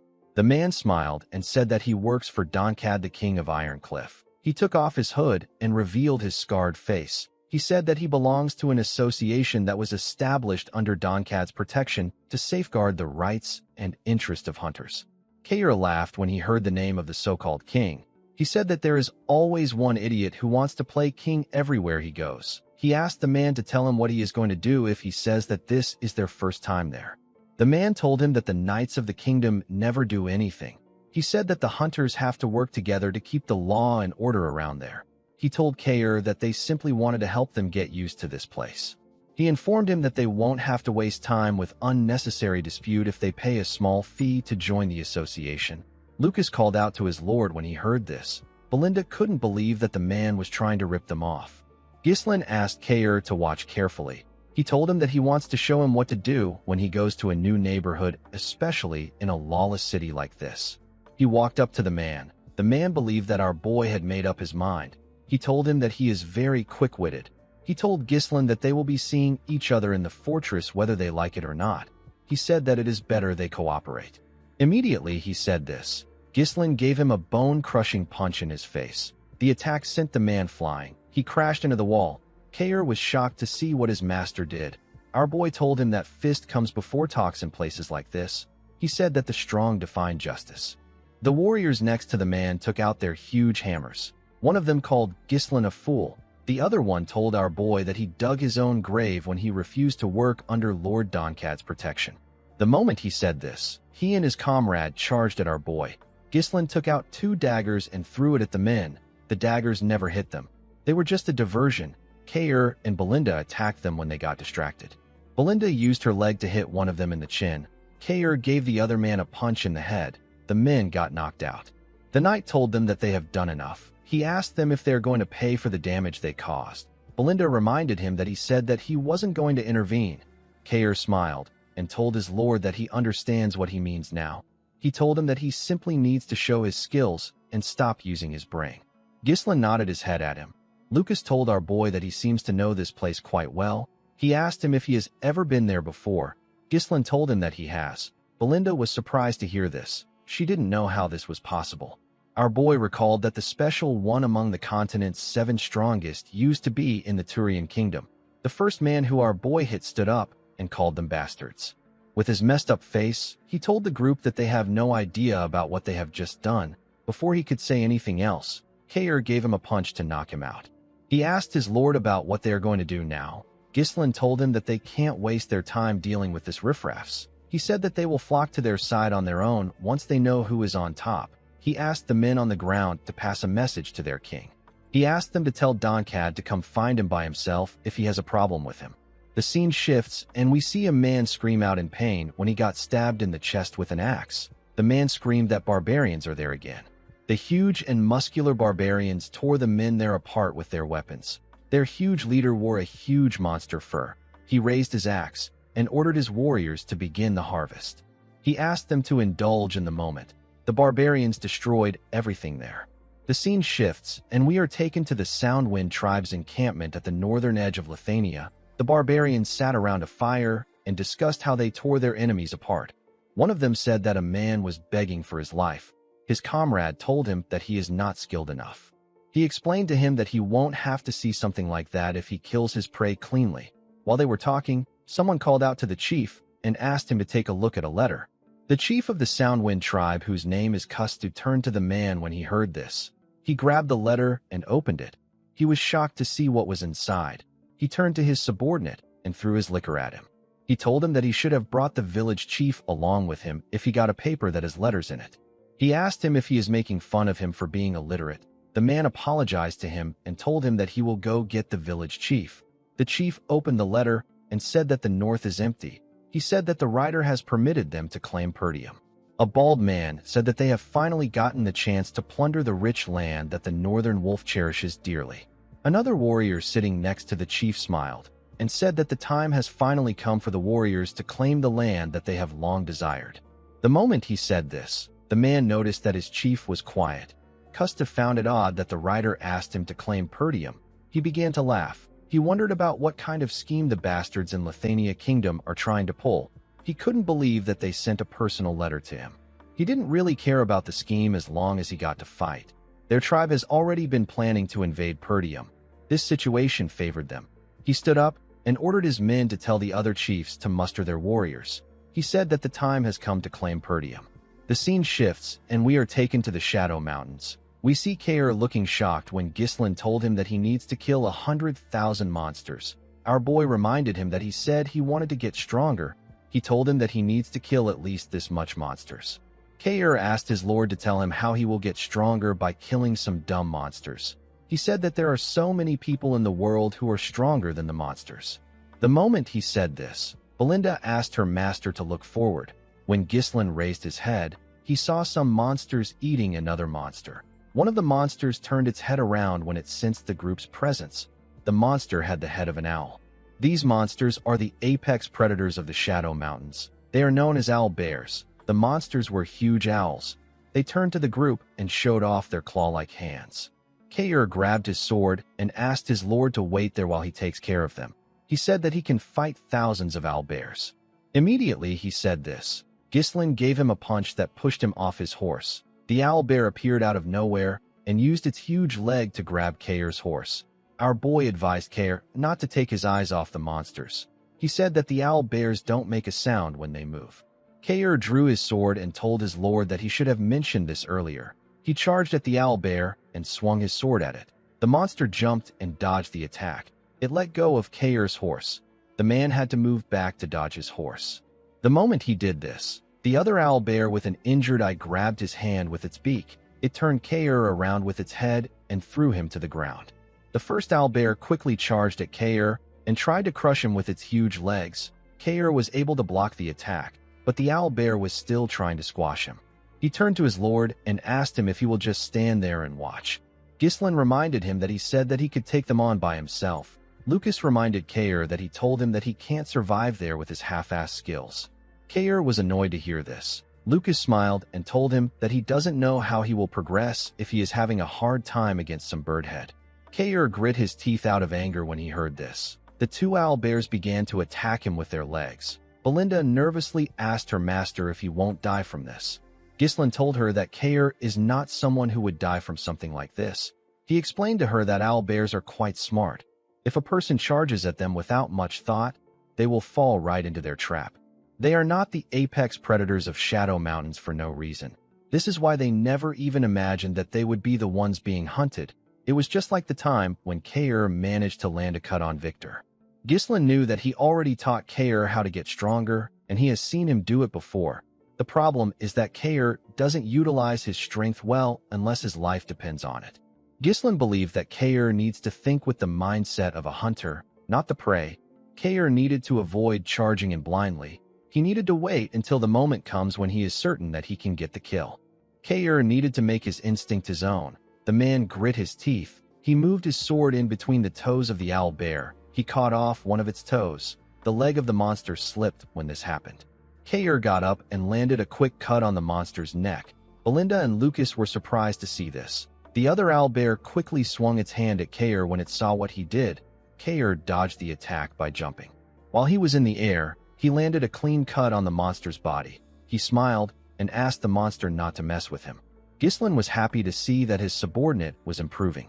Back at the Ironcliff Fortress, people spoke about Ghislain and his team. They talked about how the group has been taking out monsters to the point where the place is practically empty. The people couldn't believe that the group was poaching without having a single casualty. One of them said that they will soon have no monster materials left to sell. One of the warriors said that the group messed with Donkad's subordinates. He said that it won't be long before the group is dead. He said that Donkad will soon step in. The scene shifts, and we see a huge man standing in front of some monsters. The huge man said that he was going to let Ghislain get away with messing with one of his subordinates. He said that he can't believe that our boy is aiming for his table. He raised his unique weapon and put it on his back. He ordered his hunters to get ready. He told them that it is time to hunt. The scene shifts, and we see Ghislain and his subordinates putting away their weapons after taking care of a large number of owlbears. Kair said that they killed a lot of monsters. He turned to some men loading up the monster corpses and asked them to finish up quickly before more monsters come. He asked them not to take any materials because he is going to count every single one. The men nervously told him that they understand. Lucas told Kair that he will soon find a blade sticking out of his back if he keeps pressuring them. Kair brushed off his advice and told him that he wants to see the men try it. He asked him if there is a reason why he has to respect anyone who sucks up to Donkad. He said that they did not run into anyone who tried to mess with them for days. He said that Donkad must be scared. The two men turned around and glared at Kair when they heard this. Ghislain noticed this. Kair looked at the monster bodies and asked his lord about what they are going to do with the bodies. He reminded Ghislain that they already have too many materials stocked up in their storage. Ghislain asked him to send them to the territory and to Cardinia. He said that the dwarves are going to love these materials since they don't get them in Lithania. He told Kair that he already sent a letter telling Claude to form a transport unit. The moment he said this, Belinda called out to her master. She told him that they have a problem. She showed him a letter and told him that it just arrived from Perdium. She told him that he needs to read it. Ghislain quickly opened the letter. He was surprised to find out that Perdium is being attacked. The scene shifts, and we are taken to Perdium.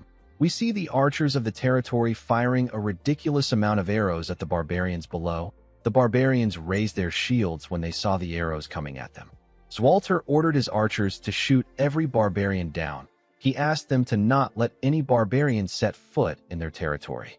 Kustu ordered his warriors to climb the walls. He said that the highland is right in front of them. He asked the energetic warriors to dethrone the wolves. The warriors laid their ladders on the wall and began to climb it. The Perdium soldiers used their spears to hit them and push them down. Randolph was shocked to see that there were so many barbarians. He wondered if they were serious about taking over Perdium. Scoven was also shocked to see this. Although the barbarians have attacked them before, it was never something on this scale. Randolph turned to Zwalter and told him that there is nothing ordinary about this attack. He suggested that they ask Ghislain for assistance. He told him that they need to send a letter to our boy right now. The Count asked him not to even think about it. He said that this is an issue that the Lord of Perdium has to solve. It is not for the Lord of Fenris. Zwalter said that they do not need any assistance.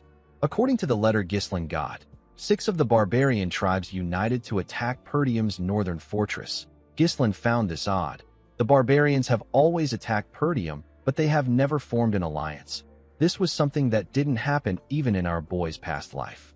Ghislain read that half of Fenris soldiers have already been sent to Perdium.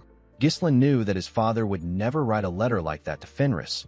He believed that his father might have done this because the barbarians united. However, something still felt off to our boy. While he was thinking, Lucas asked him about what he will do. Kair said that he was just starting to get used to this place. Ghislain told his subordinates that they will end their hunt here. He said that the integrity of the letter hasn't been proven yet. He said that they will need to return to their lodgings. Immediately he said this, he sensed something. Our boy quickly ordered his subordinates to jump. The group did as he ordered. They were able to dodge several arrows by jumping. Several warriors charged at them with their huge hammers. Ghislain used his sword to block 2 huge hammers. He pushed the hammers aside. and tore the two men apart while he was in the air. Belinda threw a dagger at her opponent's neck. Lucas stabbed his opponent in the chest, and Kair landed a cut on his opponent's neck. The moment they did this, Donkad raised his huge weapon and slammed it on the ground. He released an avalanche on the group. Kair and Belinda were shocked to see the avalanche. Ghislain moved forward and pushed his sword into the ground. He ordered everyone to get behind him. The heavy snow poured on them. Donkad jumped down to see if he had taken care of the group. To his surprise, Kair told him that he came prepared.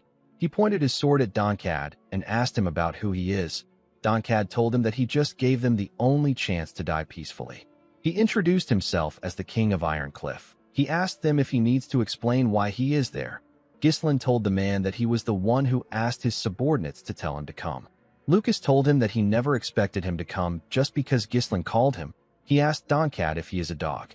Kair realized that this was the idiot playing king. He asked Donkad if the rule doesn't state that they should refrain from killing each other. He asked him if he really thinks that he is above rules just because people call him king. Donkad smiled and said that rules are very important. He told Kair that he never said he was going to kill them. He said that they are currently in the middle of the Shadow Mountains. It is not too strange for people to die to monsters there. Immediately he said this. He showed the group the tokens of people he has killed. Kair wasn't impressed with his display of power. Donkad asked the group about who their leader is. Kair wanted to call out to his lord. Before he could say anything, Ghislain tapped his shoulder and said that he is the leader. He told Donkad that Kair will become king of Ironcliff very soon.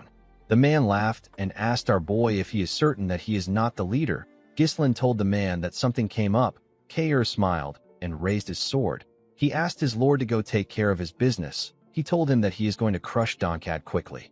Ghislain put his sword away and asked Lucas and Belinda to follow him. Lucas asked Kair to try not to die. Donkad's subordinates were annoyed to see Ghislain and his subordinates walking away. They charged at them. Kair moved to the side and landed a huge cut on their necks with a single swing of his sword. His sword was so fast that the men couldn't react to the attack. He smiled and asked the men not to take their eyes off him. He told them that he is their opponent. Donkad smirked when he heard this.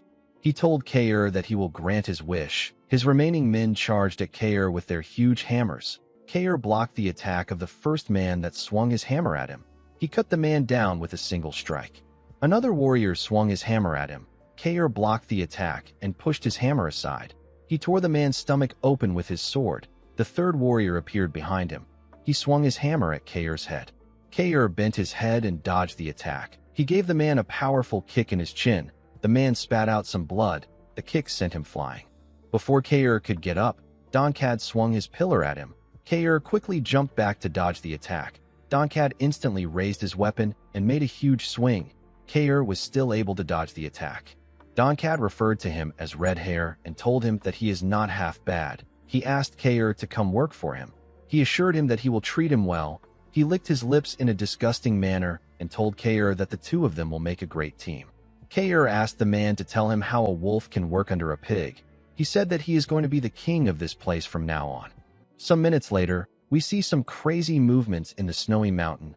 Kair and Donkad were the ones destroying the trees and the terrain. Kair was dodging Donkad's attacks. The huge man swung his pillar with ease and precision. Each attack was smooth and well executed. Although Kair was able to dodge his attacks, he was getting pushed back. Kair decided to attack the man. He thrust his blade at him at a crazy speed, but Donkad easily blocked his attacks. Kair found the man to be quite annoying. He couldn't believe that Donkad was using the pillar like it was some kind of shield. Immediately he thought of this. Donkad swung his pillar at him. Kair jumped in order to dodge the attack. He swung his sword at Donkad while he was in the air. The man quickly raised his pillar and blocked the attack. He moved his pillar aside and made Kair lose his balance. He gave him a kick in his chest before he could land on the ground. The attack sent Kair flying. Fortunately, the knight was able to quickly regain his balance. He grit his teeth out of anger. He found it incredible that Donkad was able to move this fast, even though he is fat. He couldn't believe that the man wasn't showing any openings despite the fact that he was carrying a stupidly massive pillar. Kair knew that he would pass out if he gets hit even once. He didn't know how he was going to beat this man when his counterattacks don't work. The moment he thought of this, Donkad appeared in front of him. He swung his pillar at him. Kair was able to bend his head and dodge the attack. Donkad's pillar hit a tree and destroyed it with a single swing. The tree quickly fell apart. It slowly fell on Kair. Kair realized that Donkad already knew that he would dodge the attack. He was actually aiming for the tree. Before he could jump out of the way, he saw Donkad raise his pillar. The man smiled and told Kair that he has run into guys like him as many times as the number of monsters he has hunted.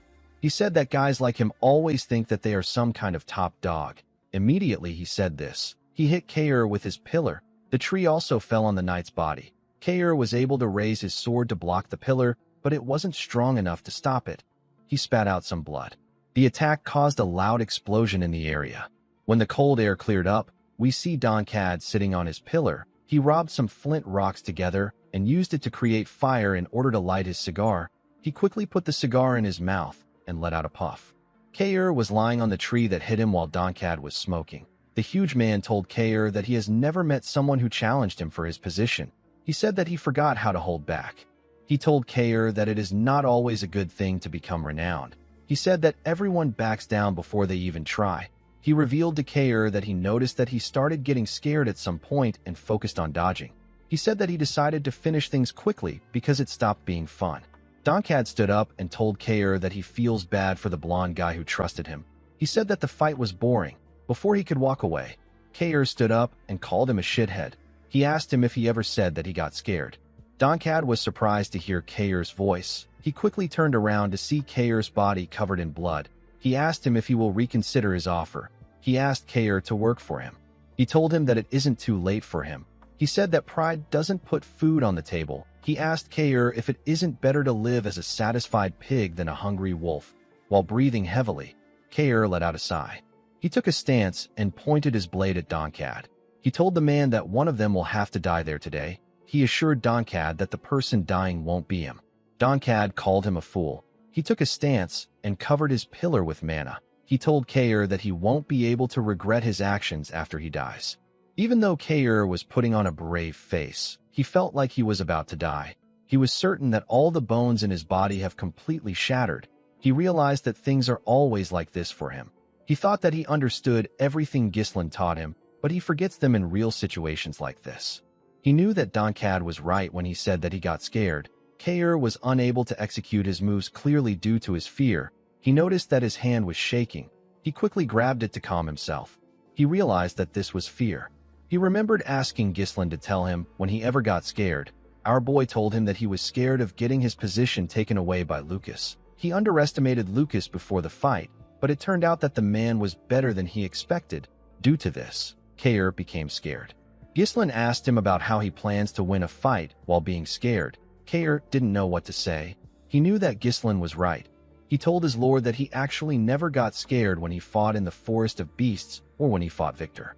The moment he said this, Kair saw a blade coming towards him. He quickly bent his head to dodge Ghislain's attack. He used the sword in his hand to block his lord's attacks, but he got pushed back. He asked our boy about what he is doing. Immediately he said this. His back hit a wall. Ghislain quickly swung his sword at the man's neck. He stopped moving when his sword got close to Kair's neck. Our boy explained to Kair that he starts getting too focused on dodging once he starts thinking that he is at a disadvantage. He said that this is naturally something that humans instinctively do. He raised Kair's hand and moved his blade close to his neck. He told him that he would have stood a chance if he had pressed in. Kair remembered his captain telling him that he needs to overcome his fear in order to achieve his goal. Immediately he thought of this. He saw Donkad's huge pillar coming at him. Kair calmly raised his head and looked at the pillar coming at him. He realized that death is something that must be avoided at all costs, but it was also the greatest teacher. Kair calmly dodged the pillar by carefully moving his body. His movement was well calculated. He was able to stab Donkad in his stomach. The man was shocked to see what happened. He quickly swung his pillar at Kair's head. Kair easily dodged the attack. Donkad thrust his pillar at the knight. Kair jumped over his pillar and dodged the attack. He used the pillar to push himself forward. He landed a clean cut on Donkad's shoulder. The huge man couldn't believe that this was the second time Kair's blade was touching him. He could tell that the attacks weren't lucky shots. He realized that Kair was growing stronger during the fight. He couldn't accept that the king of Ironcliff was losing to some unknown brat. He charged at Kair out of anger. Kair jumped out of the way and dodged the attack. Donkad's pillar hit the tree that was behind Kair. He screamed and asked Kair about what he has done. He thrust his pillar at the knight. Kair told Donkad that he didn't do anything special. He jumped over the pillar and grabbed the falling tree. He used it to move himself in front of Donkad. With a smile on his face, Kair told the man that he is no longer afraid. The moment he said this, he beheaded Donkad with a single slash. The man didn't expect to see his head leaving his body. The scene shifts, and we see Ghislain and his subordinates riding their horses at full speed. A man watched them from afar with a telescope. He quickly informed his senior that Ghislain has started moving. The officer quickly checked to see if he was looking at Baron Fenris. He noticed that there was someone missing in Ghislain's group. He said that this is fine. He ordered his subordinate to send a letter to Count Desmond. He asked him to tell the Count that Baron Fenris is moving according to their plan. The scene shifts, and we are taken to the northern fortress of Perdium. We see Zwalter and his soldiers fighting off the barbarians that managed to climb the fortress wall. The Count raised his sword and told his soldiers that these barbarians are nothing but scarecrows made of flesh and blood. He asked them not to be afraid. The soldiers pushed forward and cut down the barbarians on the wall. They wondered if the barbarians never get tired. They knew that the barbarians would have normally left after receiving this much damages. Custa smiled and said that the wolves are exhausted. He could tell that Perdium will fall if they clash a couple more times with them. He raised his hand and ordered the members of the Soundwind tribe to retreat. He said that it is time for them to rest. He asked his subordinates to switch with the follow-up unit.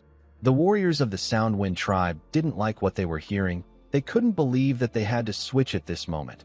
One of them told the others that they need to follow Chief Custa's order. The soldiers of Perdium couldn't believe that another unit was coming at them. They were extremely tired. They wondered about how many times the barbarians were going to switch units. While breathing heavily, Randolph informed the Count that the 6 tribes are using a rotation strategy. They are taking turns in order to continue the flow of their attack. Randolph explained to his lord that their forces are far too lacking to absorb the gaps between the barbarians' assaults. While breathing heavily, Scovin said that he never expected the barbarians to use a strategy. He told his lord that the barbarians are trying to exhaust them to death. Randolph found the alliance of the 6 tribes to be strange. It didn't make sense to him that the barbarians would use a strategy.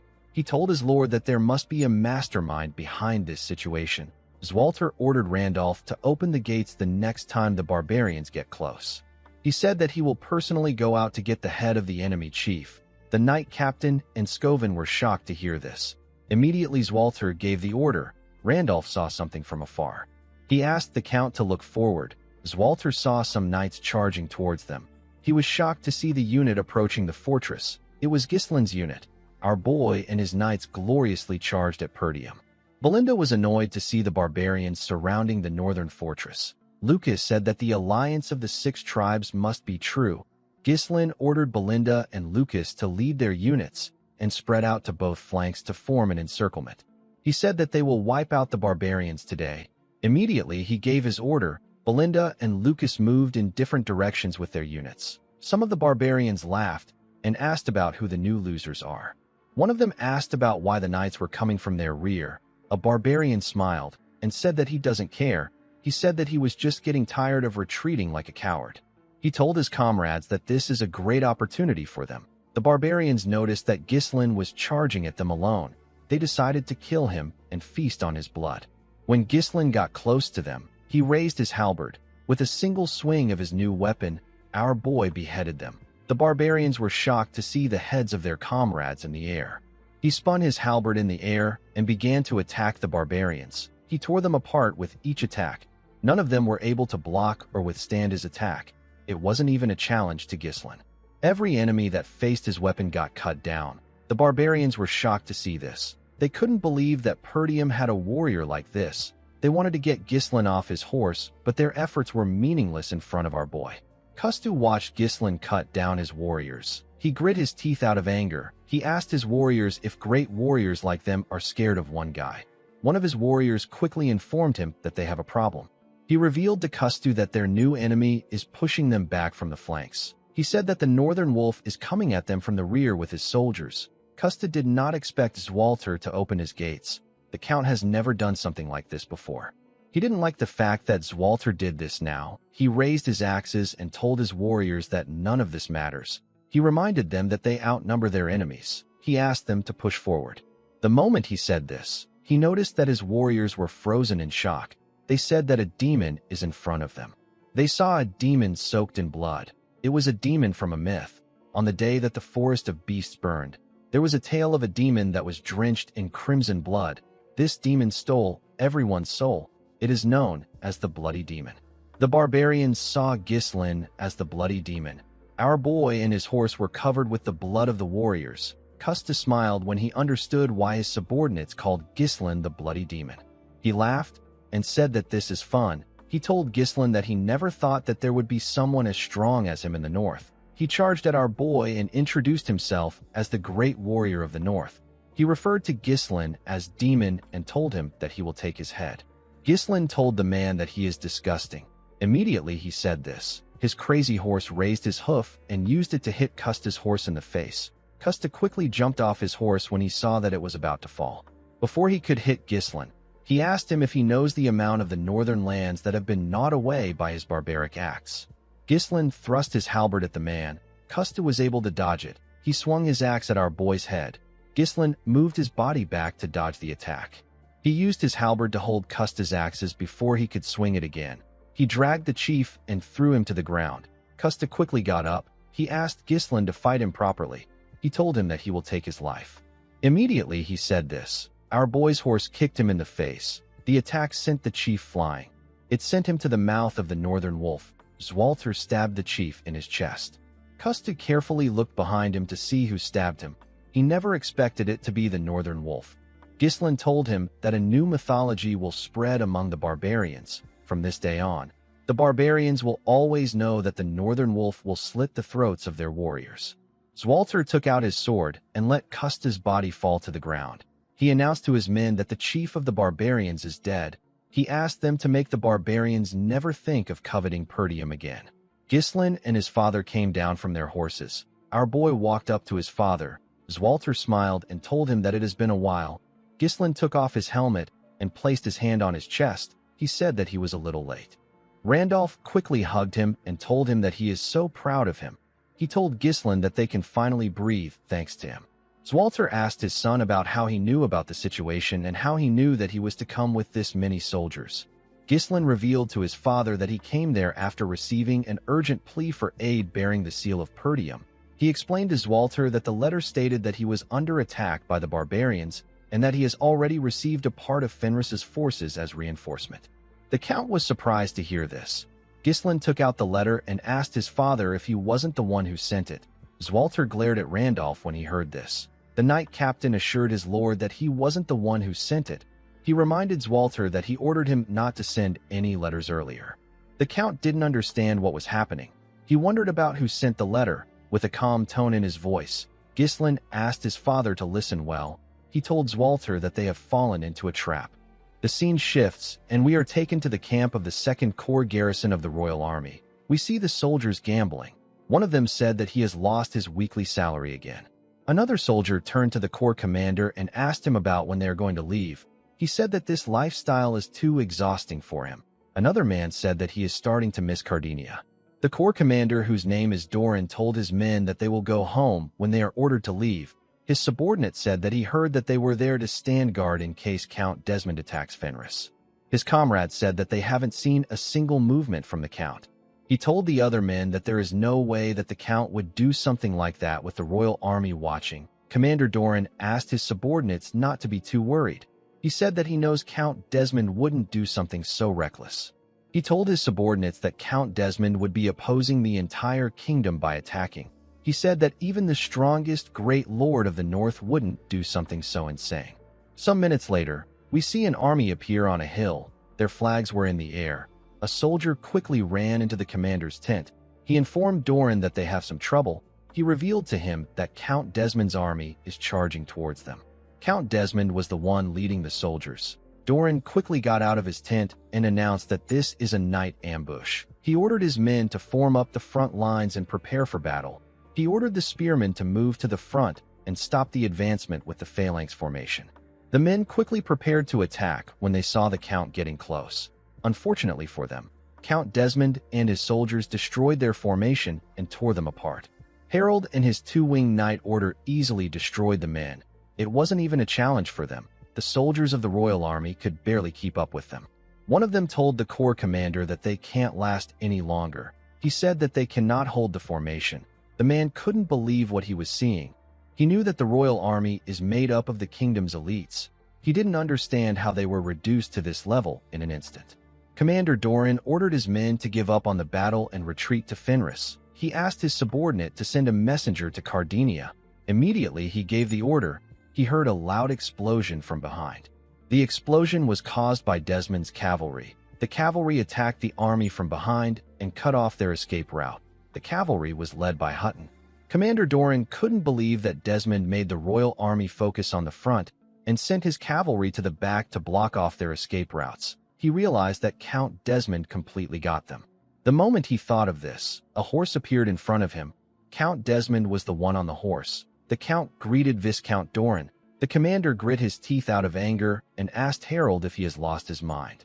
The scene shifts, and we are taken to the Cobaldi territory. We see Claude looking shocked when he found out that Count Desmond wiped out the entire Second Corps of the Royal Army. The messenger informed him that the Count is advancing to Fenris without stopping. Everyone in the room was shocked to hear this.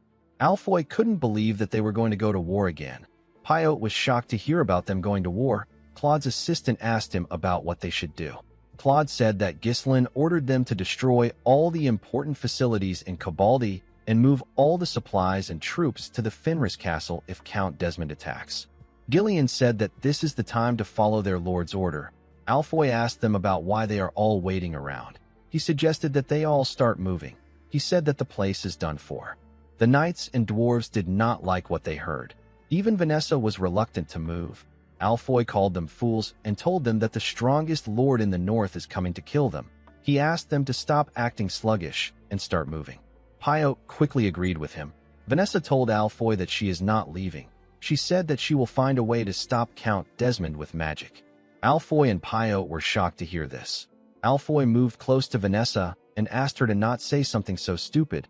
He told her that she will definitely die if she stays there. Vanessa told him that everything that they have done so far will be taken by the enemy if they leave this place. Alfoy explained to her that they are not discarding anything. He told her that he wants them to survive first. He said that someone with Ghislain's temper will definitely take the land back from Count Desmond. Vanessa reminded him that they have done all kinds of impossible things until now. She said that she is certain that they can stop the enemy if they try their best. Vanessa told Alfoy that this land has a smithy and core facilities that the dwarves and mages worked on together. Public order has been established through the efforts of the knights, and the citizens have begun to live a new life. The mage said that this land holds their lord's dream. She swore to protect it at all costs. Pyote was surprised to hear this. Claude called out to Vanessa and told her that he will share some really important information with her if she really wants to stay there. He revealed to her that he received a report that Count Desmond's army has 30,000 troops with 8 siege towers and 12 catapults. Aside from this, the Count's personal mage who is at the Sixth Circle is also in the army. Alfoy and Vanessa were shocked to hear this. Gillian explained to the group that they won't even last 3 days once the siege begins because some of their troops went to Perdium. He said that the enemy will get through the gate before their lord arrives. Vanessa was surprised to hear this. Gillian stood up and said that their lord's order is absolute. He ordered everyone to evacuate with supplies. He said that he will stay. Vanessa was surprised to hear this. Claude asked Gillian if he didn't hear what he said. Gillian explained to him that they will be able to slow Count Desmond down if they go to the Stonehaven Fortress, which is the gateway leading to the Cobaldi territory. He said that Count Cobaldi was actually quite wary of Count Desmond when he was alive. He clenched his fist and told the group that their lord will definitely come. He said that he will buy time until Ghislain arrives. Galveric told the man that he will start making some good equipment. The dwarves said that they don't have time to waste. Gordon stepped forward and said that he will stay too. Alfoy was shocked to hear this. Gordon clenched his fist and said that he doesn't know what Captain Kayer would say if they ran away like losers. Gazelle said that he would rather fight and die there than hear Kayer call him a loser for the rest of his life. The other knights agreed with the men. They raised their swords and said that they were going to stay too. Alfoy didn't like the fact that everyone was suddenly acting brave. He couldn't believe that he missed his chance to run away. He knew that he couldn't just leave at this point. Vanessa was touched that her comrades were all ready to lay down their lives for the territory. The scene shifts, and we are taken to the northern fortress of Perdium. We see Ghislain reading a letter. The letter was from Gillian. Gillian told his lord that he has accomplished what everyone said was impossible. He said that he knows that this region is needed for them to face even greater enemies. He assured Ghislain that he will protect the territory no matter what. Our boy was touched that his subordinates were willing to lay their lives down for him. He knew that Count Desmond commands an army of 30,000 with the strength to wipe out the royal army's second corps in an instant. Ghislain understood that the Count sowed confusion in his intelligence network and dispersed Fenris forces. He launched his attack, while keeping our boy tied down there. Ghislain didn't like this situation at all. He considered the fact that the Count might act independently, but he never thought that he would do something like this. Randolph told our boy that he shouldn't be there while Count Desmond's army is advancing. Zwalter told his son that he needs to go back to his territory now. Immediately he said this, Scoven barged into the room and informed him that they have a problem. He said that the follow-up units of the barbarians are advancing towards them again. Everyone quickly went outside to see the barbarians. They were even more than before. Randolph was shocked to see how many barbarians were coming towards them. Zwalter didn't expect them to be this much. He thought that they had fully stopped the barbarians' attack. Ghislain knew that even his father won't be able to stop this many barbarians. He was certain that the barbarians will take over Perdium if he leaves now. He didn't expect Harold to use this strategy. He realized that the Count has staked everything on this war. Zwalter placed his hand on his son's shoulder and asked him about what he is waiting for. He explained to Ghislain that fending off the barbarians and protecting the people of Perdium is the job of the Northern Wolf. Ghislain did not expect his father to say this. The Count reminded his son that he is now a lord. He told him that the people he must protect are waiting for him. He asked him to carry out his duty. Ghislain could only stare at his father when he heard this. Randolph drew his sword and ordered the archers to prepare to fire. He told them that their homeland will be invaded if they can't stop their enemies there. Zwalter drew his sword and walked forward. He asked his son to go now. Ghislain walked past his father and told him that he is correct when he said that he has people to protect. He grabbed his halberd and said that this people are the ones he trusts the most. The moment he said this, he covered his sword with mana. He called out to Belinda and Lucas and told them that they need to clear this place as quickly as possible and return to their territory. With a cold gaze in his eyes, Ghislain said that Count Desmond will die in the war at the end of the day. In the next scene, we are taken to the Stonehaven fortress. We see the soldiers moving the supplies and arrows to their correct positions. Gillian ordered the soldiers to make haste and gather in front of him once they are done with their preparations.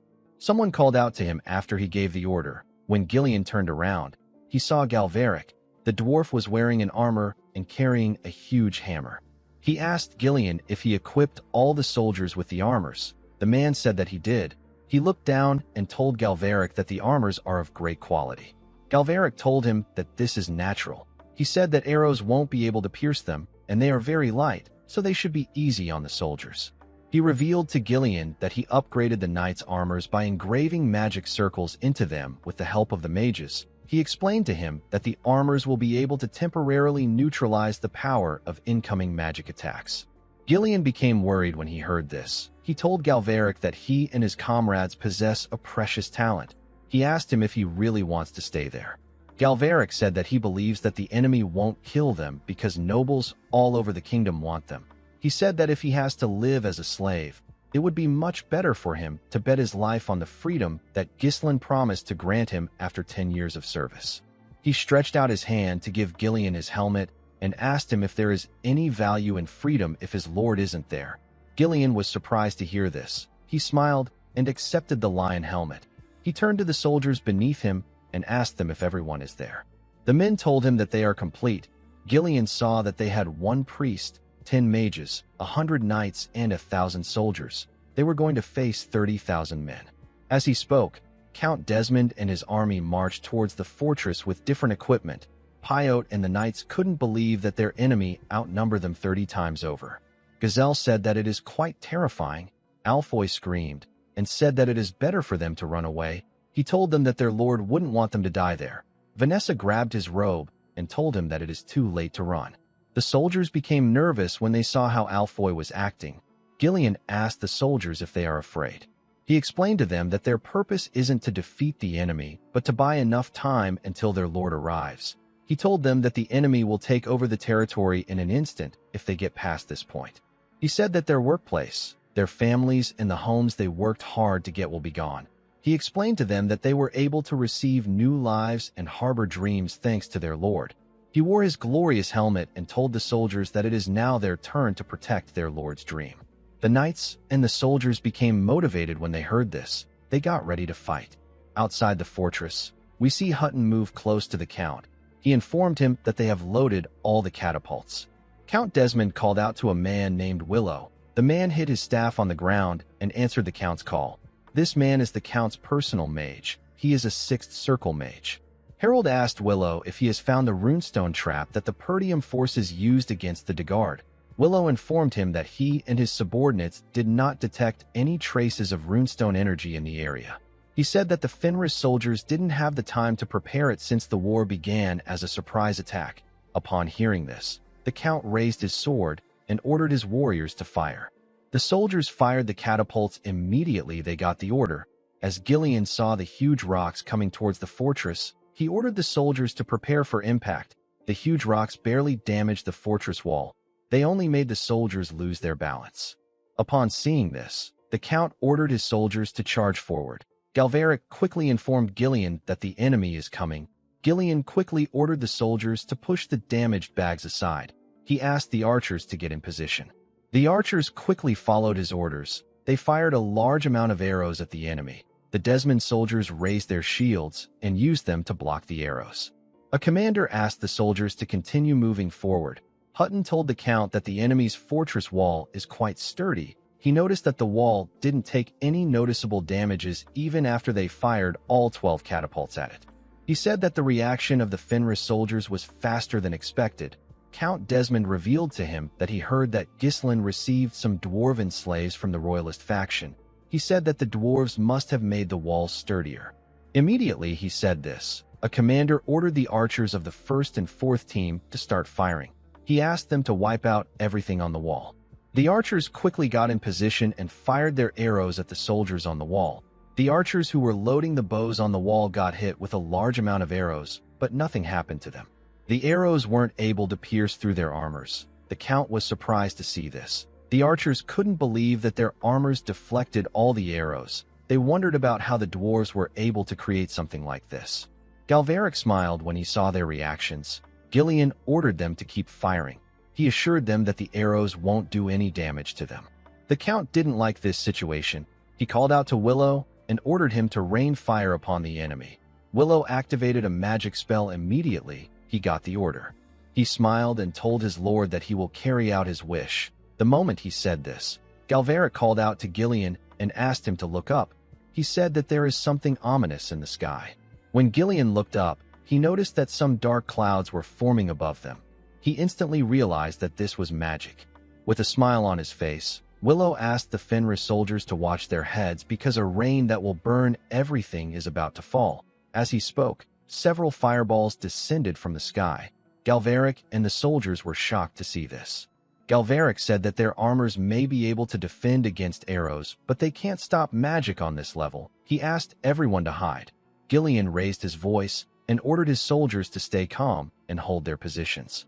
He told them that they have nothing to worry about because they also have their own magic. Immediately he said this. Vanessa raised her staff and began to levitate. She activated a spell known as Wind Curtain. A huge barrier covered the entire fortress. The barrier blocked the numerous fireballs that were coming at them. Once it was done taking the attacks, it disappeared. Gillian and the soldiers were shocked to see what happened. However, no one was more shocked than Willow. He instantly knew that this magic belongs to the mage who wiped out the Degard army. While she was trying to catch her breath, Alfoy told the girl that he is working as a battery again. Vanessa asked him not to lose focus. She said that they need to prepare for the next attack. While they were trying to regain their energy, Hutton moved close to the Count and told him that they need his next order. Harold thought about how Gillian managed to counter his siege attacks with fortress walls reinforced by dwarves. He prepared armors that could block arrows, and he was facing magic with magic. Even though the Fenris forces were split up and Ghislain wasn't present, the current force was still able to stand against the Count. Harold had to accept that the Fenris soldiers were quite skilled. He recalled that he started this war without considering the Duke's orders or the ties to the Royalist faction. He noticed that he hasn't been calm. This was not how he usually behaved. He smiled and said that this is a stroke of fortune. He realized that he wouldn't have been able to bring Ghislain down if he hadn't made a move now. He said that he is truly relieved. He told Hutton that there is no need for them to test the waters with their attacks anymore. Hutton was surprised to hear this. With a confident smile on his face, Harold ordered the man to advance the entire army. He said that they need to erase this fortress from the map right now. He raised his sword and ordered his soldiers to advance. He said that they will be capturing the fortress. Gillian and the soldiers continued firing a large amount of arrows at the enemy. Gillian told them that they need to slow down the enemy's advance as much as possible. The Desmond soldiers used their shields to block the arrows as they marched forward. While the Fenris soldiers were firing their arrows, they saw something coming towards them from above. One of them quickly informed the others that the enemy's catapult shots are on fire. He asked Galveric if their armors can also block these shots.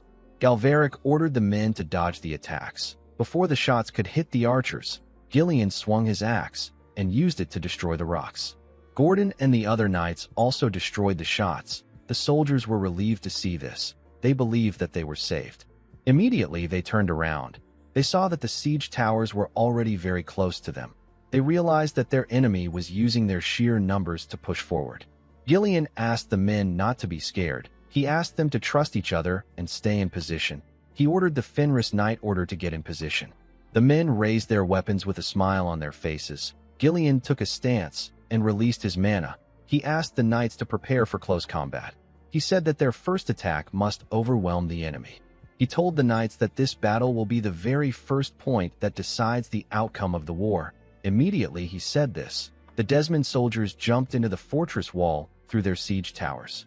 Before they could even land on the ground, Gillian swung his axe and tore them apart with a single swing. He used his huge axe to hit their bodies and send them flying. The bodies of the soldiers went through the siege tower they came out of. The Desmond soldiers were shocked to see the bodies of their comrades falling to the ground. They wondered about what was happening at the top. The soldiers who went to the top of the tower began to tremble when they saw a huge axe covered in blood. It was as if they knew that they would die if they charged in. Gillian took a stance and glared at them. The men froze in fear. While Gillian was dealing with one siege tower, the Knight Order faced the soldiers in the other towers. Count Desmond took notice of the white-maned lion. Hutton informed the Count that the knights are at a very high level. He said that it will take a while for them to break through with average soldiers. Harold called out to the two-winged Knight Order when he heard this. The knights instantly answered his call. Harold ordered them to get off their horses and join the infantry formation. He asked them to climb the siege towers and push the enemy knights off them. He asked one squad to join the battering ram unit and strike the gate while the siege towers assaults the walls. He ordered Willow to gather enough mana to use a large-scale spell at any time. The mage accepted the order. The Count called out to Hutton. He raised his sword and pointed at Gillian. He said that the white-maned lion is getting on his nerves. He told Hutton that he is free to kill him. Hutton moved his horse and smiled brightly. He said that he has been waiting for this order. The scene shifts, and we are taken to Marquis Branford's mansion in the capital.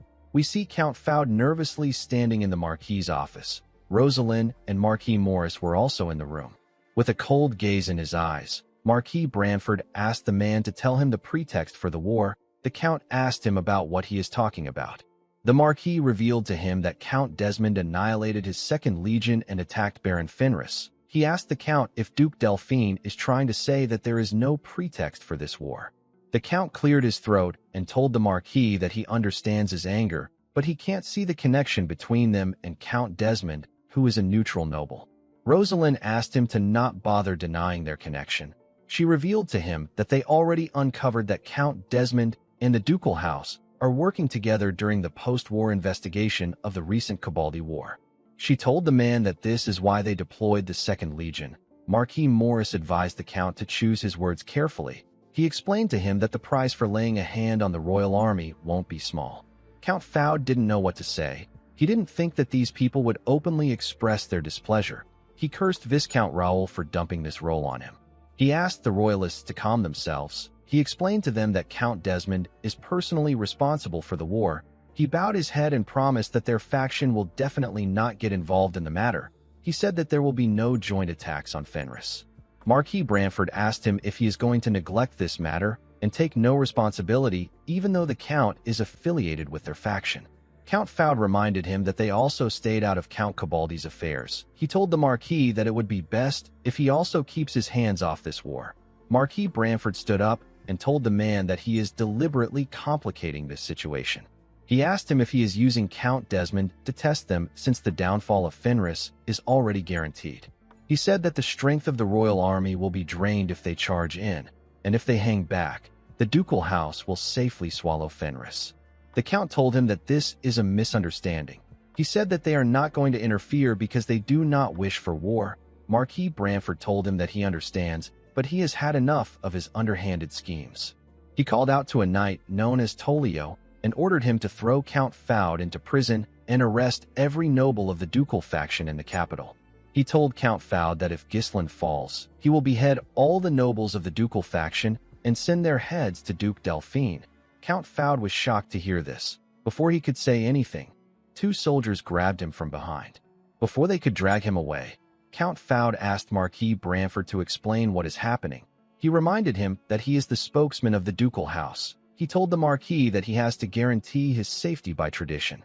The Marquis ignored him and asked Marquis Morris to tell him which territory is the weakest of the ducal faction.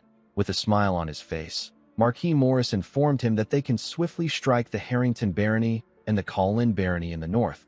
He said that they can occupy those places in a day.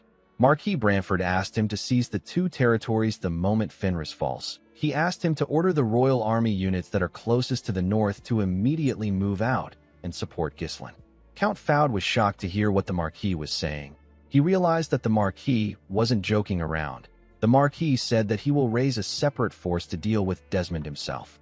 The scene shifts, and we are taken back to the battlefield. We see the knights of the two-winged Knight Order charge into the fortress wall through the siege towers. They pushed the Fenris knights back when they arrived at the top of the towers. One of the knights informed the others that the two-winged Knight Order has breached the wall. Gordon charged at a knight and asked him to come at him.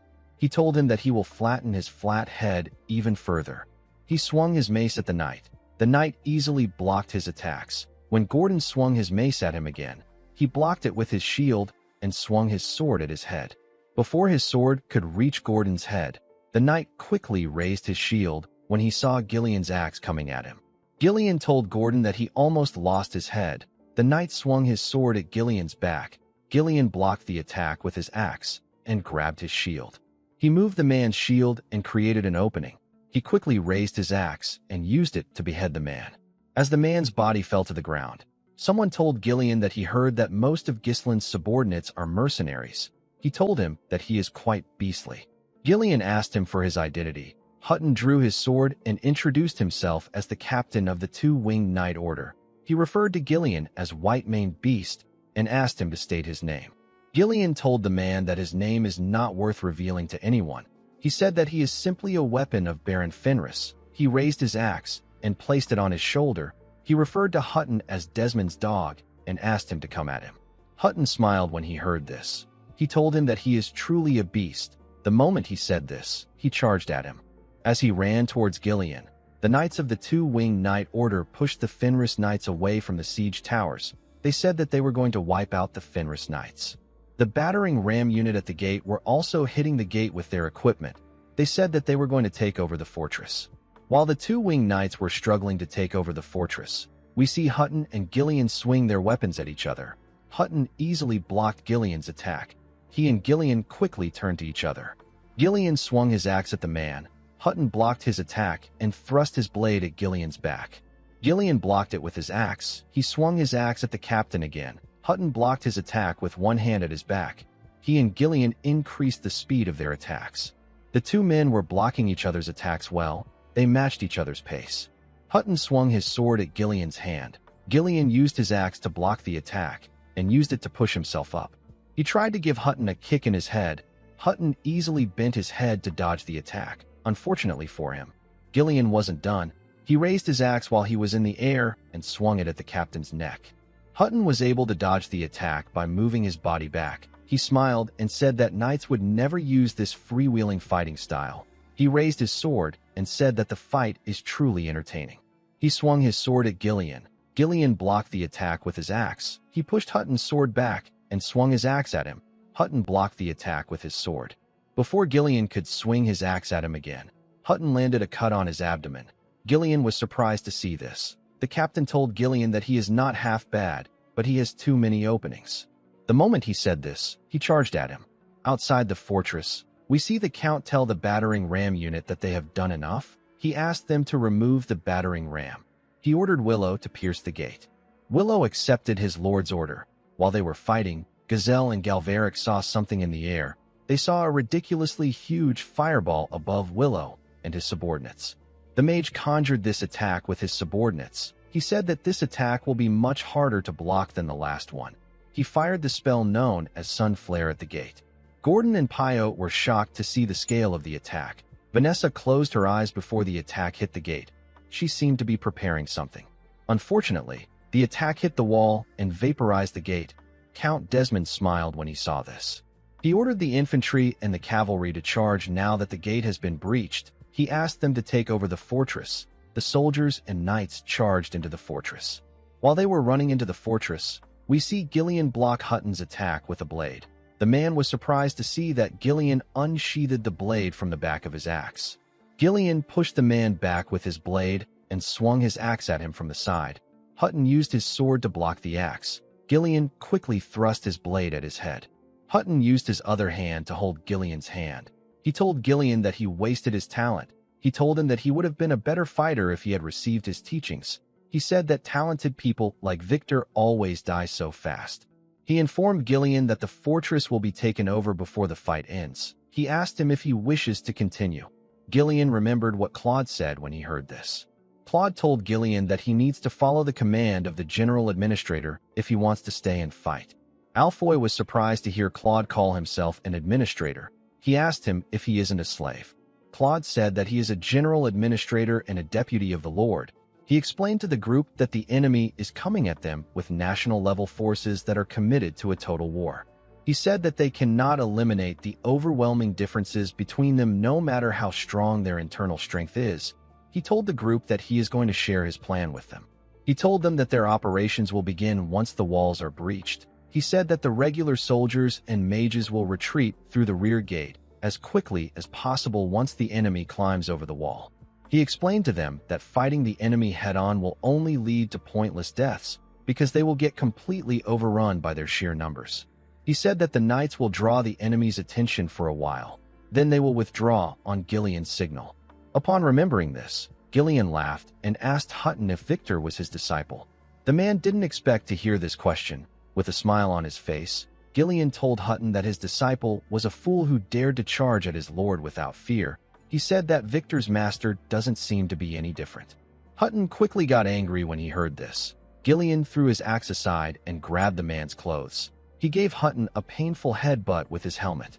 Hutton quickly jumped back. Gillian grabbed a huge crossbow from the ground.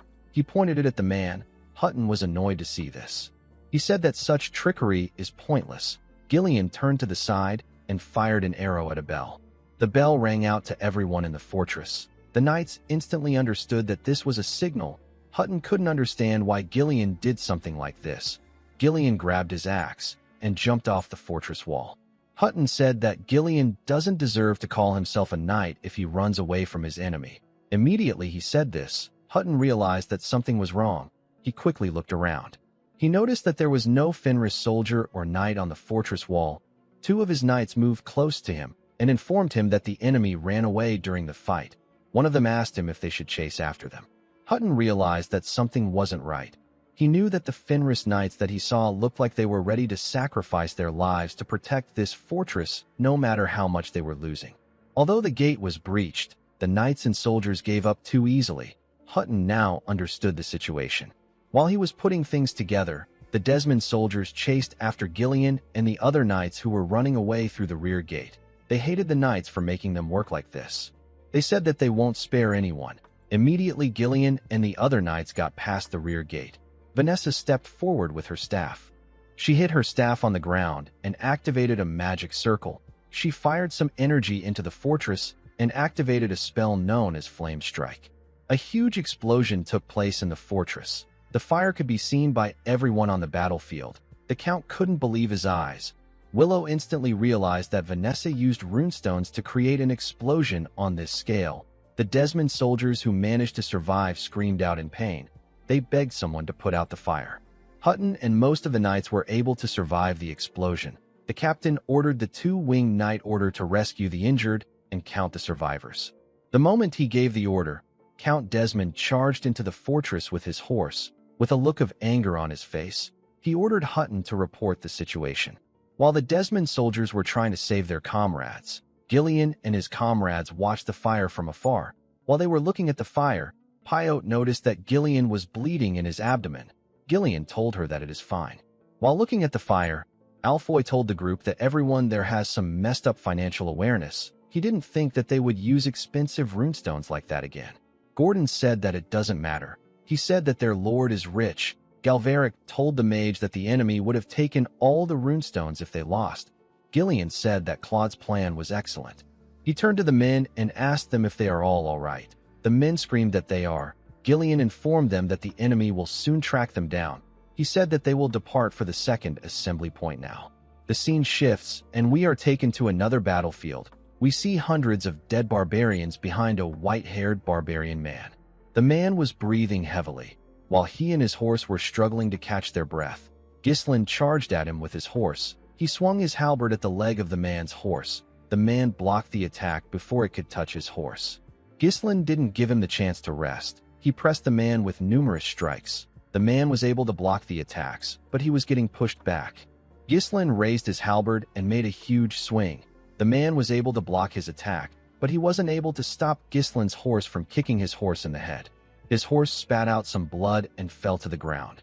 The man had to jump off the horse. He referred to Ghislain as Bloody Demon and asked him if he doesn't know when to quit. He told him that he is more addicted to fighting than them. He asked Ghislain to lower his weapon and hear him out if he still has any sense. He introduced himself as Waroka and said that he represents his people. He proposed a truce with our boy. He asked Ghislain to look around. He said that no matter where he looks, all he sees is a place filled with poor souls that have become nothing but disgusting lumps of flesh. He explained to Ghislain that they were only working under Kusta's order. He said that there is no reason for them to continue fighting now that Kustu is dead. Ghislain recalled that Waroka was a barbarian general who was given a portion of Perdium for helping the Duke in his past life. He is a smart man among the simple and stupid barbarians. Waroka told Ghislain that they can end this meaningless killing. He asked him if they haven't sacrificed enough men. He promised him that they will never attack the north again. Ghislain asked him to shut his mouth. He asked him if he has stalled for enough time. He charged at Waroka. The barbarian quickly raised his spear to block the attack, but he was too slow. Ghislain landed a huge cut on him. With a cold gaze in his eyes, our boy told the barbarian that there is no such thing as a moderate war in this world. As his body slowly fell to the ground, Waroka called our boy a demon. While breathing heavily, Ghislain glared at the bastard. The scene shifts, and we see Gillian and the knights riding their horses. Gordon informed Gillian that the enemy is behind them. When Gillian turned around, he saw the Desmond soldiers getting close to them. Hutton informed Count Desmond that the rats are finally in sight. The Count ordered his soldiers to charge forward. He said that they will never be able to bring Fenris down if they are unable to do it today. Pyote was shocked to see that the enemy already caught up to them. Alfoy couldn't believe that they chased them down this quickly despite taking so much damage. Gillian realized that there is still some distance left before they reach the assembly point. He wondered if this was the end for him. He turned his horse around and ordered the group to proceed to the assembly point. He said that he will hold a defensive position there to buy them some time. Vanessa, Alfoy and Pyote couldn't believe what they were hearing. Gillian and his knights turned to the enemy. The knights were shocked to see the number of soldiers Desmond had. They wondered if they really did any damage earlier. They knew that they reduced the enemy soldiers, but it didn't change the fact that they overwhelmingly outnumber them. Gordon said that the flat helmet knights were no joke. He said that he could feel a difference in skill. Torin asked him if he is scared despite having such muscles. Gazelle told him that he is going to tell Captain Care. Gordon smiled and said that he will try to stop one of the knights since the situation has come to this. He told his comrades that he already knows that their lord will avenge them. Gillian grabbed his axe and told him that he is correct. He said that their lord is not someone who would let the enemy go unpunished. He raised his axe and called out to the Fenris Knight Order. While screaming at the top of his voice, he ordered the knights to prepare for battle. He asked them to charge forward for Fenris. The knights and their horses locked in and charged at the enemy. Gillian and his comrades swung their weapons at the knights of the two-winged Knight Order. Gillian faced their captain, while Gordon, Torin, and the other knights faced the two-winged knights. Gordon told the enemy that he will make sure that they never invade Fenris again. Count Desmond realized that the Fenris knights have decided to resist until the end since they cannot run away. He ordered the first line of mages to move forward. The mages moved forward and fired fireballs at the knights. Torin quickly informed the others that magic attacks are coming. Gordon told the mages that they have armors made with dwarven technology. Before the attacks could hit them, a shield appeared in the air and blocked the attacks. Count Desmond and Hutton were shocked to see this. Vanessa told her comrades that she cannot just watch them sacrifice themselves in front of her eyes.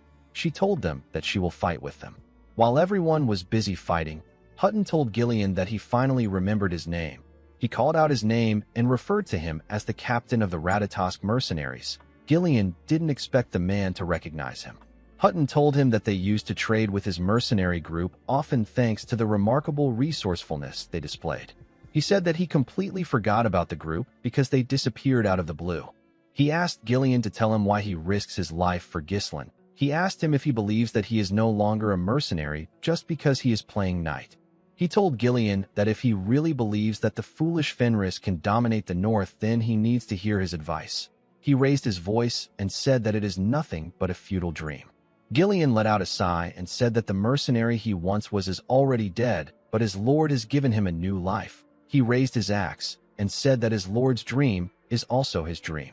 Gillian swung his axe at Hutton. The captain quickly raised his sword and used it to block the attack. Gillian added more pressure to his axe and used it to push Hutton back. He and Hutton were breathing heavily. They were both tired, but none of them were ready to give up. They charged at each other. Hutton swung his sword at Gillian from the side. Gillian used his huge axe to block each one of his attacks. He made sure that he didn't get pushed aside. Hutton swung his sword at his chest. Gillian used his axe handle to block the attack. He used his axe to lock Hutton's sword in place. He knocked Hutton's sword out of his hand. He quickly swung his axe at Hutton and landed a heavy cut on him and his horse. Hutton quickly jumped off his horse when he saw that it was injured. He grabbed his sword and used it to support himself. He realized that Gillian's momentum and power are different from what it was when he faced him earlier. He knew that Gillian was at a disadvantage and he was wounded. He wondered about where the man was getting his strength from. He told Gillian that he doesn't understand something. He asked him to tell him why a mercenary like him is risking his life to work for an animal of a lord. Gillian said that no one is allowed to call Lord Fenris an animal. He raised his axe and said that he won't tolerate anyone who disgraces his lord's dream. He told Hutton that this is his chivalry. The man was surprised to hear this. He knew that no mercenary would show this much loyalty to their lord because money is the only thing that matters to them. He saw mercenaries as people who have no manners and only follow their primal desires. Hutton didn't expect Ghislain to tame this wild lion and turn him into a knight. While he was thinking, Gillian swung his axe at him. Hutton quickly grabbed his sword and used it to block Gillian's attack. He moved his sword aside and let Gillian's axe slip. He quickly used this chance to land a deep cut on Gillian's horse. He asked Gillian to pardon his rudeness from before. He took a stance and referred to Gillian as the White Lion. He told him that he will now challenge him to a duel as a fellow knight. On another side of the battlefield, we see Count Desmond order his men to attack the enemy's flanks and surround them. The soldiers and knights quickly charged at the Fenris knights from all sides. Alfoy informed Vanessa and Galveric that they will be done for if they get surrounded with this much of a difference in numbers. While breathing heavily, Galveric asked Alfoy if there is a way out for them. Vanessa quickly ordered Alfoy and the other mages to get into a circular formation. She hit her staff on the ground and activated a spell. A huge ice wall came out of the ground and covered them from all sides. The ice wall stopped the enemy from getting close to them. The two winged knights couldn't believe that the mages managed to block them. Count Desmond was annoyed to see what Vanessa did. He didn't think that she would get in his way like this. He ordered Willow to prepare a spell. The mage accepted his order. The two winged knights gathered at the front of the ice wall. They decided to break through the enemy's defense through the front. They wanted to eliminate the mages. Gordon and Torin told them that this won't happen. They asked their comrades to charge at the knights. Unfortunately, the two winged knights were still more skilled than them. They were able to push the Fenris knights aside and break through their defense. They charged at Vanessa and the other mages. When the mages saw the knights coming at them, they gave Vanessa their mana. The girl fired a spell known as Thunder Spear at the knights. The attack electrocuted the knights. Immediately she used the spell. Vanessa fell to her knees and began to cough. Alfoy informed her that she is going to die if she keeps using spells with high mana consumption in succession like this. Galveric asked her if she is all right. Vanessa gathered her strength and asked the dwarf not to worry about her. Immediately she said this, she saw something shocking. The thing even caught Hutton's and Gillian's attention. The men were looking at a huge fireball in the sky. The fireball was created by Willow. This was the Sunflare spell that he used to destroy the fortress gate before. The Fenris Knights knew that this attack would vaporize their ice wall. Gillian became worried about his subordinates when he saw the attack. Unfortunately, Hutton didn't care about how he felt. He swung his sword at Gillian. Gillian was able to block the attack. Hutton smiled and told Gillian that he needs to focus because he is fighting him. Willow told Vanessa that she has enlightened him. He told her that no matter how talented a person is, they will be turned into ashes if they choose the wrong side. He laughed and told her that it is over for them. Immediately he heard this. Gillian gathered his strength and used it to push Hutton back. He took out a sword from his back and threw it at the mage. Willow was shocked to see what Gillian did. Gillian's sword hit him in the shoulder and made him fall to the ground. Willow accidentally fired the spell in the air. Count Desmond was shocked to see this. Torin and Gordon smiled when they saw this. They didn't expect their captain to get the mage. Vanessa was relieved to see that their captain saved them. Gillian raised his voice and ordered his men to deploy a circular defensive formation and hold on to their positions. Immediately he said this, he got stabbed from behind. Vanessa froze in shock when she saw this. Hutton told him that this is the price he must pay for losing focus in a sacred duel. Gillian wasn't ready to give up yet. He gathered his strength and swung his axe at Hutton. The man quickly jumped back to dodge the attack. Gillian swung his axe at him again. Hutton brushed it aside and landed an attack on Gillian. He quickly stabbed him in his shoulder. Gillian spat out some blood. Hutton told him that he didn't want the fight to end like this. He said that things never go as planned on the battlefield. He drew out his sword and let Gillian fall to the ground. Gordon and Pio were shocked to see this. Vanessa screamed when she saw this. Count Desmond noticed that they were in disarray. He ordered his men to charge at the enemy. Gillian laid on the ground as the two winged knights charged at his comrades. While breathing heavily, he turned to his comrades. He saw how the two winged knights were taking them out. They were pushing the Fenris knights back. Gillian noticed that Vanessa was trying to run to him. He saw that Alfoy and Galveric were holding her back. He wondered if this is the end. He thought about the time he first met Ghislain. He remembered how our boy told him that he looks forward to working with him. He thought about this new life that he earned from his lord. Gillian thought about everything he went through with his lord. He remembered that he fought with new comrades. He remembered the time he fought the blood python with his lord, the time he faced Victor, and how his lord rescued him from Victor. Gillian remembered his daughter Rachel. He recalled that his lord once told him that he is one of the people that he trusts the most. He gently smiled and told his lord that he is sorry. Before Gillian could close his eyes, someone called out to him. Gillian carefully opened his eyes. He wondered if this person was his lord. The person turned out to be Kair. Kair told Gillian that he needs to maintain his dignity in front of his subordinates. He asked him to get up. The scene shifts, and we are taken to the past. We are taken to the Shadow Mountains of the Turian Kingdom. We see a monster wave happening. Hundreds of monsters were running towards the Ironcliff Fortress. A man in an armor ordered the mercenaries on the wall to fire their arrows. The mercenaries fired a large amount of arrows at the monsters. The monsters were still charging at them. They managed to reach the top of the fortress wall. The mercenaries had to use their spears to attack them and stop them from getting into the fortress wall. They couldn't believe that the monsters were climbing the corpses on the ground, while they were struggling to hold them back. A huge monster holding a huge ice club threw a boulder in the air. He used his club to hit the boulder and send it flying at the fortress wall. The men were horrified to see a boulder flying towards them. The boulder hit the fortress and made the mercenaries lose their balance. The mercenaries realized that they were being attacked by a yeti. The monster was much bigger than every monster on the battlefield. One of the men said that he doesn't understand how the yeti can smack a house-sized boulder with a rock and send it flying. He couldn't believe that even the Turian knights, who rarely interfere, have joined this battle. The man didn't understand how they were still getting pushed back. His comrade told him that they need Donkat in times like this. Immediately he said this. The yeti fired another boulder at them. Before the boulder could hit the fortress, Kair jumped out of the fortress and used Donkad's pillar to block the boulder. He fired the boulder at the monsters below him. The mercenaries on the wall were happy to see Kair. They knew that this redhead was the new king of Ironcliff. While he was in the air, Kair grit his teeth out of anger. He called Donkat a pig and wondered about how he was able to carry this heavy pillar around. He attached a rope to the pillar and threw it to the ground. The pillar crushed some monsters when it touched the ground. Kair used the rope to move to the ground. He drew his sword and began to tear the monsters apart. It was quite easy for him to cut through them. After overcoming fear, Kair began to delve deeper into his swordsmanship. The next thing he needed to focus on was operation. He needed to change certain things about himself to improve.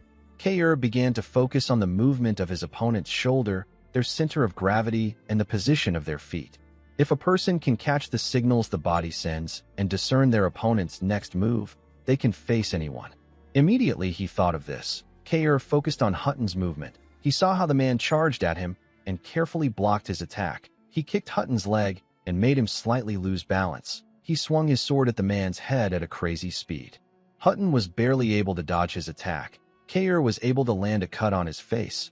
Hutton couldn't believe what was happening. He realized that Kair read his movements. Before he could put himself together, Kair appeared in front of him with his sword. Hutton quickly gathered his strength and swung his sword to block Kair's attack.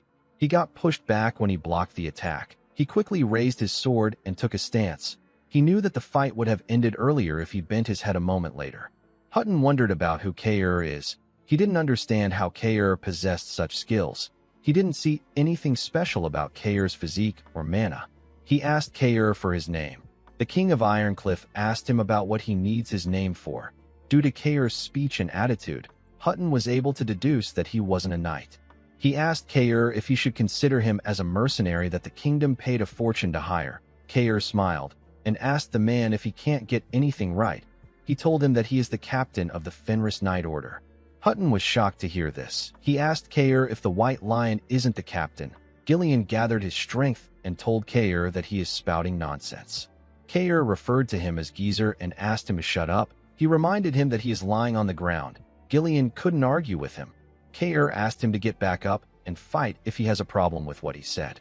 Immediately he said this. He charged at Hutton. The man grit his teeth out of anger and gathered his strength. He blocked Kair's first attack. Kair swung his sword at his head, but he was able to dodge it. Hutton began to attack Kair. The king of Ironcliff was able to match his pace. He and Hutton used their swords to push each other back. Hutton told Kair that he moves without a hint of restraint. He said that Baron Fenris really raised nothing but beasts. He revealed to Kair that he has seized victory 5 times in knights' duels where the fate of a territory was at stake. He asked Kair if he thinks that someone like him will lose to a lowly wretch like him. Kair told him that a knight's duel is similar to the bets that mercenaries make. He told him that their lord has engaged in bets like this over 100 times. Hutton was shocked to hear this. He asked Kair if he is serious. Immediately he asked his question. Kair gave him a kick in his chin. The attack pushed Hutton's head back and made him lose his balance. Kair quickly swung his sword at Hutton. The man quickly regained his balance and blocked the attack. He asked Kair to stop spouting nonsense. He moved his sword hilt down and used it to hit Kair in his legs. The attack made Kair lose his balance. He slipped and fell to the ground. Hutton raised his sword and told Kair that he will eliminate anyone who gets in Count Desmond's way. Before he could stab Kair, someone blocked his sword. The person turned out to be Gillian. Hutton and Kair were shocked to see Gillian moving.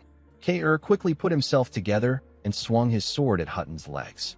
The knight quickly jumped back to dodge the attack. Kair got up after creating some distance between himself and Hutton. Gillian told him that he has gotten stronger. While breathing heavily, Kair asked Gillian if he is certain that he can move. Gillian informed him that Pyode has helped him. He said that he can move for some time. Hutton asked Gillian if he doesn't know that he is supposed to back off after losing the fight. He couldn't believe that Gillian interfered in his fight. Hutton raised his voice and told Gillian that he has not discarded the lowly nature of a mercenary. Gillian ignored him and warned Kair not to let his guard down. He explained to Kair that Hutton is Victor's master. Kair now understood why the man was so strong. He told Gillian that he doesn't look so good. He told him that he will only be able to make one final attack. Gillian told him that he is correct. He said that they only have one chance to take Hutton down. Kair told him that one chance is enough. He quickly charged at Hutton. Gillian followed him from behind. Kair swung his sword at Hutton when he got close to him. The man easily blocked his attack. Gillian swung his axe at the man from the side. Hutton squeezed Kair's hand and made him drop his sword. He used his own sword to block Gillian's axe without even looking at him. Kair kicked Hutton's hand and made him let go of his sword. He also made Gillian lose his axe. Fortunately, this didn't stop Gillian. The man charged at Hutton and used his huge body to hit him and made him fall to the ground. Hutton quickly tried to regain his balance. Unfortunately for him, Kair got close to him and gave him a powerful punch in his face. Gillian charged at him from the side and gave him another painful punch in his face. The man spat out a large amount of blood. Kair quickly gave him a kick in the stomach. Gillian grabbed him before he could fall to the ground and used his helmet to hit him in the head. Hutton spat out more blood and fell to the ground. While trying to catch his breath, he called the men cowardly wretches. He asked them if they will still call themselves knights after this. Kair asked him if it matters. He helped Gillian raise his huge axe. He and Gillian told Hutton that this is a battlefield. They said that nothing matters on a battlefield except results. Hutton screamed when he heard this. Gillian and Kair weren't interested in his screams. They swung the axe at the man and split his head apart. Count Desmond turned to the side when he heard a loud sound. He froze in shock when he saw what happened. He raised his voice and called out to Hutton. The scene shifts and we are taken to the Rayfold County. We see someone having a meeting with her vassals. Someone said that they found out that Count Desmond launched the war after Baron Fenris took part of his forces to guard the northern fortress of Perdium. He said that Count Desmond is leading an army of 30,000. He said that the Count has defeated the Royal Army's Second Corps, and he is now attacking the Fenris territory directly. A man wearing a cap said that he did not expect the Count to strike precisely when the Fenris forces are divided. The man in front of him said that the timing of the war is too perfect even though Count Desmond started it against the will of the ducal faction. Bernaf informed the woman next to him that Fenris will be destroyed and Perdium may even suffer heavy damages. The woman smiled when she heard this. The woman turned out to be Amelia Rayfold. She was now the countess of the territory. Amelia informed her vassals that they will be attacking the Desmond territory. The men were shocked to hear this. Bernaf agreed with her that the Desmond territory is an empty house now that the main force is gone. One of the vassals asked her about what they will do after occupying the territory. Bernaf informed the countess that they will have to prepare for an all-out war against the most powerful Grand Lord of the North. Amelia told her knight that it would be foolish for them not to act now. She explained to him that if Count Desmond takes Fenris and expands his power, he will eventually become a new enemy of the ducal faction. However, if Ghislain wins, he will become the strongest lord in the north. There is no way the ducal faction would just sit back and watch this happen. Whether Count Desmond wins or loses, he has already fallen out of the ducal faction's favor. Amelia asked her knight if the ducal faction won't support her if she takes Count Desmond's place. Her vassals were shocked to hear what she said. They didn't think of this. Bernaf smiled. He realized that his lady's strategy can keep both Desmond and Fenris in check, regardless of who wins the war. It is a plan that brings nothing but benefits. Amelia gently stroked her cat and ordered Bernaf to prepare for departure. She said that now is their chance. In the next scene, we see Bernaf raise his sword and order the soldiers to prepare for deployment. He told them that this is their chance to display the might of the new Rayfold. Amelia looked at the army through her window. She knew that Ghislain won't go down easily no matter how strong Count Desmond is. She believed that our boy has drawn too much attention to himself. She smiled and said that she will be the one to land a blow this time. The moment she thought of this, someone greeted her from behind and told her that it has been a while. Amelia was shocked to hear the woman's voice. She quickly turned around to see a hooded woman. The woman turned out to be Belinda. Belinda told Amelia that her master said that she wouldn't miss an opportunity to strike. She said that her master was correct. She appeared behind Amelia and pointed her dagger at her neck. Immediately, Belinda got close to her. Amelia realized that she was Gislin's maid. She nervously asked the woman to tell her why she is there. Belinda told her that she has a message from her master. She said that Gislin doesn't want her to move recklessly. Belinda told Amelia that they are going to adjust her plan a little bit. The Countess became nervous when she heard this. The scene shifts, and we are taken back to the battlefield. We see the two winged knights and Count Desmond freeze after seeing a huge axe on Hutton's head. Count Desmond screamed and called out to Hutton. He and his knights charged at Kair and Gillian. While breathing heavily, Kair asked Gillian if the man coming towards them is the Count. He asked Gillian to get ready. Unfortunately, Gillian could no longer gather any strength. He fell to the ground and lost consciousness. Kair realized that he is screwed. However, he had no time to reflect on things. He grabbed Gillian's axe and asked the enemy to come at him. He said that he is the captain of the Cerberus mercenaries, the king of Ironcliff, and the captain of the Fenris Knight Order. He charged at the Count. Before the Count could attack him, someone fired an arrow at him from a hill. Harold was able to sense the arrow. He quickly used his sword to block it. He stopped moving and raised his head up to see who shot at him. Kair also stopped moving when he saw the attack. He knew that only one man could fire a shot like this. He raised his head to see his captain. Gislin and his crazy horse began to rush down the hill. Torrin and Gordon smiled when they saw their lord. Galveric and the other knights were happy to see our boy. Alfoy was more happy than anyone. He asked Gislin about what took him so long. Vanessa was quite relieved to see Gislin. Harold didn't understand what our boy was doing there.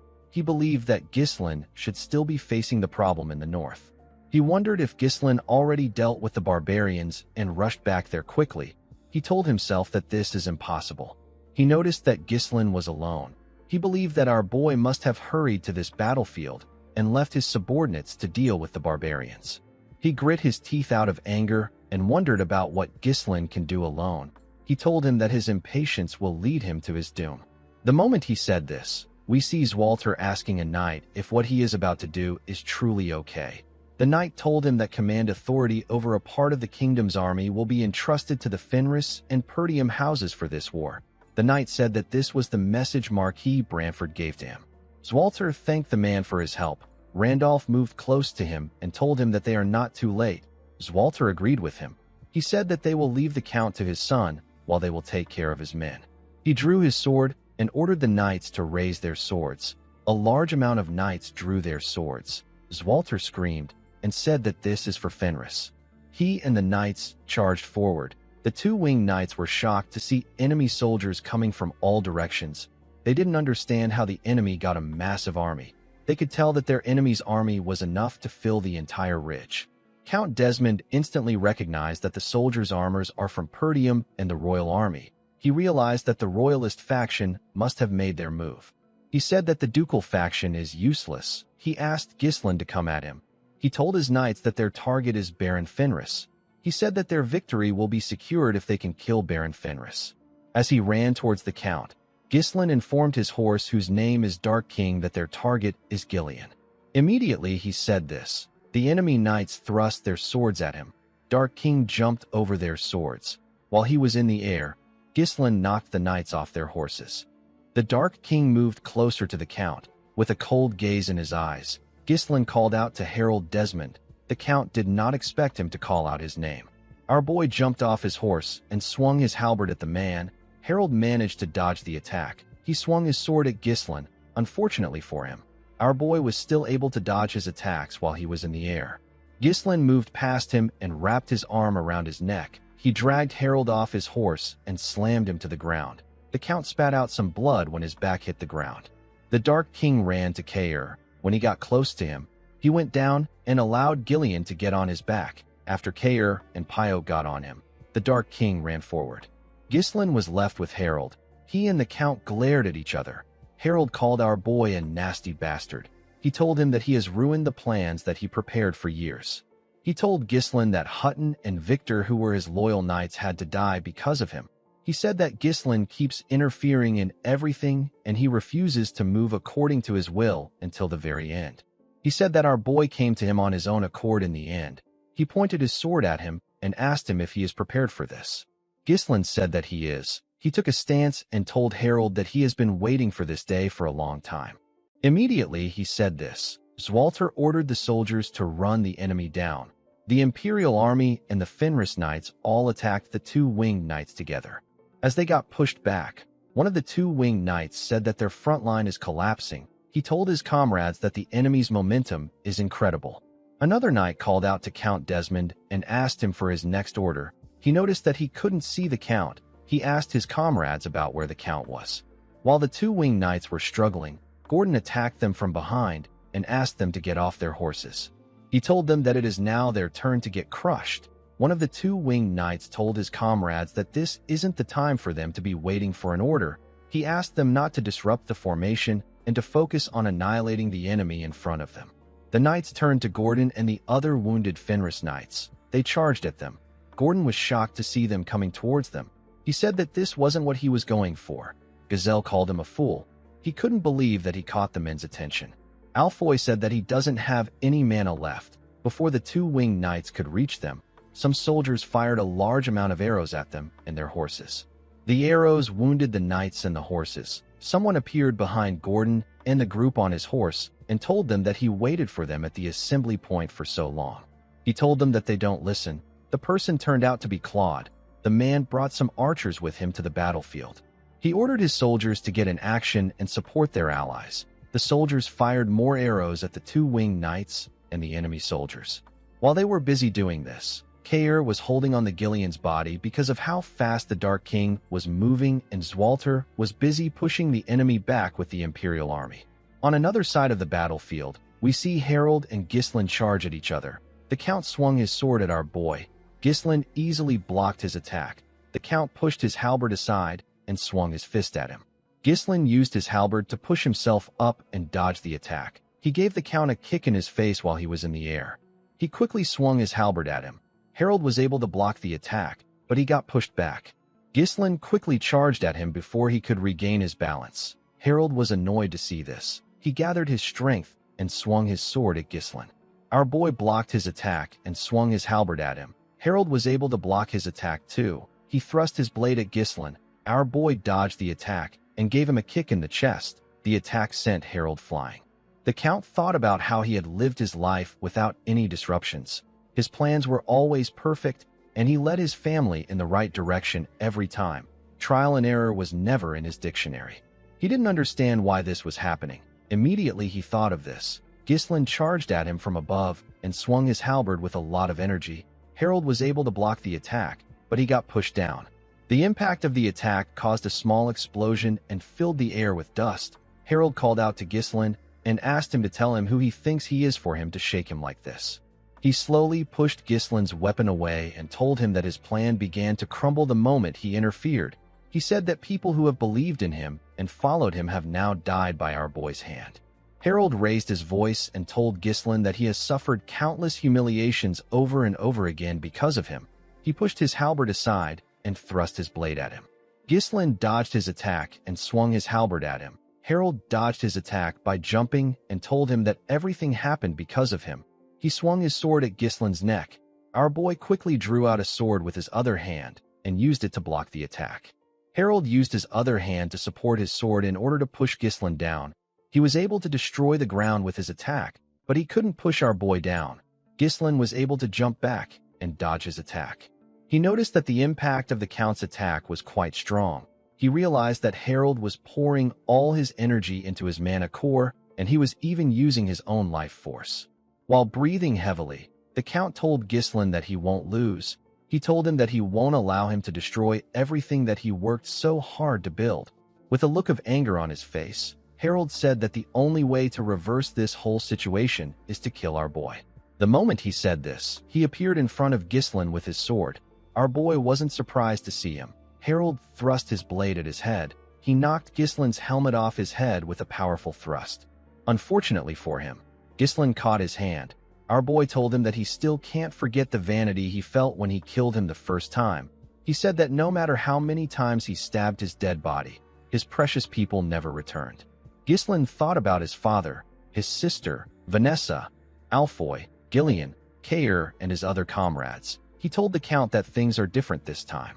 As blood dripped down from his head, our boy told the Count that he will cut him down for his people.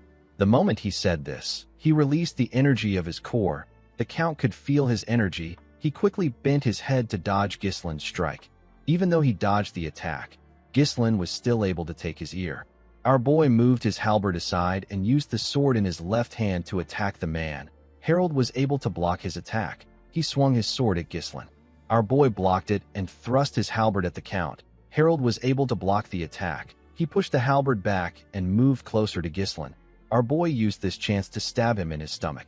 Unfortunately for him, Harold wasn't ready to give up. He pushed his sword and halberd back. Ghislain swung his halberd at his head. Harold was able to dodge the attack, but he received a cut in his neck. Before he could regain his balance, Ghislain swung his sword and cut off his arm. Harold turned to him and told him that he should have aimed for him in the past instead of his sister. He told Ghislain that he should have crushed him from the very beginning. Our boy stabbed him again when he heard this. The scene shifts, and we are taken to Viscount Raoul's office. We see the Viscount ask two nobles to keep quiet. He told them that they are too worried. He asked them if they were surprised that Count Desmond started a war so suddenly. A blond man said that the Count's actions are an insult to the ducal house. The man in front of him said that this incident has greatly incurred the royal family's displeasure. He told Raoul that all the nobles of the ducal faction were arrested because of this incident. The Viscount asked them not to be shaken by a minor variable. He said that Count Desmond hasn't been showing any results lately. He told them that the Count must have felt frustrated. He said that Harold is simply a man who has lived his whole life flawlessly and is now trying to correct his one blemish. He told the men that he can understand this feeling. He asked them if they can call themselves advisors to the great Duke Delphine if they can't even grasp one person's heart. The blond man said that he has no doubt that the Count will conquer the north. He explained to Raoul that he is simply worried about what will come next. The man next to him asked Raoul if Count Desmond will still follow their orders after he conquers the north. With a smile on his face, Viscount Raoul told the man that Count Desmond will have no choice but to obey their orders once the civil war begins. The men didn't expect the Viscount to be so confident. Caen asked the Viscount about what he thinks will happen if Count Desmond loses. Raoul didn't expect to hear this question. The blond man said that it is impossible for the Count to lose. He reminded him that Harold has an army of 30,000 men. He said that it is stupid to think that Harold won't be able to take Fenris down. Raoul asked Caen if he is concerned. The man reminded him that he once said that Ghislain isn't an easy opponent. He said that what he is truly worried about is Count Desmond deciding to unleash a certain power. The scene shifts, and we are taken back to the battlefield. We see Ghislain looking shocked. He was shocked to see that the Count's skin had turned gray, his eyeballs turned black, and his pupils became yellow. Harold's body released a dark and ominous energy. He grabbed Ghislain's sword and broke it with his hand. Ghislain was surprised to see this. He quickly jumped back. He couldn't believe that Harold broke his mana-infused blade with his sheer grip strength. He carefully looked at Harold and saw a golden core in his chest. Harold said that he didn't want to use the power he received from the ducal family like this. He said that it is better for him to do this than to die at Ghislain's hands. He took off his breastplate and armor. He grabbed his sword and took a stance. He said that there is no turning back now. Immediately he said this. He charged at Ghislain. He appeared in front of him in an instant. He swung his sword at him and moved to the air. Ghislain was able to block the attack with his halberd. While he was in the air, Harold swung his sword at Ghislain's head. Our boy was able to block the attack. He swung his weapon at the Count. Harold stood his ground and blocked his attack. Ghislain increased the speed of his attacks, but Harold was still able to match his pace. He told our boy that his resistance is futile. Ghislain increased the speed of his attack again and thrust his halberd at Harold at a crazy speed.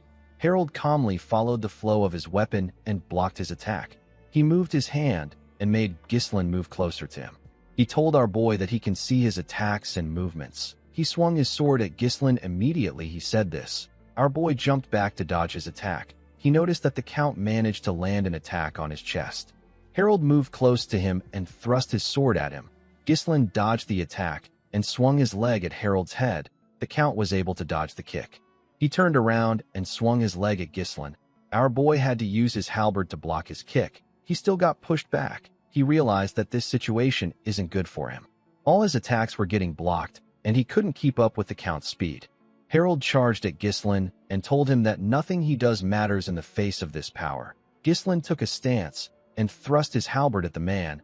Harold was able to block the attack. He swung his sword and pushed Ghislain's halberd back.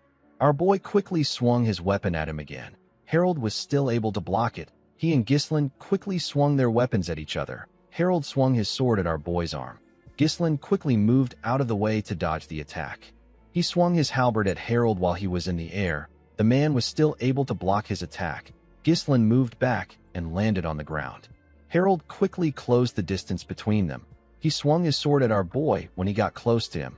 Ghislain was able to evade the attack by jumping. He swung his halberd at Harold while he was in the air. Harold blocked the attack. He thrust his blade at Ghislain before he landed on the ground. Our boy was able to dodge it and move below the man. He swung his weapon at his leg. Harold dodged the attack by raising his leg. Unfortunately for him, Ghislain wasn't done yet. Our boy swung his halberd at his neck. Harold blocked his halberd with his sword and locked it down. He gave Ghislain a kick in the chest. The attack sent our boy flying. Ghislain spat out some blood.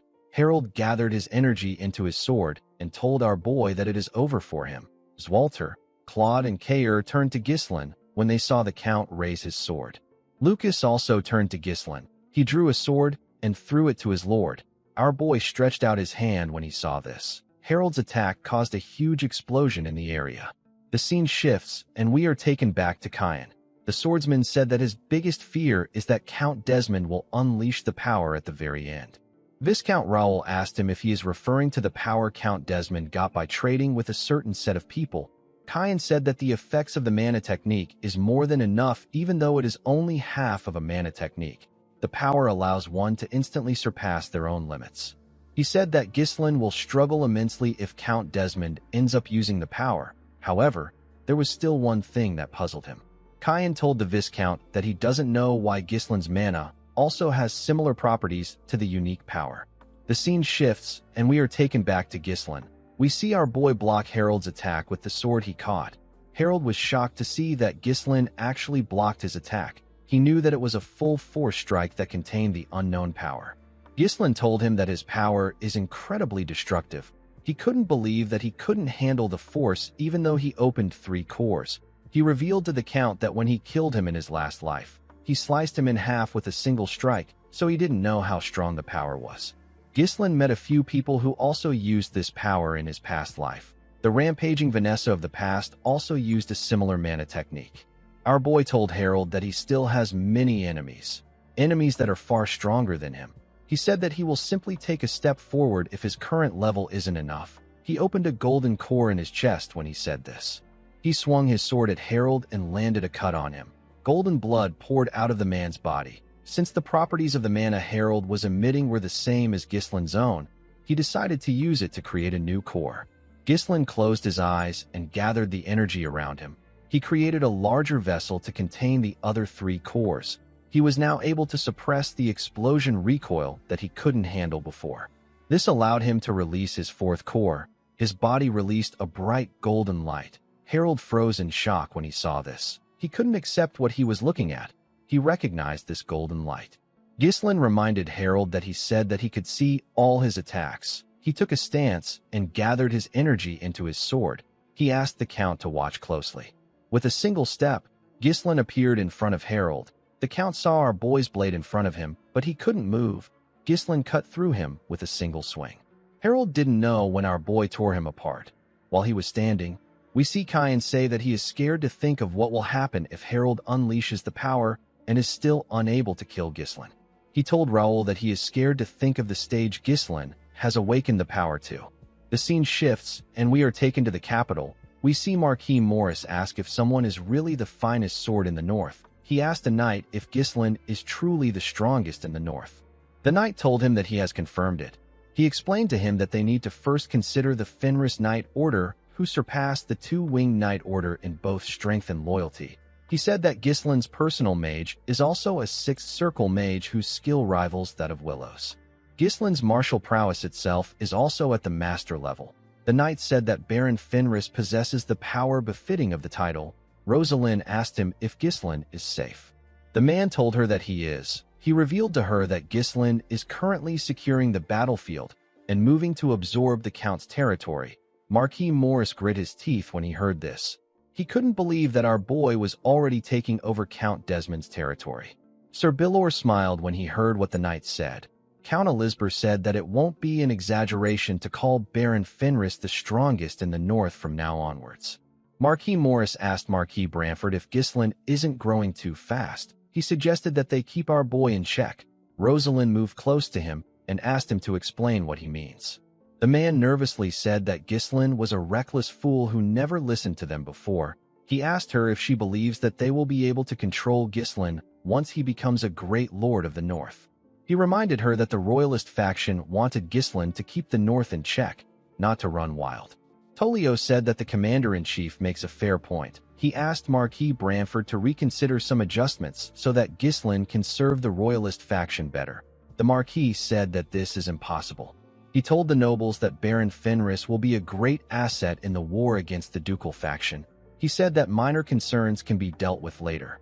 He reminded the nobles that their enemy is the Duke. He warned them not to provoke Baron Fenris. Sir Bilor placed his hand on Marquis Morris's shoulder and asked him not to be disheartened. He reminded him that Gislin wasn't the sole reason for his victory. The victory came thanks to the support of the royal army and the Perdium forces. Count Elizabeth told the man that he is correct. He explained to the Marquis that victory would have been impossible for Gislin without the support of the royal army. Marquis Morris told him that he is correct. He said that things went well thanks to his army. After a while, Marquis Branford announced that the meeting is done. He dismissed everyone. After everyone left the room, he called out to Tolio. He asked the knight to bring in Count Foud. Some minutes later, we see two knights escort Count Foud into the room. The Count looked very rough. He realized that Gislin must have won since the Marquis was releasing him. The Marquis told him that he can return home now. He assured him that the other nobles that are aligned with the Duke will be released too. He advised him to make sure that such an incident never occurs again. The Count was annoyed to hear this. He told Branford that he made a mistake. He explained to him that the balance of the kingdom has toppled now that Count Desmond is dead. He said that it is impossible to avoid a civil war now. Marquis Branford told him that he can't see his point. He said that everyone is aware that the Duke wants the kingdom. He reminded him that it is the royalist faction that has been suppressing the civil war. Foud told Marquis Branford that it is actually the Duke that has been suppressing the civil war. The Marquis asked him to stop spouting nonsense. Count Foud told him that the king who has been bedridden with illness has since turned to his puppet. He asked the Marquis if there is anything in the kingdom that doesn't go according to his will. Marquis Branford was annoyed to hear this. He asked the Count to hold his tongue. Immediately he said this. His two knights pointed their swords at the Count's neck. The Count asked the Marquis if he has forgotten about the kind of man the Duke is. He said that they truly wish to avoid a civil war, but now the kingdom will be bathed in blood. The knights took the Count outside after he was done talking. After they left, the Marquis thought about Duke Delphine. He remembered a conversation he had with the Duke in his younger days. Duke Delphine asked him if politics and power really have a lot of weight in the human world. He said that everything will disappear with time in the end. The Marquis asked him about why he is spouting nonsense. He told him that this is exactly why politics and power matters, especially for people in their positions. Branford explained to the Duke that the direction of people's lives are dictated by their choices. Duke Delphine looked at a bunch of ants on the ground and asked the Marquis to tell him the use of power to beings who can't live forever. He used his shoe to squash some ants and asked Branford to hear him. He said that he wants to see further beyond. When he remembered this, Marquis Branford thought about how it has been a long time since he and the Duke last saw each other. The scene shifts, and we are taken to the Duchy of Delphine. We are taken to a castle known as Castle Eclipse. We see Viscount Raoul and Cayenne walking in the hallway of the castle. Raoul asked Cayenne if the Duke is really angry with them. Cayenne told him that it is true. He explained to him that the Duke seems to be interested in addressing this matter personally, even though he entrusted everything to him. Raoul became nervous. Kayan asked him to calm himself. He told him that this is not how he usually acts. Raoul asked him to stop the chatter. He said that they have arrived at the audience chamber. The door to the chamber opened and revealed a huge hall. The Duke was sitting on a throne that was facing the window. His long white hair was reaching the ground. Raoul and Kayan quickly went on their knees when they got inside. They paid their respects to their grace. The Duke asked them if Count Desmond is dead. Raoul told him that he is correct. He revealed to him that Harold was defeated by Baron Ghislain Fenris. The Duke said that he has been hearing Ghislain's name often lately. He said that our boy must be quite capable. Raoul nervously apologized to the Duke. He told him that he failed to properly assess Ghislain's abilities. The Duke called out to Kayan. The swordsman quickly answered him. Delphine told him that he heard that he met Ghislain in person. He asked him about what he thought of Ghislain. Kayan said that there is no longer anyone equal to him in the north. He told the Duke that no one would dare challenge Ghislain if he is given enough time. The Duke called out to Raoul and told him that he knows the joy of waiting. He snapped his finger and said that this is why he entrusted everything to him and waited. With a terrifying look on his face, Delphine told Raoul that he finds himself growing parched. The Viscount became scared when he heard this. Delphine asked him if his stance remains unchanged. Raoul nervously told the Duke that haste will only invite disaster. The Duke asked him if they haven't already lost Count Desmond in the north. Raoul revealed to him that he has already contacted a certain set of people. He told him that those people said that they will send someone to assist them. He assured the Duke that he will resolve everything before his thirst grows stronger.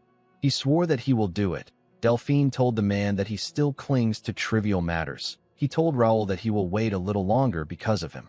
He asked the Viscount not to think that his patience is as plentiful as before. Raoul told him that he understands. The Duke told him that he can leave if he has nothing else to say. Raoul quickly turned around and walked towards the door. The Duke told Kayan that he can also leave. The swordsman wanted to argue, but the Duke released a large amount of dark energy and told him that he wishes to be alone. Kayan decided not to say anything. He told his lord that they will take their leave. After everyone left, we see a man wearing an armor walk into the hall. The man asked the Duke if they should proceed at once. The Duke declined his offer and told him that they will wait a bit longer. The person the Duke was talking to turned out to be Iden. This is the swordsman who beheaded Ghislain in his first life. Iden bowed his head to the Duke and told him that he will follow his command. In the next scene, we see Ghislain sleeping in his bed. He was sweating heavily. He opened his eyes in a world where the sky had turned red and several portals were open in the air. Dragons and monsters were in the sky. The capital of the kingdom was on fire. The monsters were destroying everything around them. Ghislain was shocked to see what was in front of him. He wondered if these are memories from his past life. He remembered how terrible the situation was. The sky turned dark red and mysterious rifts began to appear all over the continent. Otherworldly entities poured out of the rifts and turned the world upside down. It was around this time that the continent's 7 strongest, including Ghislain, began to act in earnest. Ghislain wondered about why he was seeing this scene. He looked down at a knight and wondered about who he was. The knight was facing a huge monster with multiple skulls on its head. The monster charged at the knight with its huge sword. The knight calmly moved his sword and blocked the monster's attack. He thrust his blade at the monster's core. He pushed his blade into its core and twisted it. The monster's body shattered immediately. The man destroyed its core. Ghislain was shocked to see this. He found this scene to be strange. He watched the man fight more skull monsters. He was certain that he had no memories of the knight. But somehow the knight felt familiar to him. Ghislain quickly realized that he knew the knight's swordsmanship. The knight was using Perdium's sword techniques. The knight's sword techniques were actually ideal sword techniques that surpass every aspect of Perdium's swordsmanship. While the knight was looking at something, a skull monster charged at him from behind. Ghislain knew that this was dangerous for the man. Before the skull monster's sword could reach the knight, a small amount of mana covered his body. Immediately, the skull monster's sword touched the mana. The knight sensed the monster's presence. He calmly moved back and blocked the attack. He swung his sword at the monster's core. Ghislain was shocked to see this. He couldn't believe that the man managed to deflect an attack from a blind spot without a glance. He wondered if the knight was sensing the monsters by spreading a mana barrier around his body. Our boy stretched out his hand and tried to reach for the knight. He wanted the knight to show him more things. Before Ghislain could touch the man, he got dragged back to reality. He opened his eyes and caught Belinda's hand. The maid screamed when this happened. She told her master that he startled her. She explained to Ghislain that she wanted to help him clean his face because he was sweating a lot. She asked him if he was having a nightmare. Our boy apologized to her. He realized that everything he saw took place in his dream. When he raised his body up, Belinda touched his head and asked him if he is hurt. She asked him if she should get an elixir. Our boy told her that he is fine. He got out of bed and put on his clothes with Belinda's help. The maid informed Ghislain that an envoy from Marquis Branford has arrived from the capital. She explained to Ghislain that the envoy said that he can now fulfill his duties as the commander of the Northern Army since he has ascended to the rank of Count. Our boy realized that he was now Count Fenris. He asked Belinda about how Gillian is doing. The woman asked him not to worry. She said that Gillian is livelier than before. She told him that Priestess Pyote intensive care worked well for Gillian. Ghislain was relieved to hear this. He asked Belinda to summon his vassals. He said that they need to prepare their next move. In the next scene, we see Alfoy glaring at someone who asked him to make a donation. The person turned out to be the priestess. Alfoy asked Pyote if she is really trying to shake down money from the branch manager of the Fenris Magic Tower. The priestess nervously told him that she is not shaking him down for money. With a shaky tone in her voice, she said that she just needs a little money for people in need. Unfortunately for her, Alfoy didn't really care about other people. He asked the priestess to not be ridiculous. He said that he is the one who is in need the most in this territory. He told Pyote that he is living as an unpaid slave in this territory, even though he is the heir of the Flame Magic Tower. He asked her about how low she is on donations for her to be begging him for money. Pyote took out a bag filled with gold coins and told Alfoy that she just needs a few gold coins. Alfoy was shocked to see the amount of gold coins Pyote had. The priestess walked forward and apologized to Alfoy for not knowing his situation. She said that she will meet someone else. Alfoy quickly asked her to wait. He moved close to her and told her that he never said that he wouldn't give her any money. Pyote was surprised to hear this. Alfoy explained to her that he would look like he is bribing her if a Magic Tower branch manager like himself handed money to a priestess. Pyote believed his excuse. Alfoy told her that he will give her a chance to take his money legitimately. Pyote asked him about how they will do this. Alfoy took the priestess into his room and flipped a coin. He explained to her that when the coin lands on heads, it is odd, and when it lands on tails, it is even. Pyote was shocked to hear what Alfoy said. The mage asked her if she didn't understand the rules. He explained to her that he will flip a coin and guess the side that it will land on. Pyote screamed and said that this is gambling. She said that the root of gambling is greed. She told Alfoy that it is a sin for a priestess to gamble. Alfoy told her that she has a long way to go in life. He explained to her that this isn't gambling. It is simply a justification to give her money. He said that he will bet first. He asked her to watch closely. He flipped a coin and chose odd. The coin landed on tails, so it was even. Alfoy's friend with long hair told him that it is even. Alfoy said that he lost and gave Pyote the coin. The priestess was surprised to see this. Alfoy asked her if she understands things now. The priestess said that she doesn't. Alfoy explained to her that she isn't doing this for money. Instead, she is doing it to help people in need. He asked her if there is someone who would call a priestess's efforts to help others greedy. Pyote was surprised to hear this. She told Alfoy that he is correct. Alfoy was excited to hear this. The priestess asked him to start the game. When Alfoy flipped the coin and caught it, Pyote chose even. Unfortunately for her, the coin landed on odd. Alfoy's blonde friend said that he won this time. Pyote played the game again and chose odd. She lost again. She continued guessing and losing. Each time she chose a side, the coin would land on the other side. Pyote's money began to drastically reduce. She screamed out when she saw how she was losing. She couldn't believe that she couldn't get the right guess even once. While she was fuming in anger, Alfoy was counting the cash. He couldn't believe that he caught a real sucker. Pyote stood up and said that she is not done yet. She asked Alfoy to play one more round with her. Alfoy's friend with long hair moved close to her and advised her to stop. He revealed to her that Alfoy has been cheating with magic. He told her that she won't win. Pyote was shocked to hear that he was cheating. She called Alfoy a scammer and asked him to give her back her money. Alfoy moved the bag of cash away from her and asked her if this is still her money. He asked Pyote if she wants to keep going. He reminded her that she said that she wanted to help those in need. Pyote couldn't argue with him. She shook her bag and took out the last coin in it. She asked Alfoy to play one more game with her. Some minutes later, we see Alfoy flip a coin. As the coin slowly moved to the ground, Pyote began to pray. Alfoy smiled when he saw this. He believed that Pyote was wasting her time by praying. As he caught the coin, Alfoy thought about how even a goddess couldn't beat him as long as he had his personally developed coin-swapping magic. He was swapping the coins with the ones he hid in his robe. He saw himself as a god of the game of even or odd. Pyote prayed to Goddess Wana. She said that she has fallen into a swamp of sin because of her ignorance. She cried and asked the almighty beautiful Goddess Wana to help her win the game. The moment she did this, a bright light descended from the sky and entered the room. Everyone outside could see the light. The bright light entered Pyote's body and blew away the table. The priestess began to float.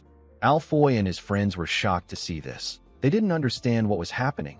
Alfoy recalled that he had read something about this before. He knew that this only happens when a saintess that is chosen by the goddess receives a revelation. It is known as channeling. Pyote's body exuded an aura of divinity. Alfoy nervously asked Pyote to tell him why a goddess would interfere in a game of even or odd. With a unique tone in her voice, Pyote chose even. She pointed at Alfoy and asked him to move his hand. Alfoy quickly activated his magic. He wanted to swap the coins. He quickly noticed something shocking. He was unable to use magic. He realized that the goddess was countering his magic with divine power. He grit his teeth out of anger and asked the goddess not to make him laugh. He asked her if she thinks that she is incredible just because she is a goddess. The gambling addict said that his chances of becoming the successor are already gone. He told himself that there is nothing wrong with having a little fun there.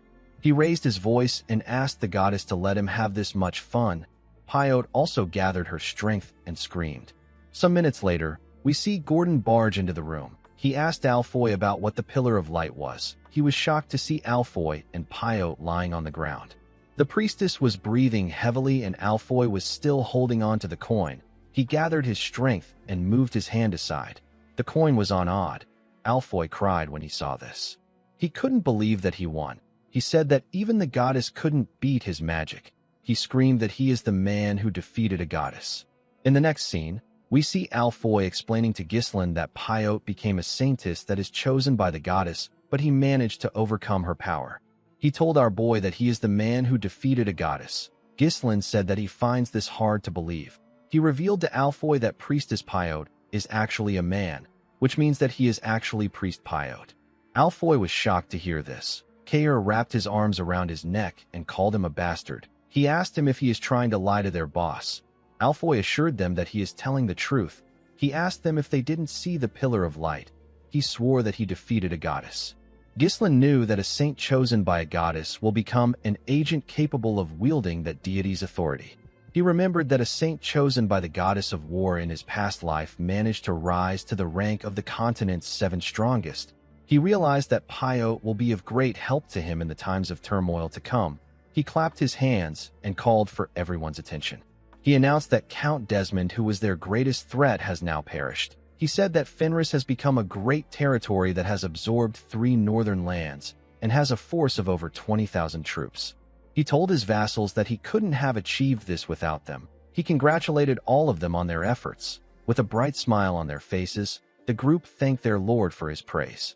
Ghislain told them that they need to get started on their next task. Claude was annoyed to hear this. He couldn't believe that there was more to do. He asked Ghislain if he can't see the mountain of paperwork piled up in front of him. He said that he has to do everything, and yet our boy still wants to give him more work. Ghislain asked him to handle this on his own. He said that they need to review their situation. They joined the royalist faction and have now become the dominant power in the north. Ghislain asked the group if they know who they will be facing next. Everyone became nervous when they heard the question. Gillian said that they will be going head-to-head with Duke Delphine. Alfoy became scared when he heard this.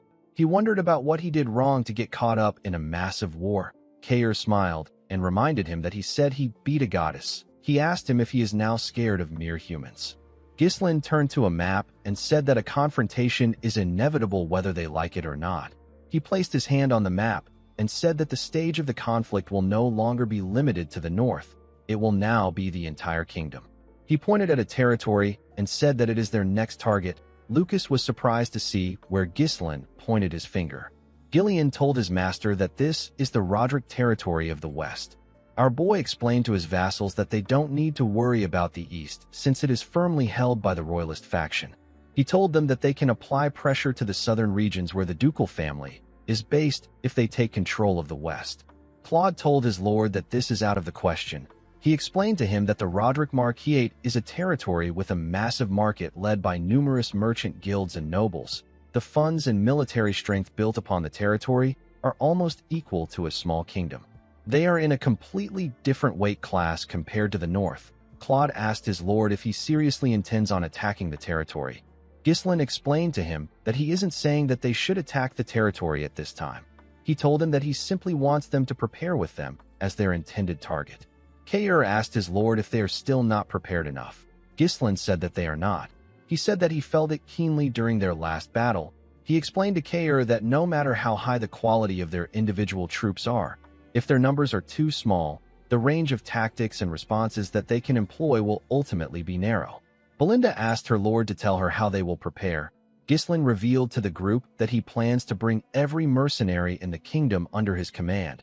He said that he will establish the Fenris mercenary group. Kair was shocked to hear this. Lucas asked our boy if he doesn't plan on expanding the regular army or the Knight Order. Gillian explained to his lord that the West is the territory where the largest number of mercenaries operate in the kingdom. The Drake mercenary group, which is actually the largest mercenary group in the kingdom, is under Marquis Roderick. Gillian asked his lord if he plans on taking the mercenary group for himself. Claude realized that his lord plans to whittle down the enemy's strength until he can handle him, since he is too powerful. Ghislain ordered Claude and Kair to recruit every mercenary group in the north. He told them that they can make the stubborn ones yield to them anyhow they see fit. He said that he will go to the west himself. Kair told his lord that this is his specialty. Gillian told his lord that he is correct for thinking that they only need to recruit the Drake mercenary group of the Marquisate. With a serious look on his face, he said that the finest sword of the West might interfere with his plans. Ghislain realized that he was right. He thought about the finest sword of the West, the man known as Tennant. The scene shifts, and we are taken to a cabin in the woods. We see a young boy breathing heavily. The boy's teacher pat him on the back and turned to a training dummy. He asked the boy if he is ready to go again. The boy gathered his strength and raised his sword. His teacher asked him to relax his arms. The boy calmed himself and took the correct stance. The man explained to him that he is not just hacking, but he is also making a downward diagonal motion which connects to the next stance. The man asked the boy to steady his breath and let the tip of his blade descend lightly. The boy took a deep breath and swung his sword. He cut through the dummy with a clean strike. The boy was shocked to see what he did. He told his master that he has done it. The other students asked the master to look at their strikes too. The man assured his students that he will check everything. He said that he will do it one at a time. As he pat the boy on his head, someone referred to the man as Master Tennant and told him that he hasn't changed a bit. He told Tennant that his pupil has finally come to show his face after a long time. Tennant glared at the man whose name is Martin. Martin told his master that he has something to discuss with him. He asked him to send the children away. With a cold gaze in his eyes, Tennant asked Martin to wait. He told him that class is still in session. Martin didn't expect to hear this. He became nervous. Later in the night, we see Martin sitting next to a fire. Tennant joined him and apologized to him for making him wait. Martin told him that he wasted a busy person's time. He told the swordsman that he only waited because it was him. Tennant apologized to him. Martin told him that he is happy to see that he looks relaxed. He said that there must be no one who interferes in his business since he is the finest sword in the West. Tennant referred to the man as Lord Martin Roderick and told him that he has no intention of returning to the Marquisate yet. Martin asked him to hear him out. He told his master that there is no one in the West with his level of skill. Tennant asked him if he can't handle things with the Drake mercenary group. He told him that his mercenary friend, whose name is Dominic, is quite excellent. He told Martin that a servant shouldn't get involved in a succession struggle between family members. Martin was annoyed to hear this. He asked Tennant to forget all the family business nonsense. He told him that he wouldn't have to go through all this stress if he just lent him a hand. He asked Tennant to come back to the Marquisate. Tennant let out a sigh and calmed himself. He asked his lord if he knows where he stands right now. Martin asked him about why he is asking this question. He told his master that he is already at the peak. Tennant smiled and said that there was once someone stronger than him. He said that his body trembled like that of a child when he stood before the man. Martin asked his master if he trembled out of fear. Tennant said that he didn't. He explained to his student that he felt an ecstasy that is indescribable the moment their swords clashed on the boundary of life and death.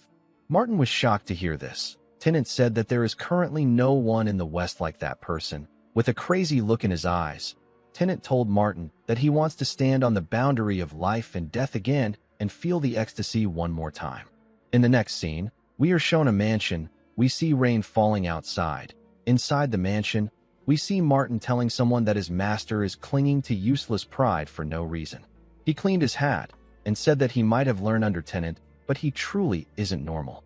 Martin found it odd that someone was so skilled, and yet he chose to rot away while waiting for someone to push him to the brink of death. He asked a man called Dominic if this makes sense to him. The huge man ignored his question.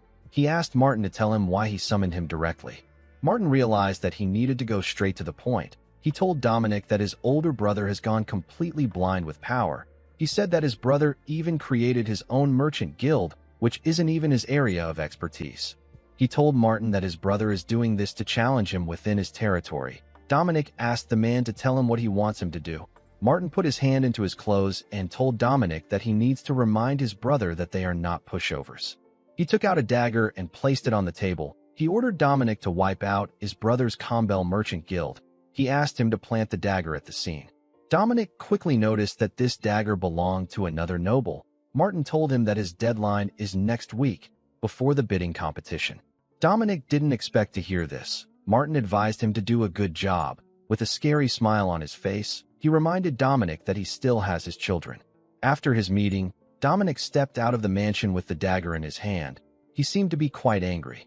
The scene shifts, and we are taken to another place. We see Dominic with his subordinates, a man in a red robe called Martin a bastard. He couldn't believe that Martin wanted to take out his own brother's merchant guild. The man wondered about how long Martin was going to keep using Dominic's kids to blackmail them. Another mercenary said that Martin is completely using their group as kindling for his succession war. The man in the red robe told his captain that he can't take this anymore. He asked his captain to allow him wring Martin's neck. A bald man next to Dominic said that this situation is driving them crazy with frustration. Dominic asked his subordinates to keep quiet. He asked them to shut up unless they know where his kids are locked up. None of his subordinates could say anything. A blonde woman behind Dominic said that the mood is quite terrible. She asked her captain if it matters that they are the largest mercenary group in the kingdom. She said that they are just acting like obedient lapdogs for a brat. The man in red was shocked to hear this. The woman explained to the group that the Combel merchant group has young Lord Roderick as their backer. She said that their escorts won't be pushovers. She told the group that attacking a place like that is the same as them walking to their deaths. The woman knew that they were all going to follow their captain's orders. She explained to Dominic that they will never be able to escape Martin's shadow before they perish if things continue like this. Dominic couldn't argue with her. One of his subordinates said that they should have gone to the north earlier. The bald man asked him to watch his mouth. He reminded him that this is already in the past. He asked him about why he is bringing it up now. The man said that they will be living large under Count Fenris if they had settled in the north earlier. The bald man said that he heard rumors that Ghislain treats mercenaries really well. The man wearing the armor told him that even the Cerberus mercenaries who were a headache for the Zimbar territory went under Count Fenris. He said that Gillian, who is the legendary captain of the Ratatosk mercenaries, also joined Ghislain. Dominic thought about Fenris. He smiled and said that he wanted to meet Ghislain once before he died. He said that he would only be able to meet our boy on the battlefield at this point.